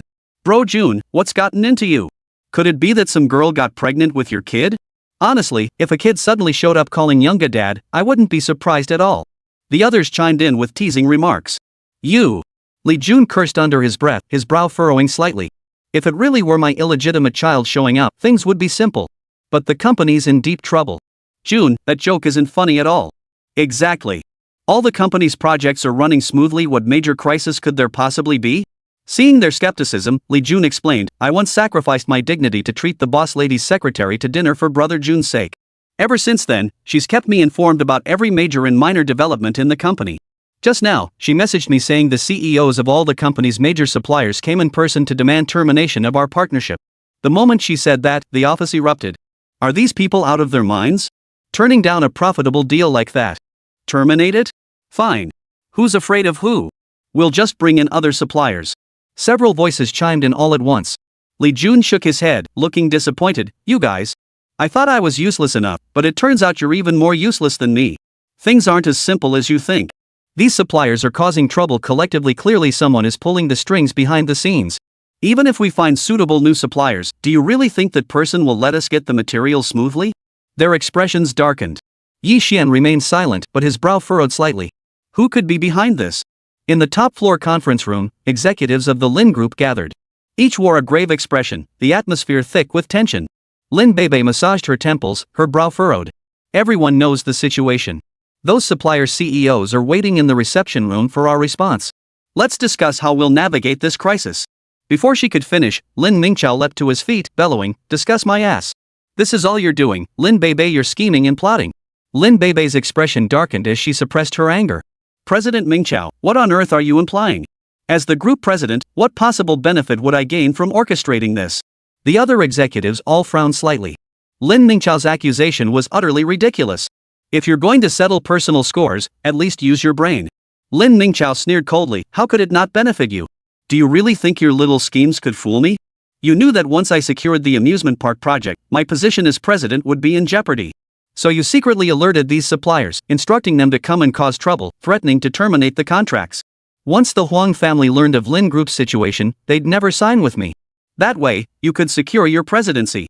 Lin Beibei, you truly have a vicious mind.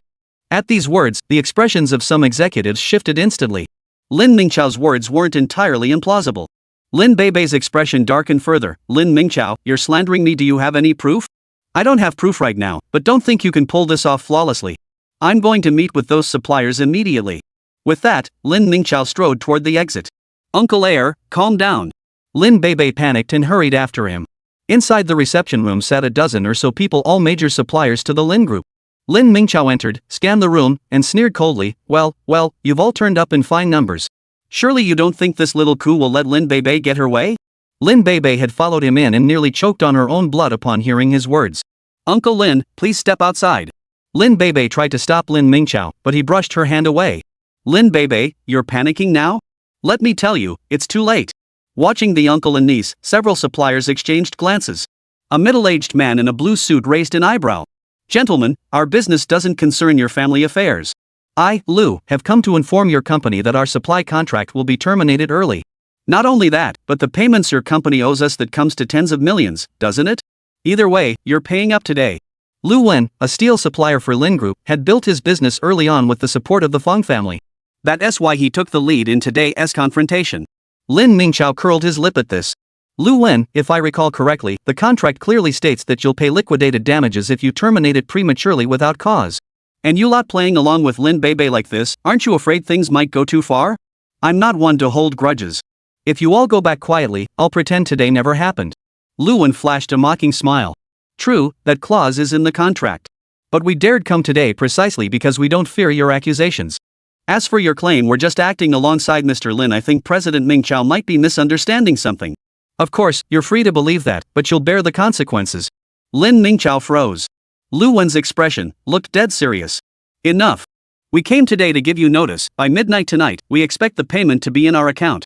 Otherwise, tomorrow's morning headlines will read, Lin Group defaults on payment. With that, Luan stood up and walked toward the exit. The other executives rose as well. Seeing this, Lin Bebe hurriedly tried to stop them. Gentlemen, please stay. Whatever the issue is, we can discuss it. There's no need to make things so tense. The others remained silent, while Luan replied without turning back, this matter is non-negotiable. Chapter 68, Contract Termination. Lin Bebe's face darkened. She turned to the last remaining executive and pleaded, Uncle Su, you and my grandfather have been close friends for decades. You watched me grow up. Must you be so unyielding? Su Mao hesitated, then stepped forward to grasp Lin Bebe's hand. With a sigh, he said, Bebe, it's true I watched you grow up. But in this world, one's hands are often tied. As he spoke, he discreetly traced the character square into the palm of her hand before turning and leaving. The vast reception room was now empty except for Lin Bebe and Lin Mingchao. After a moment, Lin Mingchao snapped back to reality. He realized his assumptions might have been off. These people seemed to be playing for keeps. Lin Bebe, look at the mess you've gotten us into. The moment the accusation left his lips, he met Lin Bebe's icy glare. Lin Mingchao shuddered and instinctively shut his mouth.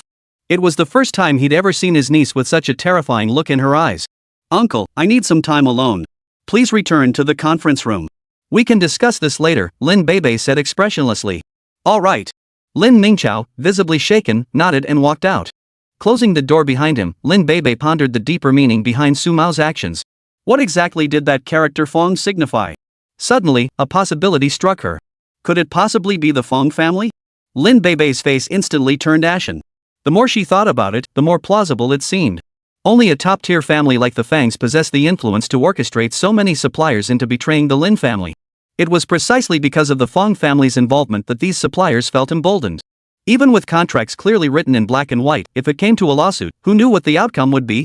By then, not only would the liquidated damages likely be unrecoverable, but rumors of Lin Group defaulting on payments would spread like wildfire. Ultimately, banks would intervene, re-evaluate their creditworthiness, and demand early repayment of loans. This combination of blows was nothing short of a death sentence for Lin Group. Lin Bebe's face drained of color. She couldn't fathom why the Fong family, such a colossal entity, would target the Lin family. The two sides weren't even on the same level. After deep contemplation, Lin Bebe pulled out her phone and dialed Fong Honyu's number. Is this young Master Fong? This is Lin Bebe from Lin Group. Before she could finish, Fong Hongyu cut her off, his voice icy. Ms. Lin, your information seems more reliable than I anticipated. Save your pleas for mercy or surrender. Just clean your necks and wait to be slaughtered. With that, the call ended. Lin Bebe slumped against the wall, her face etched with utter despair. The other party hadn't even given her a chance to speak. This was a death sentence for the Lin family. A wave of helplessness washed over her. General Affairs Office. Yi Xian stepped out of his office, pulled out his phone, and dialed Qin Feng's number. Qin Feng was the best person to uncover the mastermind behind these suppliers' disturbances. Just as he was about to dial, an unknown number called in. Yi Xian paused, then answered. A middle-aged man's voice came through the line. Mr. Yi? This is Wang Yuanshan. Yi Xian raised an eyebrow. Mr. Wang calling? What might I do for you? Wang Yuanshan replied respectfully, Mr. Yi, I've received intelligence that the Fong family and Tianlong Group have joined forces. They intend to take over the Lin Group. Today's mass protest by Lin Group's suppliers was orchestrated by the Fong family, the first step in their plan. Once Lin Group loses its material supply, it will face a massive crisis. That's when they'll seize the opportunity to acquire it. Upon hearing this, Yi Xian remarked, your call isn't merely to inform me, is it? I imagine you've already prepared a solution. Mr. Yi, as always, sees through things with remarkable insight. Wang Yuanshan offered a small compliment. Although the Fong family is one of the three major aristocratic families in Zhengchang, they cannot control everything. Our Wang family happens to have connections within the courts. For those suppliers who breached their contracts, the Lin Group should go ahead and sue them. Rest assured, they will receive fair treatment. As for the new suppliers, the Wang family dabbled in real estate years ago and accumulated some resources in that sector. Among them are many reliable suppliers, all provincial-level companies that won't be swayed by the Fong family. You've certainly shown thoughtfulness. Yi Xian nodded. We'll proceed as you suggest. This matter counts as a debt of gratitude. Should you ever need anything in the future, just ask. Mr. Yi, you flatter me. I can never repay the debt of saving my life. The least I can do is help you with this small matter, Wang Yuanshan hurriedly replied. After hanging up, Yi Xian glanced toward the top-floor conference room. After such a major incident, Lin Beibei would likely face severe reprimands from Lin Mingqiao. She must be enduring immense torment right now. After a moment's thought, Yi Xian stepped into the elevator and pressed the button for the top floor. Lin Beibei returned to the conference room in a daze. No sooner had she sat down than Lin Mingqiao launched into his tirade. Lin Beibei, as CEO, you've caused all suppliers to terminate contracts en masse. This constitutes gross negligence. In my opinion, you are no longer fit for the CEO position. It would be best to step down sooner rather than later. Realizing this wasn't a staged performance, Lin Mingqiao shifted tactics, seizing the opportunity to bring Lin Beibei down. Lin Beibei had anticipated this. Her face turned icy as she replied, President Mingqiao, if accusations could solve problems, I wouldn't mind you ranting all day. If not, then please shut up. Fine. Fine. Fine. Lin Mingqiao sneered repeatedly, I'll be watching to see how you resolve this issue. Lin Beibei ignored him and stated, since these suppliers demand contract termination, let them have it. The outstanding payments will be transferred to their accounts immediately after this meeting by the finance department. The procurement department must find new suppliers as quickly as possible. This was the only solution she could think of at the moment. But deep down, she felt utterly uncertain. Before she could finish speaking, Lin Mingqiao interrupted again. Wait, what did you just say? Pay them the outstanding amounts? Lin Beibei frowned and patiently explained, yes, the payment must be made to prevent them from causing trouble, escalating the situation, and ultimately damaging our group's reputation. Lin Mingqiao sneered coldly, Lin Beibei, you must be out of your mind. The contract clearly states in black and white that they'll pay substantial damages if they breach it. Not only are you not suing them, but you actually want to pay them what they owe? What on earth are you thinking? Everyone else looked at Lin Beibei with puzzled expressions, waiting for her explanation. Chapter 69, Ingratitude. It's not as simple as you think. Even if we sued them, we might not win.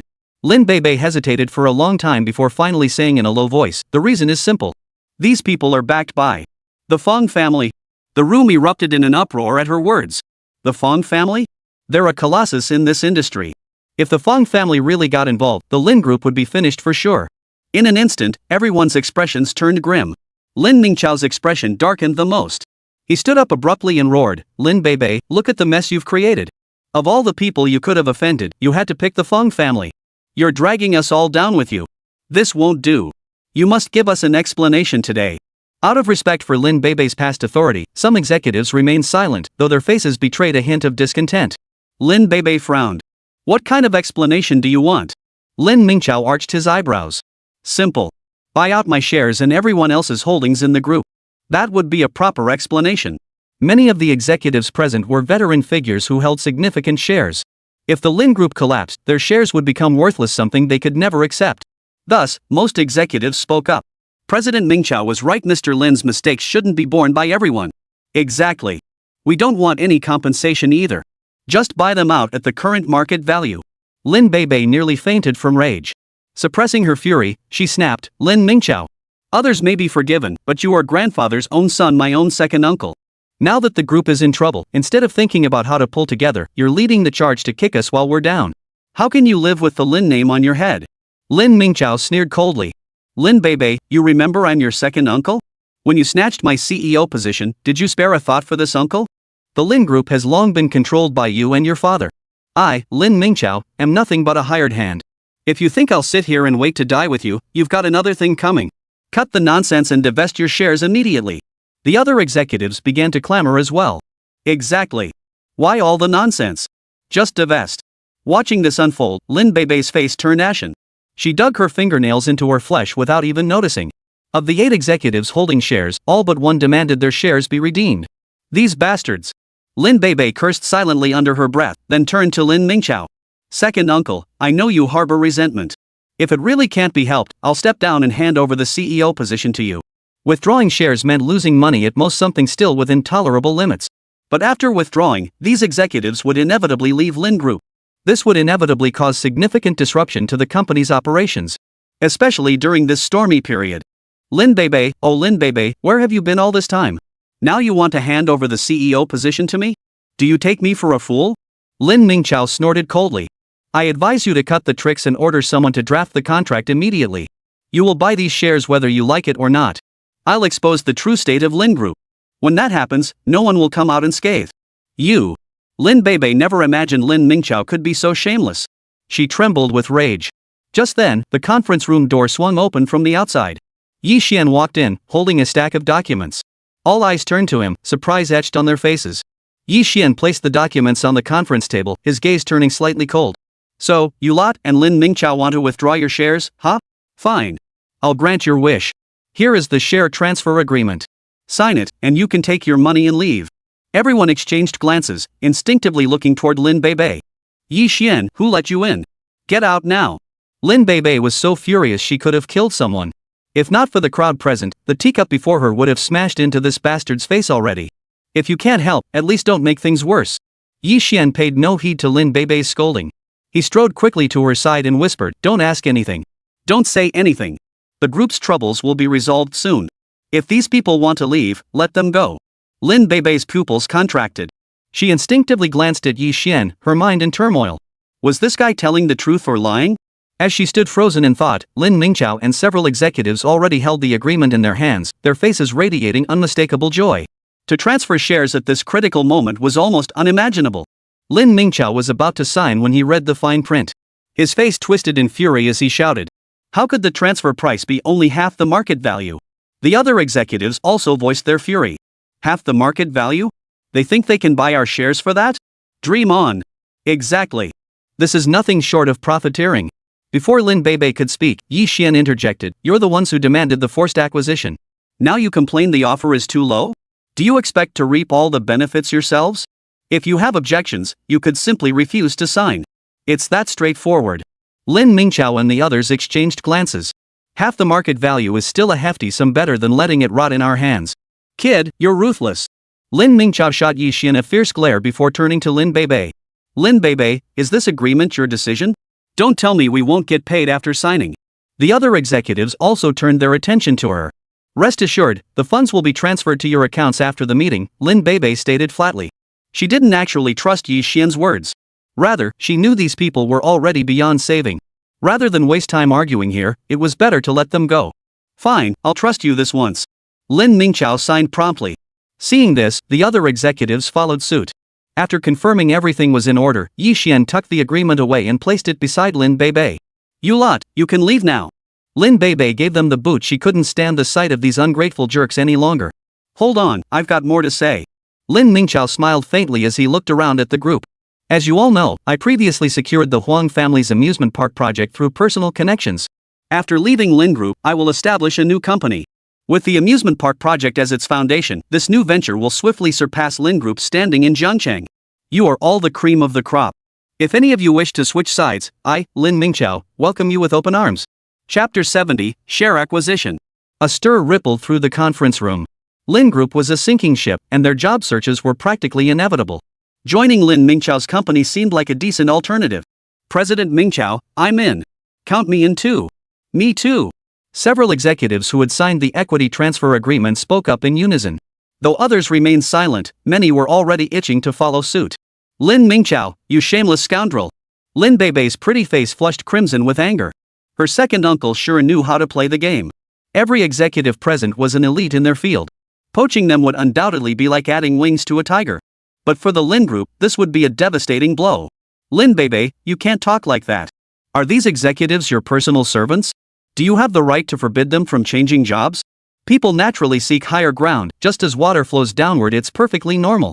Is it really worth getting so worked up over? Lin Mingqiao smiled faintly, radiating the air of a victor. For years, he'd been overshadowed by his niece, unable to hold his head high. Today, he finally felt vindicated. The satisfaction was palpable. People naturally seek higher ground, Yi Xian murmured, a hint of amusement playing at the corners of his mouth. But some just take the wrong path. Kid, cut the sarcasm. Lin Mingqiao sneered with contempt. The Lin Group is about to collapse. You country bumpkin will soon be exposed for what you really are. Yi Xian remained unperturbed by the remark. He smiled faintly and said, Secretary Li, you may come in now. As soon as he finished speaking, Lin Beibei's secretary walked in, holding a stack of documents. Ha! Everyone looked puzzled. What kind of charade is this? Yi Xian, stop causing trouble here. You and Secretary Li get out now. Lin Beibei couldn't help but glare at Secretary Li. Yi Xian's eccentricities were one thing after all, that was his nature. But Secretary Li was usually so level-headed. How could he possibly be so reckless as to join in this madness? Did they really think a high-level meeting was a vegetable market? Yi Xian seemed oblivious, snatching the documents from Secretary Li's hands and distributing them one by one. Lin Mingqiao and the other executives who had divested their shares each received a copy. The last copy was placed before Lin Beibei. Ms. Lin, these are scanned copies of contracts sent by major building material suppliers in the provincial capital. They've already signed and stamped them. If we have no objections to the content, we can sign directly, Secretary Li explained from the side. At this, everyone's heart skipped a beat as they hurriedly began flipping through the documents. Seeing the names of those suppliers, everyone sucked in a cold breath. Every single supplier was a major corporation, partnering with nationally renowned real estate enterprises. Compared to them, Lin Group was but a minnow. It was hard to imagine that these suppliers had proactively sent contracts seeking collaboration. But that wasn't the crux. What truly stunned them was the contract's terms. The conditions offered were incredibly enticing, almost as if the suppliers were begging for the partnership. Even nationally renowned real estate firms might not secure such favorable terms. What possible merit could Lin Group have to warrant such concessions from these suppliers? This question lingered in everyone's mind. Too fake. Lin Mingqiao tossed the contracts onto the table and shot Yi Xian a glance. Kid, you must have forged these contracts yourself, right? You probably don't know that Lin Group has approached every supplier listed here, but their terms were extremely harsh. Left with no other choice, Lin Group had to settle for local material suppliers. This situation happened only a few years ago. Now you're telling me these suppliers did a complete 180, offering such enticing terms and guaranteeing normal supply in 3 days? Do you even buy that yourself? Lin Mingqiao let out a cold laugh. The others shook their heads slightly. This kind of deception is just too amateurish. Lin Beibei felt like she could spit blood. This guy never disappoints when it comes to stirring up trouble.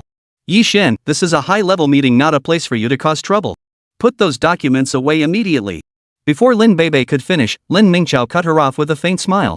Don't put them away. These are all evidence. Forging official seals and signatures, especially involving well-known companies, I'd say that's more than enough to land you a few years behind bars. Lin Mingqiao felt an indescribable sense of satisfaction. He immediately pulled out his phone to call the police. Lin Beibei panicked and hurriedly pleaded, "Second uncle, Yi Xian was just joking around with everyone. It didn't cause any serious consequences. Please forgive him this once." Turning to Yi Xian, she scolded, "What are you standing there for? Apologize." Yi Xian shrugged indifferently. "Why should I apologize? These contracts are real. Believe it or not, it's up to you." Hearing this, Lin Beibei nearly fainted from anger. "You. Hey, niece, stop worrying about this kid. People like him deserve a few years inside to straighten out." Lin Mingqiao sneered coldly. He'd been humiliated by Yi Xian several times before, and he'd never forgotten those grudges. He just hadn't found the chance to exact revenge. Now that the man was in his grasp, there was no way he'd let him off easy. With that, Lin Mingqiao began dialing a number. Lin Beibei's face turned pale. No matter how infuriating Yi Xian was, he had saved both Lin Rohai and her. She couldn't stand by and let him come to harm. Second uncle. Just as she tried to continue persuading him, her phone rang. The caller ID showed Sun Jun. Ha! Lin Beibei froze for a moment.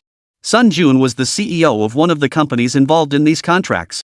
His call at this moment, could it be he'd discovered Yi Xian's contract forgery? That shouldn't be possible.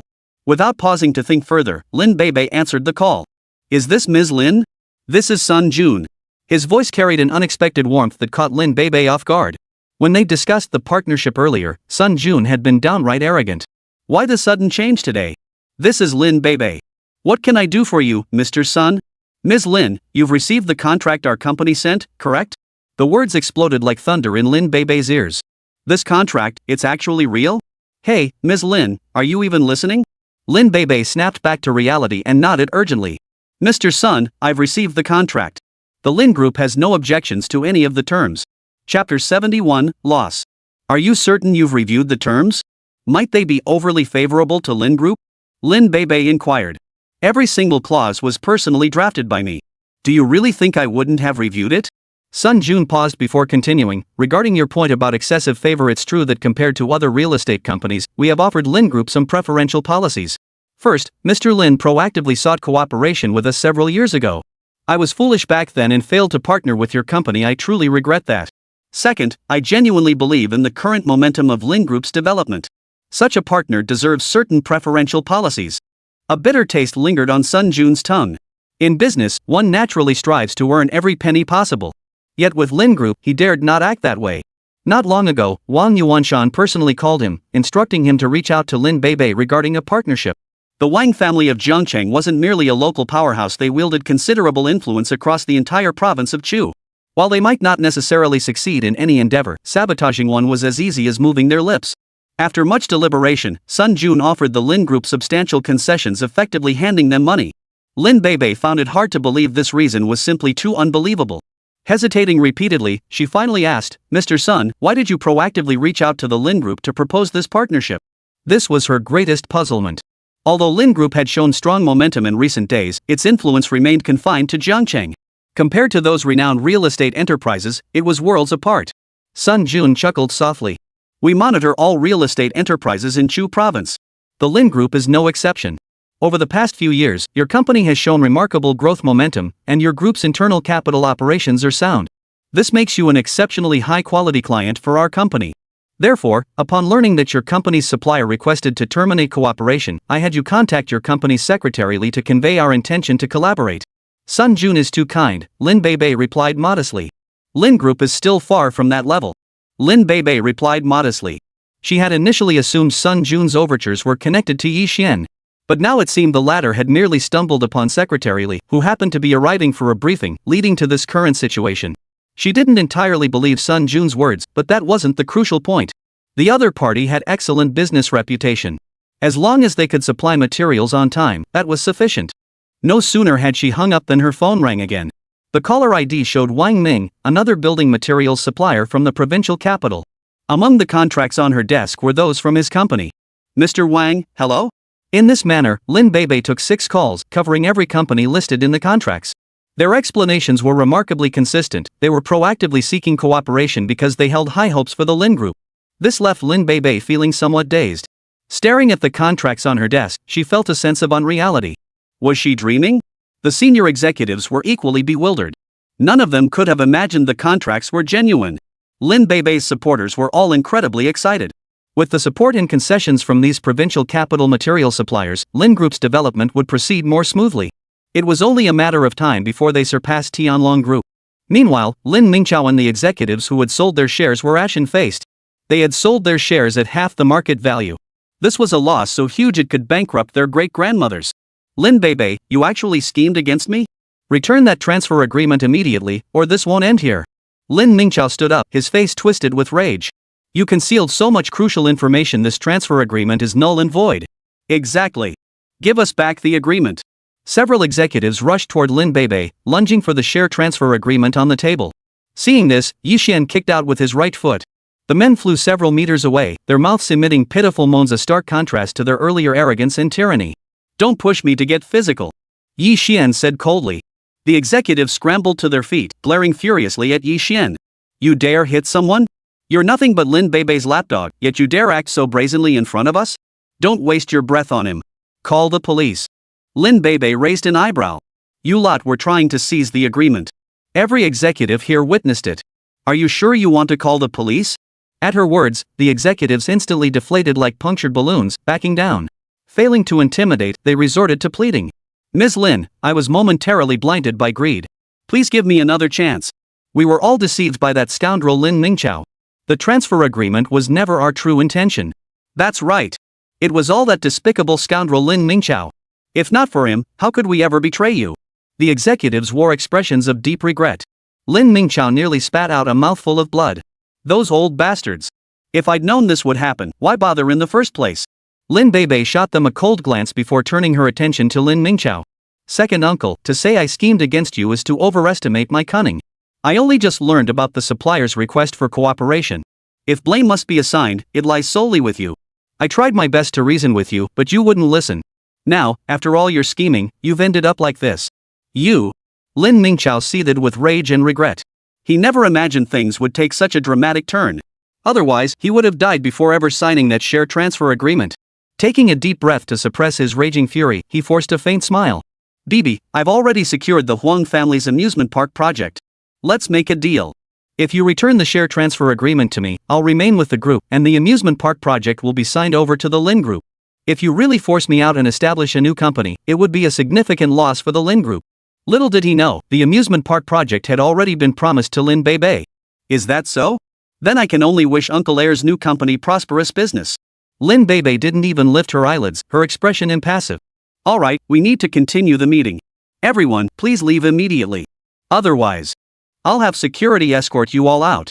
Lin Mingqiao instantly flew into a rage. How dare you kick me out? I'm still the company's vice president. Lin Beibei lifted her head, gazing at Lin Mingqiao with a look reserved for fools. After something like this happened, do you really think you can keep your position as vice president? Chapter 72, Suppression. Fine. Fine. Fine. Lin Mingqiao gritted his teeth, snarling, you're ruthless. We'll see about that.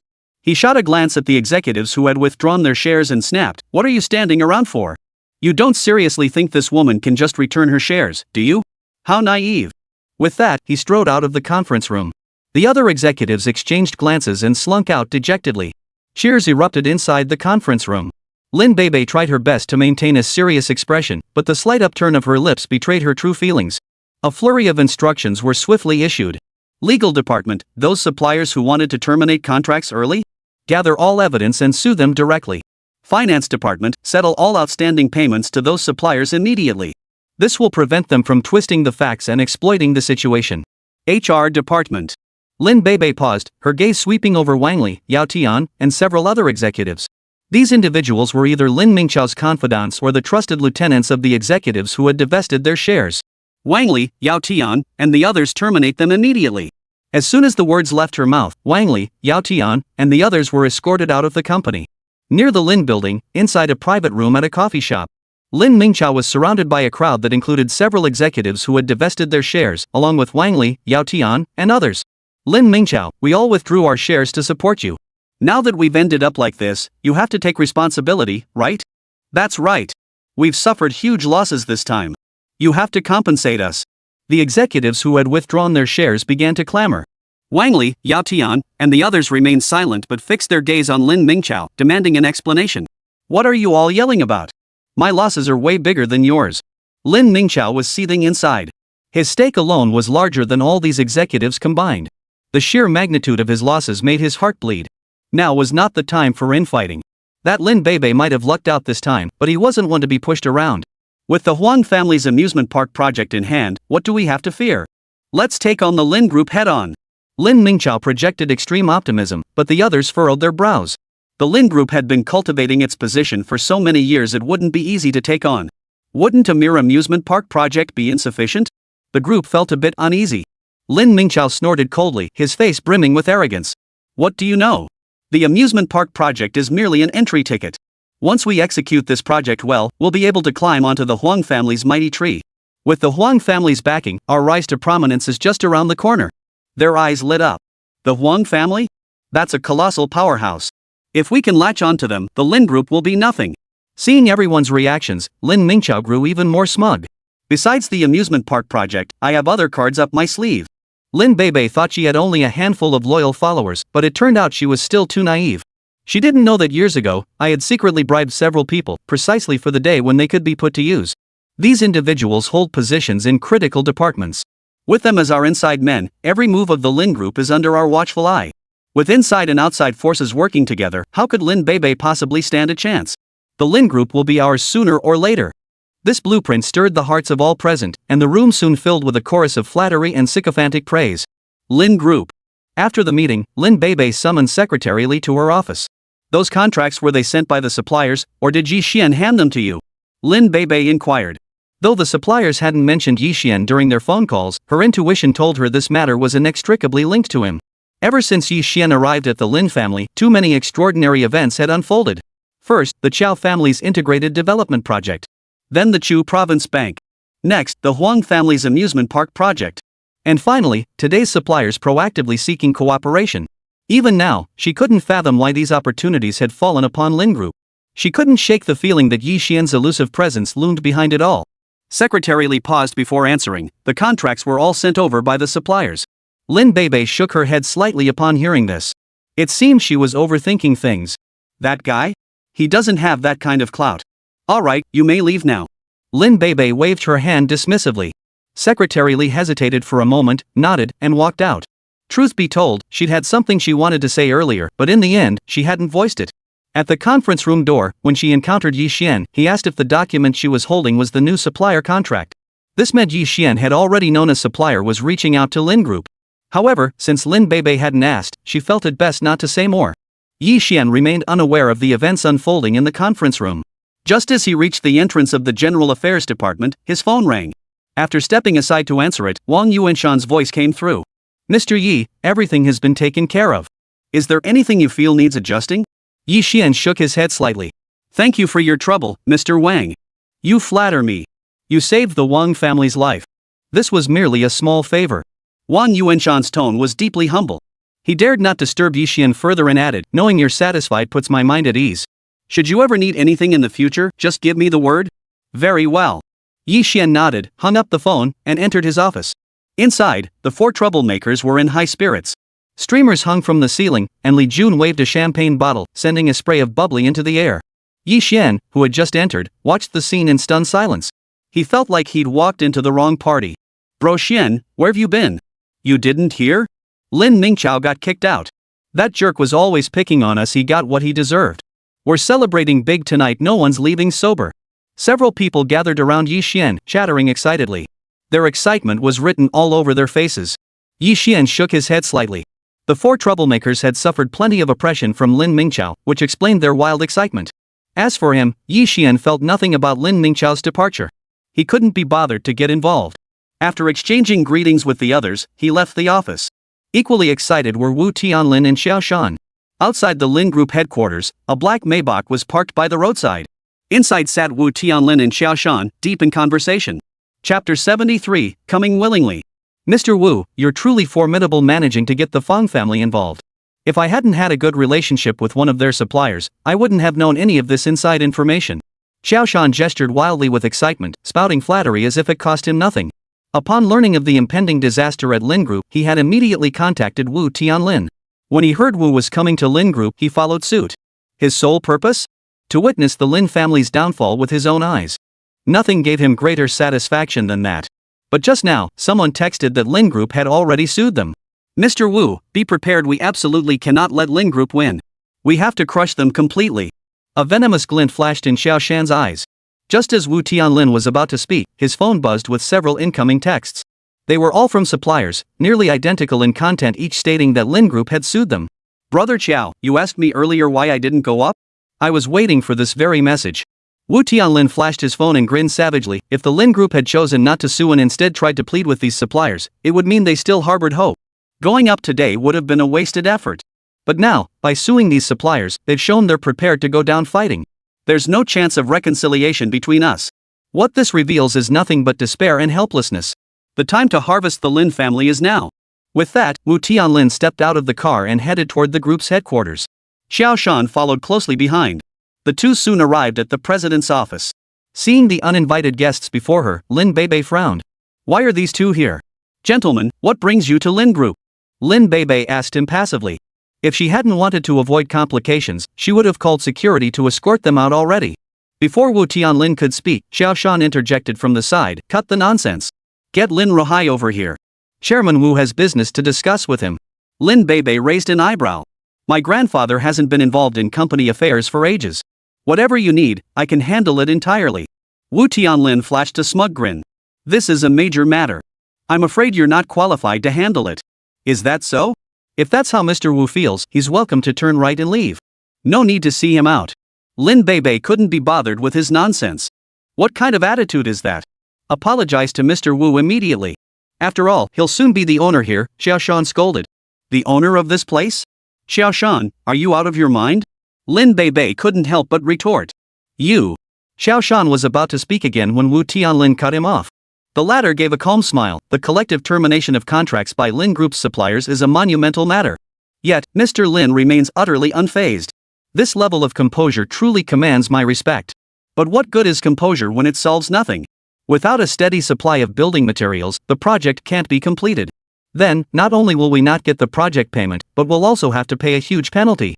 And the Lin family will go bankrupt. Having known the Lin family for years, I couldn't bear to see them suffer such a fate. Therefore, I've decided to acquire Lin Group. Lin Beibei finally understood. The Fang family's intervention must be Wu Tianlin's doing. At this realization, a cold glint flashed in Lin Bei's eyes. That bastard is truly cunning. Suppressing her rage, Lin Bei said expressionlessly, I'd be curious to know what price Mr. Wu is prepared to offer. Wu Tianlin remained silent, slowly extending one finger. 100 million? Lin Bei blurted out instinctively. Wu Tianlin shook his head. No, 10 million. Lin Bei laughed bitterly in anger. Mr. Wu, your joke isn't funny at all. Lin Group possessed numerous high-quality assets even sold as a package, they were worth a fortune. Yet Wu Tianlin offered only 10 million. That's outright profiteering. I'm not joking with you. Wu Tianlin looked down on her. This price is already very fair. If you don't agree, Lin Group will go bankrupt. Then, forget 10 million, not even 10,000 will be worth a dime. With that, he closed his eyes to rest. 10 million yuan, utterly outrageous. Yet he wasn't worried Lin Bei would refuse. With the Feng family's involvement, the Lin family would be left scrambling. They wouldn't find a single supplier in Chu province willing to do business with them. Out-of-province suppliers might ignore the Feng family, but he had ways to paralyze their vehicles on the road. The Lin family had no other choice. If Chairman Wu was so confident, then let him wait until the day Lin Group goes bankrupt to make his acquisition. By then, I'll hand over the entire group to him. Lin Bei paused, her voice icy. As for now? Absolutely impossible. Wu Tianlin opened his eyes, his expression darkening. Lin Bei, don't blame me for not warning you. In all of Jiangcheng, no one else dares to acquire Lin Group except me. You'd best abandon any notion of playing hard to get. Take this 10 million while I'm in a good mood. If you really piss me off, you won't get a single penny. Lin Bei sneered coldly, Mr. Wu, you certainly have a grand sense of self-importance. Don't even think about the Lin Group shares. I suggest you leave immediately. Otherwise, I'll have security escort you out. Wu Tianlin's expression darkened further. Lin Bei, you'd better think this through. Don't act on impulse. Lin Bei raised an eyebrow. I think you're the one who needs to get a grip. Let me show you something to open your eyes. With that, she tossed copies of the contract onto the coffee table. Wu Tianlin and Xiao Shan instinctively picked them up. After reading the contents, both of them sucked in a sharp breath. The suppliers listed in the contract were all industry leaders. Not only would they look down on Lin Group, but even Tianlong Group wouldn't be worthy of their attention. Yet now, not only were they partnering with Lin Group, but they were offering extremely attractive terms. How could this be? Xiao Shan gasped in shock, instinctively turning to Wu Tianlin. The latter, however, sneered coldly, Lin Bei, you have some nerve forging a contract. If I report this, you won't be out of jail for years. I advise you to hand over your shares quietly. Wu Tianlin was overjoyed inside. He'd been fretting over lacking leverage, and now this woman had practically handed it to him on a silver platter. Perfect. He'd just saved himself 10 million. Just then, his phone buzzed. Before she could finish, his phone buzzed repeatedly with incoming texts. Wu Tianlin glanced at it instinctively, and his expression froze instantly. Xiao Shan noticed and leaned in to take a look, his entire expression turning dumbstruck. Chapter 74, Concern. The messages came from former suppliers of the Lin Group. Through their connections, they'd learned the Lin Group had signed supply contracts with several major material suppliers in the provincial capital. This news was nothing short of a bolt from the blue. Abandoning such a prime client as Lin Group stemmed partly from fear of the Feng family's influence, but more significantly, they knew that once Lin Group collapsed, the vacated market share would inevitably be carved up by other real estate companies. And these real estate developers were also their clients. By that logic, they stood to lose nothing. But now, the situation was different. Not only would the Lin Group survive, but it would thrive. Meanwhile, they themselves faced massive losses. Unable to voice their grievances to Feng Hongyu, they could only reach out to Wu Tianlin, urging him to find a solution. The text messages were all along these lines. What the hell is going on? Wu Tianlin and Xiao Shan stood frozen in place, their expressions grim. Lin Bei, however, was in high spirits, a mischievous grin playing on her lips. Mr. Wu, if you want to acquire Lin Group, 10 million is going to be a bit short, I'm afraid. Wu Tianlin snapped his head up, his face contorted into a terrifying grimace.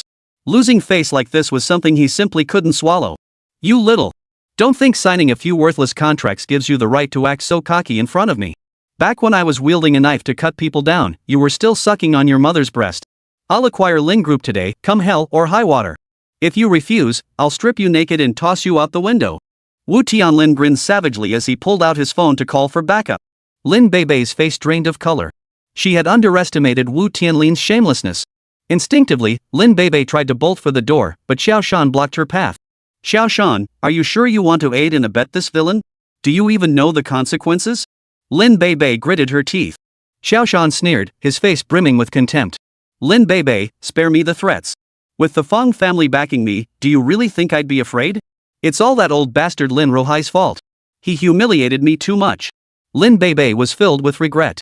If only she hadn't agreed to meet them alone, she wouldn't have ended up in this helpless predicament, with no one to turn to for help.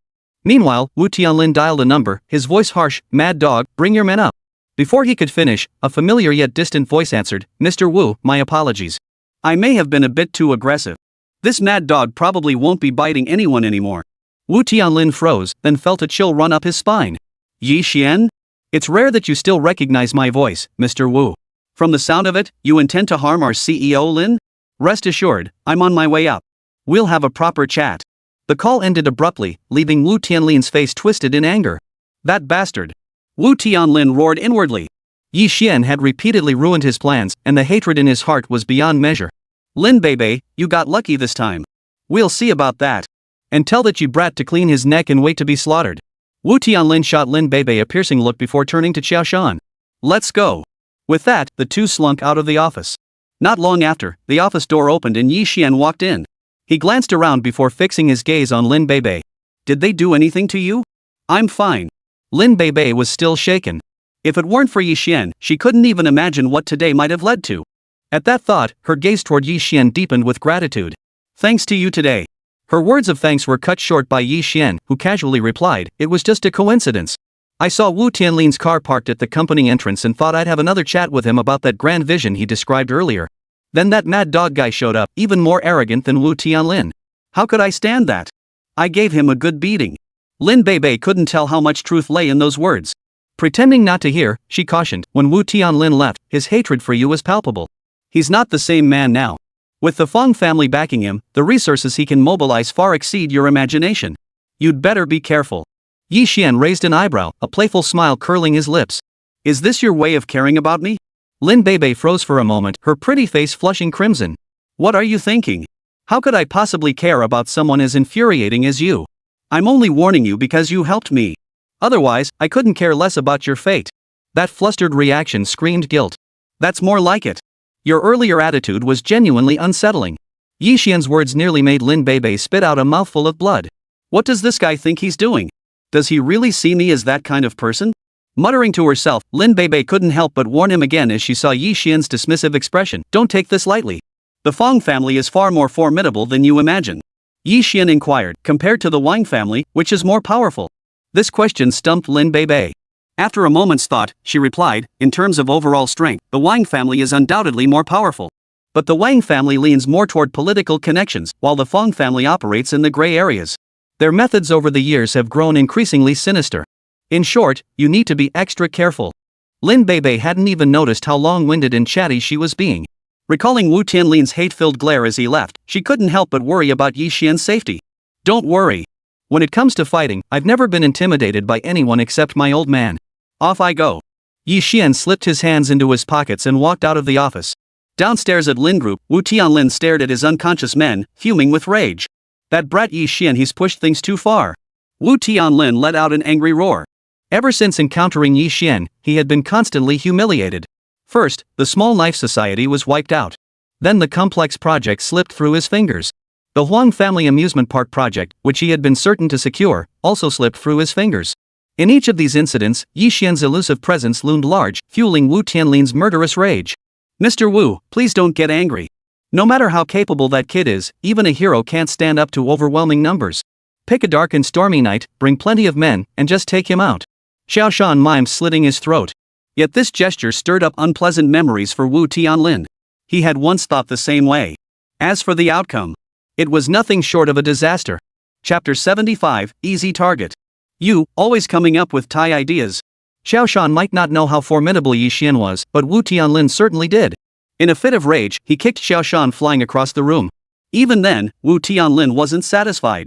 He walked over to Xiao Shan, grabbed his hair, and began punching him left and right, venting his pent-up rage. "It hurts. It hurts. Mr. Wu, please spare me."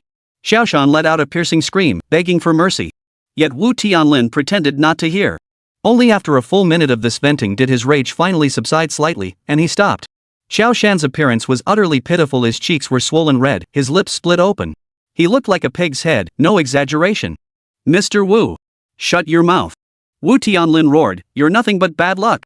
Nothing good ever happens when I'm with you." Xiao Shan nearly spat out a mouthful of blood. The acquisition failure wasn't his fault, yet why was he being blamed for everything? He was seething inside. Yet, constrained by Wu Tianlin's power, he could only swallow his rage and humiliation.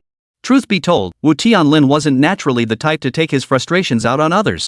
But when it came to the Lin Group, he'd failed too many times. His mindset had completely shattered. After venting his fury on Xiao Shan, Wu Tianlin headed to the Fang residence, determined to demand an explanation from Fang Hongyu. In the Fang family's reception room, Wu Tianlin and Fang Hongyu sat facing each other. A burly man with a menacing glint in his eyes stood nearby. This man was Xin Fei, the top disciple of Luan. No sooner had he sat down than Wu Tianlin spoke with palpable agitation. "Young Master Fang, when we partnered, we agreed clearly you would help me acquire the Lin Group. But look at the result, the acquisition failed, and I've lost face in the process. You owe me an explanation." Watching Wu Tianlin's furious gaze, Fang Hongyu smiled. "You're the first to come demanding an explanation from me." "Xin Fei, give him an explanation." "Yes, sir." Xin Fei retorted with a snarl, then lunged forward in a single stride. His palm, as large as a fan, came crashing down. Smack! The sharp crack of the slap echoed as Wu Tianlin flew backward, slamming hard into the wall before crashing to the floor. Blood gushed from his mouth as his entire body felt like it had been shattered. "Is that explanation to your satisfaction?" Fang Hongyu grinned sinisterly. Wu Tianlin clenched his fists, nearly lunging forward in rage, but ultimately forced himself to hold back. Satisfied, Wu Tianlin forced himself to endure the humiliation and scrambled to his feet. "That's more like it. If you're going to be a dog, act like one. You didn't seriously think you were worthy of being my equal, did you?"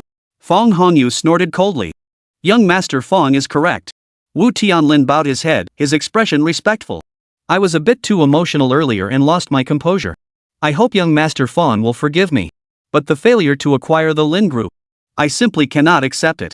Fang Hongyu raised an eyebrow. "I've already investigated this matter thoroughly. It was the Wang family who sabotaged it." "The Wang family?" Wu Tianlin's heart jolted. "That can't be right. The Wang family would know immediately if they made even a slight inquiry that you were the one behind this. How could they possibly oppose you over a mere Lin Group? There must be a misunderstanding. As for the reason, we'll find out once we ask." Fang Hongyu turned to Xin Fei beside him. "Call Wang Xingzhou's secretary. Tell him I want to arrange a dinner meeting with Wang Xingzhou." "Yes, sir." Xin Fei nodded and walked out. He returned shortly, leaning close to whisper something in Fang Hongyu's ear. "What did you say? Wang Xingzhou doesn't have time?" Fang Hongyu frowned and picked up his phone. "I'll call him myself. I'll see just what he means by that." The call connected quickly. "Xingzhou, it's Hongyu here." Fang Hongyu's tone was warm and friendly. After all, the Fang family had fallen into decline, and their influence still lagged behind the Wang families. This was precisely why he was so eager to acquire shares in Tianlong Group to bolster the Fang family's influence. However, Wang Xingzhou's voice was extremely cold. "Oh, young Master Fang calling? What brings you here?" Fang Hongyu's heart sank with a sense of foreboding. He forced a smile and said, "Brother Xingzhou, you might not be aware, but I've been orchestrating the Lin Group deal behind the scenes. The Wang family has already invested in the Tianlong Group, and we are determined to secure the Lin Group as well. Real estate is a sunset industry. I imagine neither you nor the Wang family would find it appealing. Why not let our Fang family have it? Consider it a favor to your younger brother." On the other end, Wang Xingzhou replied coldly, "Everything else is negotiable. But the Lin Group? Absolutely impossible. If you lay a finger on the Lin family, you're declaring war on the Wang family." Fang Hongyu's expression instantly darkened. "Brother Xingzhou, it's just the Lin Group. Is this really necessary? Could it be that our Fang family's standing is inferior to that of the insignificant Lin family?" Wang Xingzhou offered no explanation, merely stating flatly, "I've made myself perfectly clear. The Lin family is under the Wang family's protection. If you know what's good for you, we can coexist peacefully. If you remain stubborn, don't blame me for disregarding our family ties." The Lin family's fate was of little consequence, but Yi Xian was crucial to the Wang family, especially the Wang family of today. Even if it means risking a complete breakdown with the Fang family, it's worth it. Of course, this was also Wang Yuanshan's stance. Unaware of this, Fang Hongyu stared at the disconnected phone, slammed it hard onto the ground, and roared in fury. "That bastard Wang Xingzhou. He's willing to go to war with the Fang family over a mere Lin Group? Does he really think the Fang family is a soft target? I'll make him pay with his life." Wu Tianlin stood nearby, head bowed, not daring to speak, afraid of bringing bad luck upon himself and getting dragged into the mess. After a long while, when Fang Hongyu's temper had slightly cooled, Wu Tianlin finally spoke up. "Young Master Fang, the Lin family alone isn't worth the Wang family going this far. I believe their true target is the Fang family. The Wang family dabbled in real estate years ago but withdrew when the industry declined. Now that they're re-entering the market, the only plausible reason is to target the Fong family. Fong Hongyu had considered this too. Gritting his teeth, he declared, if Wang Xingzhou shows no mercy, then don't blame me for being ruthless. The Lin Group is mine. But with the Wang family's protection, overt methods were no longer viable. The only option now was to force the issue. Wu Tianlin's eyes lit up. From what I gather, young Master Fong already has a plan in mind? Chapter 76, Intimidated. Fong Hongyu's voice turned icy. In a city as vast as Jiangcheng, people meet untimely deaths every day. If the Lin family were to suffer some accident, if every last member of their household were to perish, it would hardly be surprising. Then, leaving Lin Mingqiao as the sole survivor, no matter how bold he is, he won't dare refuse to sign the acquisition agreement. Wu Tianlin nodded slightly. Young Master Fong speaks wisely. Lin Mingqiao is a coward. Forcing him to sign the acquisition agreement won't be difficult. However, as long as Yi Xian remains, taking action against the Lin family is unlikely. Fong Hongyu raised an eyebrow. A mere Yi Xian? He'd be a piece of cake. I promised you before, this is the perfect chance to eliminate him. Consider it fulfilling that promise. Ah Fei. As soon as the words left his mouth, Shen Fei beside him responded, Young Master. Go to Steward Li and request Yi Xian's dossier. Eliminate him. Fong Hongyu ordered in a deep voice. Yes. Shen Fei nodded and walked out. Wu Tianlin watched the scene unfold, his face beaming with delight. Thank you, young Master Fong. Shen Fei is a top disciple of Luan. With him handling it, Yi Xian is as good as dead. With that, the Lin family would lose their martial protection, becoming fish on the chopping block, ready for slaughter. Lin Group, Reception Hall. A distinguished guest arrived. Lin Beibei sat on the sofa, flanked by Huang Bingyi, Huang Yao, and Uncle Hong. Surprised by the Huang family's sudden visit, Lin Beibei inquired, Head Huang, is this visit regarding our cooperation? Huang Bingyi shook his head slightly. I rarely involve myself in the company's day-to-day affairs now. I came because I heard the Lin Group was facing difficulties. Lin Beibei's heart sank. She quickly reassured him, rest assured, Chairman Huang. The issues at Lin Group have been resolved and will absolutely not impact the amusement park project. To prove her point, Lin Beibei had her staff bring over the new supply contracts for Huang Bingyi to review. Seeing the familiar company names, Huang Bingyi remarked with emotion, I had actually considered helping the Lin Group resolve their troubles. It seems I was overthinking things. Every single supplier here is a well-known enterprise, and they've all offered such favorable terms. The Lin family's influence is truly formidable. Lin Beibei dismissed Huang Bingyi's mention of assistance as mere courtesy. After all, the relationship between the two families hadn't reached that level yet. How could the other party possibly lend a hand in such matters? The head of the Huang family is joking. What influence could the Lin family possibly have? To be honest, these suppliers approached us for cooperation. I still can't believe the terms in the contract are real. Lin Beibei shook her head. I believe they share my perspective. They're all optimistic about the future of Lin Group and naturally wish to partner with us. Huang Bingyi smiled faintly. Lin Beibei remained unaware of the underlying reasons, but he had his suspicions. These suppliers' initiative to partner up likely had something to do with Yi Xian. This didn't surprise him. He could see Yi Xian's extraordinary potential, and so could others. Among them were likely influential families leveraging their connections to help Lin Group weather the storm, a perfectly natural course of action. After all, given the Lin family's relationship with Yi Xian, aiding the Lin Group was tantamount to aiding Yi Xian himself. That was precisely his purpose in coming today. Yet now it seemed this favor was no longer for sale. At this thought, Huang Bingyi felt a slight pang of disappointment, though he gave no outward sign of it. After exchanging pleasantries, he rose to his feet. Now that the matter is resolved, I can rest assured. Regarding the partnership, if you have any concerns, Mr. Lin, feel free to discuss them with Yao Yao. You're both young, so communication should be easier. Huang Yao promptly pulled out her phone and exchanged numbers with Lin Beibei. As they escorted Huang Bingyi and the others to the elevator lobby, Uncle Hong, who had remained silent throughout, suddenly spoke up, Mr. Lin, please wait. A small matter like escorting us can be handled by Yi Xian. Lin Beibei froze for a moment before instinctively asking, are you and Yi Xian quite familiar? Uncle Hong smiled faintly and explained, let's just say we became acquainted through conflict. I do admire Yi Xian's martial arts skills. I thought I'd take this opportunity to have a longer chat with him.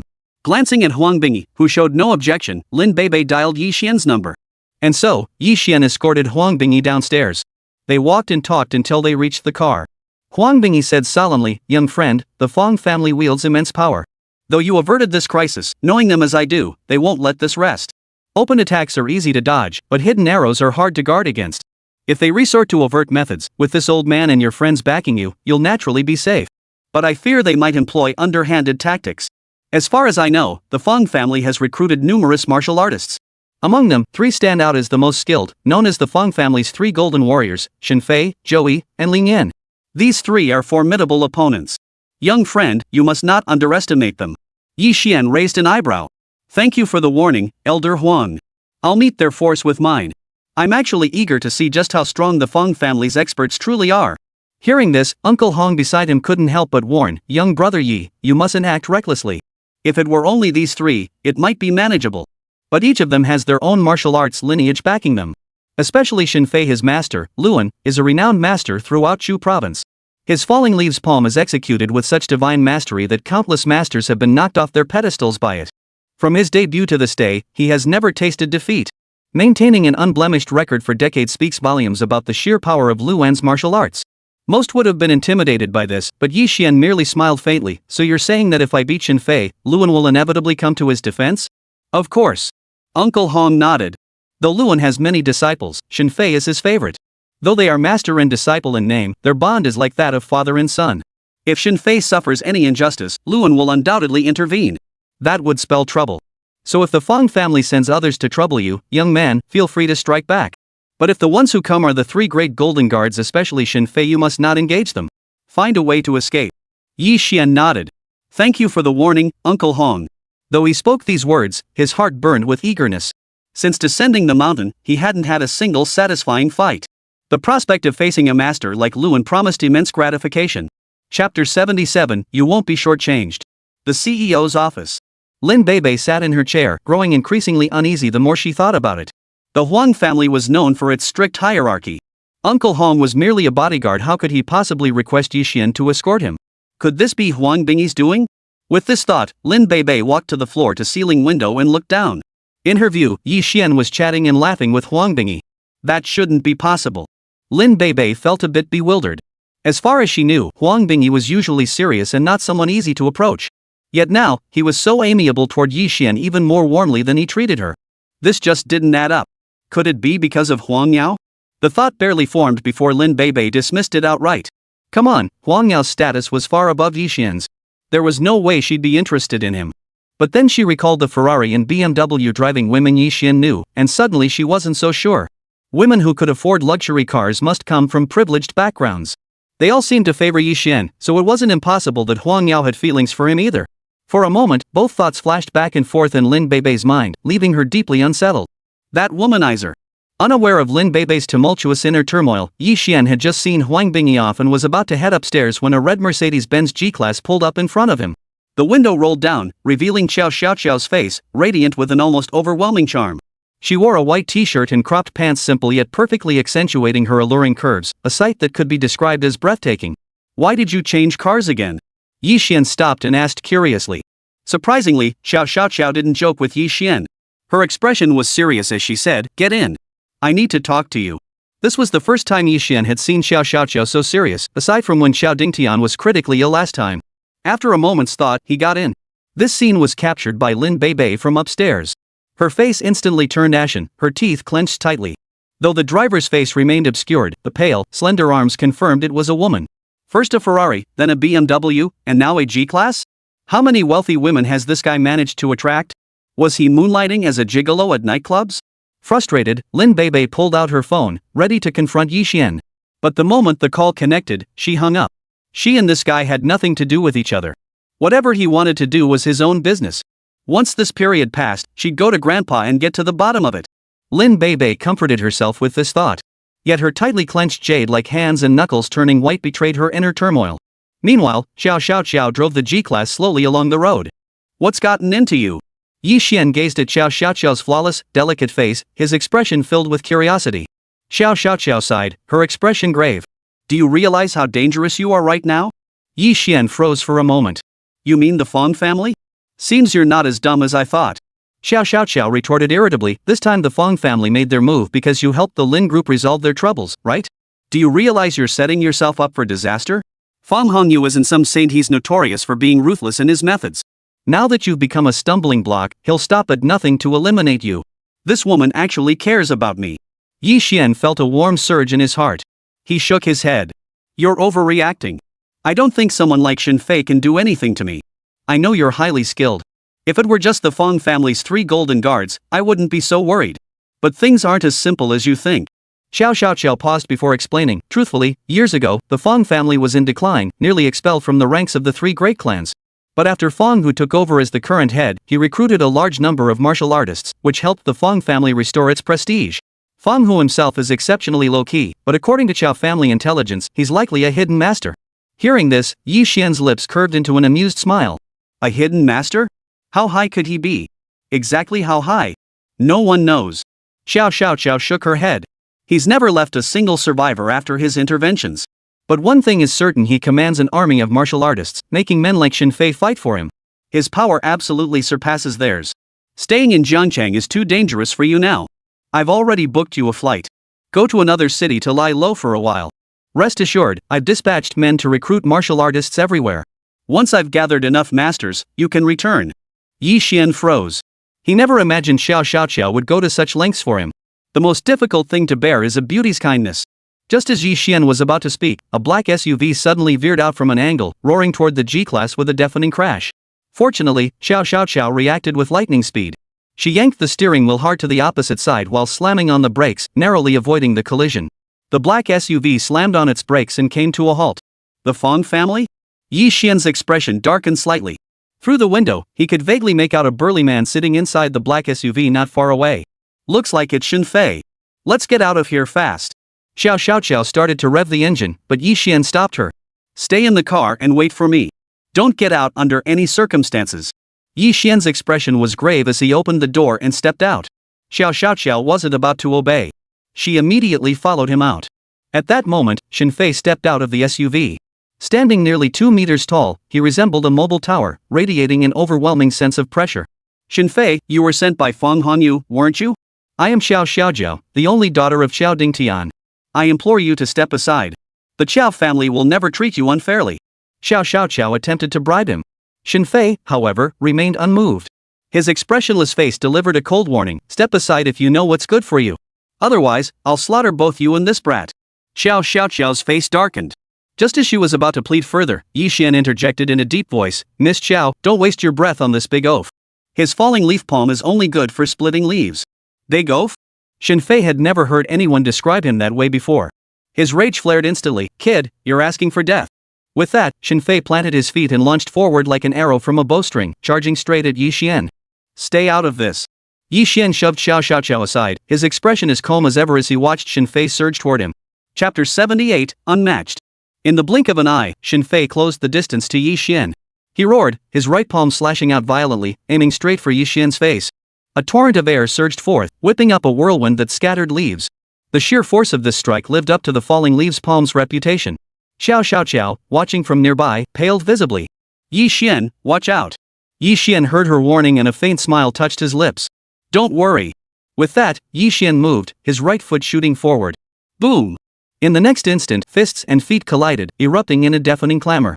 Under Xiao Xiaoqiao's stunned gaze, Xin Fei's entire right arm shattered, the bone snapping cleanly as it dangled limply. Sigh.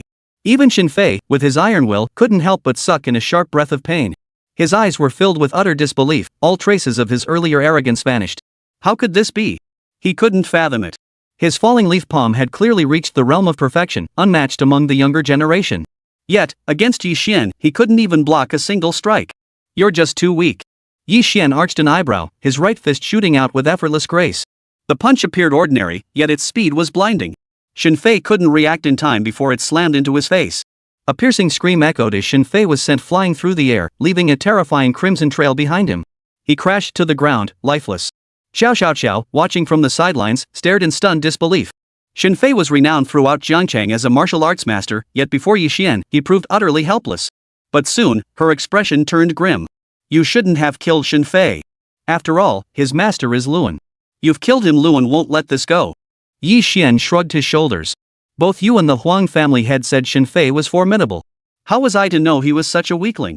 Had I known, I would have held back a little more. Xiao Xiaoqiao nearly spat out her drink. If Xin Fei were to hear these words from beyond the grave, he'd likely rise from the dead. Originally, it was just the Fong family. Now, with Luan added to the mix, there's no place left for you in Chu province. Before the Fong family and Luan learn of Xin Fei's death, you must leave immediately. Xiao Xiaoqiao gazed deeply at Yi Xian, her face filled with reluctance.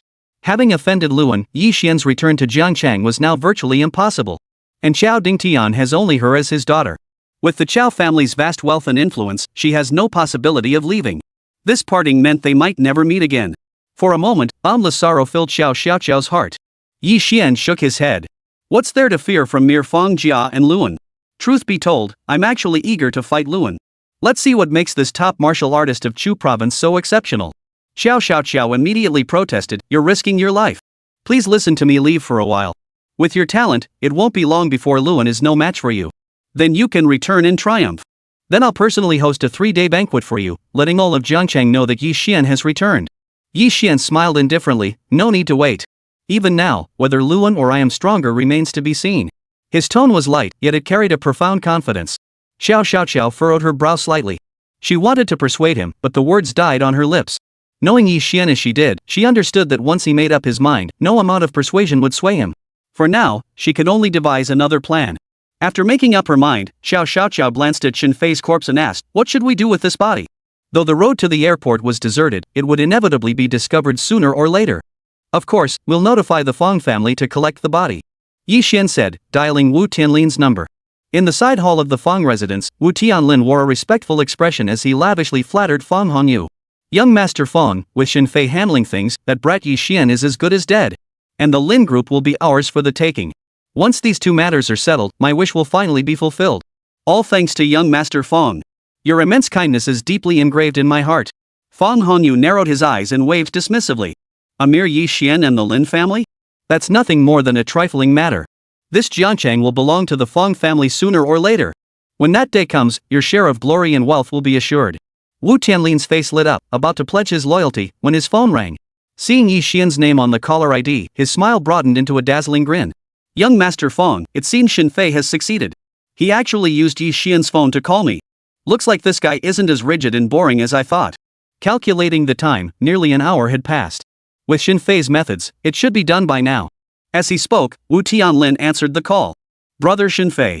No sooner had the words left his mouth than a familiar voice cut him off. Mr. Wu, I'm afraid I've disappointed you, I'm not dead yet. Yi Xian? Wu Tianlin's expression darkened instantly. Kid, looks like you got lucky dodging Shen Fei's assassination attempt. What's this? Have you come to flaunt your luck and provoke me? Yi Xian curled his lips. You're overthinking it, Mr. Wu. I called just to let you know, send someone to collect Shen Fei's body. At least he won't be left to rot in the wilderness, dying without a proper burial. Yi, are you insulting my intelligence? Wu Tianlin sneered coldly, with your half-baked skills, you think you could kill Shen Fei? Send your men to see for themselves if it's true or not. Yi Xian narrowed his eyes, a cold gleam flashing in them. I accept this generous gift from Shen Fei.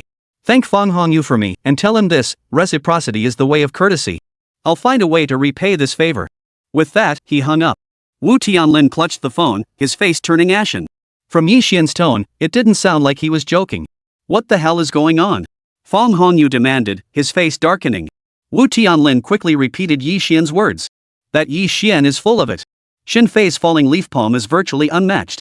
How dare he even think he's worthy? Fong Hongyu's face twisted with contempt as he pulled out his phone and dialed Shen Fei's number. However, after 3 or 4 attempts, the phone remained unanswered. A sense of foreboding washed over Fong Hongyu. He bellowed, someone. Go search the area around the airport. A large contingent of Fong family bodyguards was dispatched. Half an hour later, Shen Fei's body was brought back. How could this be? Wu Tianlin's face was etched with utter disbelief. Fong Hongyu felt as though his limbs had turned to ice, as if he were standing in a cold storage room. Shen Fei had lost his life because of the Fong family. Once Luan found out, she would likely hold a grudge against the entire Fong family. And that consequence was something the Fong family could never bear. Chapter 79, A World of Two. What on earth should they do? Fong Hongyu's face turned deathly pale, utterly distraught. Just then, the side hall's door burst open as a middle-aged man strode in. His expression was solemn, and every movement carried an innate authority that commanded respect, the unmistakable bearing of someone long accustomed to positions of power. Dad! Fong Hongyu flinched, his face growing even paler. The middle-aged man was none other than Fong Hu, the current head of the Fong family. Head of the Fong family. No sooner had Wu Tianlin spoken than Fong Hu cut him off, his voice sharp and commanding, "Get out!" An overwhelming aura of authority radiated from him. Even Wu Tianlin, a kingpin of the underworld, couldn't help but flinch inwardly. He dared not utter another word and quickly exited the side hall. The vast room was now empty except for the Fong family patriarch and his son. Father, why are you here? Fong Hongyu hung his head, his expression guilty. With such a major incident occurring, how could I not come? Fong Hu sat down, his expression unreadable. Fong Hongyu's heart tightened. He knew all along that Shin Fei's matter couldn't be hidden from Fong Hu. To be precise, everything happening in the Fong family was no secret to him. Dad, it's all my fault for being too careless. Before Fong Hongyu could finish, Fong Hu cut him off. I didn't come here to blame you. Shin Fei's death, our Fong family can't escape responsibility for this. We have to give Luan some kind of explanation. What are your plans moving forward? Fong Hongyu knew his father was testing him. Without hesitation, he replied, Dad, rest assured. I'll deploy the martial artists under my command immediately. A mere greenhorn?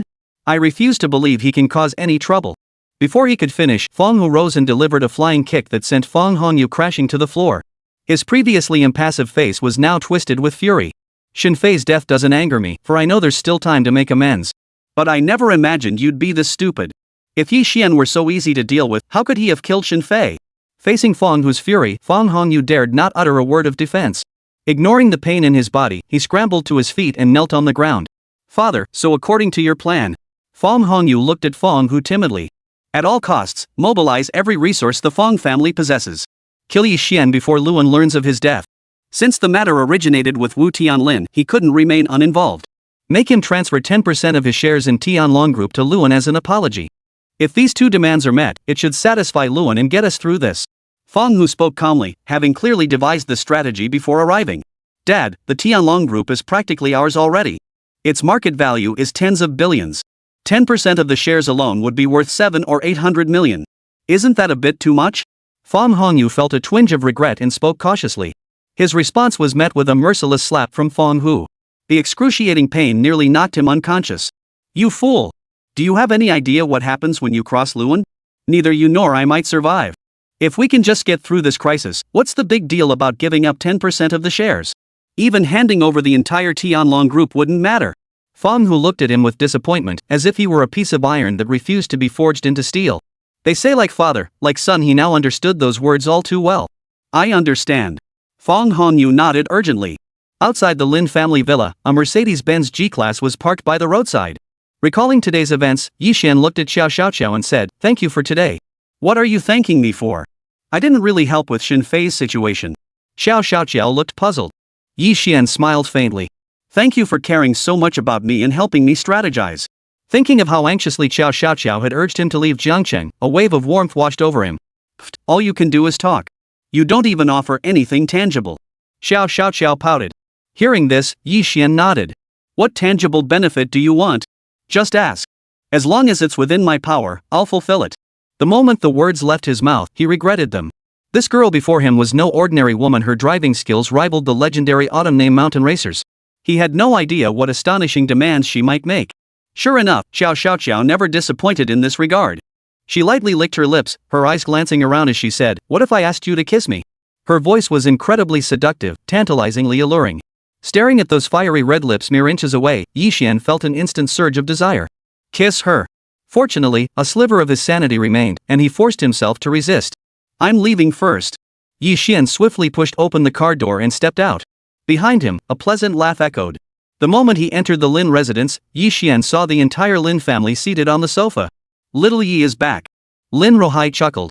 Bibi was just recounting today's events. She said if you hadn't arrived in time, the consequences would have been unimaginable. You've done a tremendous service this time. She's incredibly grateful, you know. Beside them, Lin Bebe rolled her eyes and retorted, Grandpa, I never said that. Don't make things up. That guy, who knows where he's off fooling around with women. I'm being generous not to give him hell. Gratitude? Yeah, right. Ha! Grandpa's just saying what's on your mind. Lin Rohai chuckled heartily, clearly in high spirits. Though annoyed by Lin Ningchao's actions, he was still pleased the company had weathered the storm. Xiao Yi, come sit down. Lin Rohai patted the sofa beside him, gesturing for Yi Xian to join him. After Yi Xian sat down, he said in a solemn tone, Grandpa, I want to move out for a while. Move out? Lin Rohai paused for a moment before musing. Having you and Bebe accompany me has indeed been a hardship for you both. Young people wanting some time alone is understandable. Before he could finish, Yi Xian cut him off. Grandpa, I want to move out on my own. The room fell silent at his words. Everyone's thoughts diverged. Lin Rohai's brow furrowed deeply, while Lin Chongping's eyes lit up with delight. As for Lin Bebe, she was utterly exasperated. That bastard, we couldn't even kick him out before, and now he's asking to move out on his own? He must be planning to run off with his mistresses. Shameless scoundrel. After a moment of silence, Lin Rohai spoke in a deep voice. Xiao Yi, what's going on? Did you and Bei have a falling out? If you've been wronged in any way, just tell Grandpa. I'll see to it justice is done. Lin Bei nearly choked on her own blood. So this is how Grandpa sees me? Grandpa, I never bullied him. He wants to move out, who knows what's really going on? Lin Bei fought back her frustration as she defended herself. Chapter 80, Unnatural Death. Xiao Yi, why are you so insistent on moving out? Lin Rohai looked at Yi Xian. The reason is simple, I killed Shen Fei. Yi Xian stopped hiding it and stated it plainly. The group was jolted, their faces frozen in disbelief. A man's reputation is like a tree's shadow. As the Feng family's foremost warrior, Shen Fei's reputation in Jiangchang was exceptionally formidable. Even the Lin family's 3 generations had heard of him. Xiao Yi, are you certain you killed Shen Fei of the Feng family? Lin Rohai frowned. Before Yi Xian could respond, Lin Bei piped up from the side, her lips curling in disdain. Grandpa, you're letting him talk nonsense. Shen Fei's strength is unfathomable. How could he possibly be someone like that? Turning to Yi Xian, she added irritably, Mr. Yi, if you want to move out, go ahead. But please spare us such a lame excuse. You're insulting our intelligence. Lin Chongping remained silent, but he too suspected Yi Xian was lying. Facing the skeptical gazes of the 3 generations, Yi Xian began to doubt himself. Is Shen Fei really as formidable as you claim? Why did I feel his strength was nothing special? He couldn't take a beating at all. He was dead after just a couple of hits. Could it be I killed the wrong person? Yi Xian began to doubt himself inwardly. If Shen Fei knew Yi Xian was thinking such things about him, he'd probably come back to life from the shock. Lin Bei sneered coldly, enough of your nonsense. If you want to leave, no one's stopping you. With that, she stood up and headed back to the bedroom. Just then, Lin Rohai's phone rang. He answered it immediately. What did you say? Lin Rohai shot to his feet, his face drained of color. This scene drew everyone's attention, and Lin Bei halted in her tracks. Moments later, Lin Rohai hung up, his expression more grave than ever. Dad, what's going on? Grandpa, what happened? Lin Rohai took a deep breath, his gaze fixed on Yi Xian as he spoke each word deliberately. Shen Fei is dead. The words hung heavy in the air, leaving the living room silent enough to hear a pin drop. Lin Chongping and Lin Bei both turned to look at Yi Xian, their eyes filled with shock. This guy, he really killed Shen Fei? After a moment of silence, Lin Rohai sighed deeply. Young Yi, when you choose not to act, it's as if you don't exist. But when you do, it's astonishing. Even Shen Fei wasn't your match. But I don't understand, how did you and he cross paths? Yi Xian explained, the Feng family sent him to kill me. He was no match for me, so I countered and killed him. Hearing this, Lin Rohai's expression darkened. The Feng family is targeting the Lin family. Though the Lin family has been on the rise these past few years, their foundations remain far weaker. Aside from you, they have no other martial artists to protect them. Kill you, and the Lin family becomes lambs for the slaughter. Then they can force the Lin family to hand over the Lin group. In that sense, you're also being dragged down by the Lin family. So don't worry about implicating them. Even without this incident, the Feng family wouldn't spare us. With the conversation reaching this point, Yi Xian found it difficult to bring up the matter of moving out again. At that moment, Lin Chongping, who had remained silent, spoke up. Father, being targeted by a colossus like the Feng family is no good news for the Lin family. One misstep could plunge us into an abyss of no return. Can we consider a way to reconcile with them? Lin Rohai shook his head inside. Had the Feng family just begun their acquisition plan, reconciliation might still be possible. But this morning's failed takeover means there's no room left for compromise between our 2 families. This is no longer just about profit, it's about the Feng family's reputation. If they can't even take down a minor family like ours, how will all of Jiangcheng do them? Once their face is lost, their substance will be vulnerable too. Other families will pounce like starving wolves, devouring the Feng family whole. Therefore, the Feng family will stop at nothing to seize control of the Lin group. Only then can they prove to everyone that the Feng family remains the Feng family. Lin Chongping and Lin Bei's expressions darkened considerably. Grandfather, if we understand you correctly, the Feng family will inevitably cause us more trouble. We may be hard-pressed to handle it. Lin Bei's delicate brows knitted tightly. Lin Rohai massaged his temples and said gravely, for now, we can only take things one step at a time. Make sure everyone in the company stays vigilant. We absolutely cannot afford any slip-ups that might give them an opening. Understood. Lin Bei nodded. That night, the Lin family slept poorly, their hearts shrouded in a heavy shadow. Yi Xian also barely slept, not out of fear, but because he was consumed by thoughts of how to help the Lin family weather this storm. The Wang family was currently mired in their own immense troubles, leaving them with limited capacity to offer assistance. Meanwhile, the Huang family's influence was primarily concentrated in the provincial capital, Lin City, making it difficult for them to extend their reach. Yi Xian had considered eliminating Feng Hu to resolve the issue at its root. But considering the Feng family was one of Jiangcheng's most powerful clans, Feng Hu's untimely death would inevitably cause a huge stir. At that point, it would likely bring even greater trouble to the Lin family. After tossing and turning all night, Yi Xian still hadn't come up with a viable solution. The next morning, Yi Xian arrived at the company sporting dark circles under his eyes. His seat hadn't even warmed up when he received a call from Xiao Xiao. "I'm at your company entrance. Come out with me for a bit, we need to handle something." With that, Xiao Xiao hung up immediately, leaving Yi Xian no chance to respond. Shaking his head, Yi Xian reluctantly made his way downstairs and stood beside the driver's seat. Today, Xiao Xiao looked exceptionally beautiful. Her makeup and outfit clearly showed she'd gone to great lengths to dress up. Even Yi Xian couldn't help but feel a flutter in his heart. "What brings you here so early in the morning?" Yi Xian was wary. Could this woman possibly be dragging him to the registry office? Such a thing might be unlikely with others, but with Xiao Xiao, anything was possible. "Like I'd eat you or something? Get in the car already." Xiao Xiao rolled her eyes, gesturing for Yi Xian to get in. Yi Xian hesitated for a moment before obediently sliding into the passenger seat. The car headed toward the city center. "Where the hell are we going?" Yi Xian looked skeptical. He couldn't help but ask for clarification. "To the Tian family," Xiao Xiao answered while driving. "The Tian family?" Yi Xian froze for a moment. Jiangcheng had three major aristocratic families: the Wang family, the Feng family, and the Tian family. The Wang family had been the most aggressive in recent years, while the Feng family, though slightly less dominant, had steadily expanded its influence. Only the Tian family remained stuck in a middle ground so stable it had become almost invisible. Chapter 81, The Barefoot Doctor. "Yes, the Tian family, one of the three great clans." Xiao Xiao explained, "I thought about it all night. The only family in Jiangcheng that can protect you is the Tian family. Though they've maintained an unusually low profile these past years, they remain one of the three major clans of force not to be underestimated. Most crucially, the Tian family is a martial arts lineage with numerous skilled fighters under their banner. Their enduring reputation over the years owes much to this strength. If the Tian family were to step in, they could certainly ensure your safety."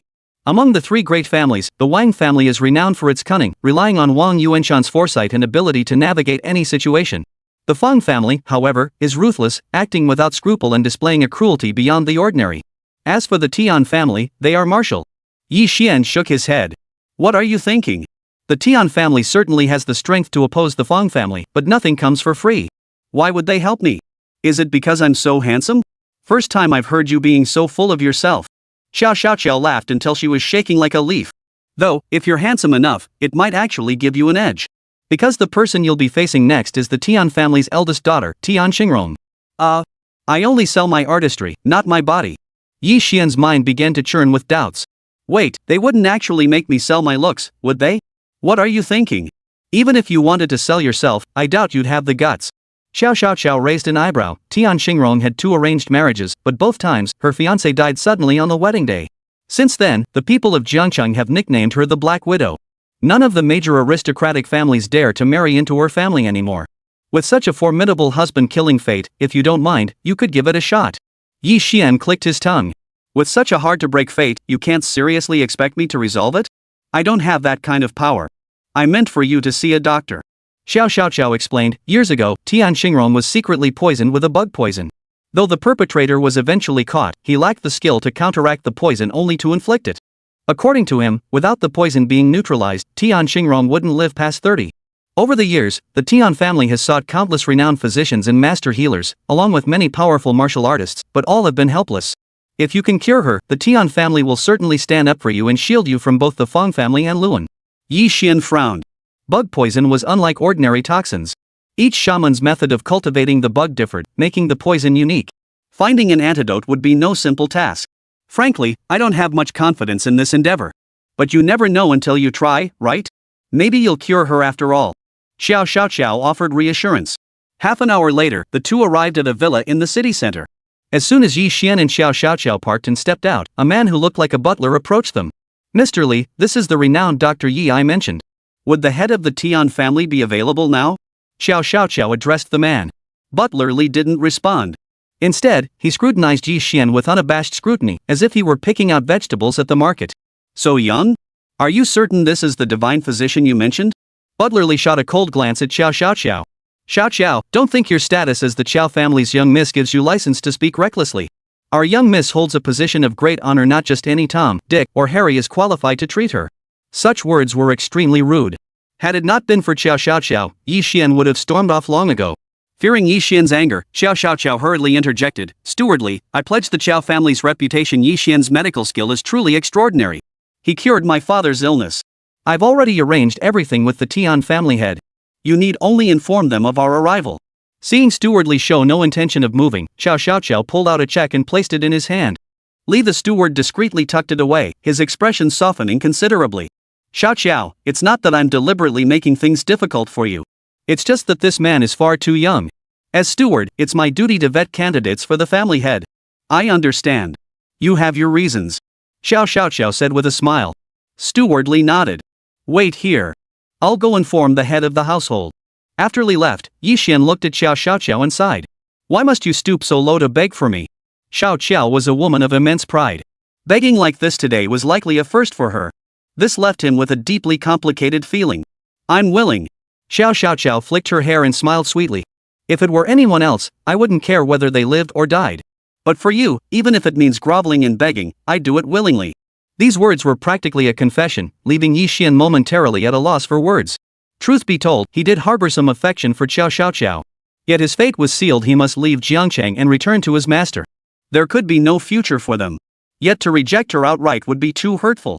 After a moment of silence, Yi Xian said in a deep voice, "Today, I owe you. I will repay you 100-fold in the future. I don't need repayment." Xiao shook her head.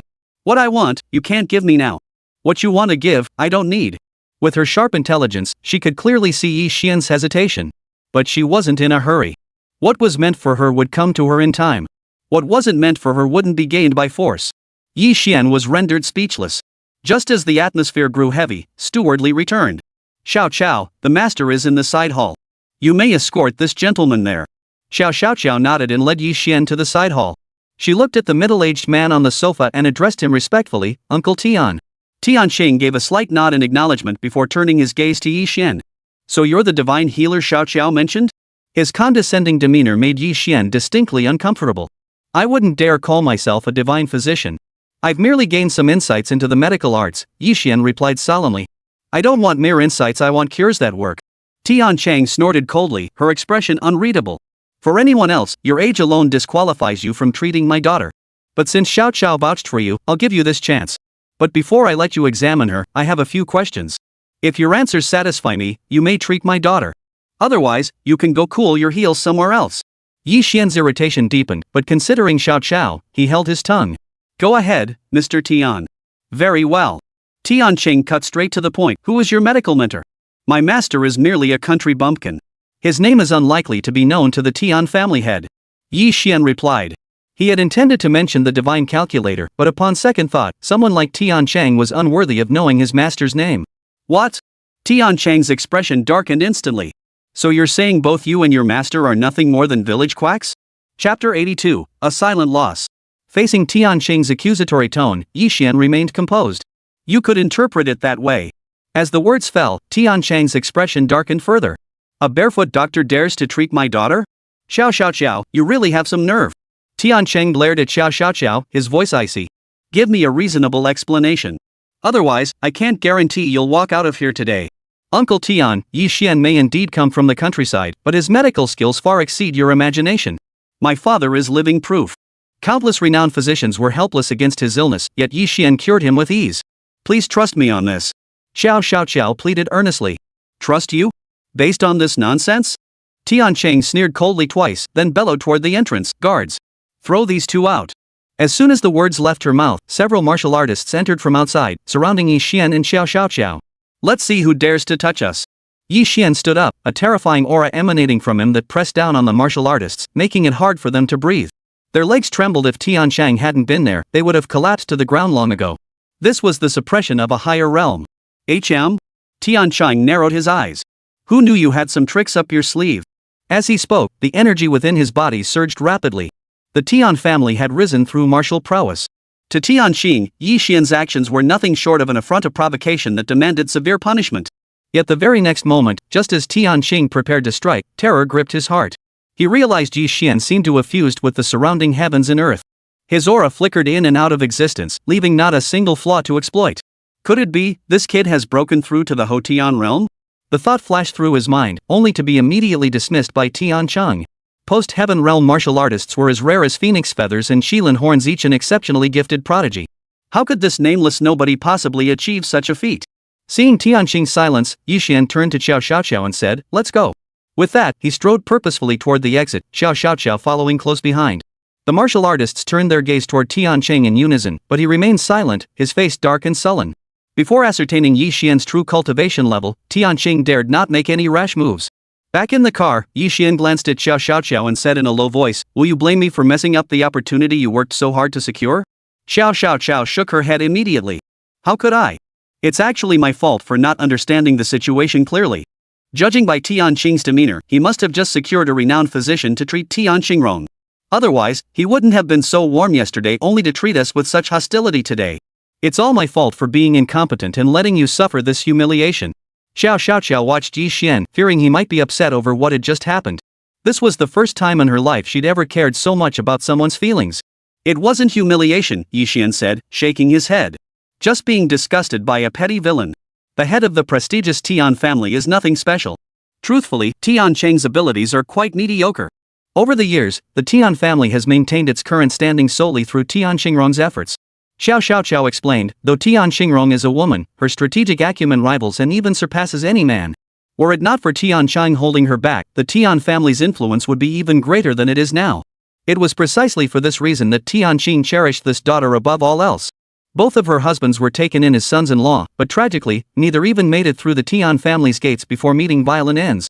Her tone suddenly softened as she pouted, her voice sweet and coy. "Now that you've made Tian Xingrong sound so formidable, will you think Xiao Qiao is too dim-witted?" Just as Yi Xian was about to speak, Xiao Xiaoqiao sighed again. They say big breasts mean no brains. What can I do? It seems like that's her only redeeming quality." As she spoke, Xiao Xiaoqiao deliberately thrust out her chest. Her t-shirt was already form-fitting, and this posture made her ample curves appear even more prominent. Her slender waist, barely a handful, was now fully exposed, creating a striking contrast. This sister wasn't wallowing in self-pity, she was blatantly flaunting it. Yi Xian swallowed hard. He had to admit, the lethality of an F-class warrior was terrifying. He was already struggling to handle it. "Stop the car. I need to get out." Xiao Xiaoqiao pulled over and asked, "What's wrong?" "I'm feeling a bit car sick. I'll get out and walk. You go ahead back." Yi Xian waved his hand and opened the door. "If I stay seated much longer, something bad might happen." Xiao Xiaoqiao didn't try to stop him. She chuckled, "I don't think you're car sick, I think you're milk sick." Yi Xian stumbled, nearly falling over. This lady really knows how to drive like a maniac. Slamming the door shut, Yi Xian practically fled the scene. Back at the company, Yi Xian sensed something was off. Along the way, he passed several employees, each wearing a grave expression, as if something monumental had occurred. The moment he entered the office, he asked Li Jun what had happened.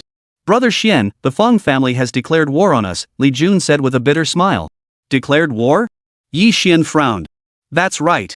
Li Jun explained, just an hour ago, all our construction sites were attacked. Many workers were injured, some even hospitalized. Not only that, but the equipment at the sites was also smashed and destroyed by these people, making normal operations impossible." Yi Xian's expression darkened. "These were people sent by the Feng family?" "Yes. The Feng family has declared open war on the Lin Group. They'll attack us every time we try to resume work. They'll cover all damages and medical expenses in full, but they're determined to prevent us from operating normally." Li Jun sighed heavily. "Then call the police.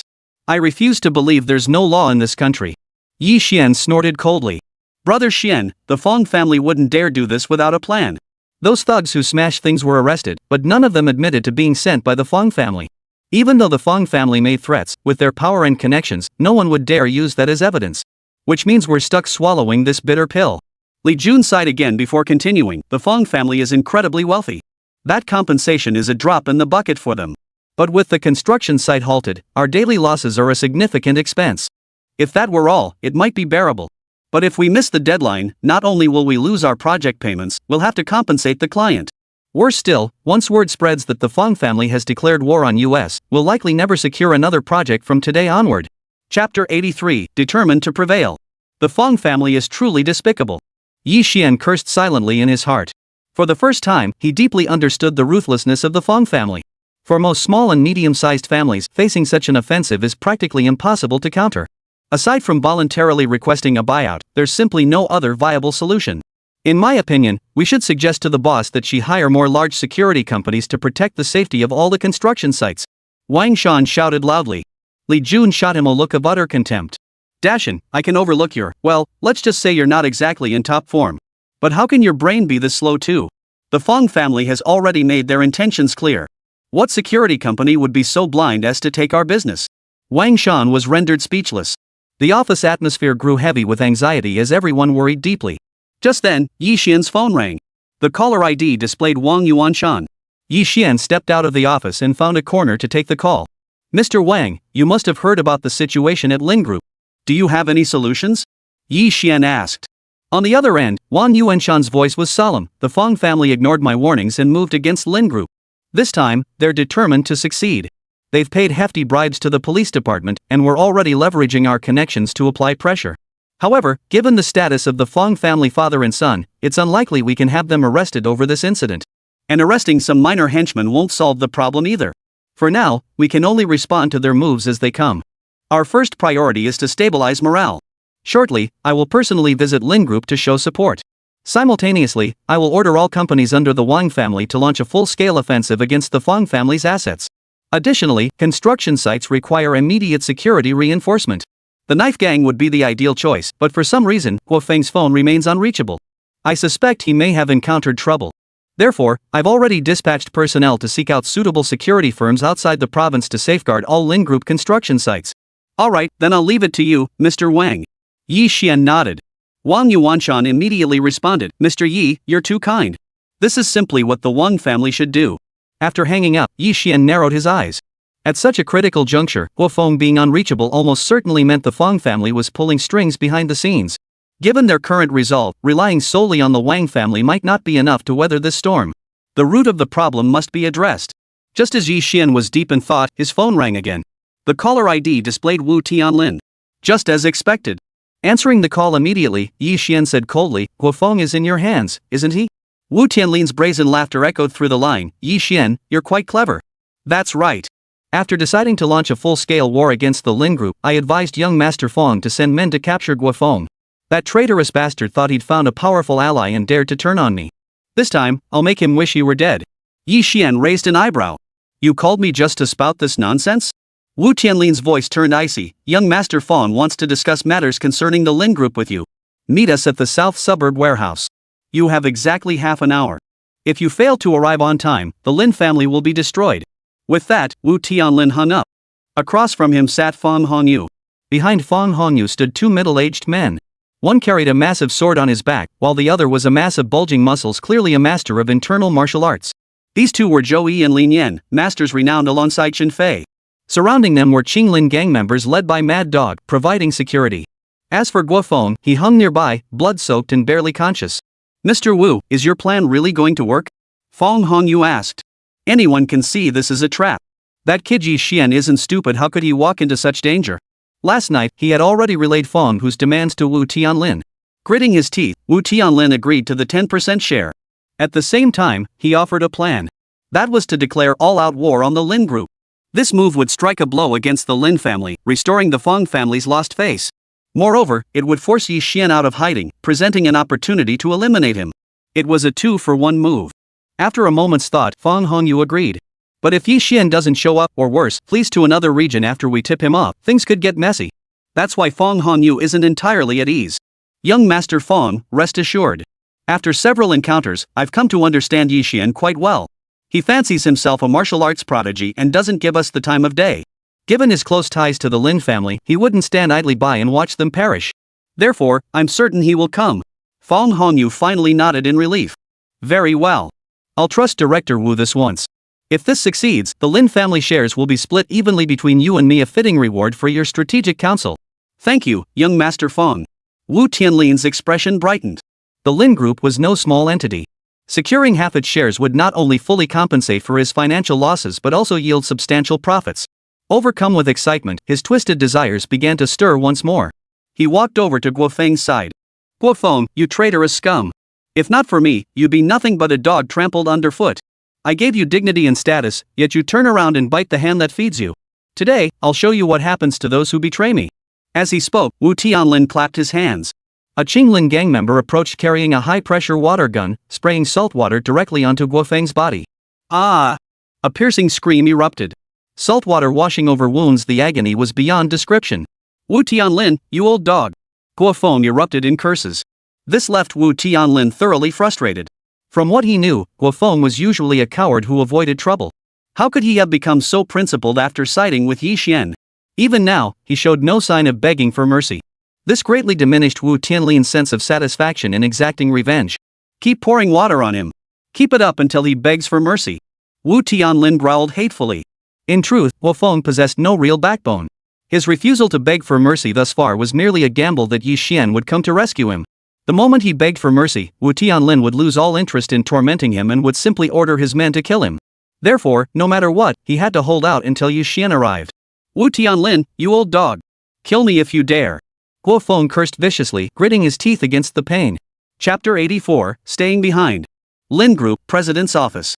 3 generations of the Lin family sat on the sofa. The Lin Rohai and Lin Chongping rarely interfered in company affairs. Such a major incident left them unable to sit still. They had rushed over immediately. The atmosphere in the office was incredibly tense. Lin Chongping and Lin Beibei both turned to Lin Rohai. "Dad, what should we do now? Are we just supposed to sit here and wait for death?" Lin Changping asked, his face filled with dread. He hadn't fully grasped the gravity before, even believing the Lin family might have some fighting spirit left. But once the Fong family struck with the decisive force of a mountain crushing down, he finally realized the vast chasm between them. The Fong family was, after all, the Fong family. Lin Beibei remained silent, but her deathly pale face betrayed her inner turmoil. Lin Rohai remained silent. In that moment, he seemed to age 10 years. It was clear just how immense the pressure the Fong family had placed upon him. After a long pause, Lin Rohai finally managed to speak. "For now, we can only tough it out and see if things take a turn for the better." Lin Chongping immediately grew impatient. "Dad, don't be naive. There won't be any turning point." "Then what do you suggest?" Lin Rohai lifted his head slightly. Lin Chongping gritted his teeth and said, "In my opinion, we should sell the company to the Wang family or the Tian family as soon as possible." Even selling it to the Huang family would be an option. Selling now might still fetch a decent price, but if we drag this out any longer, we might not even get half the value. That money would be enough to live in luxury for the rest of our lives. As he spoke, Lin Chongping sensed a murderous aura. He instinctively looked up to find Lin Rohai glaring at him with murderous intent. "Dad, why are you looking at me like that?" Lin Chongping was startled. It was the first time he'd ever seen Lin Rohai look so terrifying. That gaze seemed ready to devour him alive. "Why am I looking at you? You good for nothing. The Lin Group is the work of my entire life. You just go and sell it off. How could I have given birth to such a worthless piece of trash? I'll beat you to death today." Lin Rohai roared, swinging his cane toward Lin Chongping. "Dad, calm down. I was just suggesting it. I don't actually want to sell the company." Lin Chongping dodged back and forth. "Grandpa, please calm down. Dad's just ranting. Don't take him seriously." Lin Beibei interceded from the side. Chaos erupted in the office. Just then, the office door burst open as a group of executives stormed in. All 3 grandfather, father, and son froze, their hearts tightening as a sense of foreboding washed over them. These executives represented nearly 2/3 of the group's entire senior management. Their joint appearance at this critical juncture could hardly bode well. Lin Rohai composed himself and asked in a solemn tone, "Gentlemen, what brings you all here together? Is there some urgent matter?" The group hadn't expected Lin Rohai to be present. They exchanged glances but remained silent. Seeing this, Lin Rohai spoke up, "If there's nothing pressing, please return. I need to discuss matters with President Lin." His words fell, yet none stirred. Then, a middle-aged man in his 40s stepped forward. He was the group's vice president, Lu Wu. "Chairman, we've come today to resign." "Resign?" Lin Rohai narrowed his eyes slightly, a cold gleam flashing in them. "Yes." Facing Lin Rohai's piercing gaze, Lu Wu felt a pang of unease, but he steeled himself and continued, "You may not be aware, but the Fong family has made it clear, if we haven't resigned by today, they will permanently blacklist us. From now on, not a single company in Jiangcheng or even the entire Chu province will hire us." Lin Rohai swept his gaze around the room and spoke slowly, "Is this your personal opinion, or the consensus of everyone present?" Lu Wu dared not meet Lin Rohai's gaze, keeping his head bowed as he replied, "It's all of us." Good. Good. Good. Lin Rohai nodded, his voice dripping with coldness. "Little Lu, if I recall correctly, when you first joined the Lin Group, you were merely a sales consultant with only a high school diploma. It was I who overruled all objections and promoted you step by step to the position of vice president. Lu Wu's face flushed with shame, unable to speak. And as for you, Xiao Wu, back when I was still president, I personally nurtured you, teaching you how to conduct yourself and handle business step by step. When you clashed with Grandpa Li Junli Yuankai, I disregarded our long-standing brotherhood to speak on your behalf. And upon stepping down, I made an exceptional promotion, making you the youngest vice president in the entire group. And then there's little Li. Lin Rohai named them one by one. Most of these individuals were veterans from his tenure and the core team he had left behind for Lin Beibei. Our Lin family owes none of you anything. Now, as the group faces its greatest crisis, we need capable people more than ever. I hope you will all remember our past bonds and stand with us through thick and thin to weather this storm together. Lin Rohai bowed deeply to the assembled crowd. I, Lin Rohai, thank you all. As his words fell, the crowd stirred, murmuring quietly among themselves. Most among them had indeed received favors from Lin Rohai, an undeniable fact. Chairman, I'm old Wu. I've been with the Lin family all along. I refuse to believe the Feng family can cover the sky with one hand. Count me in. Count me in. In an instant, most chose to stay. Watching this unfold, Lu Wu grew increasingly anxious. While the Feng family's pressure certainly played a role in today's mass resignations, most of it stemmed from his own meddling. Lu Wu's actions stemmed entirely from Lin Mingqiao. After the Feng family declared all-out war, Lin Mingqiao secretly contacted him, urging him to rally the senior executives to resign. The terms Lin Mingqiao offered were quite attractive: shares in the new company and executive positions. Lu Wu was deeply tempted and agreed on the spot. Seeing more and more people choosing to stay, Lu Wu spoke up loudly. The chairman is right, we've all received favors from the Lin family. But over the years, we've contributed greatly to the Lin family too. We're even now. If staying here serves any purpose, we'll certainly do our duty. But now it's the Feng family making their move. Does the chairman really believe we have any chance of turning the tide? Keeping everyone here is nothing but holding us back, forcing us to bury ourselves with the Lin group. Frankly, chairman, this is downright selfish. Lin Rohai's expression darkened. Success depends on our actions. I refuse to believe there's no chance at all. As for you, Lu Wu, you seem rather suspicious today. What exactly are you scheming by urging everyone to resign? Chapter 85, Standing Firm. Exposed publicly, Lu Wu felt a pang of unease. He barked defiantly, though his voice betrayed his inner tremor. Lin Rohai, don't you dare slander me. You're just angry that I led the team to resign together, so you're smearing me. Everything depends on human effort? Put. I'll stake my reputation on this. If the Lin family survives the Feng family's attack, I, Lu Wu, will take your surname. Before he could finish, a voice echoed from outside. Sir, you're not afraid of the wind blowing your tongue away. From what I see, you might just end up changing your surname to Lin. This sudden interruption stunned everyone. They instinctively turned toward the voice and saw a middle-aged man appear at the doorway. The newcomer was none other than Wang Yuanshan. Though a high-ranking executive at Lin Group, Lu Wu didn't recognize Wang Yuanshan. Furious, he snapped, "Who do you think you are? What business do you have speaking here?" Others wore curious expressions, speculating about Wang Yuanshan's identity. Lu Wu, shut your mouth. Show Mr. Wang Yuanshan some respect. Though unsure of Wang Yuanshan's purpose, Lin Rohai quickly stepped forward to greet him, followed closely by the Lin family father and daughter. Wang Yuanshan. Those three words exploded like thunderclaps in everyone's ears. What's going on? Why is the Wang family's young master here? Could it be he's here to acquire the Lin Group? That seems unlikely. The Wang family withdrew from the real estate industry years ago. Why would they venture back in, especially during such turbulent times? Whispers rippled through the crowd. Lu Wu, however, wore a grim expression. Wang Yuanshan's appearance here at this moment couldn't possibly be good news. Mr. Wang, what brings you here today? Lin Rohai shook hands with Wang Yuanshan. I wouldn't dare claim to offer guidance. Wang Yuanshan's demeanor was exceedingly humble. I've heard about the matters concerning the Feng and Lin families. My visit today is specifically regarding this matter. The Feng family has always acted without scruples, bullying others and turning Jiangqing's business environment into a cesspool. The Wang family has long been dissatisfied with this. This time, the Feng family has once again resorted to underhanded tactics against the Lin family. As the foremost merchant family in Jiangcheng, the Wang family cannot stand idly by. My father specifically sent me here to assist the Lin family in weathering this storm. The office erupted in commotion at these words. The Wang family was a force to be reckoned with, rivaling the Fangs themselves. With their backing, the Lin group's chances of survival soared dramatically. Lin Rohai and his two grandchildren all wore expressions of joy. Lin Changping even pinched his thigh. The sharp pain confirmed this scene was real, not some illusion. Lu Wu's face turned ashen, his misery deeper than if his own mother had died. He had already fallen out with Lin Rohai, leaving him no place within Lin Group. If he couldn't persuade the senior executives to resign en masse, he would be worthless to Lin Mingqiao. And the promises made by the other side? They were unlikely to be fulfilled. No matter what, he had to disrupt this situation. With this thought, Lu Wu spoke up. Mr. Wang, as the foremost of Jiangqing's three great families, the Wang clan commands vast holdings. The Lin group is insignificant to you. There's truly no need to antagonize the Fong family over it. The moment these words left his mouth, every face in the room turned pale. They glared at Lu Wu with such fury they could barely contain their desire to drag him outside and beat him to death. Stabbing them in the back at this critical moment was tantamount to leaving the Lin group no room to survive. Lin Ruhai trembled with fury. That traitor! Wang Yuanshan shot Lu Wu a cold glance. Who do you think you are, to dare give the Wang family orders? Were it not for old Master Lin's face, scum like you wouldn't even have the right to speak to me. Remember your own words just now. If the Lin family survives this crisis, you will change your surname. I detest broken promises most of all. Should you fail to deliver, I shall see to it myself. Having served as a high-ranking executive for over a decade, Lu Wu had never been publicly humiliated like this.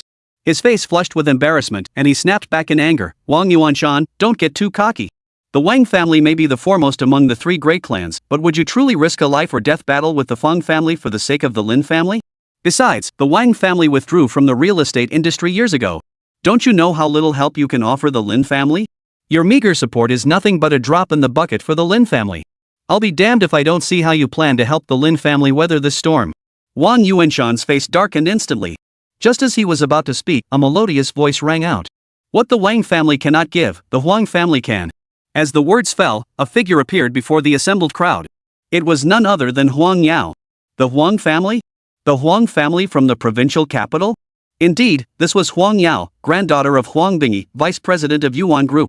The Huang family owns numerous entertainment ventures. Their loose change alone could feed us all. Whispers rippled through the crowd. The three generations of the Lin family, however, were overjoyed. They never imagined that at this moment, the Huang family would not only stand by them but also publicly declare their support for the Lin family. Lu Wu stood frozen in place. His decision to join Lin Mingchao's new company had largely hinged on the latter's claim of securing the Huang family's amusement park project. Yet now, Huang Yao's presence here signaled that the amusement park project had already been awarded to the Lin family. A tidal wave of regret surged through Lu Wu's mind, nearly engulfing him. At that moment, no one paid Lu Wu any mind. Lin Ruhai strode quickly to Huang Yao's side, his face brimming with emotion. Miss Huang, thank you for your support of the Lin family. Frankly, after what happened, I had lost all hope for our partnership. I never imagined the Huang family would stand by us through thick and thin. Huang Yao smiled and replied, Mr. Lin, our partnership was finalized long ago. How could the Huang family go back on our word? With that, she handed over the leather pouch. Inside are 2 contracts for the Huang family's amusement park project in Jiangcheng. I've already signed and stamped them. Please review them. If you have no objections, sign and stamp them, and our partnership will officially begin. Lin Ruhai took the leather folder, opened it, and quickly scanned through the contracts. Are you certain these contracts have been reviewed? This arrangement grants the Huang family far too many concessions. Lin Ruhai looked utterly incredulous. For a project like the Huang family's amusement park, involving billions in capital, a profit margin of 2 or 3 percentage points would normally be considered quite favorable. Yet the Huang family offered the Lin family a 10-point profit margin. This made Lin Ruhai suspect there must be some mistake. Chapter 86, Clueless. Huang Yao smiled faintly. The Lin family is currently under pressure from the Fong family and facing a crisis. The Huang family offering some concessions is a form of support, and it's only right. This was my grandfather's decision. He said that the road ahead is long, and our 2 families will inevitably collaborate. If old Master Lin feels uncomfortable, he can make it up to us later. The reasoning felt somewhat flimsy, but at this moment, Lin Ruhai had no time for further thought. Handing the contract to Lin Bebe, he expressed his gratitude. Miss Huang, please convey my thanks to the head of the Huang family. Our family will remember this kindness. Rest assured, old Master Lin, I will convey your message. Huang Yao paused briefly before continuing. The Fong family's unjustified suppression of the Lin family this time as partners, the Huang family naturally cannot stand idly by. My grandfather has already instructed someone to contact the Fong family on behalf of the Huang family. Any form of suppression against the Lin family by the Fong family is tantamount to declaring war on the Huang family. We will retaliate on all fronts. As long as the suppression continues, our countermeasures will persist. The office erupted in commotion at these words. The Wang and Huang families were formidable forces, even within the entire province of Chu. With the backing of these 2 powerful clans, the Fong family's threat was insignificant. At the southern warehouse, piercing screams echoed incessantly. Watching Guofeng's pitiful state, Wu Tianlin felt a twisted, dark pleasure in his heart. Just as he pondered how to further torment his victim, several more screams erupted from outside. Then, with a thunderous boom, the warehouse doors blew apart. Amidst the swirling dust, Yi Xian strode in calmly. Wu Tianlin's eyes flashed with venomous light. Boy, I wasn't wrong. You've got some guts, showing up here alone. You must have killed all those high-ranking members of the Small Knife Society, right? All my hard work over the years has been ruined by you. Today, we'll settle this score once and for all. Yi Xian raised an eyebrow, his voice cold with derision. It takes no courage to confront a bunch of useless fools. But you, Wu Tianlin backed by the Fong family, you've grown bold enough to provoke me time and again. I'd like to ask, how does it feel to be the Fong family's lapdog? You. Wu Tianlin was furious enough to burst a blood vessel. Just as he was about to speak, Fong Hongyu, who had remained silent all along, finally opened his mouth. Yi Xian, is it?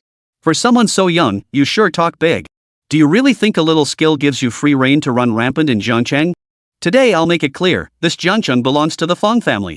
You're nothing but a lowly insect. Fong Hongyu's face twisted into a menacing grimace. The memory of being kicked by Fong, who earlier filled him with pent-up rage. All this was thanks to the brat standing before him. Yi Xian responded coldly, Jiangcheng belongs to the people of Jiangcheng. As for the Fong family, I'm afraid you'll soon cease to exist. Ha! Fong Hongyu burst into maniacal laughter. Kid, did I hear you right? You want to wipe out our entire Fong family? Why don't you take a look in the mirror and see if you're even worthy? You can't seriously believe that killing Xin Fei will give you any leverage over the Fong family, can you? Let me tell you, the Fong family isn't just Xin Fei. His strength ranks last among the 3 great golden warriors. We only placed him first out of respect for his master. As he spoke, Fong Hongyu gestured toward the 2 men behind him. These 2 are Zhou Yi and Lin Yan, the other 2 of the 3 golden warriors. You're no match for either of them. I'd like to know what you possibly have to challenge the Fong family. Yi Xian curled his lips in disdain. You'll find out soon enough if I have what it takes.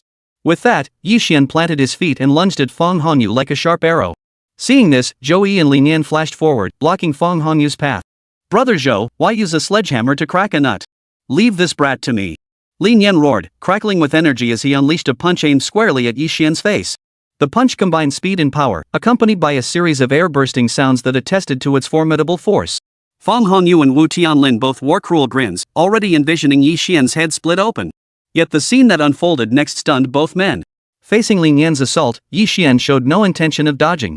Instead, he countered with a punch of his own, meeting the attack head-on. Boom! The 2 fists collided, producing a thunderous roar. Immediately afterward, the sound of snapping bones echoed as Lin Yan was sent flying backward, crashing to the ground dozens of meters away, his mouth twisted in agonized screams. His entire right arm bent at an unnatural angle, clearly rendered useless. Watching this scene, Fong Hongyu and the others froze, their eyes wide with disbelief. Who the hell are you? Lin Yan struggled to his feet, his gaze fixed intently on Yi Xian. Who I am doesn't matter. What matters is that you're about to die. Yi Xian's figure flickered, closing the distance in an instant. A palm strike erupted, striking Lin Yan squarely in the heart. Put! Lin Yan spat out a mouthful of blood, collapsed to the ground, and breathed his last. The warehouse fell instantly silent, the sound of everyone's breathing audible. After a brief silence, Fong Hongyu roared with fury, "Kill that brat!" Lin Yan was a master fighter the Fong family had gone to great lengths to recruit. Now, he had met a gruesome end at Yi Xian's hands. One could only imagine the fury Fong who would unleash upon him. Upon hearing this, Zhou Yi drew the long sword from his back, preparing to attack. But at that moment, Yi Xian had already lunged forward. Seeing this, Zhou Yi's lips curled into a sneer. Did he think my sword was just for show? How utterly reckless! With that thought, his blade shot forward like lightning. This strike was devoid of any flourish, relying solely on unparalleled speed and a deceptively sharp angle. Yet, to Zhou Yi's utter astonishment, Yi Xian caught the sword tip firmly between just 2 fingers. How is this possible? Zhou Yi's face drained of color. His sword technique was renowned for its speed. Most martial artists couldn't even track its trajectory. Yet Yi Xian had blocked it with effortless ease. It was utterly unbelievable. In that instant, Yi Xian closed the distance, delivering a hand blade strike to Zhou Yi's throat. The latter let out a muffled groan before collapsing to the ground, his breath gone. Both of the Fong family's top experts had fallen to Yi Xian's hands. The entire sequence had taken barely over a minute, not even enough time to smoke a cigarette. Fong Hongyu and Wu Tianlin sucked in a cold breath, their eyes filled with terror. Chapter 87, The Battle Begins. Yi Xian paid no heed to Wu Tianlin and Fong Hongyu. He set Guofeng down and administered basic first aid. The process went smoothly without any interference. Mad Dog, sensing trouble, had already fled with his gang, leaving Wu Tianlin fuming with rage. After securing Guofeng, Yi Xian's gaze swept over Wu Tianlin and Fong Hongyu. The two men shuddered involuntarily, their faces drained of color. Yi Xian, I urge you to calm down. Everything can be discussed. Wu Tianlin's tone softened, all traces of his earlier arrogance vanished. Exactly. Everything can be discussed. You're just after the Lin family, aren't you? Simple. I'll call and order it now. Any measures targeting the Lin family are immediately revoked. From this day forward, my Fong family and the Lin family will mind our own business. Desperate to save his life, Fong Hongyu hastily made his promise. Are you two insulting my intelligence? Yi Xian sneered coldly. The moment I let you off, I knew your retaliation would follow hot on my heels. I gave you chances, but you wasted them. Since that's the case, don't blame me for being ruthless. With that, Yi Xian delivered a powerful kick, striking the long sword that had fallen from Zhou Yi. Whoosh! The sword sliced through the air with lightning speed, piercing Fong Hongyu's heart. The esteemed young master of the Fong family met his end in such a gruesome manner. Wu Tianlin was terrified out of his wits. Faced with the overwhelming threat of death, all his courage vanished, and he collapsed to his knees with a thud. Thud! Wu Tianlin banged his head repeatedly on the floor, blood instantly streaming down his forehead, presenting a pitiful sight. Mr. Yi, I truly never wished to oppose you. It was all Fong Hongyu who sought to monopolize Jiangqing's real estate industry, forcing me to help him acquire the Lin Group. I had no choice. I beg you to understand. Wu Tianlin wept bitterly, his tears and snot making it seem as though he truly had no choice. Yi Xian remained non-committal, raising an eyebrow. Rest assured, I won't kill you. But if I don't see the share transfer agreement for Tianlong Group by the deadline, the toxin within you will erupt and claim your life. But while you may escape death, you won't escape punishment. Yi Xian drew the long sword from Fong Hongyu's body and swung it down at Wu Tianlin's right arm. A cold gleam flashed as a fountain of blood shot upward. Wu Tianlin's right arm was severed clean at the shoulder, falling to the ground. Ah! A piercing scream erupted as Wu Tianlin collapsed, writhing on the ground. To an uninformed observer, it might have sounded like a pig being slaughtered. Tossing the sword aside, Yi Xian said expressionlessly, "Tell Fong Hu to transfer 100 million yuan to the Lin Group account before midnight tonight as compensation. Otherwise, this won't end here." With that, Yi Xian exited the warehouse, followed by Guo Feng, who limped along behind him. "Mr. Yi, if you hadn't intervened, I'd be dead by now." Guo Feng's face was filled with gratitude. "I may be cowardly and afraid of death, but I never forget a favor. From this day forward, my life belongs to you. Whatever you need, just ask. I'll go through fire and water for you." Hearing this, Yi Xian merely shook his head. "I came here primarily for the Lin family. Saving you was merely incidental. There's no need for such formalities." He paused, then asked, "Are your men already on their way?" "Yes." Guo Feng nodded. "I've already notified them. They should arrive soon. When they do, I'll escort Mr. Yi back." "No need. Since someone's coming for you, I won't bother with you anymore." Yi Xian waved his hand dismissively and walked away. Fong family residence, study. Fong Hu's expression was as dark as storm clouds. He hadn't left the study all morning, his phone ringing incessantly. These calls came from CEOs of companies backed by the Fong family. Under the full-scale suppression from the Huang and Wang families, these companies faced mounting difficulties. If not resolved promptly, they would suffer significant losses. They could even cripple the Fong family. The Huangs and the Wangs had gone too far. Fong Hu slammed the phone down on the table, his face contorted. "Master Hu, what should we do now?" Hu Ming, the Fong family steward, cautiously suggested from the side, "Should we inform the young master and have him reconcile with the Lin family?" "Reconciliation my ass." Fong Hu couldn't help but curse. "Our Fong family has stood firm for 100 years because we've always been ruthless. If we show weakness, how will the outside world view the Fong family? Our enemies will surely grow restless. Soon enough, someone will test our resolve, probing our vulnerabilities. If someone stirs the pot, these enemies will swarm in, launching full-scale retaliation against the Fong family. By then, even if the Fong family survived, it would be crippled, stripped of its status among the three great clans. Therefore, no matter what, we cannot retreat on this point." Hu Ming, upon hearing this, bowed and scraped, replying, "Master speaks most wisely. For now, we can only respond to each move as it comes. I'm curious, how could a mere Lin family garner such unwavering support from the Huang and Wang families? If we uncover the reason and dismantle it, their backing would vanish. Then the Lin family would be at our mercy." Fong Hu nodded. The Lin family's incompetence alone wouldn't be enough to sway the Huang and Wang families. That means an external force is driving their support for the Lin family. But as far as I know, the Lin family has no other special connections outside their own circle. I truly cannot fathom why the Huang and Wang families would support them. Hu Ming shook his head. "Master, you've overlooked one person." "Who?" "Yi Xian." "Yi Xian? That kid? Could he really wield that much influence?" Fong Hu looked utterly skeptical. Hu Ming explained, "That kid's influence might not be great, but he holds something the Huang and Wang families desperately want. The Huang and Wang families share a common need. Both Huang Bingyi and Wang Yuanshan are advanced in years. According to intelligence I've compiled, this young Yi Xian possesses remarkable medical skills. They likely want Yi Xian to prolong their lives in critical moments. Only this could explain why the Huang and Wang families would risk everything to wage war against the Feng family. Feng Hu fell silent for several seconds before nodding. You make a point. It could very well be because of that kid.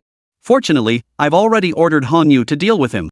Give him a call and see how things are progressing. Yes. Hu Ming nodded, about to make the call, when the door burst open. A man rushed in, panic etched on his face. Master! Master! It's terrible. Chapter 88, Time to Relax. Feng Hu's expression darkened, a sense of foreboding rising within him. What on earth had happened? The intruder gasped for breath, his face drained of color. Young master! Young master is dead. What did you say? Feng Hu shot to his feet, darting forward to grab the man by the collar. What the hell happened? The messenger hurriedly replied, Young master has been harmed. Wu Tianlin brought back the matter concerning young master. It's currently in the courtyard. A deafening roar echoed in Feng Hu's head, threatening to split it open. His vision darkened, and he nearly collapsed to the ground. Forcing himself upright, Feng Hu growled hoarsely, Take me there now. The messenger hurriedly led the way. Upon reaching the courtyard and seeing Feng Honyu's lifeless body before him, Feng Hu's legs buckled. He collapsed to his knees, clutching the corpse and weeping uncontrollably. After 5 or 6 minutes of weeping, Feng Hu finally lifted his head. His eyes were bloodshot, and he demanded with murderous intent, Wu Tianlin, tell me the truth. Who killed my son? At that moment, Feng Hu resembled a predatory beast ready to devour its prey. The hatred in his eyes was like an ocean, deep and unfathomable. Even Wu Tianlin couldn't help but shiver. He quickly recounted the entire incident. Yi Xian, my Feng family will pursue you to the bitter end. Feng Hu roared with fury. Standing nearby, Wu Tianlin cautiously interjected, Master Feng, this matter requires careful consideration. Yi Xian's strength is unfathomable. From what I've observed, he may have already touched upon the threshold of the Hotian realm. So what if he's at the post-human realm? Feng Hu gritted his teeth. Our Feng family isn't without masters of that caliber. I'll see just what kind of waves this brat can stir up. Without waiting for Wu Tianlin's response, he ordered Hu Ming, prepare the car. Watching Feng Hu drive away from the Feng residence, Wu Tianlin's face twisted into a grimace. The Feng family hides their strength well. A master at the post-heaven realm level is already qualified for the Dragon Tiger list. With such a powerhouse protecting him, that brat Yi Xian is as good as dead. Wu Tianlin muttered to himself, glancing at his severed arm with a look of seething hatred. The death of that Yi fellow matters little. The Lin family remains. Let them repay the debt for my severed arm. Several minutes later, Feng Hu arrived at an estate on the outskirts of the city. This too was a Feng family property. Outsiders assumed it was merely a residence, but in truth, it served as a secret hideout for the Feng family's elite warriors. Entering the estate, Feng Hu halted before a small courtyard and bowed respectfully. Master Hong, Feng Hu seeks an audience. After a moment, a weathered voice echoed from within, enter. Only then did Feng Hu push open the courtyard gate and step inside. Within the courtyard, an elderly man clad in white robes sat upon a stone bench. His hair and beard were entirely white, his face gaunt and withered, as if a gust of wind could carry him away. Yet his eyes blazed with an intense, piercing light that made one hesitate to meet his gaze. This man was none other than Hong Long, a master ranked on the Dragon Tiger list. Only those who had reached the Hotian realm could enter the Dragon Tiger list, and above it lay the Earth list and the Heaven list.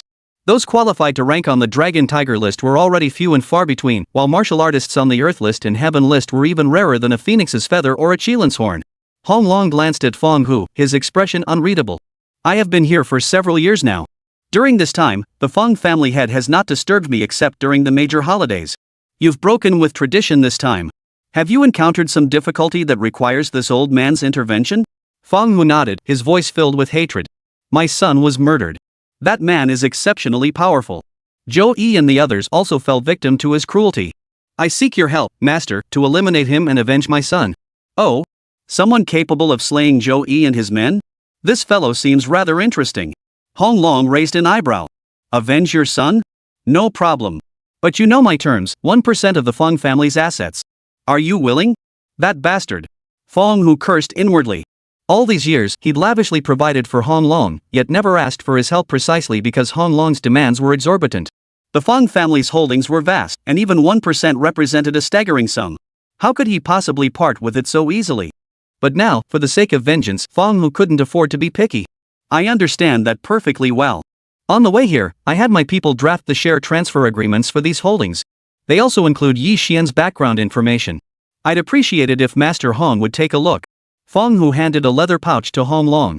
Taking it and opening it, Hong Long glanced through it briefly. A flash of delight crossed his face. Rest assured, that brat's business is mine to handle. I'll bring back his head and present it to you. Thank you, Master Hong. Fong Hu hesitated, but finally couldn't resist warning, Master Hong, this youth's strength is no ordinary matter. He's likely already reached the post-human realm. You absolutely mustn't be careless. Are you certain? Hong Long raised an eyebrow. According to his records, he's barely over 20. Even if he'd been cultivating since birth, he shouldn't have advanced this rapidly. Fong Hu gave a wry smile. I underestimated him too. I thought Zhou Yi and Lin Yan alone would be enough to take him down. Never imagined they wouldn't even last a single exchange.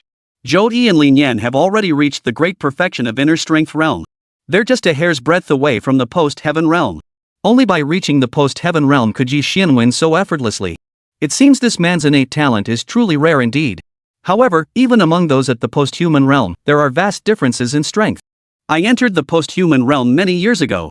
Though I haven't broken through further after all these years of cultivation, my command over spiritual energy has reached a level of consummate mastery. Having accepted Fong Hu's gift, Hong Long was in high spirits and didn't mind showing off a bit. His right hand swept lightly across the stone table. HM? Seeing no reaction from the stone table, Fong Hu froze, instinctively glancing at Hong Long. Master Fong, simply touch the stone table lightly, and you shall receive your answer. Hong Long offered a faint smile. Fong Hu stepped forward and touched the stone table lightly. The stone table collapsed with a crash, crumbling into a pile of dust. This. Fong Hu sucked in a sharp breath.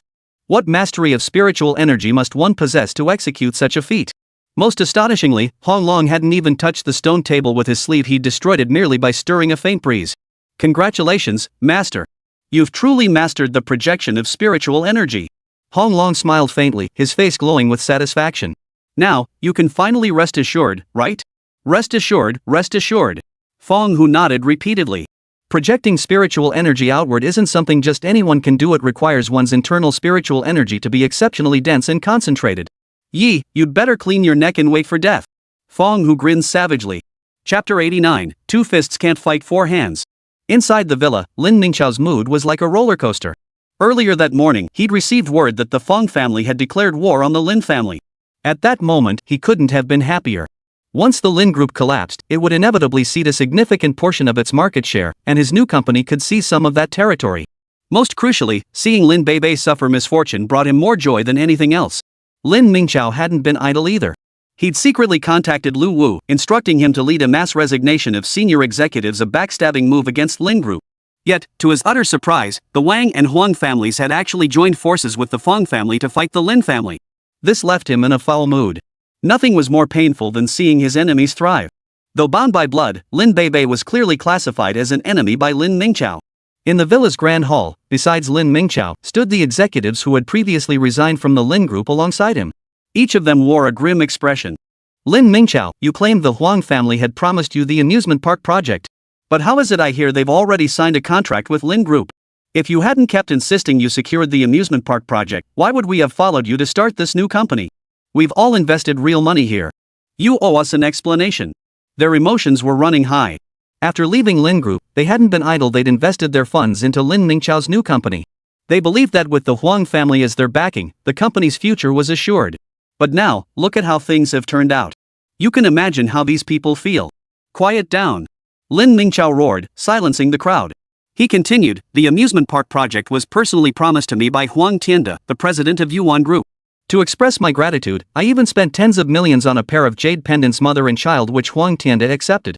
There's no way he'd go back on his word. As for the agreement signed between the Huang family and Lin Group, it was definitely Huang Yao's daughter, Huang Yao, acting on her own. She has no authority to represent the Huang family or Yuan Group. I'm calling Huang Tianda right now. I'm confident the Huang family's amusement park project will be mine, Lin Mingchao's. As for her, Lin Beibei, she won't get a single drop. As the saying goes, a man is bound by the gifts he receives. A prominent family like the Huangs wouldn't have accepted such lavish gifts if they had no intention of awarding the amusement park project to him. If this were to become public knowledge, what would be left of the Huang family's reputation? With this thought, Lin Mingchao's confidence returned. He pulled out his phone and dialed Huang Tianda's number. Mr. Huang? Lin Mingchao spoke. A cold voice came from the other end. What is it? A sense of foreboding washed over Lin Mingchao. This was a stark contrast to the previous warmth. What was going on? Mr. Huang, I have urgent business to discuss. Huang Yao has privately promised the amusement park project to the Lin Group behind your back. That little girl has the audacity to do this. She's playing with the Huang family's reputation. As your business partner, I couldn't stand by and let her do this. As soon as I heard the news, I called you immediately. Lin Mingchao's face was plastered with a smile. Yet his greeting was met with Huang Tianda's icy retort, Lin Mingchao, watch your language. If you slander my daughter again, you'll regret it. Mr. Huang, I'm not slandering her. Lin Mingchao was about to defend himself when suddenly, his expression changed drastically as he realized something. Mr. Huang, what do you mean? Signing the contract with Lin Group was your instruction? You had already promised me the amusement park project. You can't take the gift and then turn your back on me, can you? Lin Mingchao grew frantic. Lin Mingchao, you have the nerve to say that? Huang Tianda roared with fury. That worthless mother and child jade pendant of yours nearly cost my father his life. I haven't even settled that score with you yet, and you have the nerve to bring up the amusement park project? Lin Mingchao's face drained of color. Mr. Huang, that's impossible. I paid a fortune for that mother and child jade pendant. There's no way it could be problematic. So you're saying I've wronged you? Huang Tianda's tone was icy. That's not what I meant. Lin Mingchao tried to explain, but Huang Tianda cut him off. Don't bother me again. Otherwise, don't blame me for being ruthless. With that, he hung up. Lin Mingchao's face turned ashen, his entire being numb with shock. The amusement park project was his only hope for a comeback, yet it was gone just like that. The executives looked equally grim. They glared at each other in anger. Lin Mingchao, what do you have to say now? Cut the crap and buy back my shares. Exactly. Get him to withdraw his shares now. Lin Mingchao snapped back to his senses, his face darkening. I didn't force you to sign the agreement back then.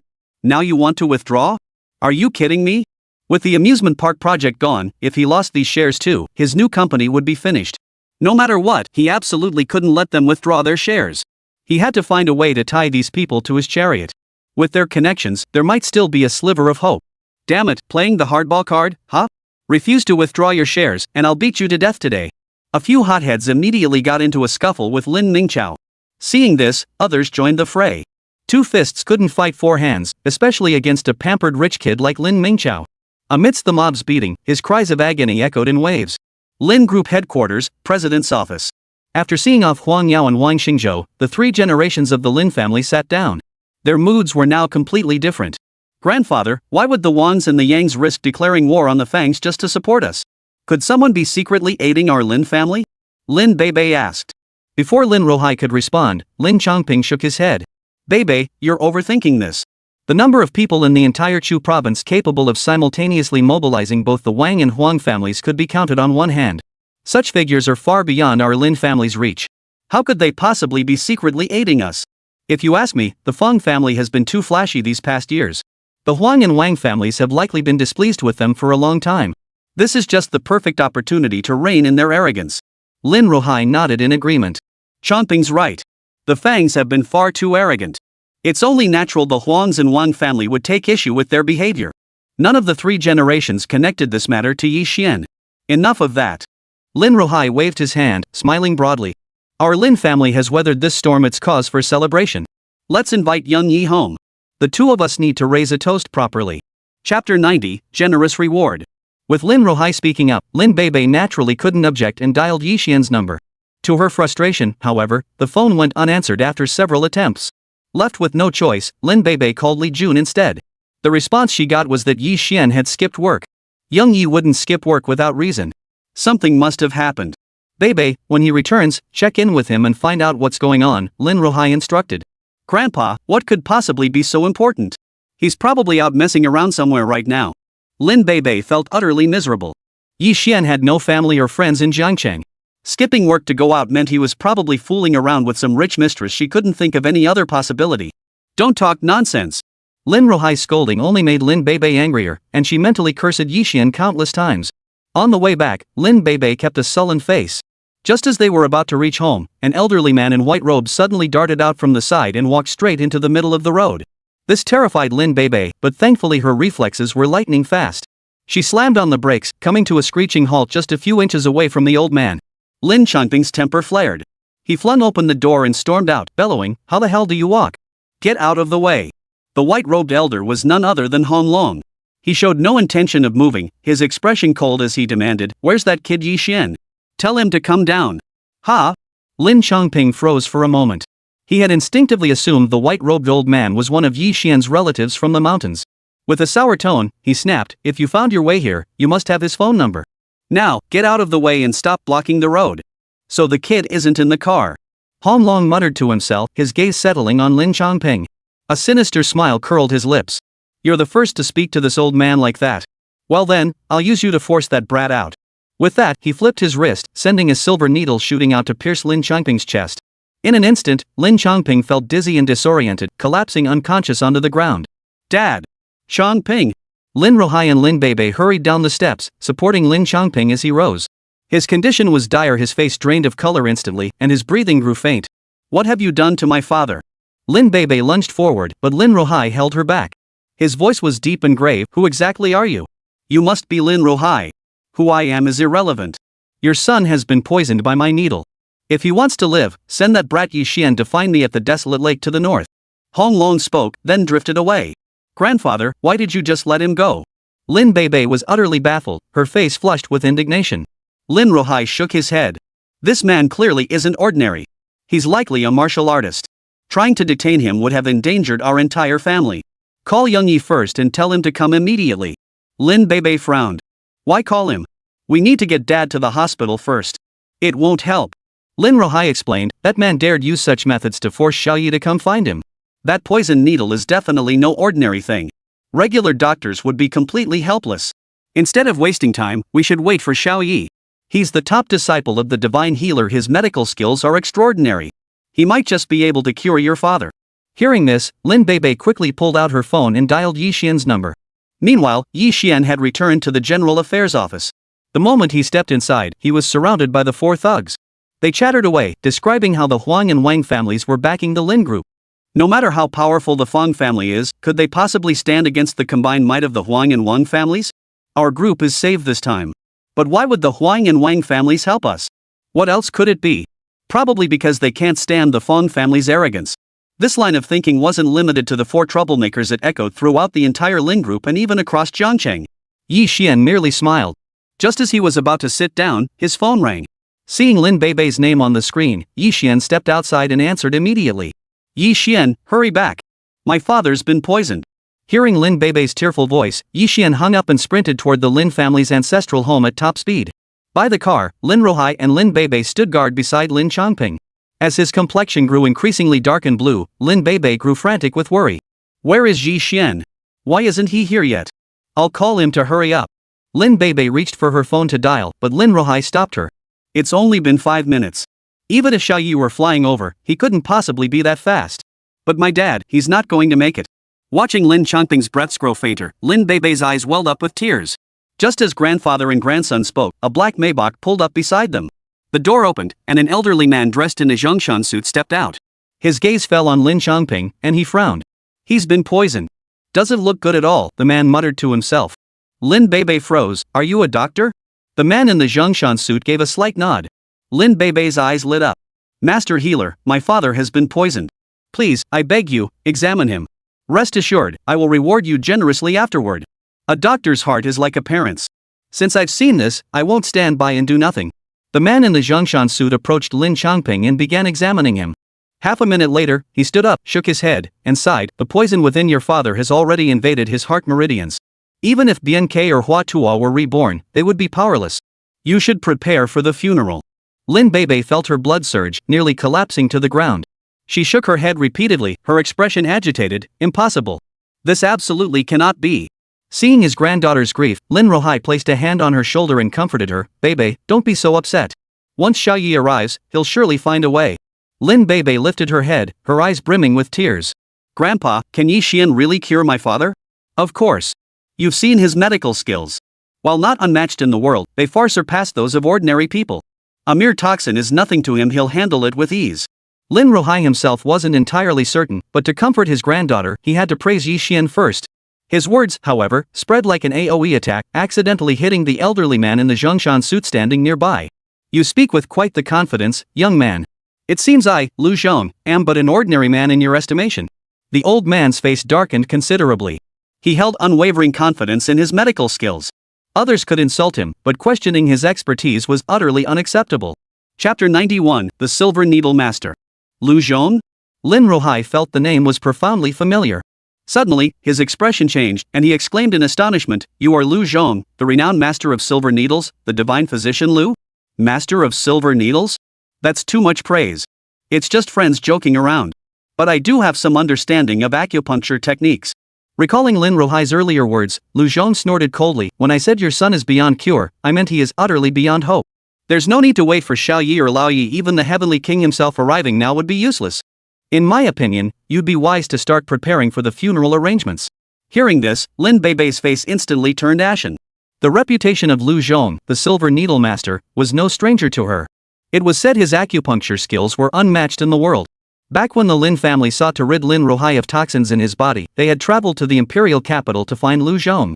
Unfortunately, he was unavailable at the time, leaving them no choice but to turn to the physician Li Ru for treatment. His medical prowess was beyond question.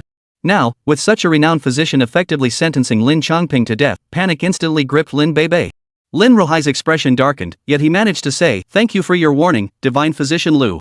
However, I believe it would be best to wait for little Yi to arrive and examine him." Lu Zhong laughed bitterly in anger. To him, this was nothing short of questioning his medical expertise. Yet, beyond his anger, curiosity dominated his thoughts. He was intensely curious to know who this little Yi was that Lin Ruhai spoke of, someone so trusted that even after learning of his own identity, that trust remained unshaken. With this thought in mind, Lu Zhong didn't leave. Instead, he stood by and waited. Several minutes passed before Yi Xian finally appeared. "Xiao Yi, you're finally here. Quick, save Chongping." Lin Ruhai's face lit up with excitement, as if he'd seen a savior. Lin Beibei's once lifeless eyes now flickered with renewed hope.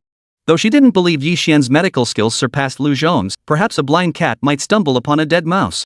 As for Lu Zhong, a cold smile touched the corner of his mouth. Medical skill was directly tied to age. Even with extraordinary talent, one in their early 20s couldn't possibly be a master physician. Staying here any longer was a waste of his time. Shaking his head, Lu Zhong strode toward the black sedan. "Grandfather, please don't worry. Leave it to me." Yi Xian crouched before Lin Chongping, briefly examined him, then exhaled in relief. "It's not too serious. Though the toxin has invaded his heart meridians, vital energy hasn't been completely severed." With that, he flickered his wrist, and 12 silver needles appeared at his fingertips. Lin Ruhai and Lin Beibei were instantly overcome with emotion. "Beibei, I told you so. With little Yi here, your dad will be fine." Lin Ruhai relaxed, smiling broadly. Though Lin Beibei remained silent, the gaze she cast upon Yi Xian softened considerably. "This guy, he's actually pretty decent." Just then, Lu Zhong opened the car door. Hearing Yi Xian's words, he frowned and couldn't help but interject, "Kid, medical ethics are paramount for practitioners. Have you considered how your reckless boasts might affect the patient's feelings? The tense doctor-patient relationship these past years is precisely because of black sheep like you. If Yi Xian had used other methods to treat Lin Chongping, it might have been different. Perhaps there could have been a sliver of hope. But the technique he employed was acupuncture, and in that field, Lin Chongping was the undisputed authority. If he says it won't work, then it truly won't." Facing this unwarranted accusation, Yi Xian frowned and turned to Lin Ruhai. "Grandfather, who is this man?" "This is the renowned silver needle master, Lu Zhong, the divine physician Lu." Lin Ruhai paused before replying in a solemn tone, "Young Yi, Master Lu meant no harm. He simply doesn't understand your medical skills. Don't take it to heart." A master physician of Lu Zhong's caliber possessed connections far beyond ordinary people's imagination. Lin Ruhai feared Yi Xian might not grasp the gravity of the situation and provoke a conflict with him. Trouble would be inevitable then. "Oh, the silver needle sage sounds pretty impressive." Yi Xian nodded, looking as though he'd heard the name 1,000 times before. Yet his next words nearly drove Lu Zhong to fury. "Never heard of it." Yi Xian looked at Lu Zhong, his expression unreadable. "Just because you can't do it doesn't mean I can't. I hope you'll kindly stay out of it and stop meddling." Lu Zhong was so furious his nose nearly twisted. As a titan of the medical world, he was revered wherever he went. Never before had anyone dared to confront him so directly. "Fine. Fine. Fine." Lu Zhong sneered coldly, "Not old, but you sure talk big. Young man, I'll stake my reputation on this. If you can cure this patient, I, Lu Zhong, will hang up my needles and never practice medicine again." Reaching the pinnacle of medicine, Lu Zhong relied not only on his extraordinary talent but also on his obsession with the medical arts. To abandon his needles and cease practicing medicine was, to him, the most brutal punishment imaginable. Yi Xian paid no heed. He crouched down and began channeling the 12 needles of the mystic gate. Soon, 12 silver needles pierced the major acupoints all over Lin Chongping's body. Yi Xian's gaze sharpened as he channeled a massive surge of spiritual energy into the needles. In the next instant, a brilliant light flared. The needles vibrated and hummed as 9 streams of white light entered Lin Changping's body, merging into his limbs and bones. In an instant, Lin Changping's vitality surged anew, his breathing growing strong and robust. The 12 needles of the mysterious gate. Could it be the 12 needles of the mysterious gate? Lu Zhong exclaimed in shock, his face frozen in astonishment. The 12 needles of the mysterious gate correspond to 12 vital energy gates within the human body. According to ancient lore, the human body possesses 12 vital energy gates, concealed within specific acupoints throughout the body. The exact locations of these 12 points, however, have long been lost to time. When a person's life force ceases, these 12 vital points close. If one could use the art of acupuncture to reopen them, it would be possible to revive the dead and restore life to the lifeless. This is the origin of the 12 needles of the mysterious gate. Witnessing this long-lost acupuncture technique reappear, Lu Zhong was overcome with excitement. He stared intently at Yi Xian's hands, not blinking once, afraid to miss any detail. As the silver needles trembled more violently, a sudden crackling sound erupted from Lin Changping's body. The energy gates reopened, he was revived. Lu Zhong's eyes widened abruptly, his expression intensely complex. As the energy channels cleared, Lin Changping abruptly sat up, spewing a mouthful of black blood. Yi Xian rushed forward, swiftly retrieving the silver needles while gently laying Lin Changping back down. Uncle Lin's toxins have been completely purged from his body. However, the toxin's assault on his heart has caused significant damage, leaving him unconscious for now. But grandfather, you needn't worry. Uncle Lin will recover with sufficient rest. Yi Xian wrote out a prescription and handed it to Lin Beibei. Chapter 92, Forcibly Becoming a Disciple. Xiao Yi, thank you for saving Changping. Lin Ruhai's face was filled with gratitude. Lin Beibei also saw Yi Xian in a new light, repeatedly expressing her gratitude. Grandfather, we're family, no need for formalities. The Lin family has treated me well. This is simply my duty. Yi Xian shook his head, glancing sideways at Lu Zhong, whose expression was deeply complicated. Lu Zhong had always been arrogant, convinced no one could surpass him in the art of acupuncture. Yet today, he had been bested in his own field of medical expertise by a young man. This defeat left him deeply frustrated, even causing him to question his own life choices. When Yi Xian's gaze met his, Lu Zhong's face flushed alternately crimson and pale. Lu Zhong opened his mouth several times, but the words "a good sport" felt like 1,000 pounds of weight, impossible to utter. To abandon his needles and forsake medicine was more agonizing than death itself. Yi Xian understood perfectly well. His expression remained calm as he said, "I deeply admire Dr. Lu's medical ethics. If the Chinese medical community were to lose a doctor of your caliber, it would be an immense loss." Though Lu Zhong had spoken insolently moments ago, his words had also revealed his medical integrity. Yi Xian naturally wouldn't dwell on it. "Young friend Yi, please spare me the flattery. Before you, how could I ever presume to call myself a divine physician?" Lu Zhong drew a deep breath, as if making a momentous decision. Clasping his hands before him, he bowed deeply. "I, Lu Zhong, possess reasonable talent. I humbly request that Mr. Yi, if he does not find me unworthy, take me as his disciple." Yi Xian was stunned. Was this some kind of joke? Lu Zhong was older than his own father, yet he was asking to be taken as a disciple? Lin Ruhai and Lin Beibei stared in utter disbelief. "You're far too old for this. How could I possibly be your master?" Before Yi Xian could finish, Lu Zhong cut him off. "In the path of cultivation, there are seniors and juniors. Each has their own specialization. It's perfectly normal for a master to be younger than their disciple. Your disciple is dull-witted and won't learn much. I thought the 12 needles of the mysterious gate earlier were quite impressive. Just teach me that, master." Lu Zhong gazed at Yi Xian with fervent eyes. The 12 needles of the mysterious gate? That was an ancient, extraordinary technique. Compared to that, a little face was nothing. Yi Xian was speechless. This old man, if he wanted to learn the 12 needles of the mysterious gate, he should have just said so. Why go through this whole master-apprentice charade? The 12 needles of the mysterious gate are beyond your grasp. Give up that notion. Yi Xian shook his head. Besides, I never agreed to take you as a disciple. Don't you dare call me master. Once he'd shed his pride, Lu Zhong's face thickened like city walls. Ignoring Yi Xian's words entirely, he declared, "Master, your disciple is barely over 60. Living another 20 years should pose no problem. I refuse to believe that even dedicating 2 decades to this art, I couldn't master the 12 needles of the mystic gate. So rest assured, master. I promise not to disgrace you. I said you can't learn it, and you can't. Enough of this nonsense. I have matters to discuss with Grandfather Lin." Yi Xian issued his dismissal. Just as Lu Zhong was about to speak, the driver of the Maybach stepped down and whispered, "Master Lu, it's getting late. The family head is growing impatient. Shall we depart?" "Urge what?" "Tell him to wait." Lu Zhong waved his hand dismissively, his tone sharp. Turning to Yi Xian, his face instantly contorted into a fawning smile, a stark contrast to his earlier irritability. "Master, please attend to your business. I'll wait nearby. Once you're free, we can talk. With that, Lu Zhong walked off to a distance. Yi Xian looked at Lin Rohai and said in a deep voice, "Grandfather, what exactly is going on with Uncle Lin?" Lin Rohai sighed and explained the situation. "That old man clearly isn't simple. He definitely doesn't have good intentions asking you to go to Kangmang Lake. Little Yi, you absolutely must not go," Lin Rohai warned. Lin Beibei also spoke up, "Yi Xian, for the time being, just stay put at home. Don't go anywhere. As for me and grandfather, I'll hire several more bodyguards to strengthen security." Yi Xian smiled faintly. "Grandpa, Beibei, I appreciate your concern. But, with enemies knocking at my door, how could I possibly hide like a turtle? Even if not for myself, I must not back down for the sake of avenging Uncle Lin. You two return to the ancestral home first. After I deal with that person, I'll head back immediately." With that, Yi Xian's figure flickered as he sprinted toward the vast expanse of Lake Kangmang. Though relying solely on his own feet, Yi Xian's speed was astonishingly swift. In the blink of an eye, he vanished from everyone's sight. "Master!" Lu Zhong shouted toward the direction Yi Xian had vanished, but received no reply. By the shores of vast lake, Hong Long stood with his hands clasped behind his back, eyes closed in meditation. Suddenly, he opened his eyes, glancing to one side as a cruel smile curled his lips. "This kid sure is quick to show up." As he spoke to himself, a figure approached from the distance, none other than Yi Xian.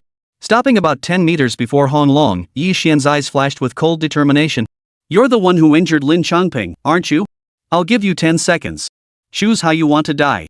Though Lin Changping had some influence and Yi Xian had never liked him, the man had been injured because of him. Yi Xian owed him revenge. "Ha!" Hong Long burst into maniacal laughter. "Kid, you sure talk big. Aren't you afraid the wind might twist your tongue? Do you really think I'm comparable to the likes of Joey?" As the words fell, Hong Long's gaze sharpened, and an overwhelming aura radiated from his body, causing the very air to grow taut. At that moment, Hong Long resembled a drawn blade, its icy glare piercing the very air. "Enough talk. Let's settle this with our fists." Yi Xian snorted coldly, his figure flickering as he lunged toward Hong Long. "Overconfident." Hong Long sneered, showing no intention of moving. He clearly intended to withstand Yi Xian's attack with sheer physical strength. In the blink of an eye, Yi Xian closed the distance. His foot shot out, aiming straight for the opponent's chest. Feeling the terrifying power contained within, Hong Long's expression changed drastically. His instincts warned him this kick was no ordinary attack. To meet it head-on with his bare body could cost him his life. With that thought, Hong Long dared not take any chances. He unleashed a punch. Boom! The collision of the two forces produced a deafening roar. In the next instant, Hong Long slid backward, only managing to steady himself dozens of meters away.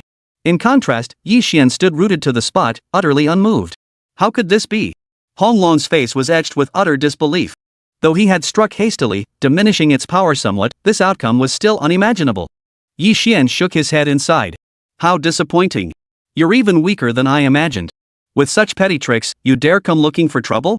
Your courage is commendable." Chapter 93, The Slaying. "Kid, don't get cocky." Hong Long's face turned purple with rage, yet he held his ground. Yi Xian's strength completely surpassed his expectations. Yi Xian sneered, "So what if I'm arrogant? You're merely projecting your spiritual energy. Do you really think you're that powerful?" Exposed so bluntly, Hong Long's expression darkened further. "Boy, I admit you're formidable, far stronger than I anticipated. Achieving such cultivation at your age is truly remarkable. This old man values talent. If you're willing to sever one of your arms, I'll handle Fenghu for you. What do you say?" Hong Long's tone softened. "Ha! Old man, are you insulting my intelligence?" Yi Xian sneered coldly. "If you could beat me, you wouldn't be wasting your breath here. The reason you're acting like this is because you know you can't beat me, so you're trying to trick me into maiming myself." His scheme exposed, Hong Long flew into a rage. "You're ungrateful. Since that's the case, don't blame this old man for showing no mercy." His gaze sharpened as surging currents of air erupted around him. In the next instant, he unleashed a fist strike, hurtling toward Yi Xian.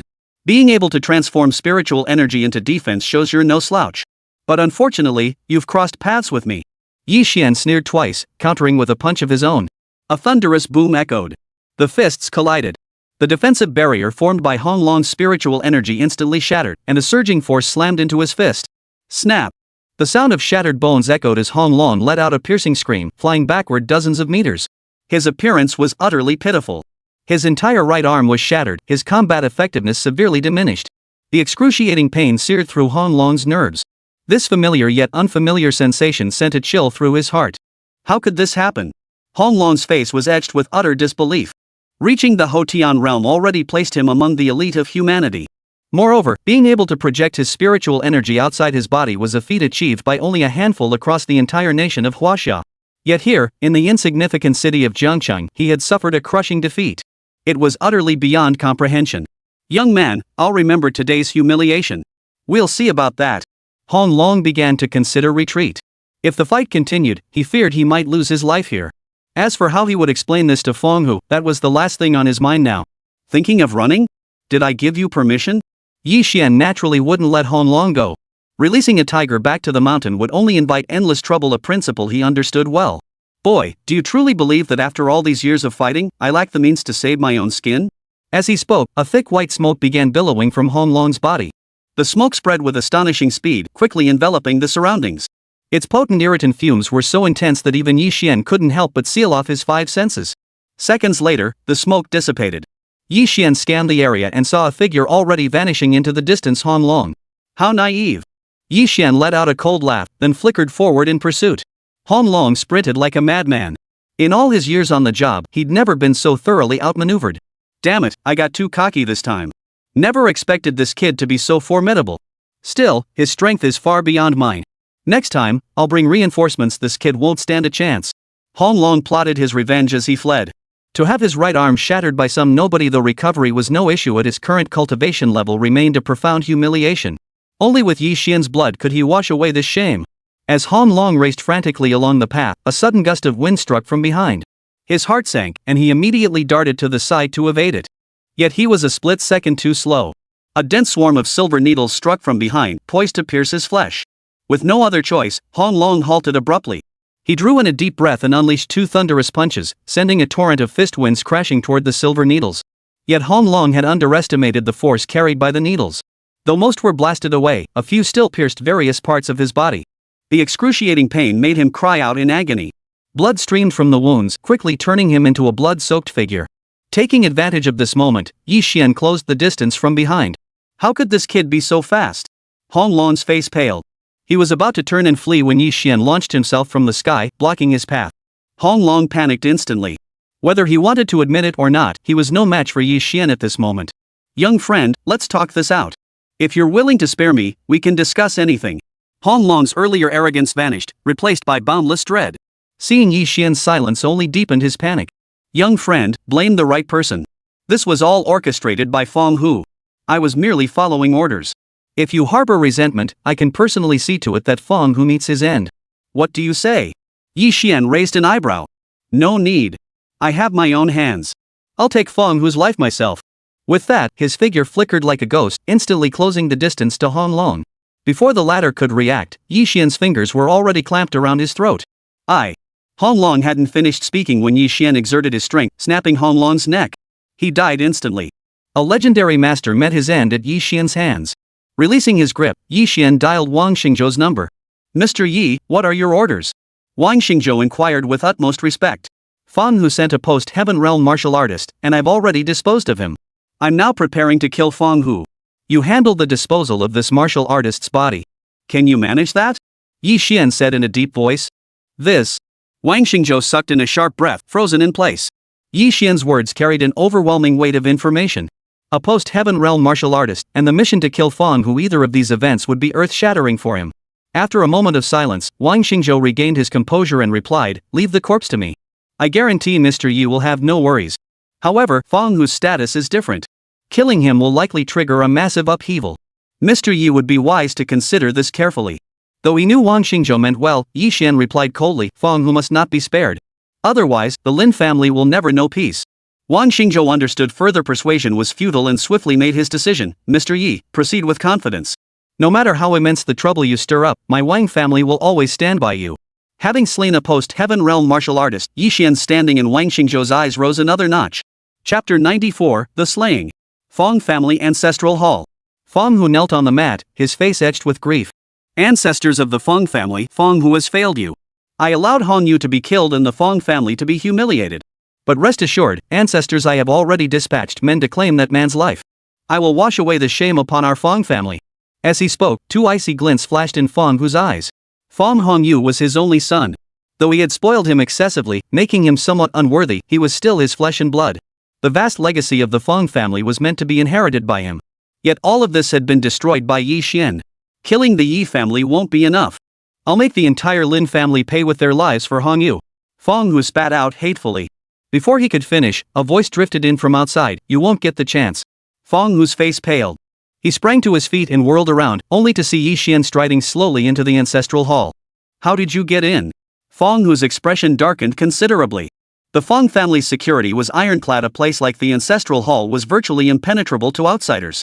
Yet Yi Xian had walked in with such ease. Could this mean all the surrounding guards had already been dealt with? But that wasn't the crux of the matter. He had already dispatched Hong Long to eliminate Yi Xian. Yet here Yi Xian was, appearing in this very place. Could it be that Hong Long had failed? How could that be possible? A flicker of disbelief crossed Feng Hu's eyes. Yi Xian was cunning beyond measure, instantly seeing through Feng Hu's thoughts. He said coldly, correct. Your men have all been knocked unconscious by me. As for Hong Long, I've sent him to meet his maker. Hearing this, Feng Hu's face turned ashen. You brat, don't talk nonsense. Hong Long is a post-heaven realm martial artist. How could he be someone you could handle? Yi Xian sneered coldly. He merely separated his spiritual energy from his body. Before me, he's utterly insignificant. As for you, I've heard whispers that you're a hidden master. Today, I'd like to see what you're made of. Ever since descending the mountain, he hadn't had a proper fight to scratch that itch. Feng Hu instinctively took a few steps back, his expression grim. With his keen eye, he could tell Yi Xian wasn't lying. This sent shockwaves through his mind. To effortlessly slay a post-heaven realm martial artist, just how terrifying must this Yi Xian be? As for himself, it was true, as Yi Xian had said, that he was a hidden master. But that was a decade ago. A decade ago, his dantian had been damaged in battle, leaving him stagnant at the peak of the inner force realm ever since, unable to advance further. If even Hong Long was no match for Yi Xian, he certainly stood no chance. For a moment, Feng Hu was overcome with panic. However, having weathered countless storms, he quickly regained his composure. Young friend, your martial arts truly open one's eyes. How could I, with my meager skills, dare call myself a master in your presence? Feng Hu's expression shifted as he grinned. We become acquainted through conflict. You killed Hong Yu, and I sent men to kill you. We're even now. From now on, you walk your narrow path, and I'll take the broad highway. We'll mind our own business and stay out of each other's way. As for the Lin family, I shall cease all suppression against them immediately.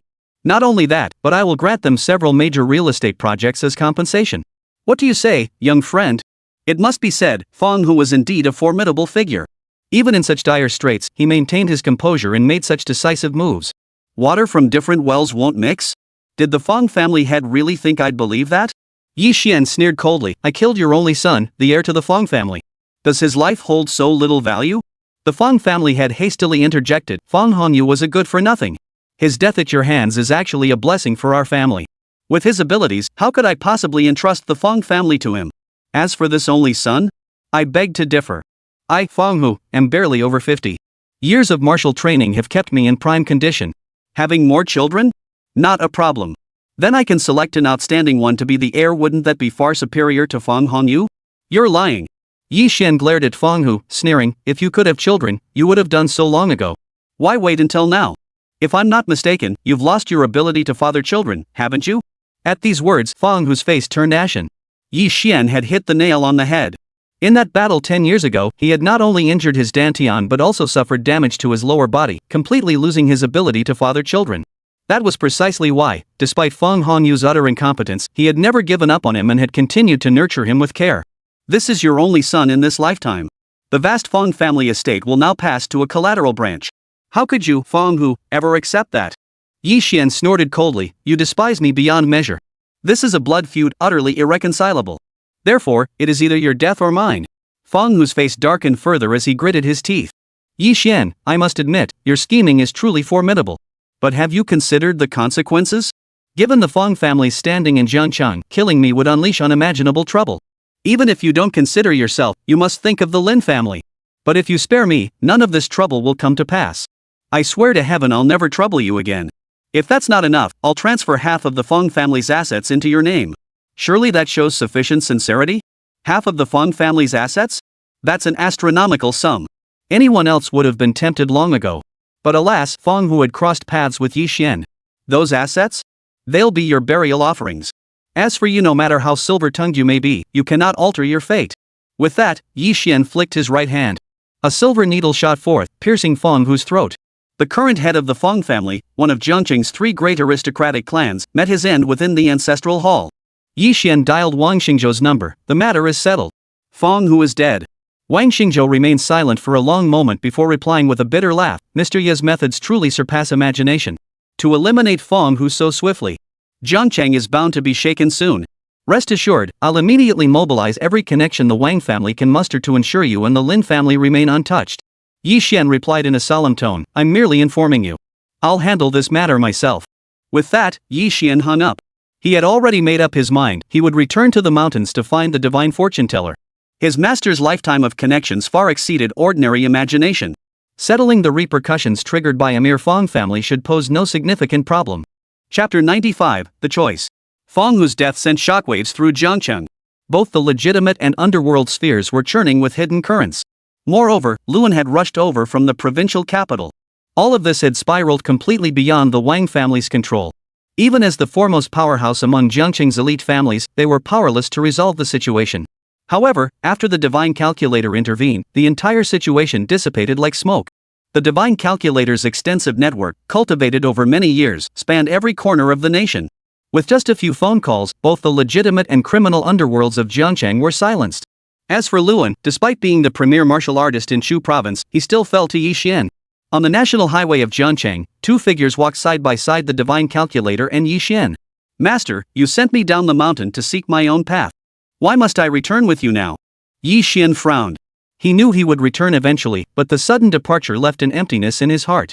Memories of his time with Lin Beibei and Xiao Xiaoqiao played like slow-motion film reels, flashing through his mind and leaving him with a complex mix of emotions.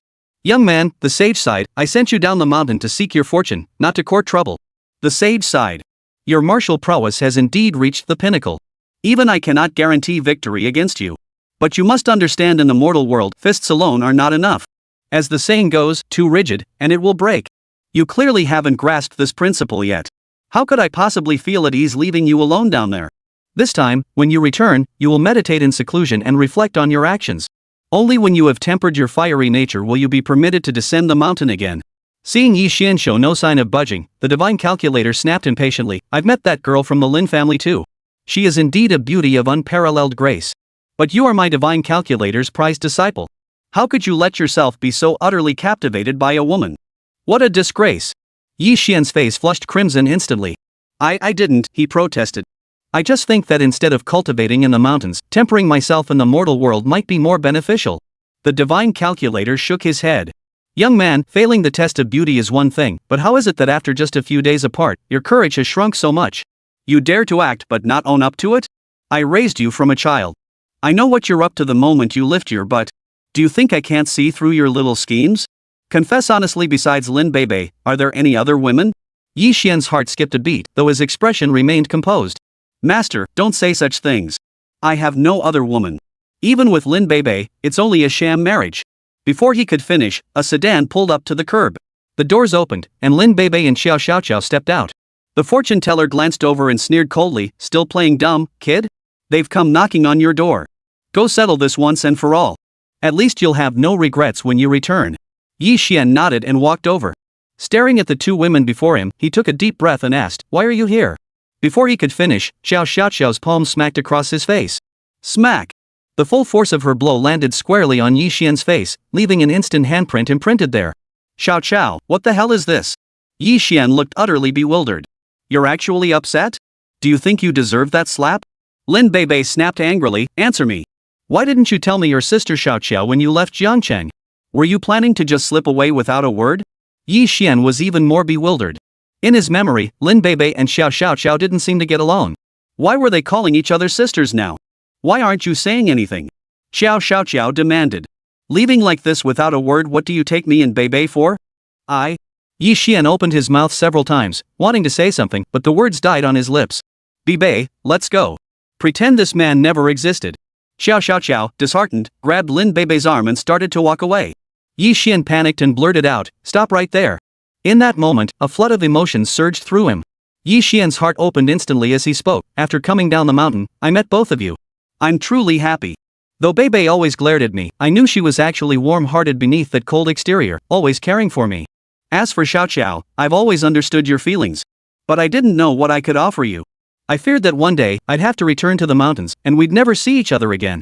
Like today, I'd been ordered back to the mountain. Should I go with them or stay here? I don't even know myself. Then stay. Xiao Xiao Xiao declared decisively.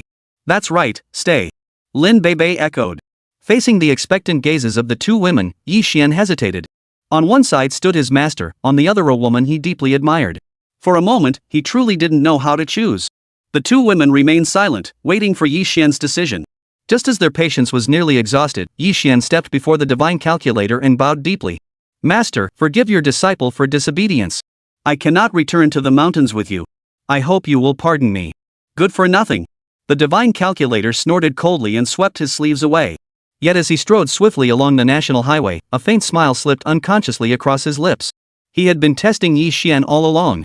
If his disciple didn't care deeply, he would have taken him away. But if he truly loved both girls, as his master, he saw no need to interfere with their union. Though Yi Xian possessed a fierce temperament, he believed that under the gentle influence of Lin Beibei and Xiao Xiao Xiao, he would inevitably change significantly. My disciple, you've truly grown up. As your master, it's only right to let go. Turning back, he saw Yi Xian and Lin Beibei, Xiao Xiao Xiao gazing deeply at each other. His heart was filled with boundless emotion. Xiao Xian, we shall meet again. The divine calculator waved his hand and strode forward. Today's business isn't settled. That's right, Sister Xiao Xiao. We can't just let Yi Xian off the hook. That guy nearly abandoned us. Lin Beibei and Xiao Xiao Xiao shot Yi Xian hostile glances, making him feel uneasy. He instinctively glanced back at the fortune teller's retreating figure. Should he have stayed? Where do you think you're looking? What's the matter? Still thinking about running away? The two girls each grabbed one of Yi Xian's ears. Ow, ow, let go. Yi Xian grimaced in pain. Beneath the tree, the two women and one man playfully wrestled. Sunlight filtered through the gaps, casting dappled light upon them, as if they were bathed in a golden glow. This scene, warm and sweet, felt as if an invisible hand had pressed a shutter button, freezing the moment in time. Chapter 96, The Grand Finale. Yi Xian returned to Jiangcheng with Lin Beibei and Xiao Xiao Xiao, their lives settling into a steady rhythm. Only then did he belatedly realize his master's profound intentions. Had he truly abandoned Lin Beibei and Xiao Xiao Xiao, his master would undoubtedly have taken him away from the mundane world. Then, he would never have had the chance to leave the mountain in this lifetime. Fortunately, he had made the right choice. Otherwise, he would have regretted it for the rest of his life. Having resolved to build a life with Lin Beibei and Xiao Xiao Xiao, Yi Xian wasted no time in expressing his desire to marry them both. Lin Beibei and Xiao Xiao Xiao naturally didn't refuse. The two women immediately began discussing where to hold the ceremony, as well as their post-wedding vacation and travel plans. While the two women were discussing, Yi Xian headed to a shopping mall in Jiangcheng to select 2 wedding rings. Sir, how may I assist you? As soon as Yi Xian stepped into the jewelry store, a staff member named Wang Lu, wearing an ID badge, approached him with a warm smile. I'd like to purchase 2 wedding rings. Do you have any recommendations? Yi Xian inquired. 2? Wang Lu froze, thinking she'd misheard. A saleswoman standing nearby, in her 30s with a name tag reading Jianwen, couldn't help but chuckle. Handsome, Wang Lu is new here. Don't tease her like that. Who buys 2 wedding rings at once? If you're really bored, go watch the monkey show outside. Don't waste the young lady's time here. The other salespeople couldn't stop grinning. This was a high-end jewelry store, even their cheapest items cost around 100,000 yuan. This guy wanted to buy 2 rings right off the bat, wedding rings, no less. Wasn't he deliberately trying to trick Wang Lu? Yi Xian ignored the other salespeople, glancing at Wang Lu and saying, if you can't recommend anything suitable, perhaps you should call your manager? Wang Lu pursed her lips, showing no sign of prejudice. If you're genuinely interested in purchasing, I'd be happy to recommend several of our most prestigious wedding rings. Seeing Wang Lu's positive attitude, Yi Xian felt a spark of goodwill and nodded. Go ahead and recommend them. Money isn't an issue. Jianwen, standing nearby, sneered disdainfully. Money isn't an issue? The real issue is you have no money. Look at what you're wearing. Only a newbie like Wang Lu would serve you. We veteran staff know it's a waste of time dealing with you. Hearing Jiang Wen's blatant sarcasm, Wang Lu's face flushed with embarrassment. Sir, please don't take it to heart. I'll show you our most prestigious wedding rings right away. Yi Xian nodded, dismissing Jiang Wen's comments as nonsense. The two immediately headed to the store's luxury counter, where several expensive wedding rings were displayed. The most expensive one, called the Pink Star Diamond Ring, featured a stunning pink diamond and was priced at 38,880,000 yuan. Additionally, there was a Blue Star Diamond Ring from the same company, also priced at 38,880,000 yuan. These were the 2 most expensive diamond rings in the entire store. Take these 2. Yi Xian said to Wang Lu. Help me wrap them up. Before he could respond, a sarcastic voice rang out from behind him, move aside. If you're not buying, could you at least step back? Blocking Mr. Zhang's view while he's selecting a diamond ring. Don't you have any sense of self-preservation? Yi Xian turned to see Jiang Wen from earlier leading a man and a woman toward them. The man wore expensive clothes, his arm around a heavily made-up woman. Jiang Wen shoved Yi Xian aside, then turned to bow and scrape.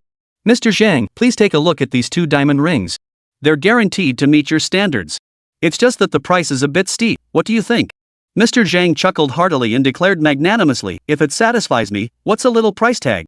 The heavily made-up woman's eyes lit up at the sight of the 2 rings. Oh, how beautiful, she exclaimed delightedly. Honey, let's get this one. I've already bought this one. Yi Xian frowned and offered a warning. The woman shot Yi Xian a sideways glance, displeased. You bought it? Did you see the price? What kind of country bumpkin dares to spout nonsense here? And you're buying such an expensive diamond ring? Who do you think you're trying to impress? The women you go for must be ugly as pigs, right? Yi Xian ignored her, pulled out his bank card, handed it to Wang Lu, and gestured, charge it. Wang Lu clearly hadn't expected Yi Xian to actually produce a card. She could only grit her teeth and say, sir, please wait a moment. She already decided to find an excuse later, giving Yi Xian a way out gracefully. But when she swiped the card and saw the balance of over 17 million yuan, she was utterly stunned. By the time she handed the card back to Yi Xian, her mind was reeling. Seeing Yi Xian actually had the money to pay, Jiang Wen's face flushed crimson, and she was speechless. The heavily made-up woman curled her lips in displeasure, retorting defiantly, so what if you have money? My husband has money too. But could you marry a woman as beautiful as me? Husband. No sooner had the woman spoken than 2 women, beautiful as celestial beings, hurried into the jewelry store from outside. It was none other than Lin Beibei and Xiao Xiaoqiao. They had planned their wedding and honeymoon together, and upon realizing Yi Xian had left their side, they had tracked him down to this very place. Upon seeing Lin Beibei and Xiao Xiaoqiao, the heavily made-up woman fell silent, her face burning with embarrassment. Compared to Lin Beibei and Xiao Xiaoqiao, she wasn't even worth mentioning. Even the man beside her glanced at Lin Beibei and the other woman, then turned to look at the heavily made-up woman. He shoved her away and shook his head. I don't think we're a good match after all. Let's just call it quits. After seeing a true goddess, the man couldn't stand the mediocre looks of the woman beside him anymore. After all, even a man like Yi Xian could find such beautiful wives, and 2 of them at that. If he wasn't inferior to Yi Xian, why would he need to spend his life with this heavily made-up woman? Husband? The heavily made-up woman panicked instantly, rushing out after him in a desperate attempt to salvage the relationship. What was going on? Lin Beibei and Xiao Xiaoqiao were utterly confused, having no clue what had transpired. Yi Xian tucked away the 2 wedding rings, wrapping an arm around each woman. Nothing, he chuckled. Decided where to hold the wedding yet? We've decided. We're going to. The 2 women followed Yi Xian out of the jewelry store. The store manager hurried in and inquired about the incident that had just occurred. Upon learning the full story, she flew into a rage, pointing an accusing finger at Jiang Wen and bellowing, do you have any idea who that Mr. Yi is? How dare you mock him? Get out of here immediately. Jiang Wen froze in shock, trying to explain, but no one paid her any mind. She had no choice but to pack her things and leave. Yi Xian paid no mind to these minor incidents. 2 months later, on an island overseas, a grand wedding ceremony was held.